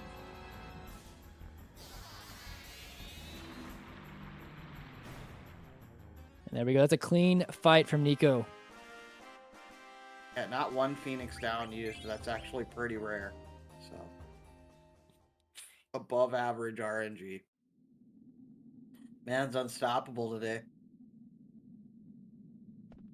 Yeah, Nico is especially for a marathon, is having very good a very nice FF9 overall.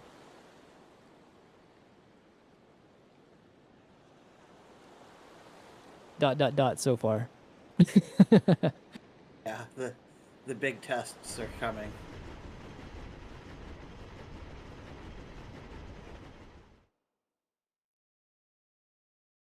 Yeah, just 4 is coming. That was the so far.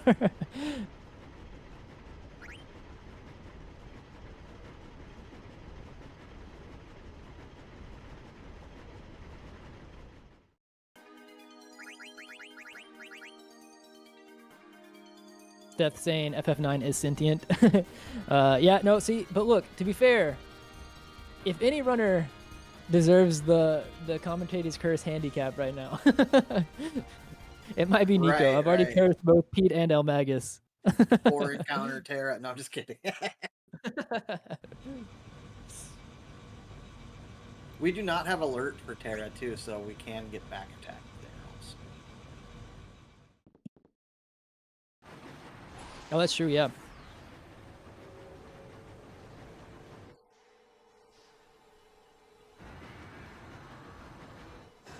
And I will not everything in forget- Terra has just an unreasonably long animation time. It does. I actually will not forget. Like, so I've only been cumulatively running for probably about a couple of months now, but I've already had a run where I had 13 between Ipsons and getting into Terra, between Yeah, I Bramball believe and it.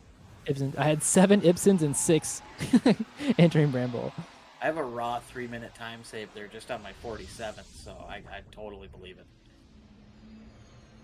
Sometimes FF9 just says, nope. Or it's saying yes, and then Terra just dashes all hope. Yeah.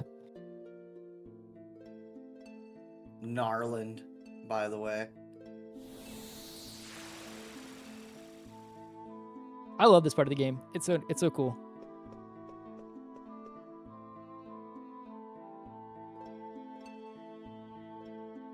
Even before, or even like around the You're Not Alone section, which obviously is one of my favorite parts in the game casually.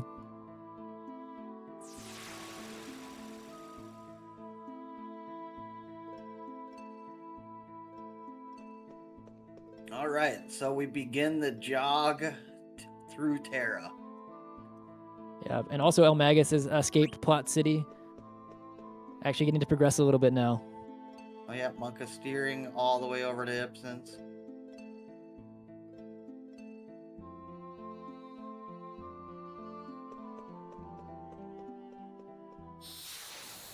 Oh. Checked already, first screen.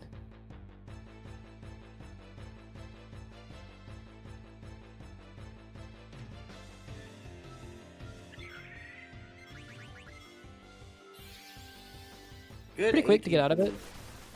Yeah. Good quality. Quality over quantity, for sure.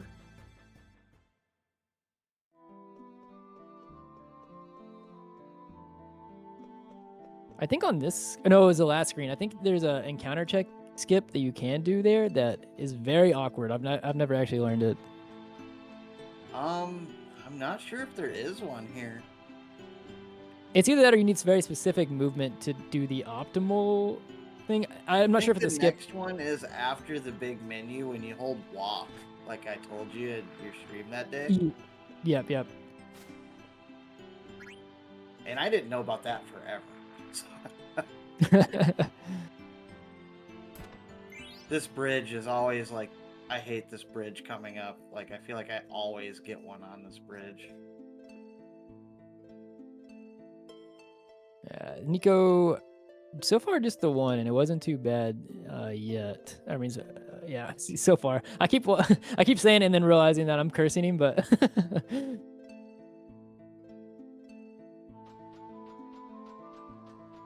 no bridge. Nice. Magus getting out a save, and he's gonna do a little shop here. Pick up 6 items. What is it? Golden hairpin, diamond helm guy, yeah. Blah blah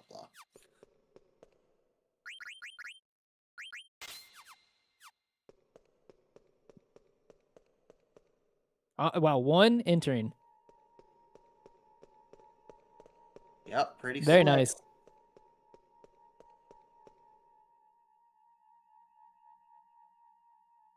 Also, eLmaGus traversing Ipsons.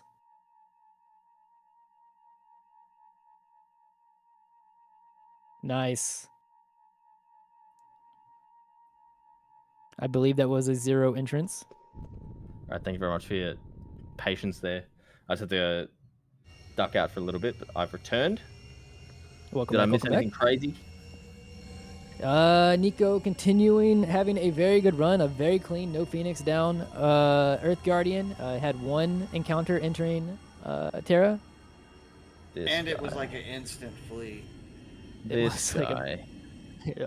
a very clean run so far. Also, put your hands together if you want to see eLmaGus hit heat on Taharka. Make back up some of that time right now. Yeah, eLmaGus First try wants heat. heat, but not for Pete.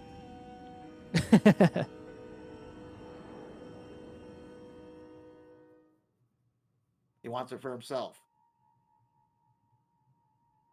Rightly so. Let's just give them both heat right now. I do know if you don't pick these mirrors up like half optimally, you will get an extra check. No, it's the only check, I believe. It's a relatively high chance from memory, but yeah, you do need to actually have decent movement there.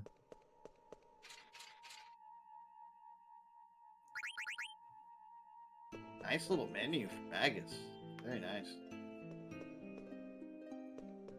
Ooh. Undid it with the weird movement. I think he definitely had a check there. Does the check really exist if you don't get it? Yeah, it's Schrodinger's check. Yeah. If I didn't get the encounter, I skipped the check.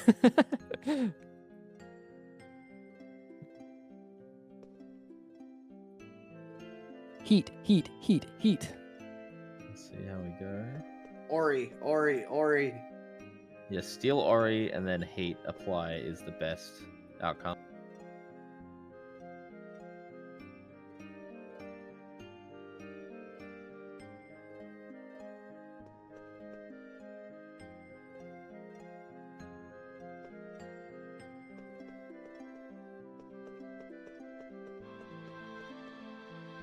Choosing to get the Firagas and the poison going right away.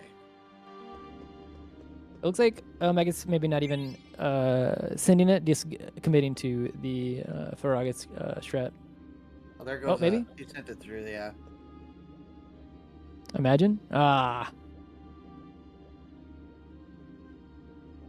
Apparently, heat is reserved for Pete. All right, we're gonna find out pretty soon as Pete is now entering Ipson's castle as well. I cry a little inside when I steal the mithril claws.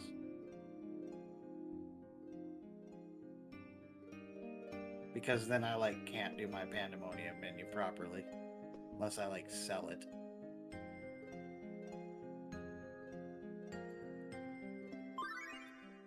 Oh.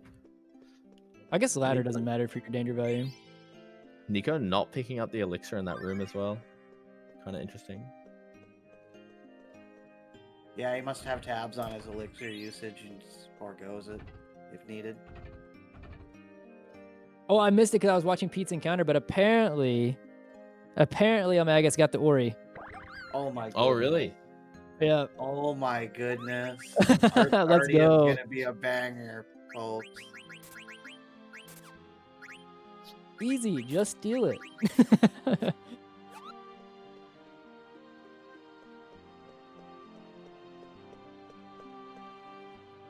Like, what is it, 2 or 3 hits on Earth Guardian and it's just over?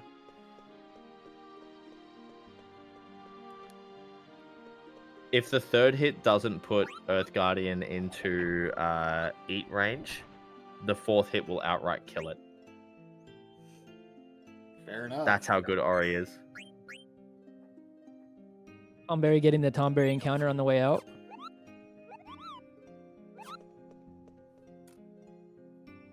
Also, Pete is unfortunately not getting very good luck on encounters.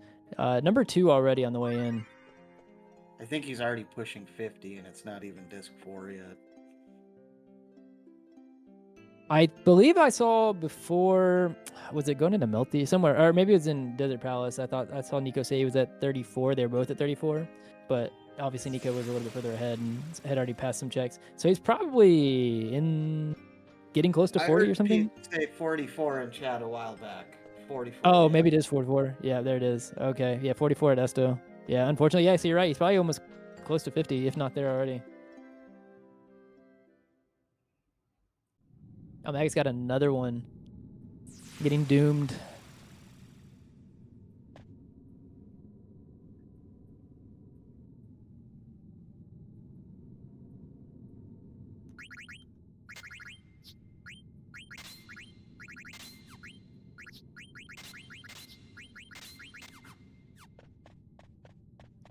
Yeah, while this is going on, Nico doing a menu, but then about to start the, like, honestly, one of the most popular sections of the run and the game.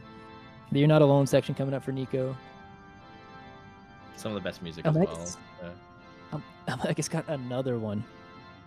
He got the Ori drop, or the Ori steal, and is being punished immensely for it. Yeah, the game is not happy about that one. But it's going to have to deal with it.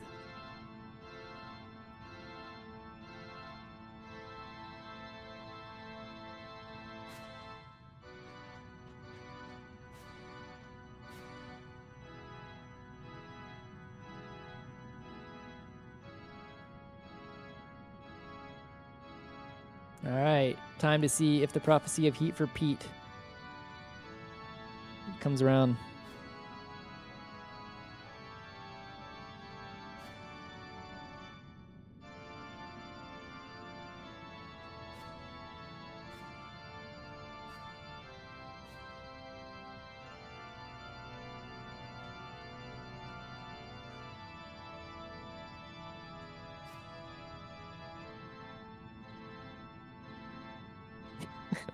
The game said if you're gonna get it though, your diner is gonna start with no ATB.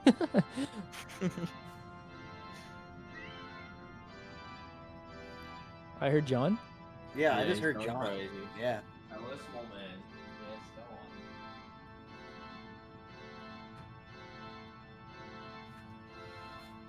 He wanted to go into the kitchen, which is behind a door.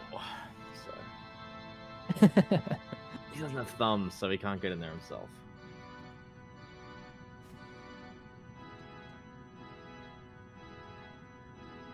All right, so unfortunately, so far, no heat for Pete. And that is... Okay, Vivi lives through that.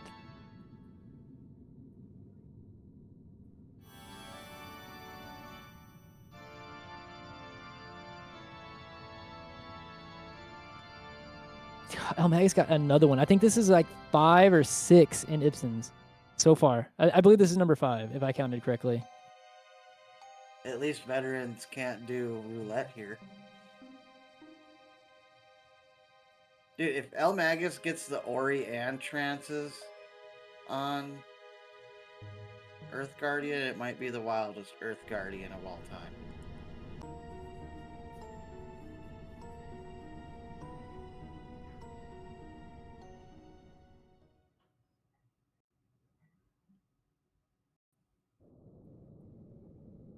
Yeah, regular Tahakas all around. Unfortunately, no heats.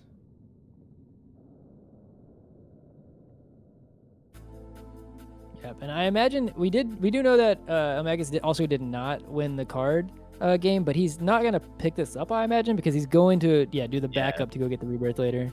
You already got the anklet earlier, so.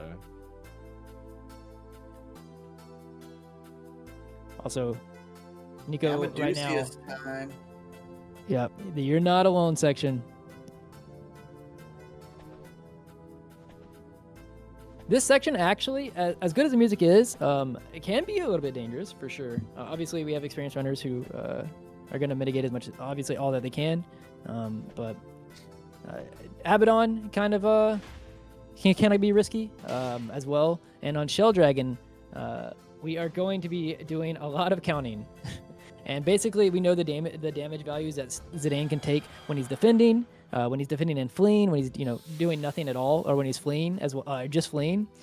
We know the ranges that we can be at, and we're gonna try to safely get into critical HP with Zidane as quickly as possible, which will proc Dagger coming in, or Garnet coming in. We want that to happen as soon as possible.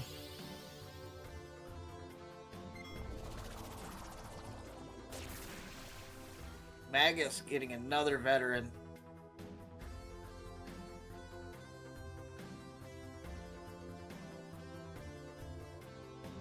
Yeah, I can imagine Magus is definitely not happy with the amount of encounters here in Ipsens. This has been an absurd amount.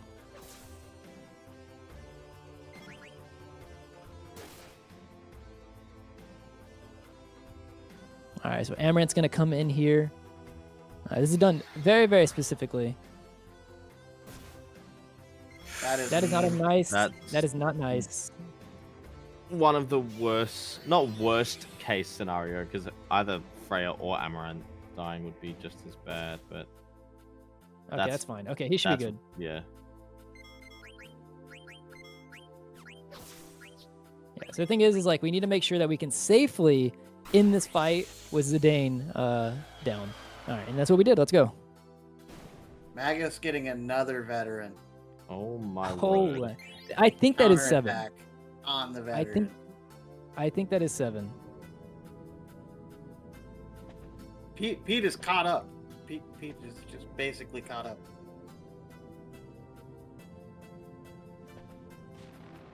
Yeah. So in this next fight for Nico, we're gonna be defending for the first 2 turns here. You can change as well to save some time on some text for Zidane to come in. Or if it's you're feeling absolutely groggy, worth it because you it can reduces attack high wind yourself. damage as well. Yep. Because attacking yourself with Steiner heals him, but he has distract, so that's where the spiciness. Yeah, he can miss. I've died like that. I swung on Steiner to heal after he missed, and then I died anyways. Please never rely on Steiner swinging on himself. Yeah, I learned.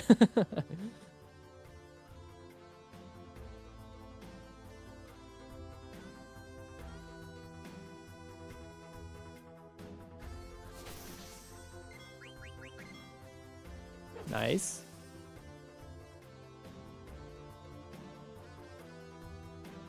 Yeah, so Zidane's gonna come in here.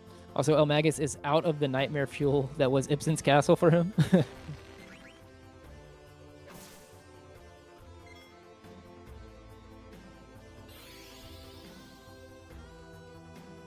Yeah, so this move is just really slow from Abaddon. Flea damage there does have a chance to kill Zidane too, which is always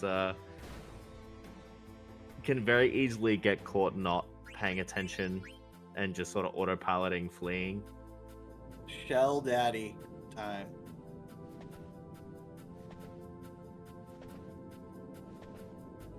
So the big thing that we're going to be looking for here, all the numbers that we just gave earlier about trying to get into crit HP with Zidane are specifically, I don't know if I mentioned, for charge.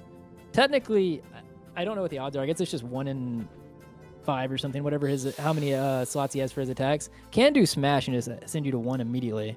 And that's like best case scenario. But yeah, Nico and the runners are going to be doing very specific math, knowing damage ranges to try to safely land into critical HP.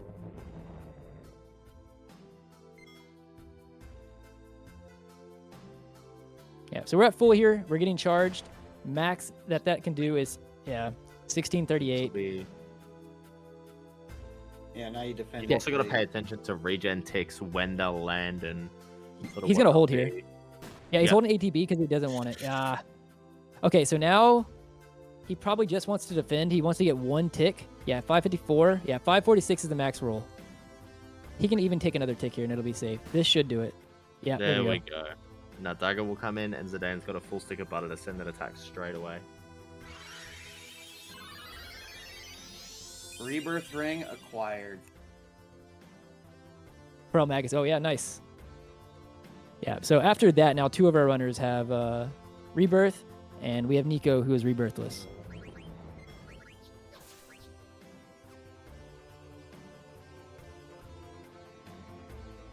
We also saw Nico here queuing up the memory cursor to be on Berserk if need be, or if I guess if the strat. I don't actually know when I would go for it, but he did have it on there. I guess he was debating to seeing how the next turn was going to play out.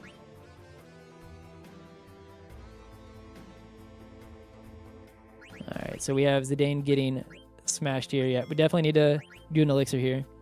We also need to end this fight with just Zidane alive. So the runner is going to be keeping an eye on that. Crit here might actually be really bad for Nico.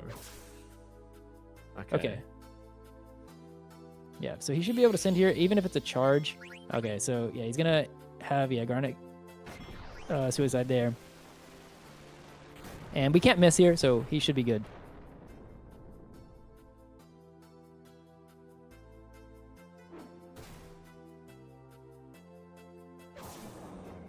Nice. All right, time for the big boy Big menu. menu. Yep. Out of a lot of the worst of it with this disc. Well, out of the worst of it, rather. Very minor things that can go wrong from here. Peter's actually pulled ahead of Magus now. Magus went to Yeah. Jaguaro. Yeah. Yeah. Between that Well, that's Ibsens, pretty much exactly why. yeah, between that Ibsens from eLmaGus, how unlucky that was, and also having to go pick that up out of the way, yeah. It's no, I mean, he pulled a little bit ahead here, but honestly, they're like neck and neck.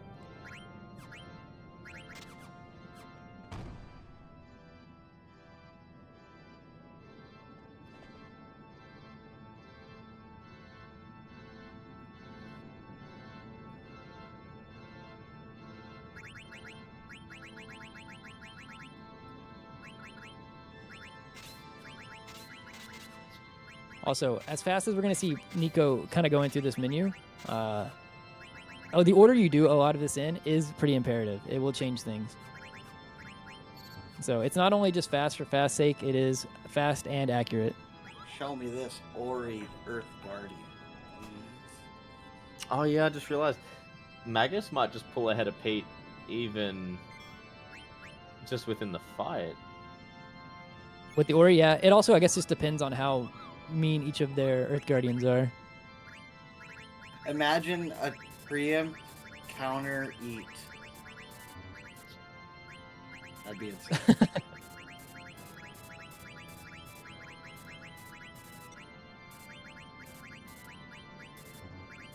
All right, and they're both in it as Nico is continuing the big boy menu. All right, so got a preempt. Pete got a preempt here.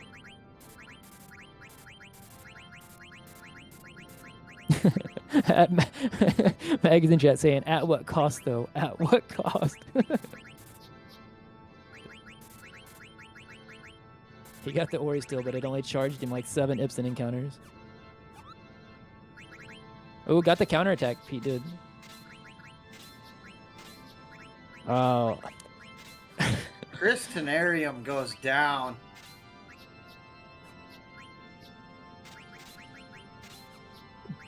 And Pete also seeing a Faraga on Quina. Yeah, so Buzzaga, not bad there. Nullified completely. Yeah. Nico Faraga through is the the only menu. one that we're scared of. Earthshake will heal the party. Blizzaga's nullified. Thundaga heals. Double Claw, kind of scary. But Quina back road with good evasion.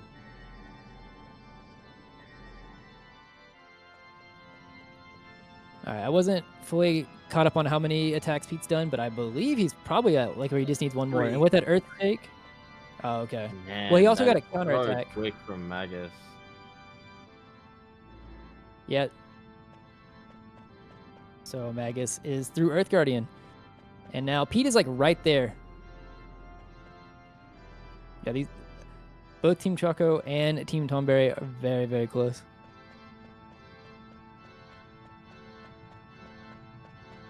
All right, the next split for all of the runners is Nova Dragon, who is known to be very kind and fair and very welcoming. And definitely never mean to any runner. We got the 3 boss fights at the end first. Yeah, Did you I just say meant the Red next Killer? split. Silver Dragon can be a bit weird. I have heard the legend of Karakarn getting 3 shockwaves and dying to Silver Dragon. Yeah. Yeah, my bad. To clarify, I didn't mean like it was the next fight. It's just like on how the splits are split up. Yeah, It's like all the yeah. runners are on the, yeah. Oh, but yeah, I'm not even looking at that when I talk, so I looked at it now. Yeah, so, yeah, it's Silver. I have seen some cursed Silver Dragons before, so I agree with y'all there. I'm a personal fan of the Silent Claw. You know, honestly, I'm not sure. Does the Ori also make these fights faster? I've actually never stolen the Ori. You buy the Ori. No, because you would buy it. Oh, right. You would buy it Yeah. in Brand Bell. That makes sense. Yeah, I forgot about that. So it's mainly just for Earth Guardian. It is just Earth Guardian. But yeah, assuming you don't get punished like eLmaGus did, it's just way faster. The Claw!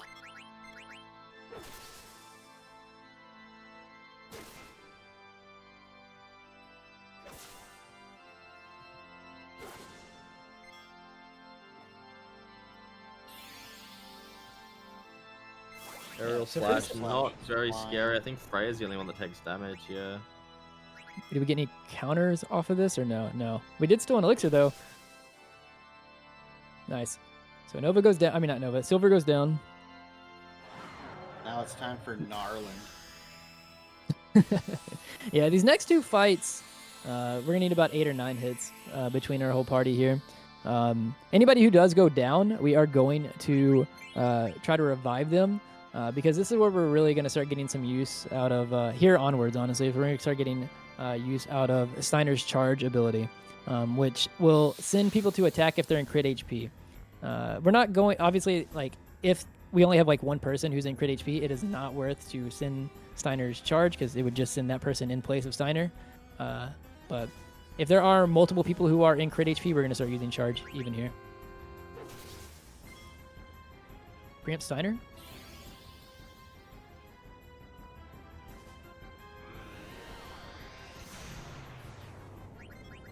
Not a trance yet on Zidane, but very close.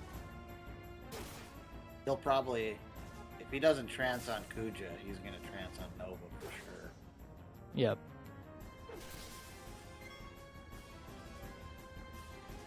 I think, yeah, next turn, even if one dies here. So he's rebirth. This is where Rebirth Ring comes into play. Yeah. He could kill here if I'm count. Maybe I'm miscounted, but maybe he needs one more after this. Oh, are we Wait, getting he got a really- preempt. He got a preempt with Steiner, so I think this might do it. Yep, there we go. Oh, crit Nice just to top it crit. out.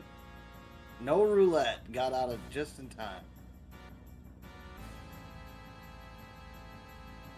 Hamgar goes down.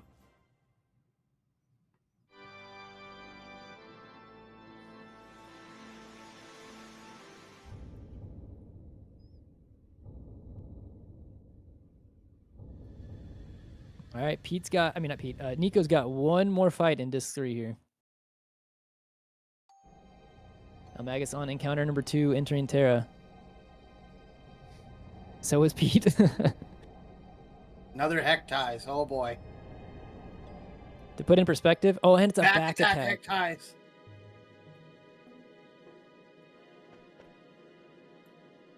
So getting rouletted. Oh, it's absorbed. Thank goodness.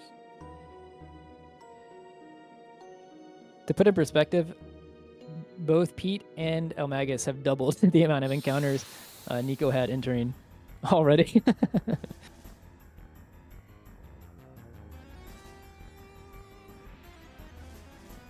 They both escaped at the same time. Wow, that's in sync.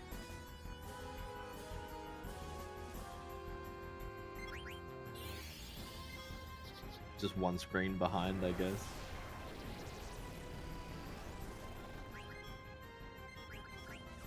Oh, Hammy goes down for Nico.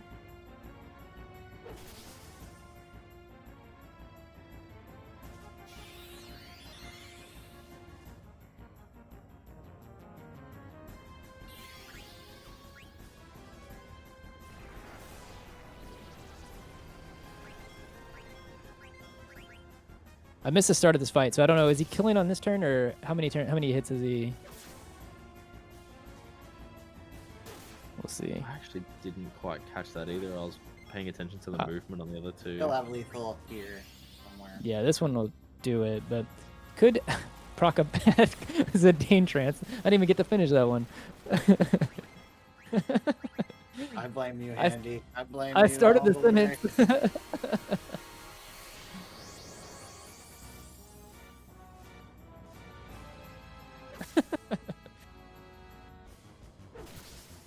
All right, and we're out. Pete pulls ahead. Pete officially pulls ahead of Team Tonberry here.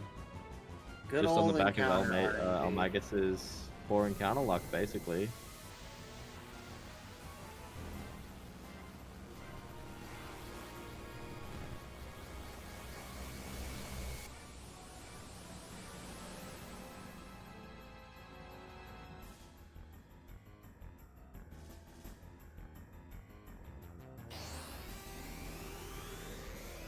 I don't actually know yet how far exactly it is from here, but I know you can calculate about how far away from the end of the disc a runner is from this point.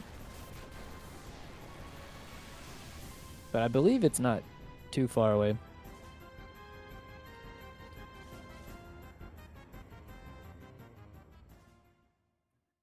He got another one? Yep. I have to wonder. This might be what I kind of was talking about with like almost a 13 or whatever post. I don't ever want to steal Melty. Ori ever. Not worth.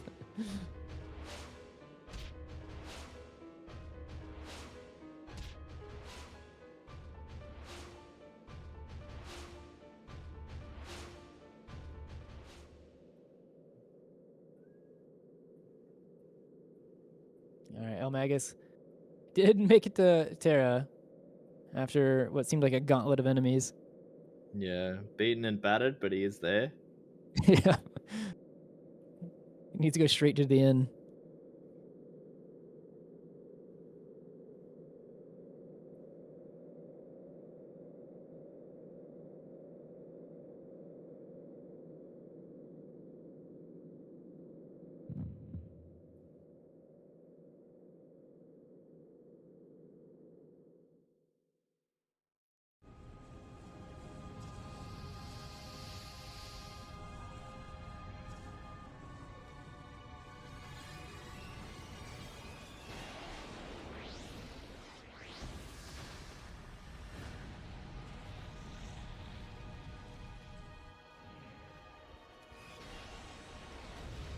All the cutscenes.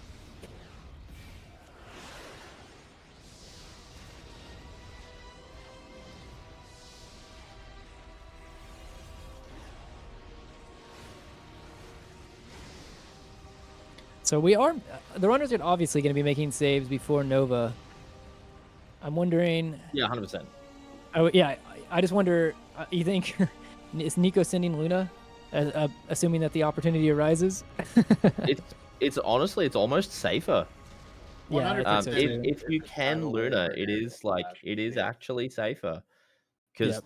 you like the quicker you can get out of that fight, the safer it is. Even though Luna technically, yeah, sure, you lose control of all your party, it casts berserk on everybody. Like you just end the fight quicker. My luck, and I've had died 4 times to Nova on it, is I get, well, I think, what is it, aerial slash or whatever, send Luna after throwing, Shockwave. and then immediately get shockwaved and Yeah. countered to death.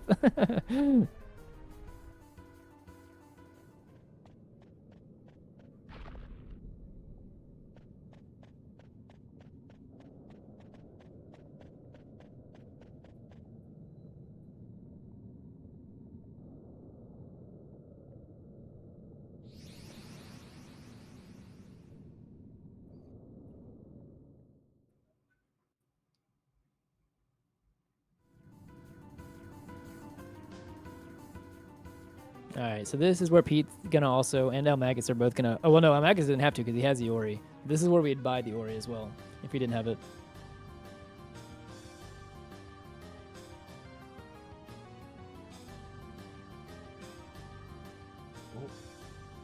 So the cat has Hello, something John. to say. Oh my god. He's cheering on Team Chocobo there. Cheering on his Uncle Pete. He's okay, by the way. I want to be very clear. He's perfectly fine. He just wants attention. Yeah.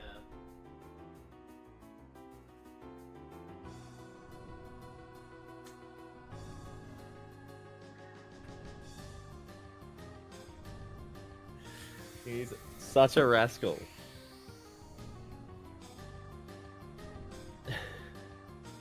Such a rascal.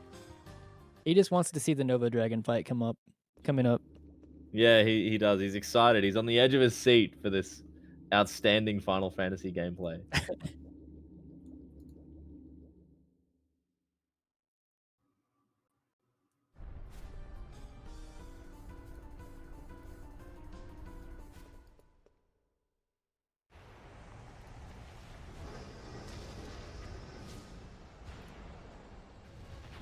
All right, Pete also heading into the You're Not Alone section after this quick little menu.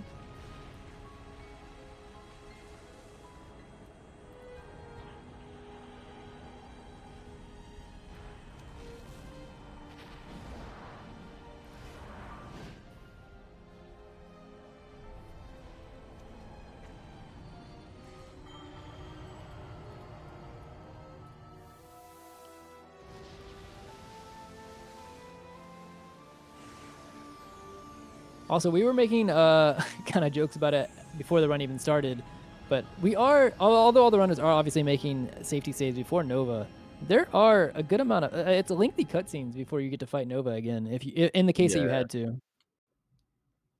And Nova, not known always to be the most friendly, so.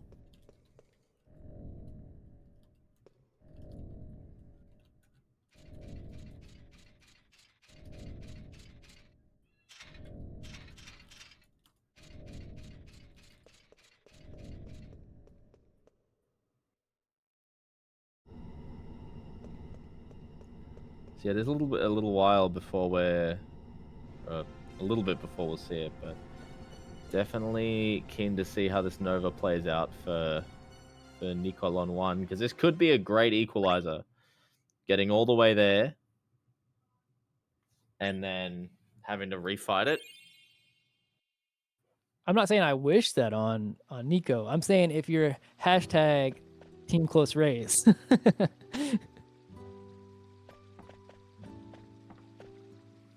No, I'm sure Nico's gonna handle all of it just fine. But yeah, Nico is on disc 4. He'll do the best that he can with the cards that he's dealt. Exactly. And cards in FF9 are rigged. Well, that actually, Bobby as well, all grown up. Yeah, that's a good point.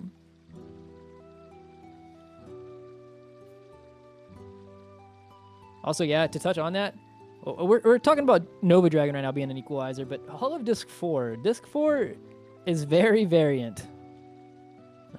There's a lot of encounters, a lot of things that can go one way or another in Disc 4, so a lot of time to be swung one way or another.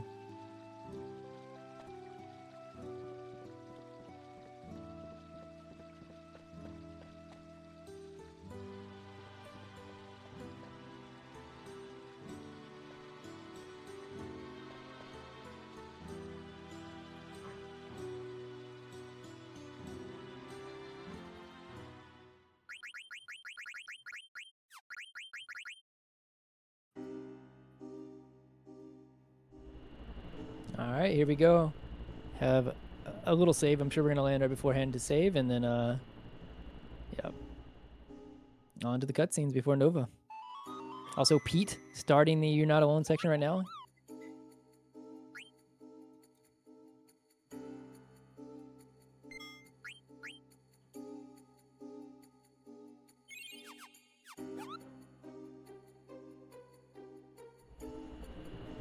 How's the opportunity to reel back a little bit of time because Nico did not have the greatest Amadeus or Shell Dragon fight. Yeah. Yep.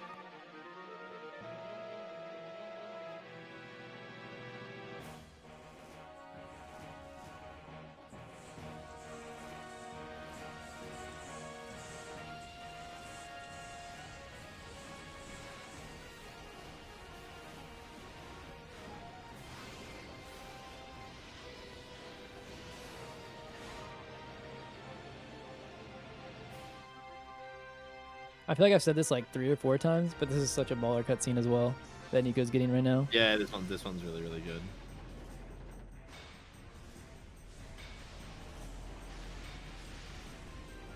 With the amount of times I've said it, some might just say that this might be just a pretty good game overall.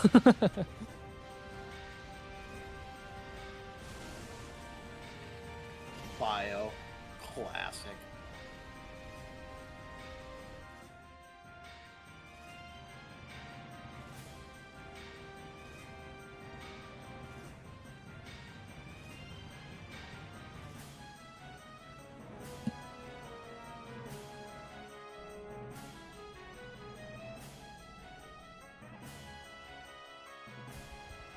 All right, now we're gonna have Amaret come in, and what we'd like to see is for the nice bird to land, calmly land.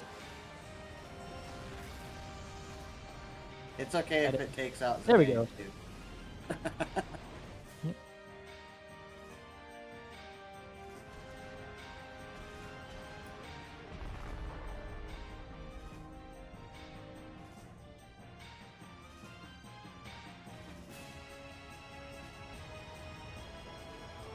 There's about to be a lot all happening on the screen at the exact same time. We're about to start the Nova Dragon for Nico. We're about to be into the Abaddon fight for Pete, and we're going to be starting, I forget the name of it, for eLmaGus.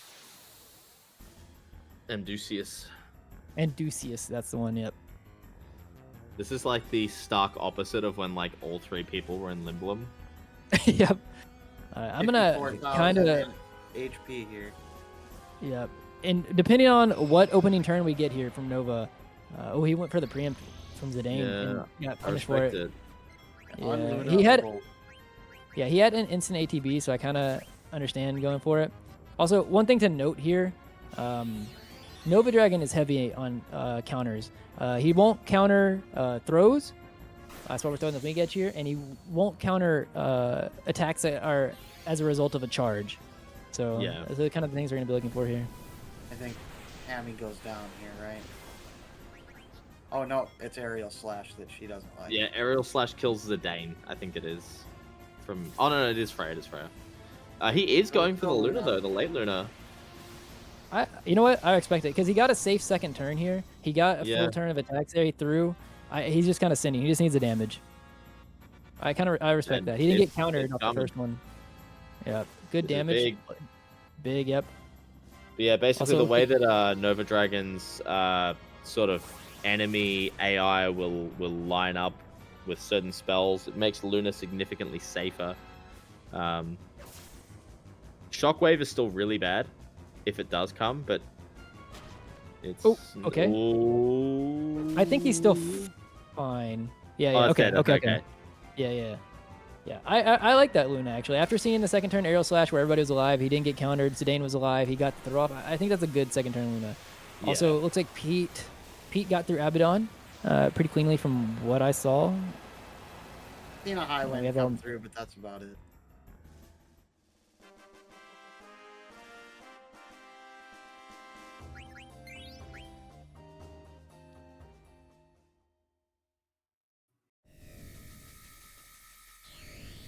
All right, getting high-winded. eLmaGus is right now as well. I think all 3 of our runners saw the high wind.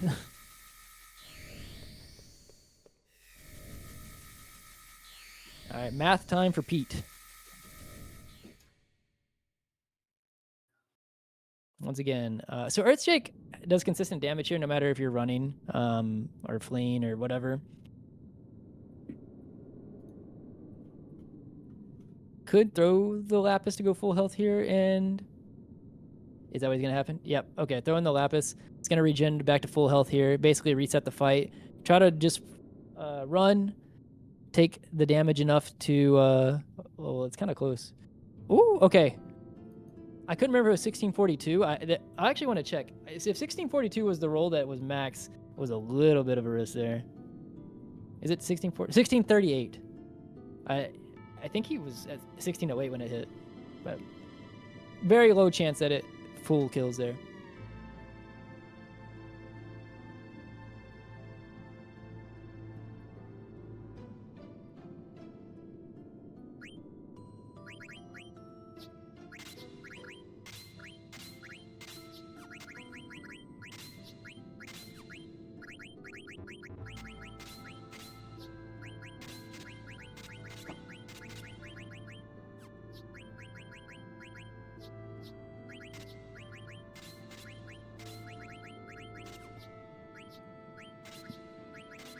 Pete looking to get out of this fight relatively cleanly.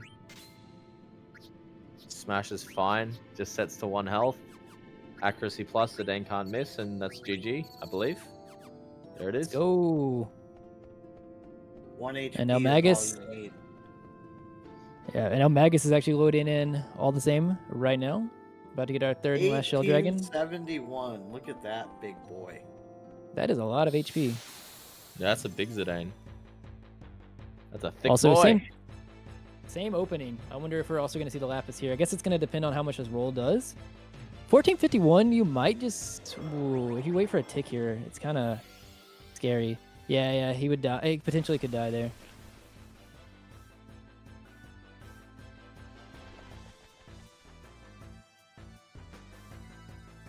This is 860. I believe do nothing. Yeah, well, 1092. Defend He gets and another... flee. Defending and fleeing, if he holds it and doesn't get another tick, should be fine. Okay, so 875. Defending and fleeing again would do it. But maybe, oh, he might also, I think after 5 attacks, you're guaranteed to see smash, and maybe that's what eLmaGus is going for here. Because he's already seen a few. I believe the 5th attack is always a smash, if I'm not mistaken. One of the attacks is.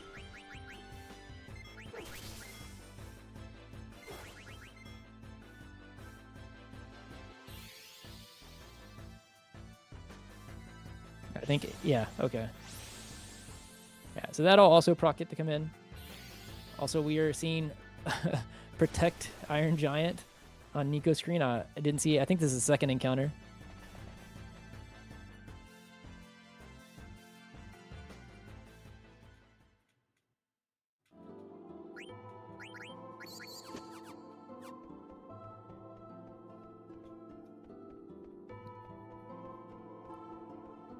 Oh, Nico with, was that no encounters on the big screen there? I actually just missed it. If so, that kind of fits the theme of this run. That was really, damn. Oh, 1 on the big screen. So three total, I think is what I saw. That's not bad. All right, yeah, so definitely have to count damage here because before the last attack that we do on Malaris here, we need Freya to be in the air to not be hit by it. So there's going to be a lot of counting going on.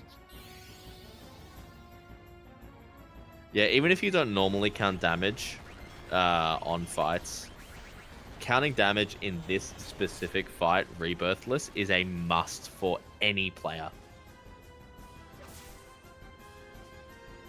Yeah, and we did put all of the characters besides Zidane into crit HP on purpose here because of this chargeability that we were mentioning earlier.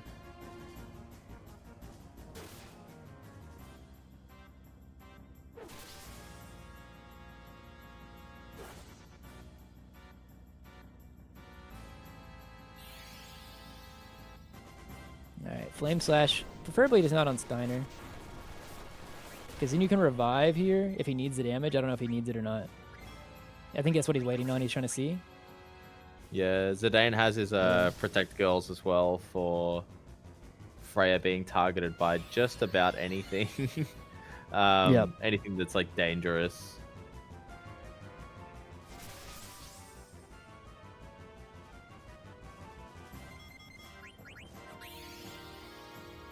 Reflect, nice free turn.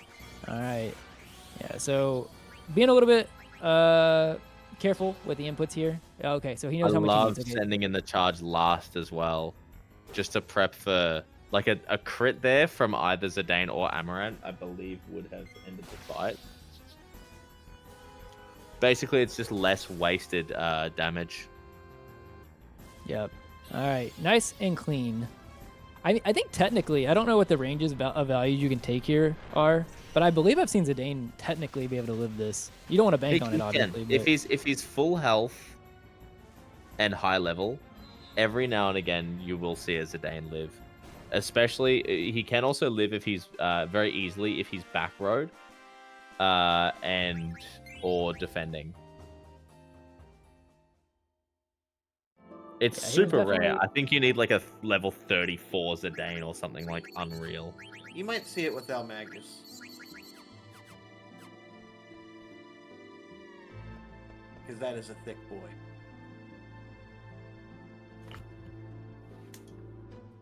Also, Pete going through the end of Disc 3 Gauntlet as well as we speak right now, as well as eLmaGus is in the big boy menu. The BBM, as they say. Yeah, they do say that. Down at the BBM.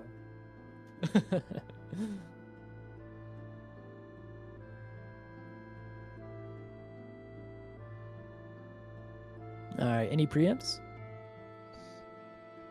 No.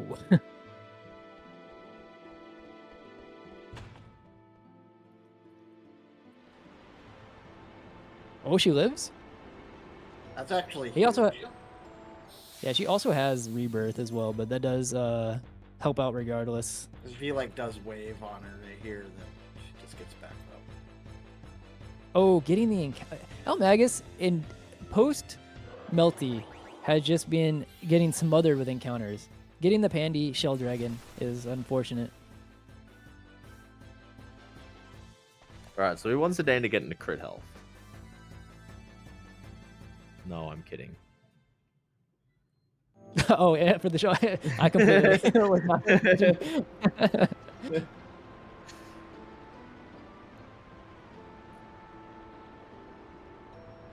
All right, so Nico, I believe, only at one so far between Malaris and Tiamat, but from where he got that encounter, I believe he's probably on average going to get this next one, but we will see.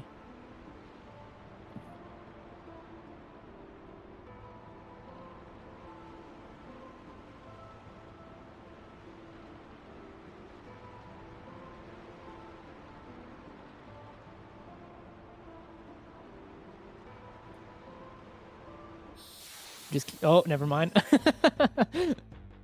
You got the last check. Weirdly, we were talking about how like fleeing in this game sort of stops working, or like, you know, quick fleeing with L1 R1 sort of stops working. Weirdly, in Disc 4 it just starts again, in like the speedrun specifically.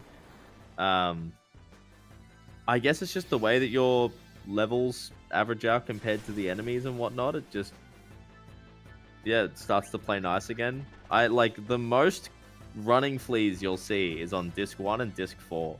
Weirdly, not 2 and 3. It's a kind of funny, strange quirk about this game. A strange, unusual quirk, if you will. Not to keep cursing Nico here, but yeah, coming up for the Tiamat fight, there are really kind of, I mean, one major move, but two moves that we do not want to see from Tiamat if we're trying to have a good fight here.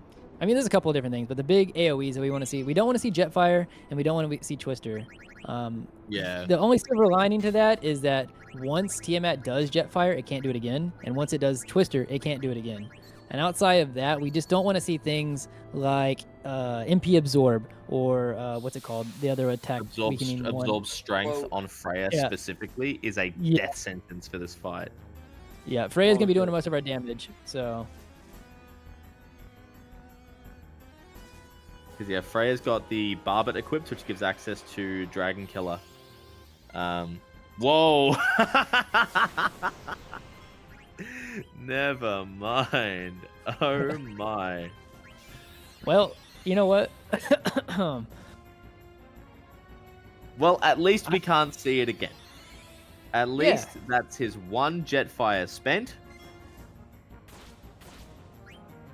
And now the worst thing that it could possibly happen is if he happened to Twister. Oh no. Look, He's team looking close at the top race. of the Okay? screen. What's he gonna do? Okay, float is a weird one. If a character sends in an attack with float, not via charge, specifically like the command attack, Tiamat will counter with a sneeze that ejects that party member from battle entirely. Snort. It's like snort. It's snort. Sorry. But yeah, cannot be revived. Cannot be replaced. Gone. There's Shades a clip of floating around of me doing I got a preempt with Zidane, but I didn't get the preempt and she did float, and Zidane got instantly ejected. Absorb So we did MP get on Absorb MP. Freya. Yeah. Yeah, honestly, a lot of what's happening here is the worst that could have happened to Nico, barring Jetfire into Twister. Yeah, having to burn an ether there is really bad.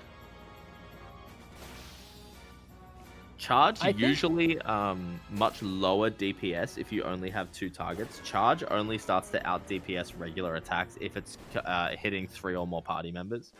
But in this case, because Freya has that Dragon Killer ability, it actually does end up being better for DPS.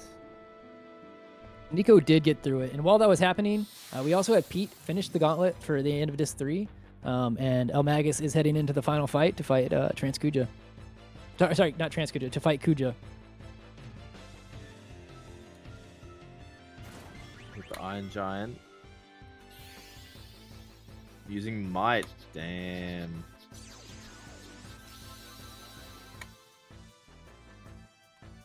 Also, we are collectively all going to be keeping an eye on Freya's Transbar here. It could potentially come into play No, for some of the runners. not this low. There's no way this low. No, not for Nico, just the runners in general. Yeah, Oh, not for okay, Nico, okay, but yeah, you're right. Yeah. Magus Yeah, has Ni- one that's a bit high. We'll see. Yeah, Nico should be fine. But yeah, in general, we need to keep an eye on it for all through Disc 4 here because it can change the way that we have to deal with Necron.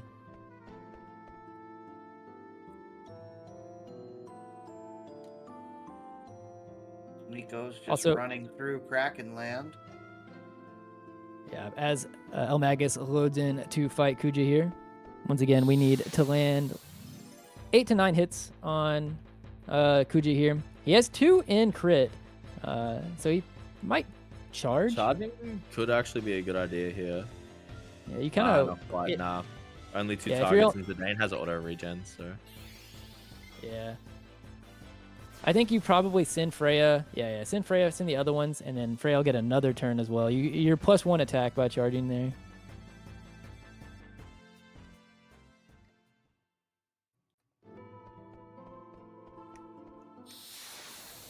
Oh, another encounter for Nico here. Damn me, that might actually kill Steiner. That should kill him, yeah. Yeah. This screen that Nico's on it looks really strange, but you just hold up and it takes you through the whole thing. You don't actually have to do anything different or specific. I think maybe you can cut like one check at the end by holding up left or something. But that's another funny difference of the JP version is you can't just hold up. You have to actually turn with the winding path. So the screen's actually a complete and utter nightmare on the Japanese version. Also, I do want to touch on the fact, so coming up for the next boss fight for Nico is the Kraken fight. And let me tell you, the difference between a good fight from Kraken and a terrible or bad fight from Kraken is literal minutes. That fight can be atrocious sometimes. Yeah. I've had PBs with 7-minute Krakens. I've had PBs with 12-minute Krakens. It's yeah. It's a massive swing split for sure. One, just because the screens that you go through have particularly high variance. I mean, Nico's gotten 3 on this one screen by the looks of it. And on top of that, the fight is probably one of the most technical fights in the game. Yeah, I think the biggest thing that, like, the variance, a big part of the variance that pops up is the first turn between, I think, Freeze or Waterga.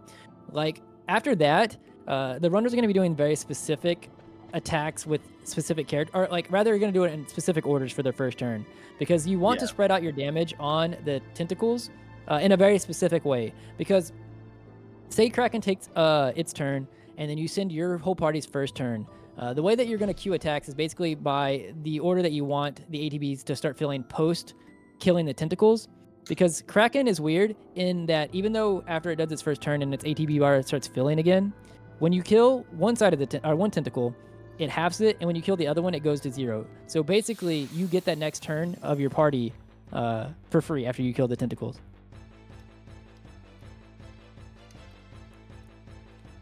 Kraken will counter just about everything as well. Every attack, like every standard attack. Nice running flea. So basically the flowchart for the battle is going to be after the tentacles are down, send in a charge, end a Zidane attack.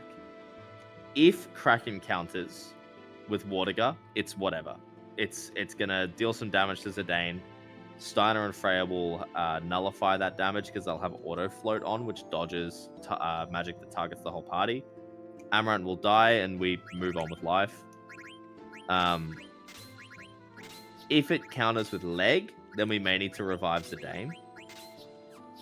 Or rely on his auto revive. And then wait for his regular turn. If the regular turn is leg or Waterga, then repeat the same sort of if-then pattern. And then once that's all done, charge and send in the Zidane attack as well. And rinse and repeat that until the boss is down. And additionally, we really need Zidane to be alive at the end of the Kraken fight here to learn HP plus 20%, which is going to be pretty big for like death guys. All right, let's see opening turn here. We'd like to see Freeze. All right. Yeah, so we have Body Temp. Yeah, Body Temp, that's what it's called. I was trying to remember. For some reason, I thought it was called Hot Blooded, but then that didn't make sense because it also avoids heat.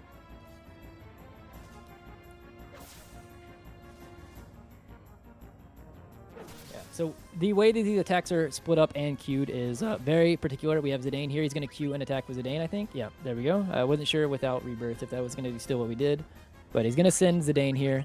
That attack will go through, so will the charge.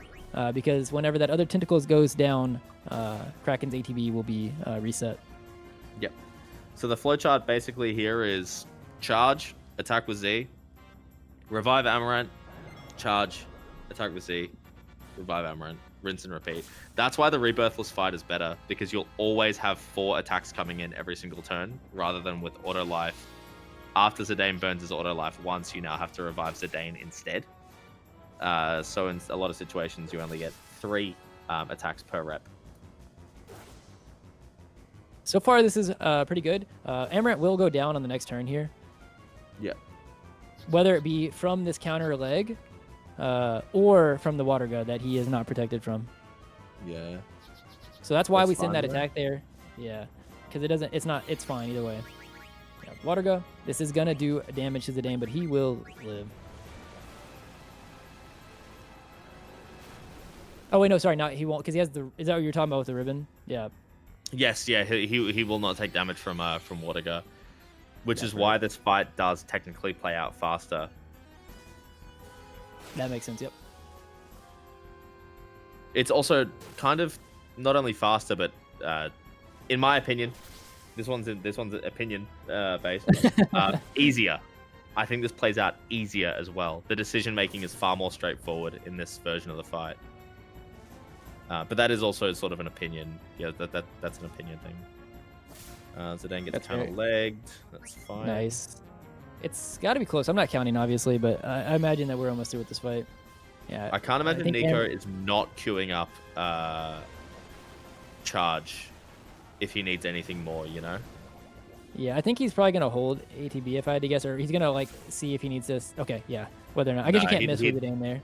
Yeah, he'd be aware of the damage rolls and things of that nature. Right. Yeah. So The that is only down for Kraken. downside with this is that Zidane is not in yellow health for the next boss, Lich. Lich really doesn't have much in the ways of threatening threatening abilities. Freya, between Bird Killer, Holy Lance, and Maiden Prayer / Rebirth Ring, both boosting holy damage, Freya does actually hit in the realm of, I think, like min roll is like 8700, max roll 9999.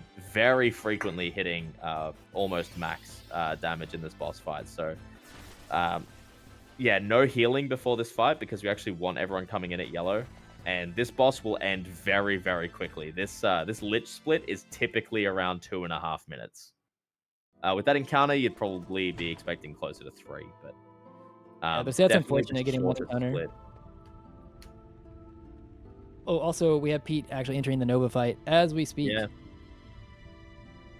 These are sort of dead opposite fights for Nico and Pete. Nico gets to just play fast and loose here with little to no risk, and Pete is managing a huge amount of weight in the decision of whether or not to Luna here if the opportunity arises. But we'll see. Gets the Ooh, going wing for the- throw preempt, Yep. which is really, Yep. really good. All right, what's the opening turn going to be here? It dictates a lot. Not oh no, Shockwave. that is the worst one. We want Do not Nova take to fleet not be damage doing here. that. This is a physical attack as well. Oh, that does put him in crit HP though, and we got a counter. Counters. Ooh, 2 counters. Counter. That's big. And now we're gonna send charge. Yeah, double shockwave is the only thing that gives Pete any level of grief here. You also notice Pete very carefully holding ATBs. I think he wanted Zidane to be included in that charge, but it didn't quite play out that way. Psychokinesis, great follow-up. We're almost... Oh, I shouldn't say anything. But hopefully I'm not Pete saying has it. a good time. Hopefully Pete has fun. Charge it out. Yeah. Also, Nico is fighting Lich right now, but that fight is way safer in general than what Pete's going through here. So that's why we're kind of focusing on the Nova Dragon fight as it goes through. There we go. And he's through Well it. done, Pete. Nice. Pete makes it through. That was probably one of the best shockwave opener fights I've ever seen. The counters were huge. Yeah, those 2 counterattacks were massive. Certain world record holder got that. Named the Brutals. It's worth noting, Nova Dragon is one of the bosses that you can put to sleep.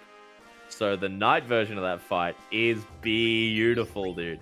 It's like you put him to sleep, and then you swing with Zidane, and then you swing with Steiner and Freya, and then you put him back to sleep immediately. And the only thing that it can sometimes do is, assuming Night doesn't miss and Nova Dragon stays asleep, the only thing that it can do is sometimes counterattack Steiner and Freya, in which case they just revive each other. And Zidane swings for like 9k every attack because it's sleep damage buff. Beautiful. So for Nico, space encounter question mark? Yeah, this is a very strange screen. Yeah, it doesn't work in the same way that all the other ones do based off of danger value. And to be honest, I'm not actually sure what dictates whether or not you get it. I just know it's random. And he didn't get it. He didn't get it, yeah.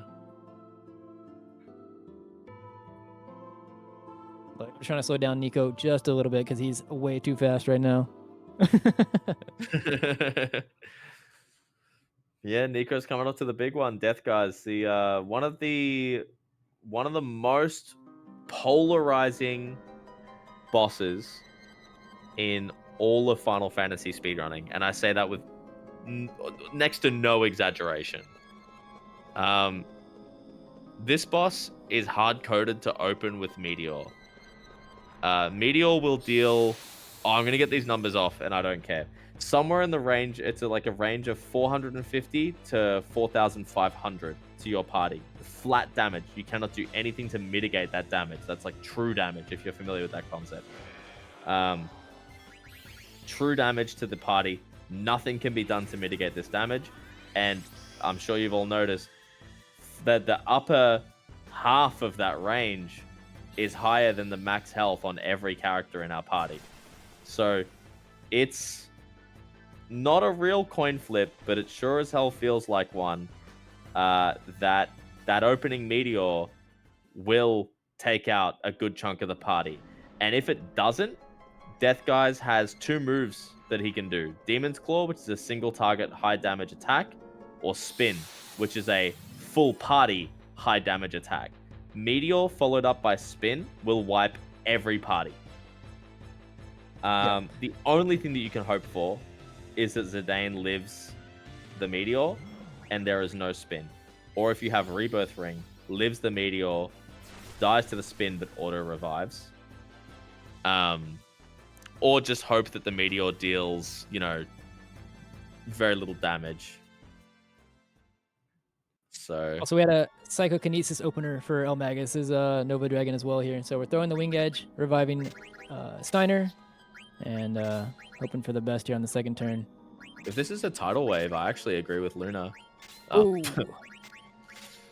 He does have Rebirth Ring, so it is a lot safer than...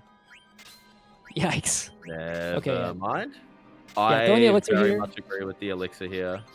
Yeah, 100%. Nico getting to take off a lot of these other abilities here as well, just because we're sort of out of random encounters to, the random encounters that we're using those abilities to avoid. Yeah, this is a very not kind Nova. Don't need him anymore, but yeah, this Nova Dragon is not going Magus's way. Tidal Wave is good. That will heal Steiner, I believe. Yeah, so that puts us in a pretty okay spot for now. Yeah, I think probably just going to, what's the word I'm looking for? Mitigate territory here. Try to go into recovery mode. Get your characters back up and then see what the next turn is here. Also, we're getting another shockwave. All right, we need you to... What? eLmaGus' Disc 3, like back half of Disc 3 to Disc 4 have just been incredibly unkind. Counterattack, but at this point, it's not helping much, Yeah. Oh, so the Phoenix down there. Time. Let's go. Yeah, the Phoenix down there means that he's open. Okay. Psychokinesis on who? Okay, that's okay. If it must be someone, I guess that's not the worst target.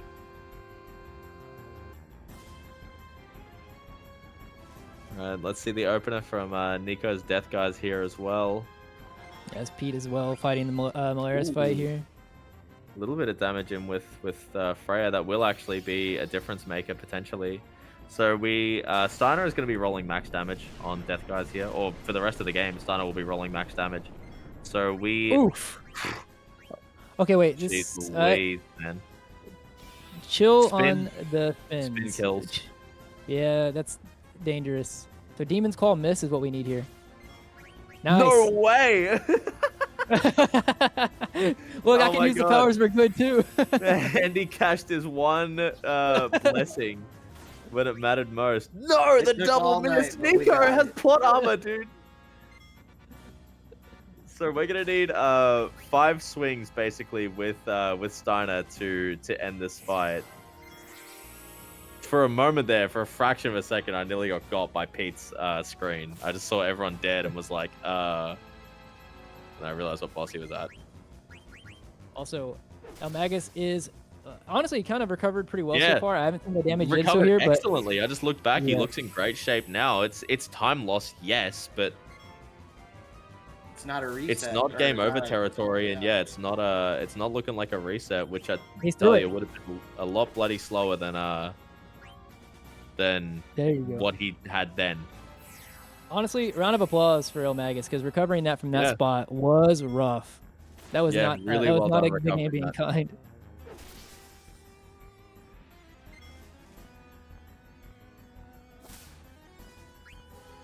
Nico's still working his way through this death, guys. It's not closing, but it is dead now.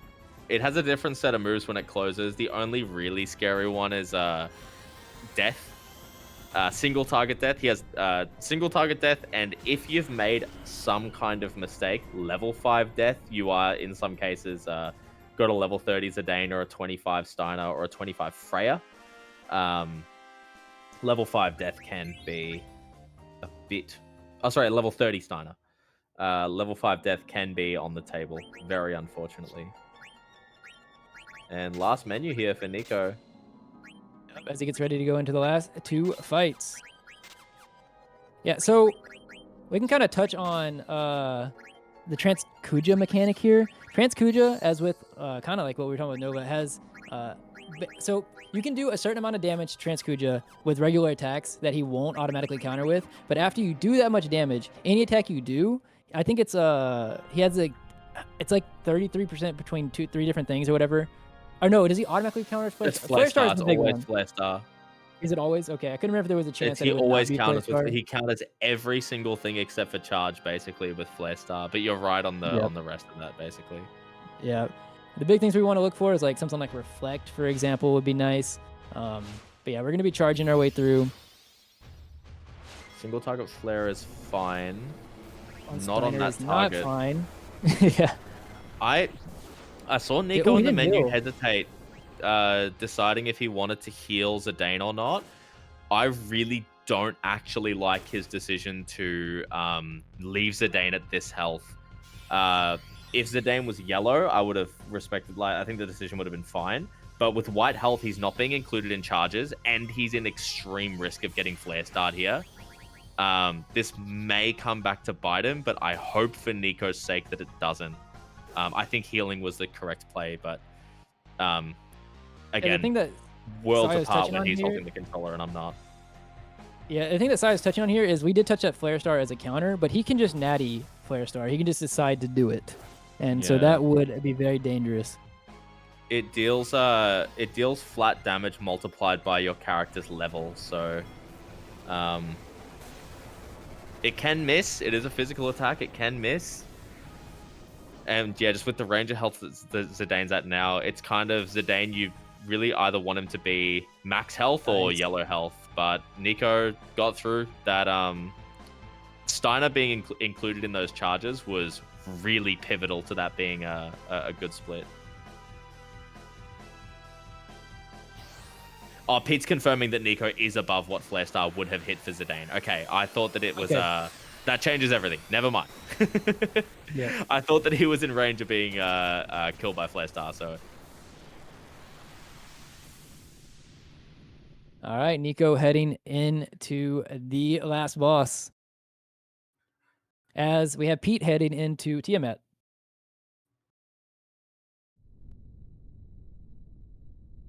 And Handy, And do you want to do the unsurprisingly- honors of talking through the final boss as well? Yeah, I mean, I can explain it here. So it's going to look kind of strange if you've never seen the final fight for FF9.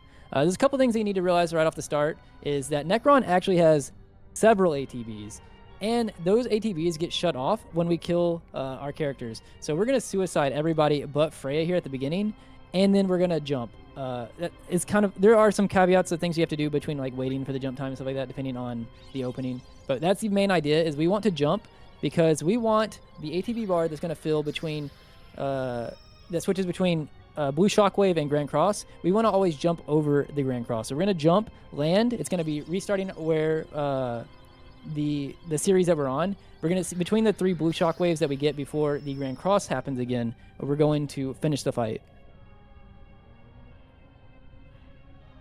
There's a lot of caveats depending on Freya Trance and stuff like that, but that is the very simple explanation.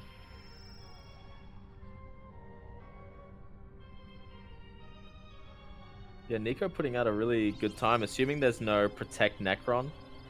It depends if he knows the anti-protect strat. And even if he does know it, if he goes for it. Yeah, I'm sure he knows it. I don't know if there's like a different one other than jumping again to wait out the protect. You can revive Amaranth as well, and then do some funky ATB waiting and throwing. And it only costs instead of costing like a minute and a half or something like that, it only costs like 20 seconds. But the ATB waits on Zidane are super tight. Sorry, what was that as well, Corn? Oh, I just said Pete got absorbed strength on Tiamat, but it didn't matter, and I interrupted. Oh. Sorry. No, you're good. It's all good. Yeah, there's a lot of different fights going on as well, trying to keep track of it. Obviously, we have Nico as kind of on the last boss. That's one I'm trying to pay attention a lot to. But yeah, Pete did get through Tiamat, and we have eLmaGus right now fighting Malaris as well. Ooh, okay. Malara's actually fine. Yeah, it's fine. On Freya, it would have been a bit awkward, but on everyone else, it's perfectly fine. Waiting for the blue shockwave here. Shell, that's fine. Protect. Means that we won't see Protect.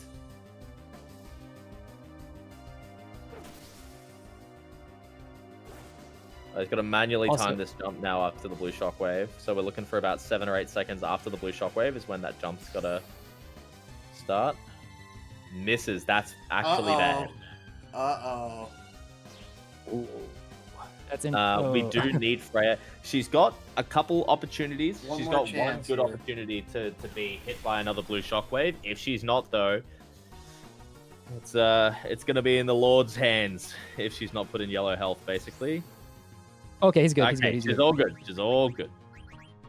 I was nervous so for a second there. Yeah, this is very specific here. We're gonna see Freya revive Steiner here, and then we're gonna wait for her ATB bar to fill again. We're gonna revive Zidane, and then we're gonna queue up the charge. And then whenever Zidane's ATB fills again, we're going to send it through, and we're going to ATB wait his attack as well. Yeah, Zidane very funnily at level 31 or 32, whatever he's at, does actually outspeed the final boss. Also, GG to eLmaGus on getting through Malaris. This ATB wait is absolutely necessary with Oracalson, by the way. You're almost guaranteed to need it, just because he's only hitting about 3k instead of the 6k that he would with the tower. So we are coming up on GG for Nico. The time will be when the final damage number appears on Necron, which should be Zidane's next attack, unless we high rolled? No. Yep, here it is. Right now, time. GG. 8:51 on the side of Nicolon. Excellent run. Excellent Amazing run. for a marathon. Amazing.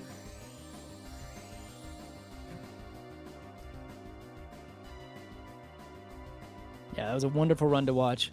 We also do have... Oh, Pete got the Behemoth encounter heading to Kraken. The waterfall one.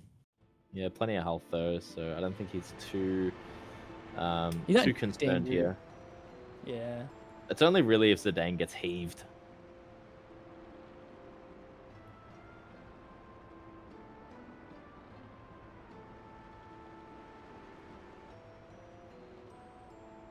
I am actually going to let you guys finish up with the last two here. I have to work in 4 hours, so... Oh, wow. I'm going to try to sleep a little bit now that we've made it here, so... No worries, mate. Thanks for joining us. Thank you for the It was a pleasure. opportunity today, everybody, and great runs from everybody so far throughout the whole thing. Thanks, Sayo, Muttski, Handy for being my cohorts tonight, and enjoy the rest of the relay. Oh, 100%. Yeah, it was a pleasure commentating with you. Take care, big fella. Yeah, have a good night, everybody. Also, as we have some encounters, mainly being the main thing that's on screen between Pete and eLmaGus as they go up to the bosses here, we have started the next run. Maybe if the commentators want to do a brief introduction for the runners and the run. Yeah, what's going on, everybody? World of Final Fantasy coming up next. As you've heard me before, I was here for the remake commentary, and I was a runner for the Rebirth run. I'm Wody. And I'm Seth427. I've ran this this game for a couple of years and developed my own route for it too. It's a fun little thing. And hope you all enjoy this nice cozy run. Yeah, I'm Isabiri. I was here for 10-2 commentary earlier, and I actually haven't run this game yet, but I know the run as much as I need to. Oh, and I was a runner, by the way. I did run this game too. don't be so modest. You had the world record for a bit, and then until Crimson took it from you. Was it like 3 days? Yeah. It was like 3 days. But Hey, that's it's the just second what sub-3. Crimson does normally. It was the second sub-3 ever seen in this game. I'll take it.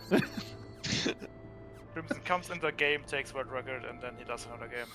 Just so he is.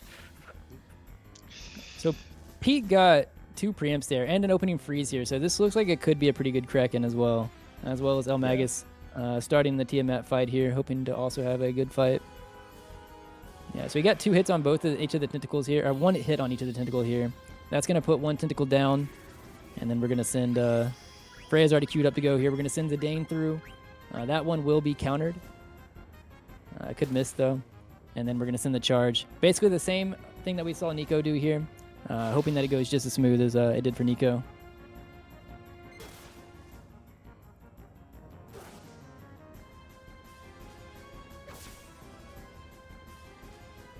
I didn't catch the beginning of eLmaGus's fight here, but it seems to be in good standing currently. Well, okay. As soon as I said that, he got twisted, but... One thing we'll have to keep notice is Freya's transpar for both runners. Yeah. Oh, yeah. Especially, yeah. They're both, like, right there. So the reason, actually, I guess just coming off the back of a Necron fight, there's a better time than any to explain why that transpar on Freya matters. Much like every other character, abilities change and things like that in trance. Speaking of trance, Pete actually has a really good one here. But Freya's jump becomes very, very different. It now, rather than being just sort of a single jump and then lands on the boss, she'll hover in the air and throw down several sort of rain of spears. That depends on her spirit stat and level and whatnot. And basically the result of this is, depending on what put Freya in trance, when it put her in trance, and what level she's at, when you land after the jump, rather than landing back on Blue Shockwave 1, you may land on Blue Shockwave 3 and need to jump again, or you may land on Blue Shockwave 2 and then need to wait for Blue Shockwave 3 and jump again.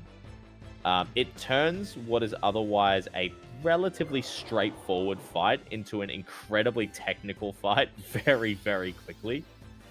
And you do need to actually check what Freya's level is, because the difference between level 24 and level 25 does have a huge impact on oh, I got scared for Pete there. Does have a huge impact on the way that fight's going to play out now.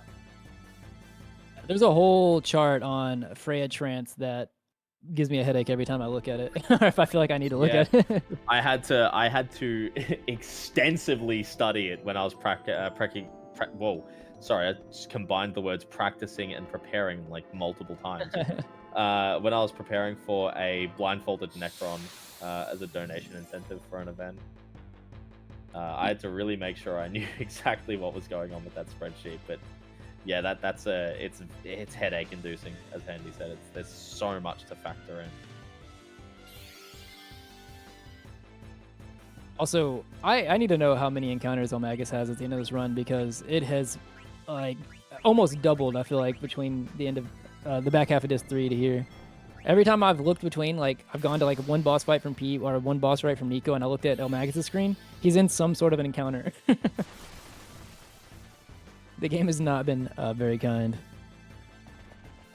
Looking at the chart, at least before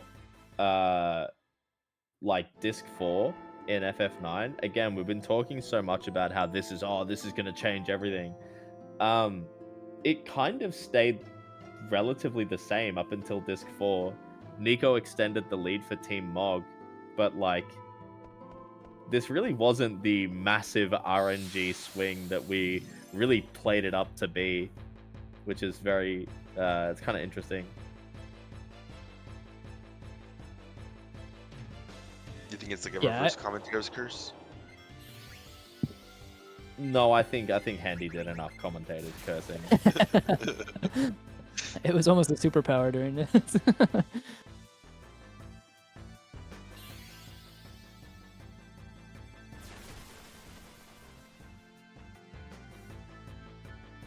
Also, we have Pete flying to the Lich fight. This fight is generally a pretty quick fight. Usually you can get it through in like 2 turns, especially with Freya having all the right equipment and being right level and everything that she needs to be.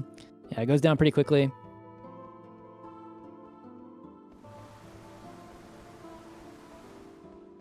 We have eLmaGus also coming up to the Kraken fight pretty soon.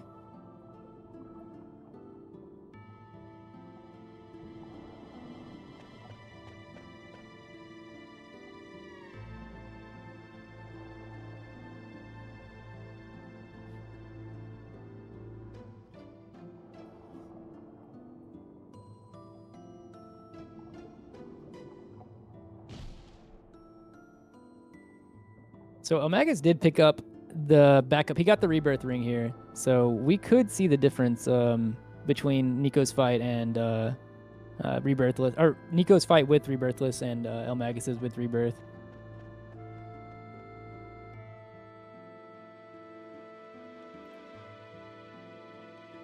Oh, Pete got the space encounter. No one can catch a break. No. We'll see if WAF can tighten the gap a bit. Is WAF is it very RNG? Is there like a lot of swing to it? No, I would say it is more or less pretty linear, cozy, linear, and straightforward. It's one of the runs where you just want to get the fastest or highest agility mirages. That, you know, instead of calling them animals, you know, monsters, they're called mirages in this game. Really, it's the name of the game is throw items, because that's the most, you do the most damage you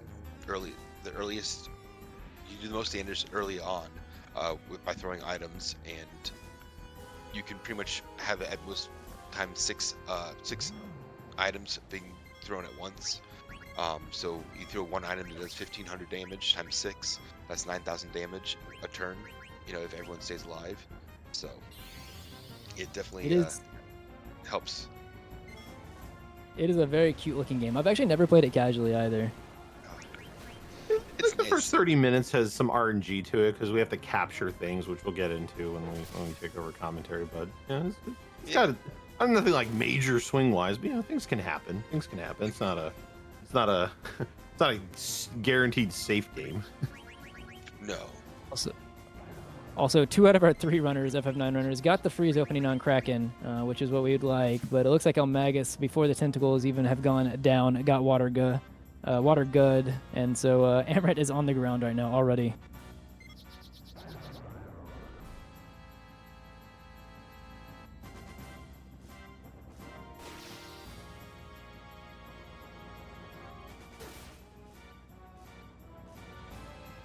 All right, so Pete, I believe, I didn't see the first screen, but he said he was at 58. I think that was before going into the Crystal World. So he said he thought he was going to hit 60.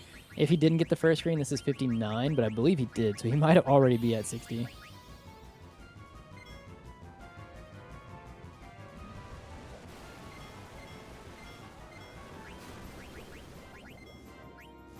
Yeah, eLmaGus is having a kind of unfortunate cracking at the moment. Oh, also, Steiner is out of MP. He had to throw an ether.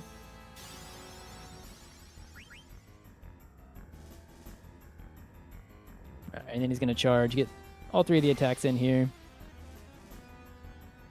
And then Zidane's probably going to go down again, unless I wasn't counting damage. I don't know if this is the last turn or not, but he might also, if this isn't the last turn, get trans proc on Zidane as well.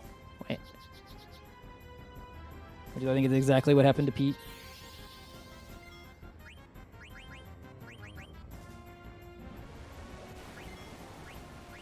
Oh wait, no, it's going to kill. Never mind, it won't proc. What am I talking about?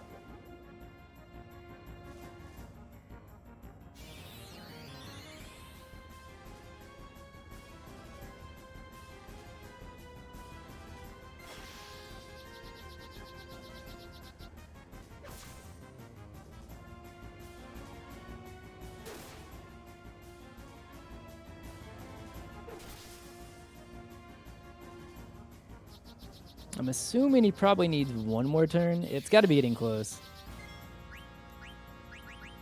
And we do want, like I said, Zidane to be alive here for HP plus 20%. Helps him live against that opening Meteor Death Guys, which we actually, interestingly, forgot to cover. So wrapped up in everything else. Yeah, there was a lot of fights going on all at the same time. Yeah, this is sort of what I was mentioning with the sort of slowdown on Kraken. We're only getting 3 charges per rotation. Which does, unfortunately, play a bit of a factor, but eLmaGus gets through. Yep, Kraken did go down. Also, Pete updating 61 encounters.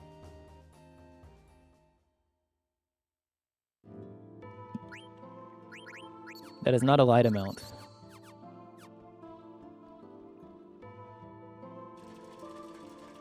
All right, time to see the meteor roll for Pete. What's the Death Guys lottery going to be like? Yeah. Pete does have Rebirth Ring, so that opening Meteor is not going to be a huge deal if... basically, the odds are slightly more in Pete's favor. And we all know that FF9 respects the odds. Don't anger it. It can hear you.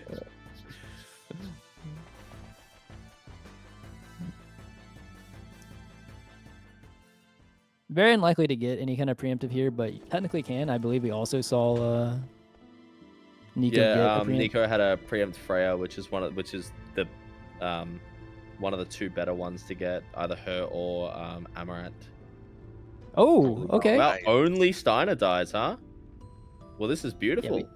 Yeah, we take those. So, yeah, Death Guys has about 55,000 health. So, rounding up, Steiner dealing 10k per attack. A 6th attack is sort of half wasted. That's why you saw Nico attack with Freya to deal just shy of 7k. And... Pete there throwing the Avenger to deal about 5k. That basically just makes up the rest of the damage, and rather than needing 6 Steiner attacks, he's only going to need 5 now, which is very good. Demon's Claw missing. These 50-50s have not been going well for Death Guys. Hasn't hit 1 yet. Yeah. Counterattack procced as well from it. That's beautiful for Pete. He's going to start reviving his party in the battle here as well. Could get spun and just negate that, but yeah. I think he was holding just in case maybe there was that or death.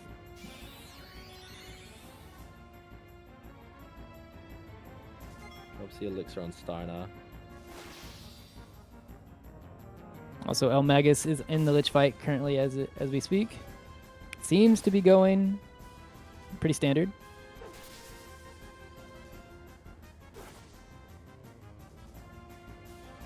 Alright, so this must be the last hit for Steiner on Death Guys. Basically setting up Zidane to be in crit HP there going into Transkuja.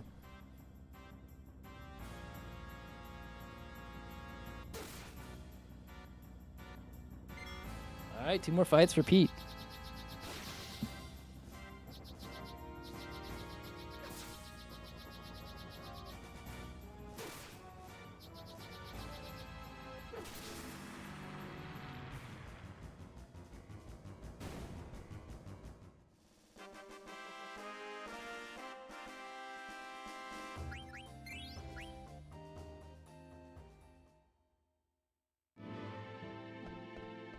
Also, eLmaGus is through the Lich fight. Did Nico didn't get the space encounter, right? Pete didn't heal, I don't think. Did I see that correctly? No, he healed. He healed Steiner. He just, okay, he's he leaving, healed. Yeah. He healed the leaving the people that Dane in matter. yellow. Okay. Yeah, okay. Panicked for a little bit there. Kind of forgot that this one is not one that really inherently matters for healing. Opening flare, is it going to be on... That's on Amaranth. Oh, I was way off. Rebirth ring on Freya, that's perfectly fine. And I think he's just going straight into charges. Yeah, because he sent he sent the first attacks already. So now he did the damage he could do for free without getting countered, and now he's just gonna start charging through the rest of the fight.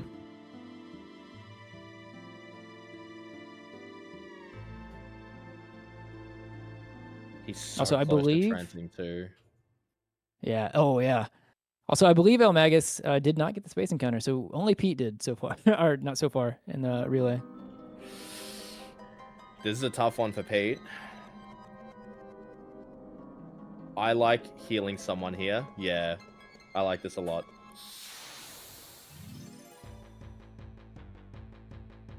Yeah, Steiner going down there was kind of the worst target. Yeah, literally the only bad target. Yep. Reflect is beautiful though. And now Steiner's included in the charges. This is big damage. Depending on the damage rolls, if this doesn't kill, a follow-up attack probably will. You can see him hovering at 2. He's probably counting it right now to make sure. Right. Yep. Apparently didn't. Oh, There no. it Okay. is. Yeah, there we go. Yep. Amaranth does have, he's tied with Zidane as well for the quickest attack animation. Yeah, so it has been mentioned. Should be... Oh, sorry, Karen. I was gonna say it's been mentioned, but I don't see a world with that transpire from Freya where she doesn't trans, right? So he would have to... The blue shockwave has to either do similarly with it did to Nico, miss, or blue shockwave only has a 50% chance of building transbar at all. So on the very first blue shockwave, the blue shockwave has to either not target Freya, miss Freya, or roll the 50% chance in not trancing. If she trances after the jump, it's just time loss. Yeah, but that's fine. If you can get the jump queued beforehand, then it doesn't matter. And you saw Nico have to wait for it a little bit, but if you do have at least one self-attack queued up already, that will automatically time the jump, so you can actually just queue it up. Let's say you've got blue shockwave and one person left to self-KO. You can actually just rip the jump on Freya immediately when you see the text that says blue shockwave, and avoid that entire situation regardless of whether or not it builds trance. But... I believe eLmaGus is at 3 Crystal World already, and he still has another screen to go. He got 2 on the first screen. Jeez. Yeah, just before this becomes a mostly World of Final Fantasy stream, I just want to shout out the Relay for having me on, the runners for inviting me on to do commentary, yourself, SuperHandi, Cornfed, who left, and Muttski, who left earlier in Disc 2. Absolute pleasure. That was really, this has been outstanding stuff so far. Just getting to see everyone do their thing and do it so well. Relay season's always awesome.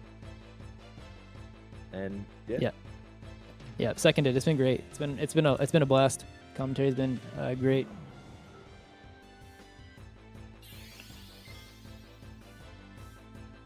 Let's see what PeteSwanson's dealing with this Necron. Man, eLmaGus is just getting rancid luck on these. And it's not just encounters in sheer number. It's it's the quality of the encounters, and boy, it's been low. The quality has been low. No, yeah. That's such a shame. All right, Pete's starting. Pete's starting the last fight here. Assuming no protect, no trance, no funny business, this should clock in around an 853. What we'd like to see here is really good ATBs from basically everybody, so that you can queue everybody's attack and a jump like all together. Yeah, Necron can actually meteor too. So, what do we got? Protectron. Oh, that's the worst. Pete might know the strat though. If any one of these runners would know it, I would say it's Pete. There's a blue shockwave. He can cue the jump straight away. Yeah, he's good. He's good. He's good. Beautiful. Oh, it didn't even. Yeah, nice. But if he doesn't do the anti-protect strat here, Freya has 3 more opportunities to build trance. So he's going to have to either roll favorably on 3 50-50s or do the anti-protect strats. And it looks like he's going for it. So we're going to do, I know this strat. He's going to let Steiner chill and be queued up. Oh, wait, maybe he might not be going for the full thing. There's a trance. Yeah, holding ATB, I'm guessing here. Okay, no, he is. He's going for it. He's going for it. He's going for it. Okay, so he's going to revive Zidane, and then Zidane is going to do an ATB-weighted revive on Amaranth. The only reason this works is because with Tower, Zidane does outspeed Necron, but he needs to outspeed Necron, like, a lot. So, flick over to Zidane, very quickly get that Phoenix out on Amaranth, and he did land it, and now the charge with all 4 party members is crucial here. Transfreya is going to help with the damage output here. I'm so happy that we're seeing this. This is really, really difficult. But we're going to charge, and we're going to let this not ATB weight, basically, because we want that protect timer to run out. And we're basically just going to out-damage through the protect. So Meteor coming in right now, eLmaGus as well. All together. Both these things happen at the same time. Yep. All right, what did he get? And this next round of attacks should just kill, especially with that Freya trance.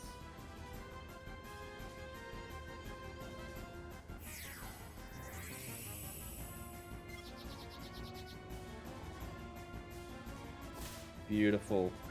Beautiful on the start of Pete. That's time for Pete. Let's go, Hob. GG, Pete. Great That's run. Pete's got to be really stoked that he pulled off that protect strat. That is one that you don't have to do very often, and it's so hard. It's so hard to do already, and then to be practiced and prepared for it in a situation like this is incredibly impressive. Well done to Pete as well. Yeah, I was saying that was only like discovered like within the past year or so, or maybe 2 years ago. But fairly recent. I can tell you almost the exact date. Yeah. And also, like, pulling it off in a relay is another thing, or in a marathon setting too. Yeah. He's got the receipts. Yeah, exactly. I made a video, like, tutorial on it, because the only video showing how it was done was like a Japanese video by Zeke. Right. I made a video like 2 days after it came out. February of 2023. Oh, okay.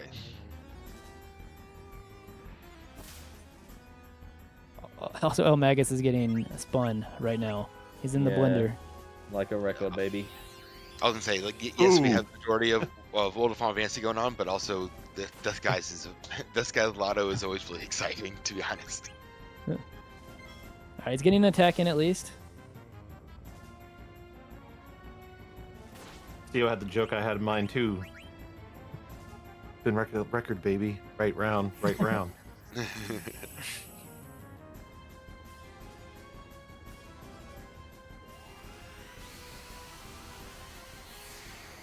so distracted by Death Guys. Like, I know. Yeah. I know.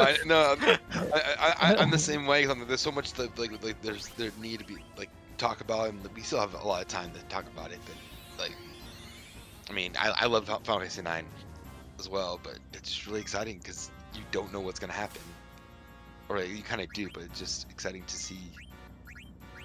Really, to see if you're gonna get the counter or not.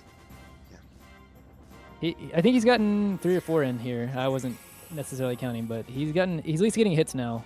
He was in a bad place whenever Death Guys kept spinning, but Death Eyes decided he's gonna keep spinning, I guess, through the entire fight. He got through it though, okay. I got through it. So, all right, Bodhi, do you want to at least introduce the beginning of the run, or at least fill everyone in somewhat of what we've missed? Yeah, of course. So World of Final Fantasy, turn-based RPG with kind of like a pseudo Pokemon system to it, with these things called mirages, and we capture them. It's about these two twins. Essentially, what's been kind of happening in the beginning is we've just been kind of getting through some tutorial fights. We've been, games been kind of teaching us how to play. So what's been happening, at least on Brainbug's side, is he's gone through the opening area, learned about mirages, learned about stacking, because the game has this combat system where you utilize like stacks, and like your stacks kind of like combine your stats together, and so we'll use things like that to access like abilities, and then we'll unstack, we'll throw items, and for now we're just mostly going through the story. But some of the stuff that's happened on Brainbug's side that we'll see soon on Hab's side is we have to capture. We've routed very specific mirages that we're going to capture. So in one of the first main areas, we'll be looking for floating eye. That we need because it gives us access to an earth element, which the first boss, Ramu, is weak to. Plus, we need to fly across like gaps and stuff later in the game, because there's a lot of like world map actions too that some of the mirages give you access to. We'll also need a creature called a Black Knack, because that will give us access to Fenrir, because we can ride. It's called joyriding. Mirages on the world map, and that's just faster movement. And then one of the last, not last ones, we'll also capture a cockatrice, because that turns into Valifor. Yes, this is kind of like a love letter to Final Fantasy, so there is a lot of reference to just about every Final Fantasy game throughout. Some of the characters are boss fights. Areas are represented of from their games and stuff. I don't think I'm missing too much. It's a very straightforward game. We do a lot of item throwing, so it's just a lot of managing through throwing items. Like once we get to like a certain point, because like right now we're not really at the point where we have the money for items. So you haven't seen, if you've been watching Brainbug stream, like a lot of throwing. So we've just been using a lot of our like built-in skills, like fire or just melee attacking, or we also capture a thing called a copper golem. Because there's a couple parts in the run where we have to like break rocks, and so we need to make the copper golem into an iron golem, little things like that. So it's all meticulously planned out, the stuff we're capturing, because it gives us the fastest like combat options. We all need to know who eLmaGus upset, because he just got flare starred. Apparently he upset everyone today, because his encounters he's been getting insane. And as we see, Brainbug gets the cockatrice encounter, which is nice. Yeah, Brainbug's capture encounters in general were really nice this run. Yeah, early on in the first cave where we met Ramu, Ifrit, and Shiva, we want pretty much a rare or very uncommon encounter where we have the floating eye. That's the one of the main mirages that we need, that helps us pretty much navigate through the world with floating within some of the dungeons. So we need that encounter, and he got it within pretty much a very, very good competitive time. I mean, I'm pretty sure Ramu was around 17 minutes. Yeah, because the game, encounters are random, so you can't see the enemies. It just kind of happens, and the game, as you run the game, you get kind of used to like when you're going to get encounters, because it's pretty commonly done around the same time, if your kind of like movement speed is about the same, and so the floating eye encounter can only be found on the second and third screen. Like you can't get it. Yep. Yeah, you can't get it on the first screen. So until you get through there. So and then it's a rare encounter. It's a specific group of enemies too. It's always a floating eye with 2 mini golems and a copper golem. So there are a bunch of enemies there, and it can't get away from you, because the floating eye can confuse you. Which is always fun when that happens, and then your teammate just starts beating himself up. But ideally, you want to get Because I think what happens is I think you get like, this has been like a year and some change since I've run this. It's like there's like 2 encounters. It's like 2 to 3 encounters on the last screen. You want to you get naturally. So ideally, you want it kind of within that range, so you don't have to kind of run around in a circle and then start farming. So if you can get that, it's always super handy. Super handy, you'd say. Yeah, you know, every time I say super handy a lot, and every time I say it, I always think of you. I always think of you every time. Like, every time. I thought you were just adding to the dad jokeness of World of Final Fantasy. I mean, to be fair, I mean, I'd make a lot of dad jokes, so I mean, it kind of like it's just natural for me. It was a perfect fit for me to be honest with you. I don't even know what would compel me to run World of Final Fantasy. Oh, I know, it was the relay. It was the first. It was my first relay. Yeah. That's what it was. I when I became a runner, it was my first time as part of like I was still kind of like a brand new speedrunner, and I just signed up for the relay, and I was put.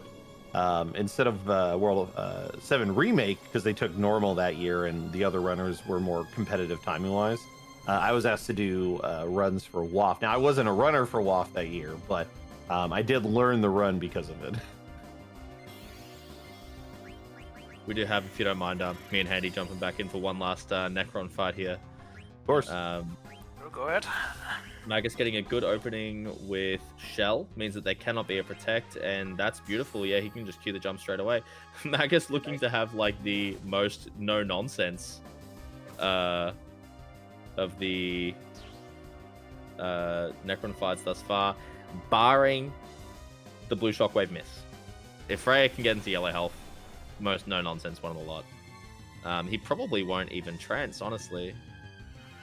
But let's see how we go here. Nice. He's perfect. He's golden. Pure execution from here, basically.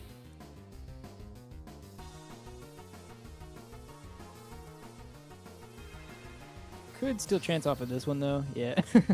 Yeah, there it is. Well, this basically just means that he won't, even though he has Orichalcum and will be dealing a little bit lower damage with Zidane, it does just mean that he'll still ATB weight just in case, but he won't need it. Right. That boosted damage from Freya is more than going to make up for the damage deficit there.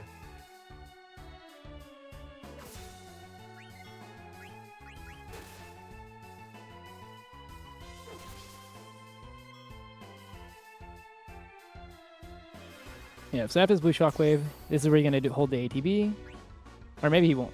Yeah, he's still gonna hold it. No, he's just doing it super late. Yeah. You have to hold it, like, you have to start the feathering so much later than you think you do. It's really awkward. But yeah, he's almost certainly not going to need this. So time coming up for eLmaGus here. And then we'll hand it over to Waff. GG eLmaGus. Yeah, that run was not kind, and he persevered through it. Yeah, still put it together. Well done to all the FF9 runners, and yeah, again, thanks for having me. Take it away, Waff. Yep, good luck to all the WAF runners and the commentators.